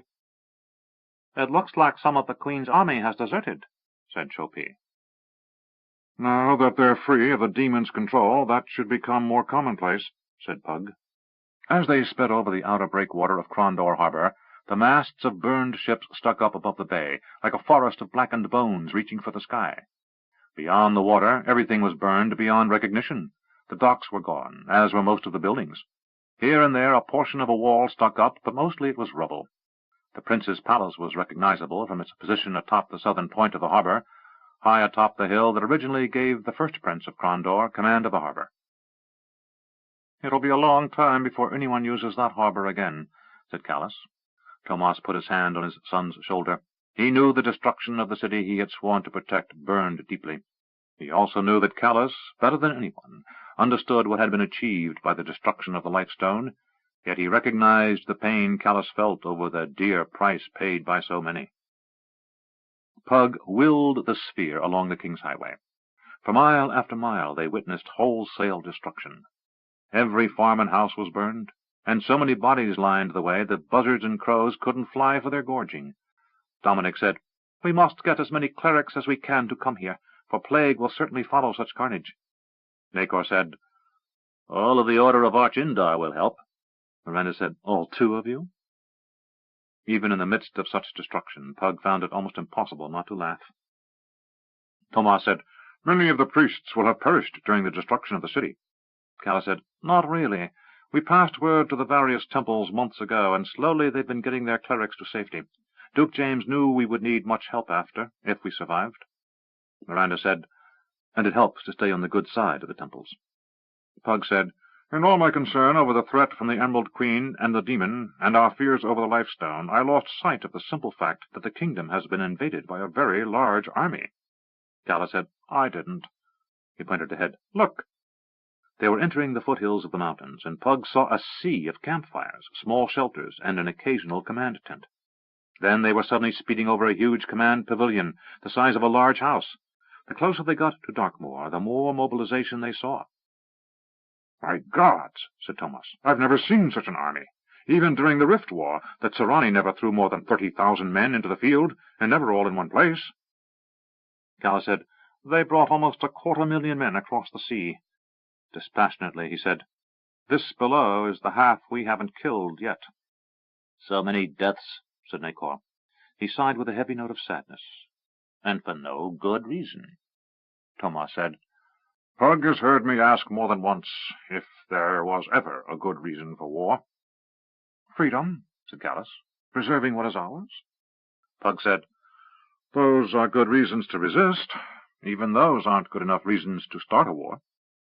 As the terrain rose, Pug kept the sphere at an even height. But as they found more and more men below pointing at them, and some starting to shoot arrows, Pug elevated the sphere. At cloud level they had a panorama of the battlefield below. "Incredible," said Dominic. An army of 80 or 90,000 men lay sprawled out below them, like ants climbing up a hill. At the top of the hill was the city of Darkmoor. The Fallburg and most of the city seemed to be in the enemy's hands, and the fighting throughout the remainder of the city was fierce. "Can we stop it?" asked Miranda. Callus said, "I doubt it. The invaders are stuck on the wrong side of the ocean with no food." He glanced at Pug and said, "Unless you have some magic means of removing them back to Novindus." Pug said, "A few at a time, perhaps, but nothing like this." Tomas said, "Then we shall have to stop the fighting and sort it all out after men are no longer killing one another." "Do you see this hour?" asked Pug. Tomas pointed to a corner of the city, near the southwest, where a small market was packed with the huge green riders. Pug stopped the sphere and said, "Let's see if we can get their attention." He lowered the sphere slowly, and as soon as the first Sa'aur saw it, they loosed their arrows at the humans. But the arrows struck the walls of the sphere and bounced off, and Pug continued to lower the sphere slowly, and after it was clear no immediate threat was offered by the device, the arrows stopped. Pug landed the sphere before a group of riders, the centermost of whom wore a particularly splendid horsehair-plumed helmet, and who carried an ornate shield and an ancient-looking sword. Pug said, "Get ready in case this doesn't work." When the sphere vanished, Pug spoke in the language of Yavon, closely related to the Navindus dialect. I seek Jatuk, Shah Jahan of all the Sa'awar. I am Jatuk, said the impressive rider. Who are you, wizard? I am called Pug. I have come to you to seek peace. The Sa'awar's expression was alien, but Pug sensed he was being regarded with suspicion. Understand we are bound by oath to the Emerald Queen and cannot make a separate peace. Pug said, I bring word from Hanam. The reptilian face then proved quite expressive, as shock was clearly revealed in his features. Hanam is dead. He died upon the world of my birth. No, said Pug. Your father's lawmaster used his arts to seize the mind and body of a demon, and in that body he came to this land. He sought me out and we spoke. He is now dead, but his soul is back on Shyla, riding with the sky host. Jatuk urged his mount forward, and when he was right before Pug, he looked down, a towering presence. Say what you will. Pug began, speaking of the ancient war between good and evil, the insanity of the priests of Asart, and the betrayal of the Sa'awar by the Pantathians. At first the Sa'awar warriors appeared dubious, but as Pug spoke he told them what Hanam had told him to say. He concluded, Hanam said to tell you that you must know, as will Shadu, your lawmaster, Chiga, your cupbearer, and Monis, your shield-bearer, that all I have said is true. The honor of your race demands you accept the truth, and the betrayal of your people is more than just lies. The Pantathians and the Emerald Queen and the demons all have robbed you of your home world. They were the ones who destroyed Shyla, and took from you forever your birthright. The Sa'awar rumbled in consternation. Lies, said one. Clever falsehoods fashioned by a master of evil arts, said another. Jatuk held out his hand. No, there is a ring of truth. If you are what you claim, if you have words from Hanam, then he must have told you one thing to let me know this is no clever lie. Pug nodded. He said to remind you of the day you came to serve your father. You were the last of your father's sons to serve. All your brothers were dead. You trembled in anticipation of meeting your father, and there was one who took you aside and spoke softly into your ear to tell you all would be well. Jatuk said, This is true. But name the one who comforted me.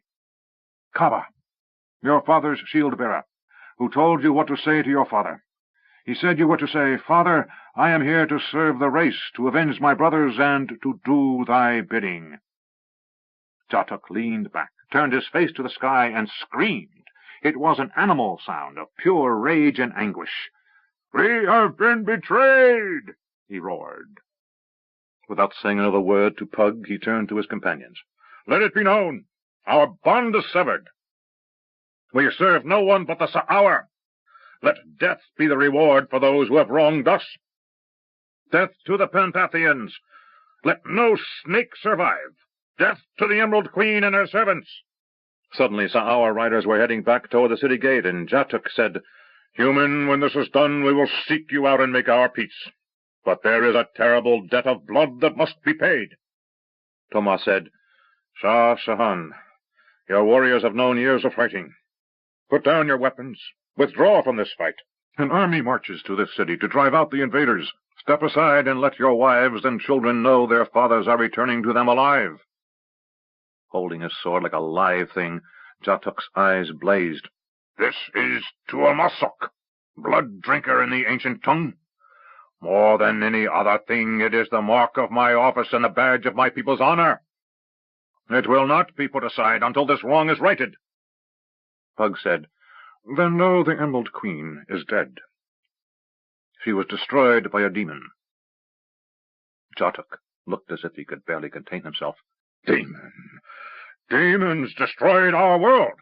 I know, said Pug, and the demon is also dead. Then who is there to pay the price? Demanded the Shah Jahan. Thomas put away his sword. No one. They are all dead. If there are any Pantathians alive, they are hiding under the rocks of a distant land. The only ones left living are the victims, the tools, the dupes. The Sa'awar leader screamed in frustration to the skies. I will have my revenge!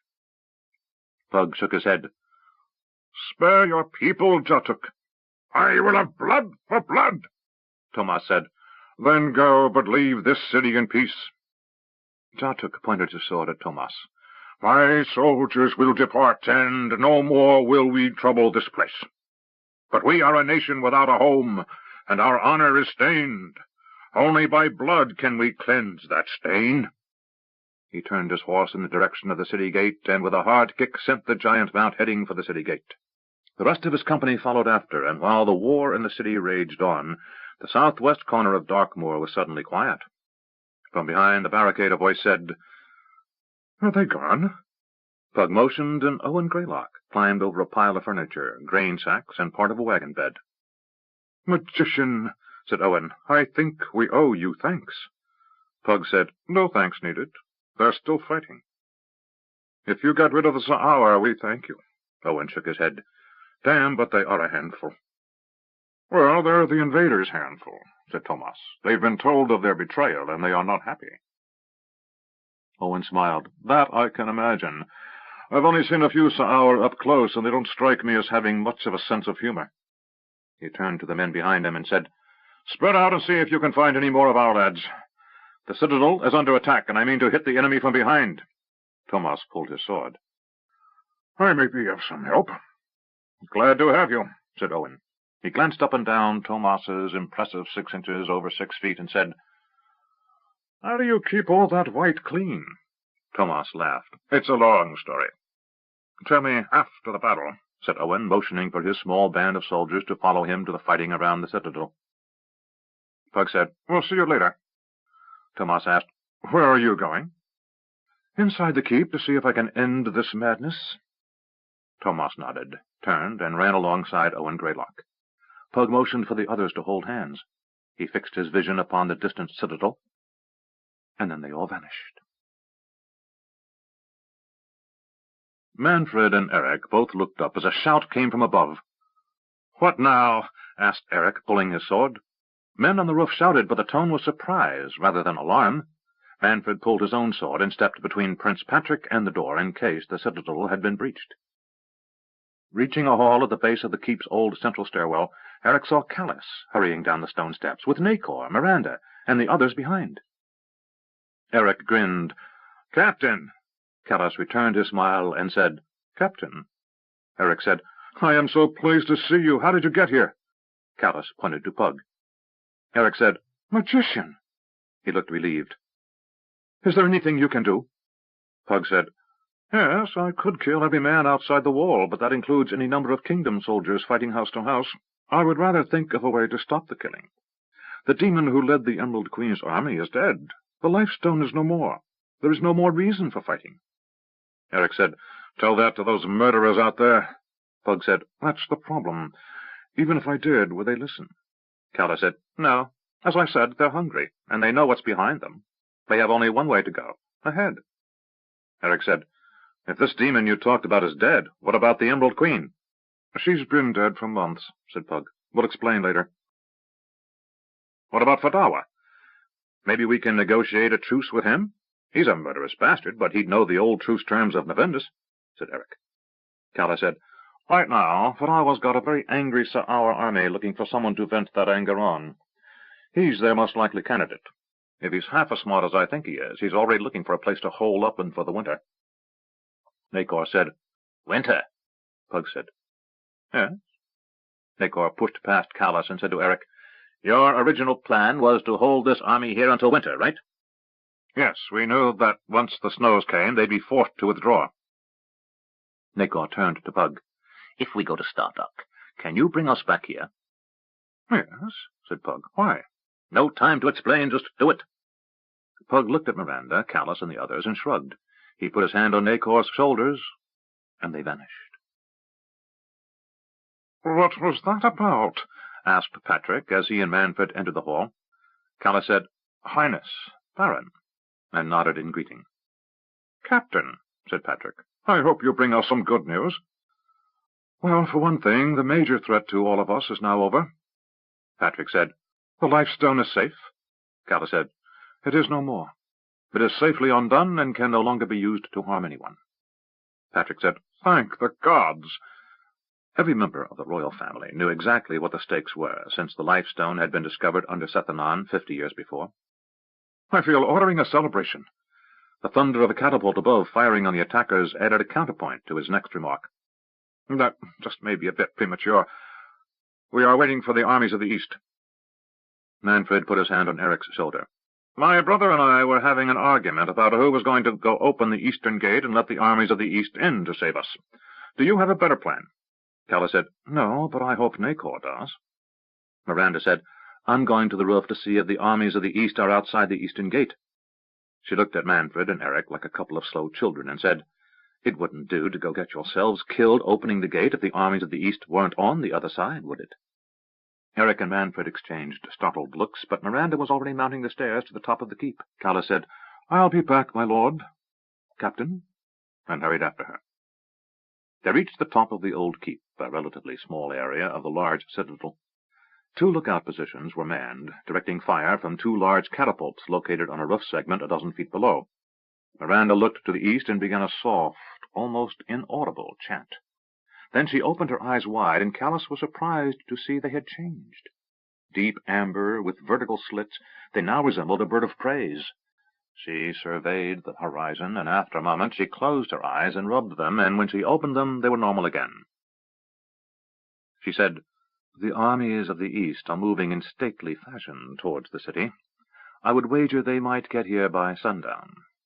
More likely tomorrow at dawn." Calla swore, "If we survive all this, remind me to have some sharp words with the king about the sense of alacrity of some of his eastern nobles." He leaned over the edge of the wall and looked down as the fighting continued unabated. Men died as they attempted to fill the moat, others as they attempted to prevent them. "This is all so pointless." Miranda put her arms around his waist and said, "You can't save them all." Calla turned to take her in his arms. "I've missed you so very much." Miranda said, "You know that I'm going with Pug." "Yes, I know." "He's my other half. I've hidden much of my life from you, and some day, when there's time, I'll tell you the truth of who I am and why I've lied to protect my secrets. But what I say to you now is the truth. I love you, Calla. You are one of the best men I have known in a very long life." Calla looked at her, studying her features as if trying to memorize them. "But you love Pug more?" She nodded. "I don't know if more is the way I'd say it. He's what I need. I am what he needs, though he hasn't discovered that yet. He's still got too much pain locked away." Calla nodded and held her so her face was against his chest. "William," he said softly, "and Camina." She and James stayed in Crondor. Calla closed his eyes. "I didn't know." He sighed. "It will take a while, but he'll heal," she said. Then she stepped back and said, "And so will you." Calla smiled. "I'm fine." "No, you're not." She poked him in the chest with a finger and said, "You must make me a promise." "What?" "When we get done with this war, you must go home to see your mother." Calla laughed. "Why?" "Just do it. Promise." He shrugged. "Very well. I'll go home with my father, and I'll visit my mother. Anything else?" "Yes," she said, "but I'll tell you later. We need to tell the prince that help isn't just outside the eastern wall." They returned to the conference room and found everyone huddled around a table. The sound of fighting outside was a constant, if low, rumble. Miranda told Patrick what she had seen, and the prince said, "Well, we must wait, then, for Pug to solve this mess." An hour later, Pug, Nacor, and a half-dozen men in robes appeared in the hall outside the room. Nacor ran in and said, "You've got to watch this." Prince Patrick and the others hurried to where Pug and the other men in robes stood, and one of them said, "I protest." "Protest all you want, Chalnis," said Nacor. "You're the best weather witch on Midkemia, even if you are a pain in the backside. Now do it." Chalmis pointed his finger at Nacor. "You will stick by our bargain?" "Yes," said Nacor, "of course. But we must stop this war first." "Very well." The most senior magician from Stardock turned to the other 5 who had accompanied him and said, "Once this has begun, I will grow faint. If I falter, you will have to continue for me until I recover." He turned to Nacor and said, "I need a table." "This way," said Nacor. Chalmers took in his surroundings as he followed the others back into the conference room. As he passed through the door, he said, "Excuse me?" The Prince of Crondor said, "Yes." "Could you fetch me a burning taper?" Patrick's eyebrows rose, and Manfred said, "I'll see to it." Chalmers opened a bag he was holding. He took out a candle and some other items, and said, "May I have the taper?" A servant produced it, and Chalmers lit the candle. He drew around it with a waxy stick, then set it down. Closing his eyes, he began to chant. After a moment, a cool breeze blew through the window. Maycor grinned. "It's working." Miranda went to stand next to Pug and put her arm around his waist. "Why couldn't you do this?" Pug said, "I could have done a hurricane, but that's pretty indiscriminate. I never studied much weather magic. You?" Miranda shrugged. "Me either." She laid her head on his shoulder and watched. Chalmers concentrated, and those in the room with magic training could feel the energies growing as the very air became electric. And colder. By the minute the air cooled, and from outside the sounds of battle were punctuated by shouts of alarm. The room grew colder and colder. Finally, Manfred ordered cloaks brought for those with him. Then the snow began to fall. Shouts of confusion issued on both sides of the moat. Eric said, "Pass the word to our own men that we're doing this, Highness." Prince Patrick nodded, ordering a servant to pass the word that the unusual weather was part of the defense of the castle. Manfred hurried to the window and said, "Look!" They stood on the large balcony overlooking the outer bailey and the wall over the moat. A few of the enemy ran across slippery rooftops opposite the keep. Eric saw one man turn, draw his bow, and fire. As Eric started to shout, "Down!" the arrow struck. Eric's eyes widened in shock as he saw Manfred struck in the neck. Pug unleashed a bolt of energy, and the bowman fell from the roof. Others urged the prince away from the balcony until the area outside was cleared of other archers. Eric caught Manfred as he slid down the inside of the balcony wall. Eric didn't have to examine his half-brother to know he was dead. Holding Manfred, Eric quietly said, "Damn." Within an hour it was clear that the attacking army was withdrawing in confusion. The defenders on the walls of the citadel, having heard the weather was the prince's plan, cheered. Chalmers began to go weak at the knees, and Pug helped him to a chair, while another magician took over the continued manipulation of the weather. Prince Patrick turned to Pug as a servant rushed forward with some spiced wine for the weakened Chalmers, and asked, "How big an area does this storm cover?" "About 5 miles in every direction, but we can enlarge it if you'd like." Patrick shook his head in wonder. "How long can you make it last?" Pug smiled. "That depends on how many magicians I need to drag up here from Stardock." Patrick ran a hand over his face. Fatigue had left dark circles under his eyes. "Cousin Pug," he said, "pardon the observation, but are you younger than I remember?" Pug smiled. "It's a long story. I'll tell you tonight." For another hour, snow fell in continuing flurries until it was knee-deep in drifts along the walls of the city. The sky was completely gray, and birds sat in confusion on the walls of the citadel, undecided if they should be heading south. Then a band of men came trudging down the boulevard, and Eric looked out to see they were led by Owen Greylock, with Tomas at his side. Owen shouted up, "Will you lower the drawbridge? It's damned cold out here." Eric laughed in relief, leaned over the balcony, and shouted, "Lower the drawbridge!" 28. Rebirth. Eric shivered. Darkmoor lay under a blanket of snow, though it was beginning to melt as summer reasserted itself. Eric turned his back to the wall, watching the city begin to come back to life, as the soldiers of the armies of the East cleared the streets of any stragglers from the invading host who had tried to hole up in the burned-out buildings. The eastern gates had been opened at dawn by Eric and a patrol, who had easily reached them. The few elements of the invaders' army that were still in the city gave them wide berth. They were too tired, cold, hungry, and dispirited to offer much opposition after the sudden snowfall. Eric turned to watch as new units of the king's army marched slowly into the city. His own men were checking in slowly as Patrick dispatched newly arrived soldiers up and down Nightmare Ridge, and Eric expected Jotto, Harper, and the other surviving sergeants to be in Darkmoor soon. Word had arrived that the dwarves and elves were also returning home. A familiar voice said, "Von Darkmoor!" Eric saw Jotto Shanti standing below, waving. How did we do?" "Well enough, until this damnable snow arrived. I nearly froze my backside off." Eric hurried down the flight of steps next to the gatehouse and gripped his old friend's hand. Wanting to get the bad news over first, he said, "How many?" "Too many," said Giotto. "I won't have exact numbers for a few days, but too damn many." He turned and watched as cavalry from Salador entered, banners flapping in the morning air. "We lost Harper 2 nights ago." "Damn," said Eric. Giotto said, "We're running short of sergeants, Eric." "Well, we'll just have to make sure you stay alive." "What are we to do next?" "The prince will tell us." Giotto said, "Will we arrest?"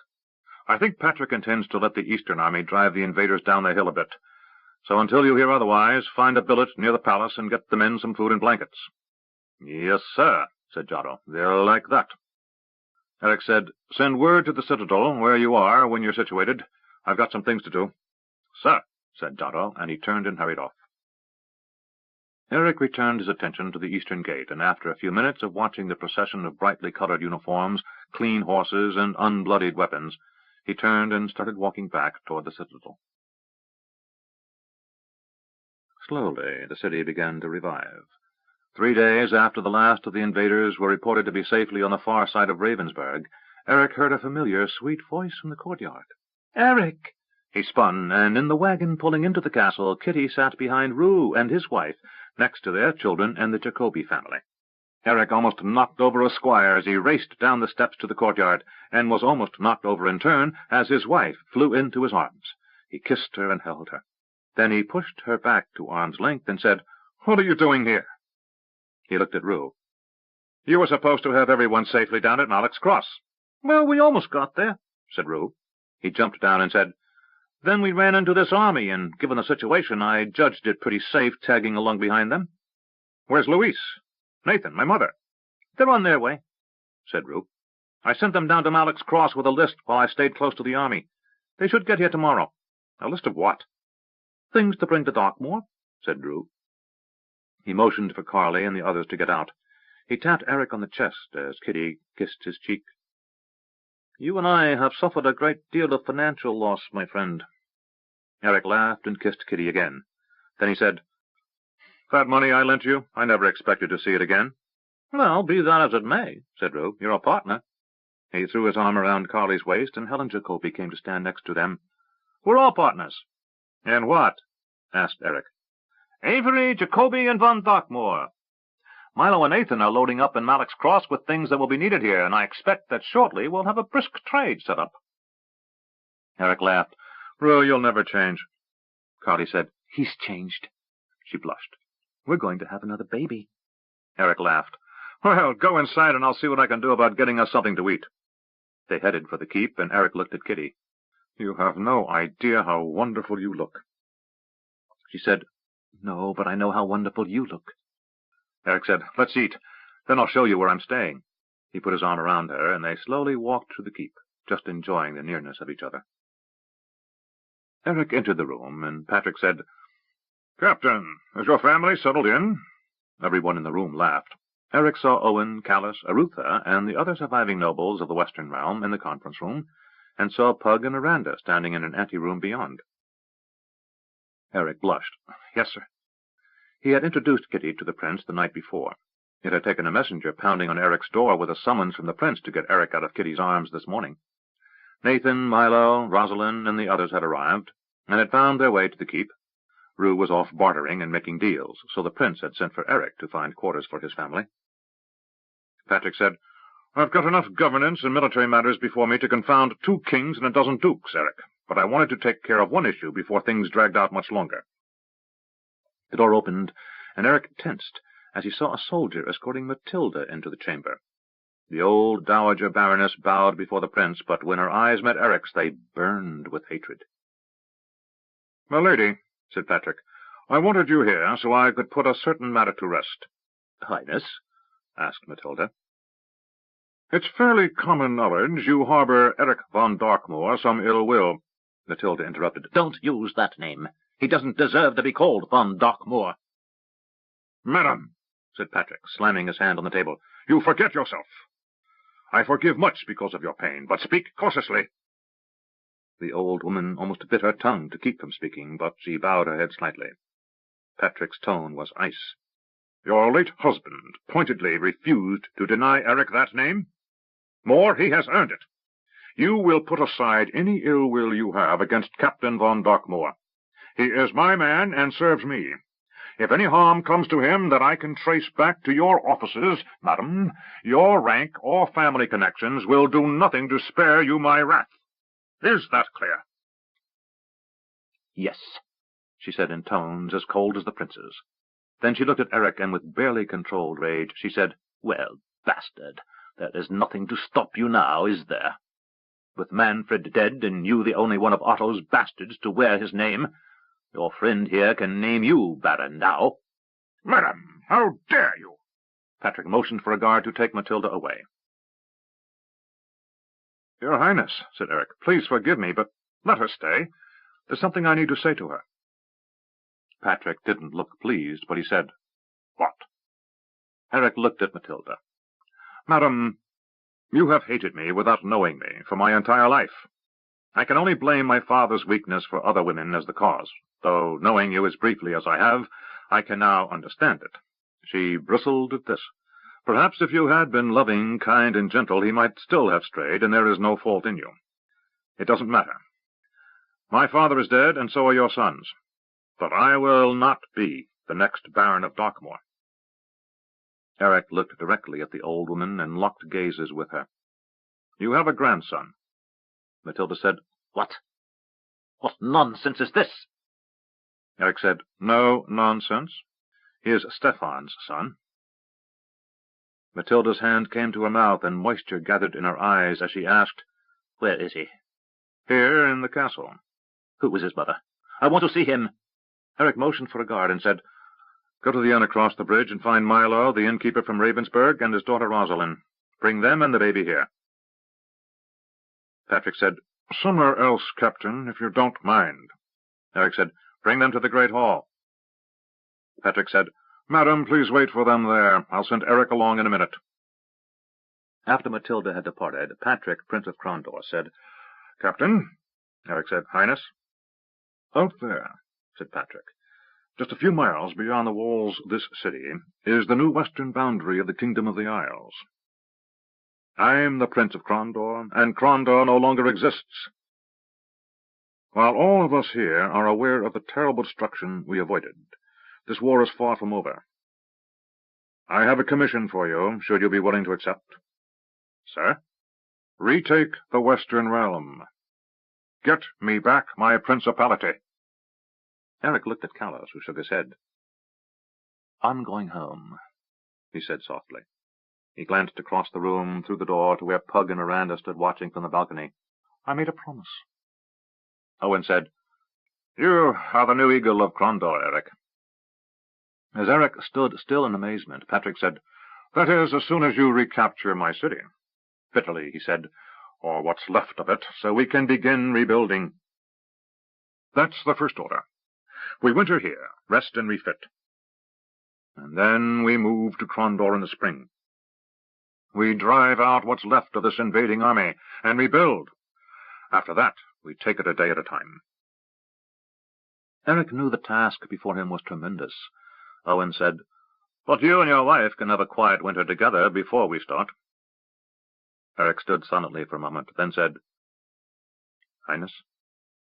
Whatever momentary satisfaction at the acknowledgment that Eric was now in charge of Callas's special command was quickly lost as the prince continued. "Arutha," he said, and Lord Venkar stepped forward from the corner where he had been standing. "I need a new Duke of Crondor, and you're it. Father will ratify the choice as soon as I send word. You and those sons of yours are going to be very important to me. Oh, by the way, James and Dashiell are now barons of the court." Arutha bowed. "Highness." It was obvious that holding the office held by his father was a source of honor to Arutha. Eric noticed the strain in Arutha's features and realized the pain he felt because of his parents' and uncle's death. Then he grinned, and Eric caught a fleeting glimpse of Arutha's father as he said, "I think the boys will find their new titles amusing." Patrick smiled at Arutha. "No doubt." He turned his attention back to the list before him. "Greylock, you're the new Knight Marshal of Crondor, until I find someone better." Won't be hard, Highness, so please don't dawdle too long, said Owen. Patrick leaned forward and softly said, Well, you better hope it is, because if I do, you and I are going to have words over your yanking me about the way you did. I don't take kindly to being manhandled, even if you were right. Understood, Highness, said Owen gravely. Patrick said, We've got to find out if we have any navy left before spring. Eric, I want you to send some of your black shirts to Sarth and have them snoop around, see if any of our ships survived. Calla said, If we do find any of them, Highness, where do we tell them to go? Illith? Patrick looked at a map. No, I'm going to want to open trade with the far coast and the sunsets as quickly as possible. Tell them to make for that harbor Lord Vicor created down in Shandon Bay. It was supposed to be a temporary anchorage, but we'll have to turn it into a permanent one. Patrick had been told that Crondor's harbor was now impassable and would remain so for at least a year. In fact, that's what we'll name it, Port Vicor. The appointment and redistribution of the newly re-emerging Western realm continued. Outside the chamber, Miranda and Pug watched. Callus left the conference and came over to them. He said, Father and I leave tonight. Callus looked at Miranda. You said I must do you one more favor. Miranda said, Yes. She slipped her arm from around Pug's waist and took Callus aside. There's a woman in Elvandar. Her name is Elia. I don't know that name, said Callus. She is from across the sea. Her husband died, and she is alone in a strange place with her sons. Callus's eyes narrowed slightly, and he said, Twin boys? Yes. I've seen them teaching the other children to play football, said Callus. They are beautiful children. Miranda said, I do not know the ways of your people, more than you have told me, but I sense something in her. She and you have much in common. Seek her out, that's all I ask.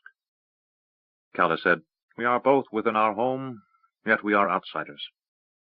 Miranda touched his cheek. Not for much longer, I think. Tomas came down the stairs and said, Son, it is time. Yes, father, said Callus. Pug came up to his boyhood friend and said, Let it not be years before we see each other again. Agreed, said Tomas. They embraced. And you, do you return to Sorcerer's Isle? No, there are things that Miranda and I can do here to help, for a while at least. When you have time, come visit. We will. Tomas and Callus left, and Miranda came to stand beside Pug. After a moment of silence, she said, Well? Pug said, What? Don't you have something to say? Pug laughed. Such as? She punched him in the chest. Younger men, why are you all so thick-headed? Pug grabbed her and pulled her to him. What would you have me say? You are my life, Miranda. You fill up a place I thought would never again know happiness. Stay with me. Marry me. Miranda said, One thing. What? He asked, half playfully, half concerned. I want a baby. Pug's mouth fell open as he stepped back. A baby? He blinked. How? You're 200 years old. She grimaced. The life stone. I'm young again, and I'm ready to be a mother. She grabbed the front of his robe and pulled him toward her.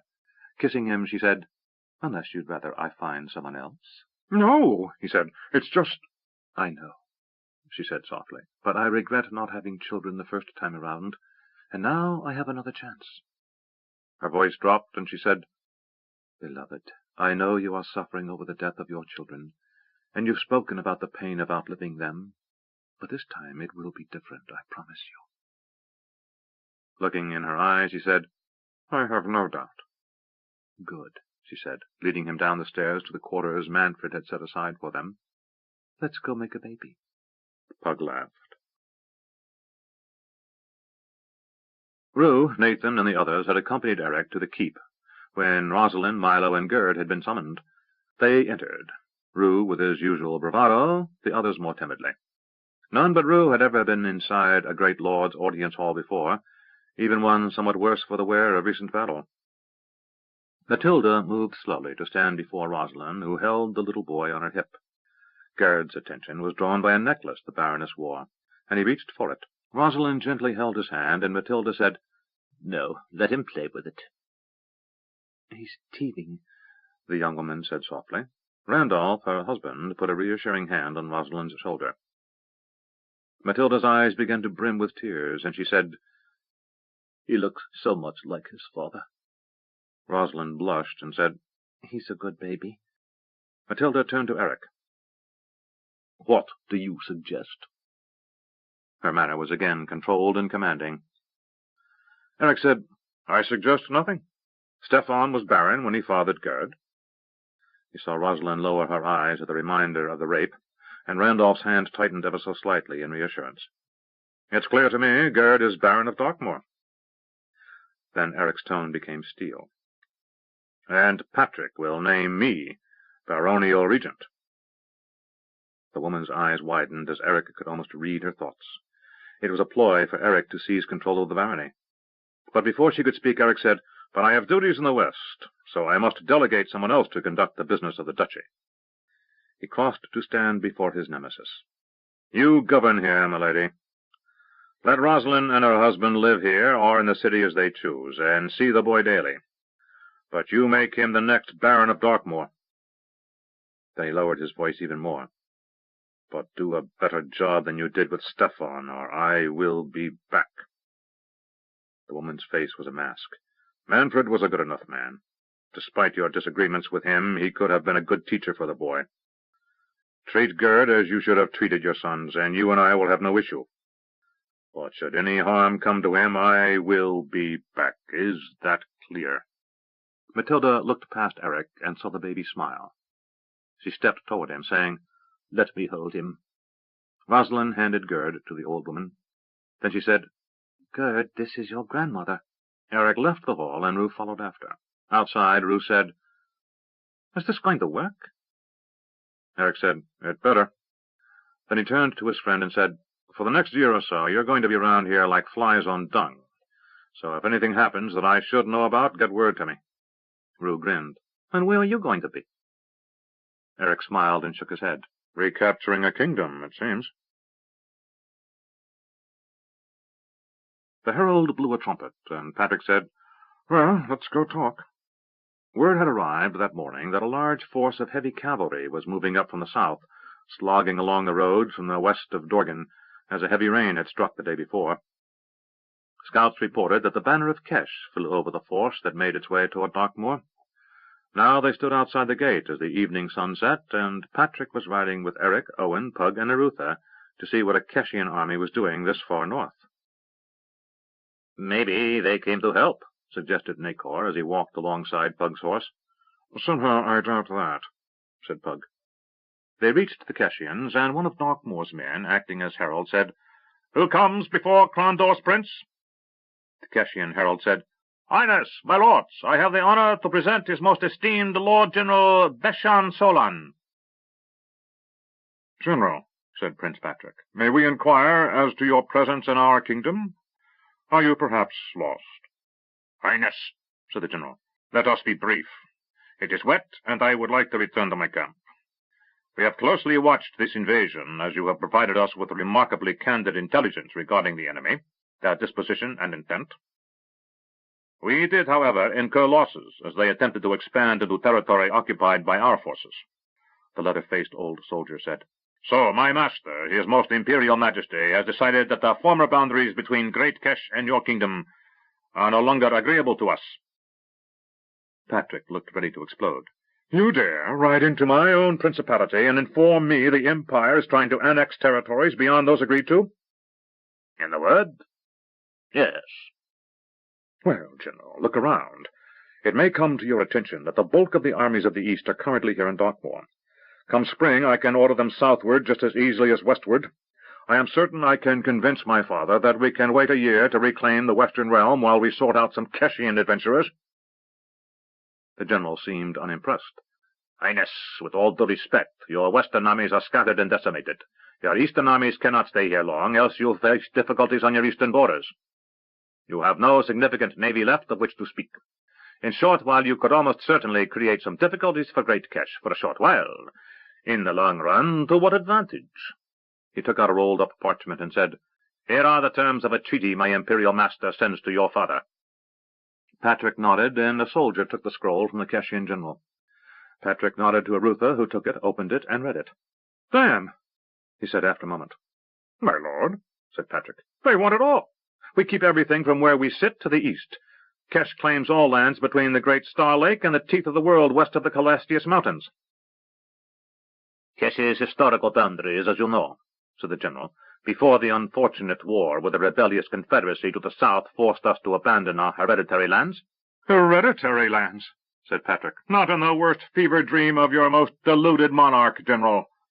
Arutha said, What of Queg and the free cities of Natal? The general said, Kesh will deal with her recalcitrant children in time. Patrick said, If you will be so kind as to wait, my lord, I will pen a reply to your imperial master.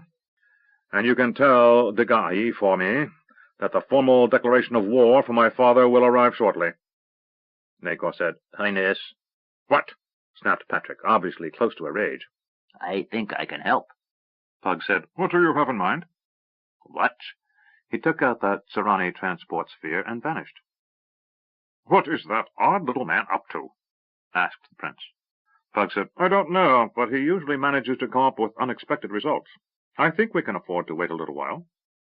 Patrick said, Very well. A few minutes later, Nakor was back. Look to the south, he said. The entire company of officers from both sides did as Nakor bade, and to the south a vast column of ruby light pierced the sky. What is that? Asked the Keshian general. That is Stardock, said Pug. Stardock? Said the general. That's impossible. Stardock is hundreds of miles from here. Nevertheless, said Pug, that light is coming from Stardock. Nakor said, It's a demonstration of power. It's to let you know there are 700 very angry magicians down there who don't like the way you honor treaties. 700? Said Pug. I thought there were 400. Nakor grinned. We invited some of your old Serani friends to come visit. Pug rolled his eyes and said, 300 black robes? Well, maybe a few less. The general said, 700 magicians? Angry magicians, said Eric. And one very angry prince, with the armies of the east camped 10 miles from here, added Patrick. Come spring, you can expect a two-front war, General. And from the look of that little demonstration, you don't even want to consider what that means for the Empire. The Keshian general looked around and at last said, What do you propose, Highness? Patrick said, We'll make it simple. You return to the old border, and come spring, my father's diplomats and your emperors can start renegotiating the boundary between our two realms all over again. The old boundary? Yes, said Patrick. We take back Shamata. His yell caused his horse to turn completely around. You think on this as you ride south, and you'd better be moving that way at dawn, else I'll turn my army south and start marching that way myself, rain or no rain. Do you understand? The general glanced over his shoulder and saw the red light in the sky. I understand, Highness. Good. Patrick turned his horse and rode off, Eric and Greylock at his side. Pug waited as the Keshians returned the way they had come, and Patrick rode off. When only the two of them remained in the street, Pug on his horse and Nakor at his side, Pug asked, Nakor, what did you promise Chalmers and the others to get them to pull that stunt? Nakor smiled. I gave them Stardock. You what? Asked Pug. Nakor said, Well, you told me to think of something. Pug asked softly, You gave away my duchy? I had to. Independence from both the kingdom and Kesh was the only thing I could think of that they'd fight for. And that Serani like having a neutral way into Midkemia, too, which is why they helped. Either way, though, you lose Stardock, to the magicians or to the Empire. This way is better, I think. But you gave away a duchy. What am I going to tell the king? Nakor shrugged. You'll think of something. He grinned. Epilogue. Consequences. Fadawa frowned. He looked at the maps his aides had provided and said, What is the situation here, Kahil? It is the city called Ilith, said the captain, who had been charged with gathering intelligence. It is a major seaport, and the only sea entrance into the province of Yabon. It is relatively untouched, and most of its garrison was already sent south to defend Darkmoor. There is only a small force there, as well as a few ships. There is another garrison in Zun, as well as in L'Oreal and Yabon. He indicated the different locations on the map. However, if we can seize and hold Illith until spring, those garrisons should be easy to destroy. Outside, his regrouped army was settling in around the town of Quester's View. They had overrun the town in under a day's fighting, as it had been defended by less than 1 company of regular soldiers and a half company of militia. Fadawa nodded. Good. We will take Illith. 20,000 men had made their way up the coast after Fadawa had judged the situation hopeless at Darkmoor. As soon as he had seen the disposition of the men when he had come out from under the demon's trance, he knew that even if they took Darkmoor, they would possess a useless mountain of stone and dead bodies. The reports that had followed him along his retreat about the sudden snows and the arrival of another army from the east only made him all the more certain they had been on a fool's errand, attempting to drive across the mountains to seize a city reported to be abandoned. He had briefly wondered at the sanity of the demon, but given what had happened since, he said a prayer each night to Calkin, thanking the god of gamblers for blessing him. How he had survived when so many others had been destroyed by the Emerald Queen or the demon was beyond him. But now he had more immediate needs. His army was a long way from home and hungry. The good news was that as he traveled north, the lands were more abundant, and his men were starting to eat well again. He said to Cahill, Word is to be sent south that any of those who managed to get away from Darkmoor could come to Illith to winter there. Very well, General, said the intelligence officer, who saluted and left the tent.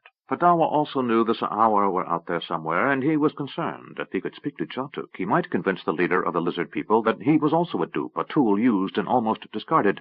But if he failed that, the angry lizard would seek someone upon whom to vent his rage. As the highest remaining officer of the Emerald Queen's army, Fadawa was a logical choice. Fadawa sat back on the small stool in his tent. He had been cast upon a distant shore by a capricious fate, but it was his nature to turn an advantage wherever he might. That was why he had become the most successful general in Novindus, rising from mercenary captain in the Eastlands to military overlord of the Emerald Queen. His senior captain, Norden, said, What will we do once we've taken this Illith, General? Fadawa said, We've paid in blood for other people's greed and ambition, my old friend. He leaned forward, putting his elbows on his knees. Now we serve our own. He smiled at his old companion. His thin face looked especially sinister in the faint light from the small lantern that hung from the tent pole. How would you like to be general of our armies? Norden said, But if I become general, what about you? Fadawa said, I become king. His finger outlined the coast between Krondor and Illith. The kingdom's western capital is in ruins, and no law exists between it and Illith. He considered his options. Yes, king of the bitter sea. How does that sound? Norden bowed. It sounds appropriate, Your Majesty. Fadawa laughed as the cool fall wind blew outside the tent. End of Rage of a Demon King. Serpentwar Saga, Volume 3. By Raymond E. Feist. Read by Roy Avers.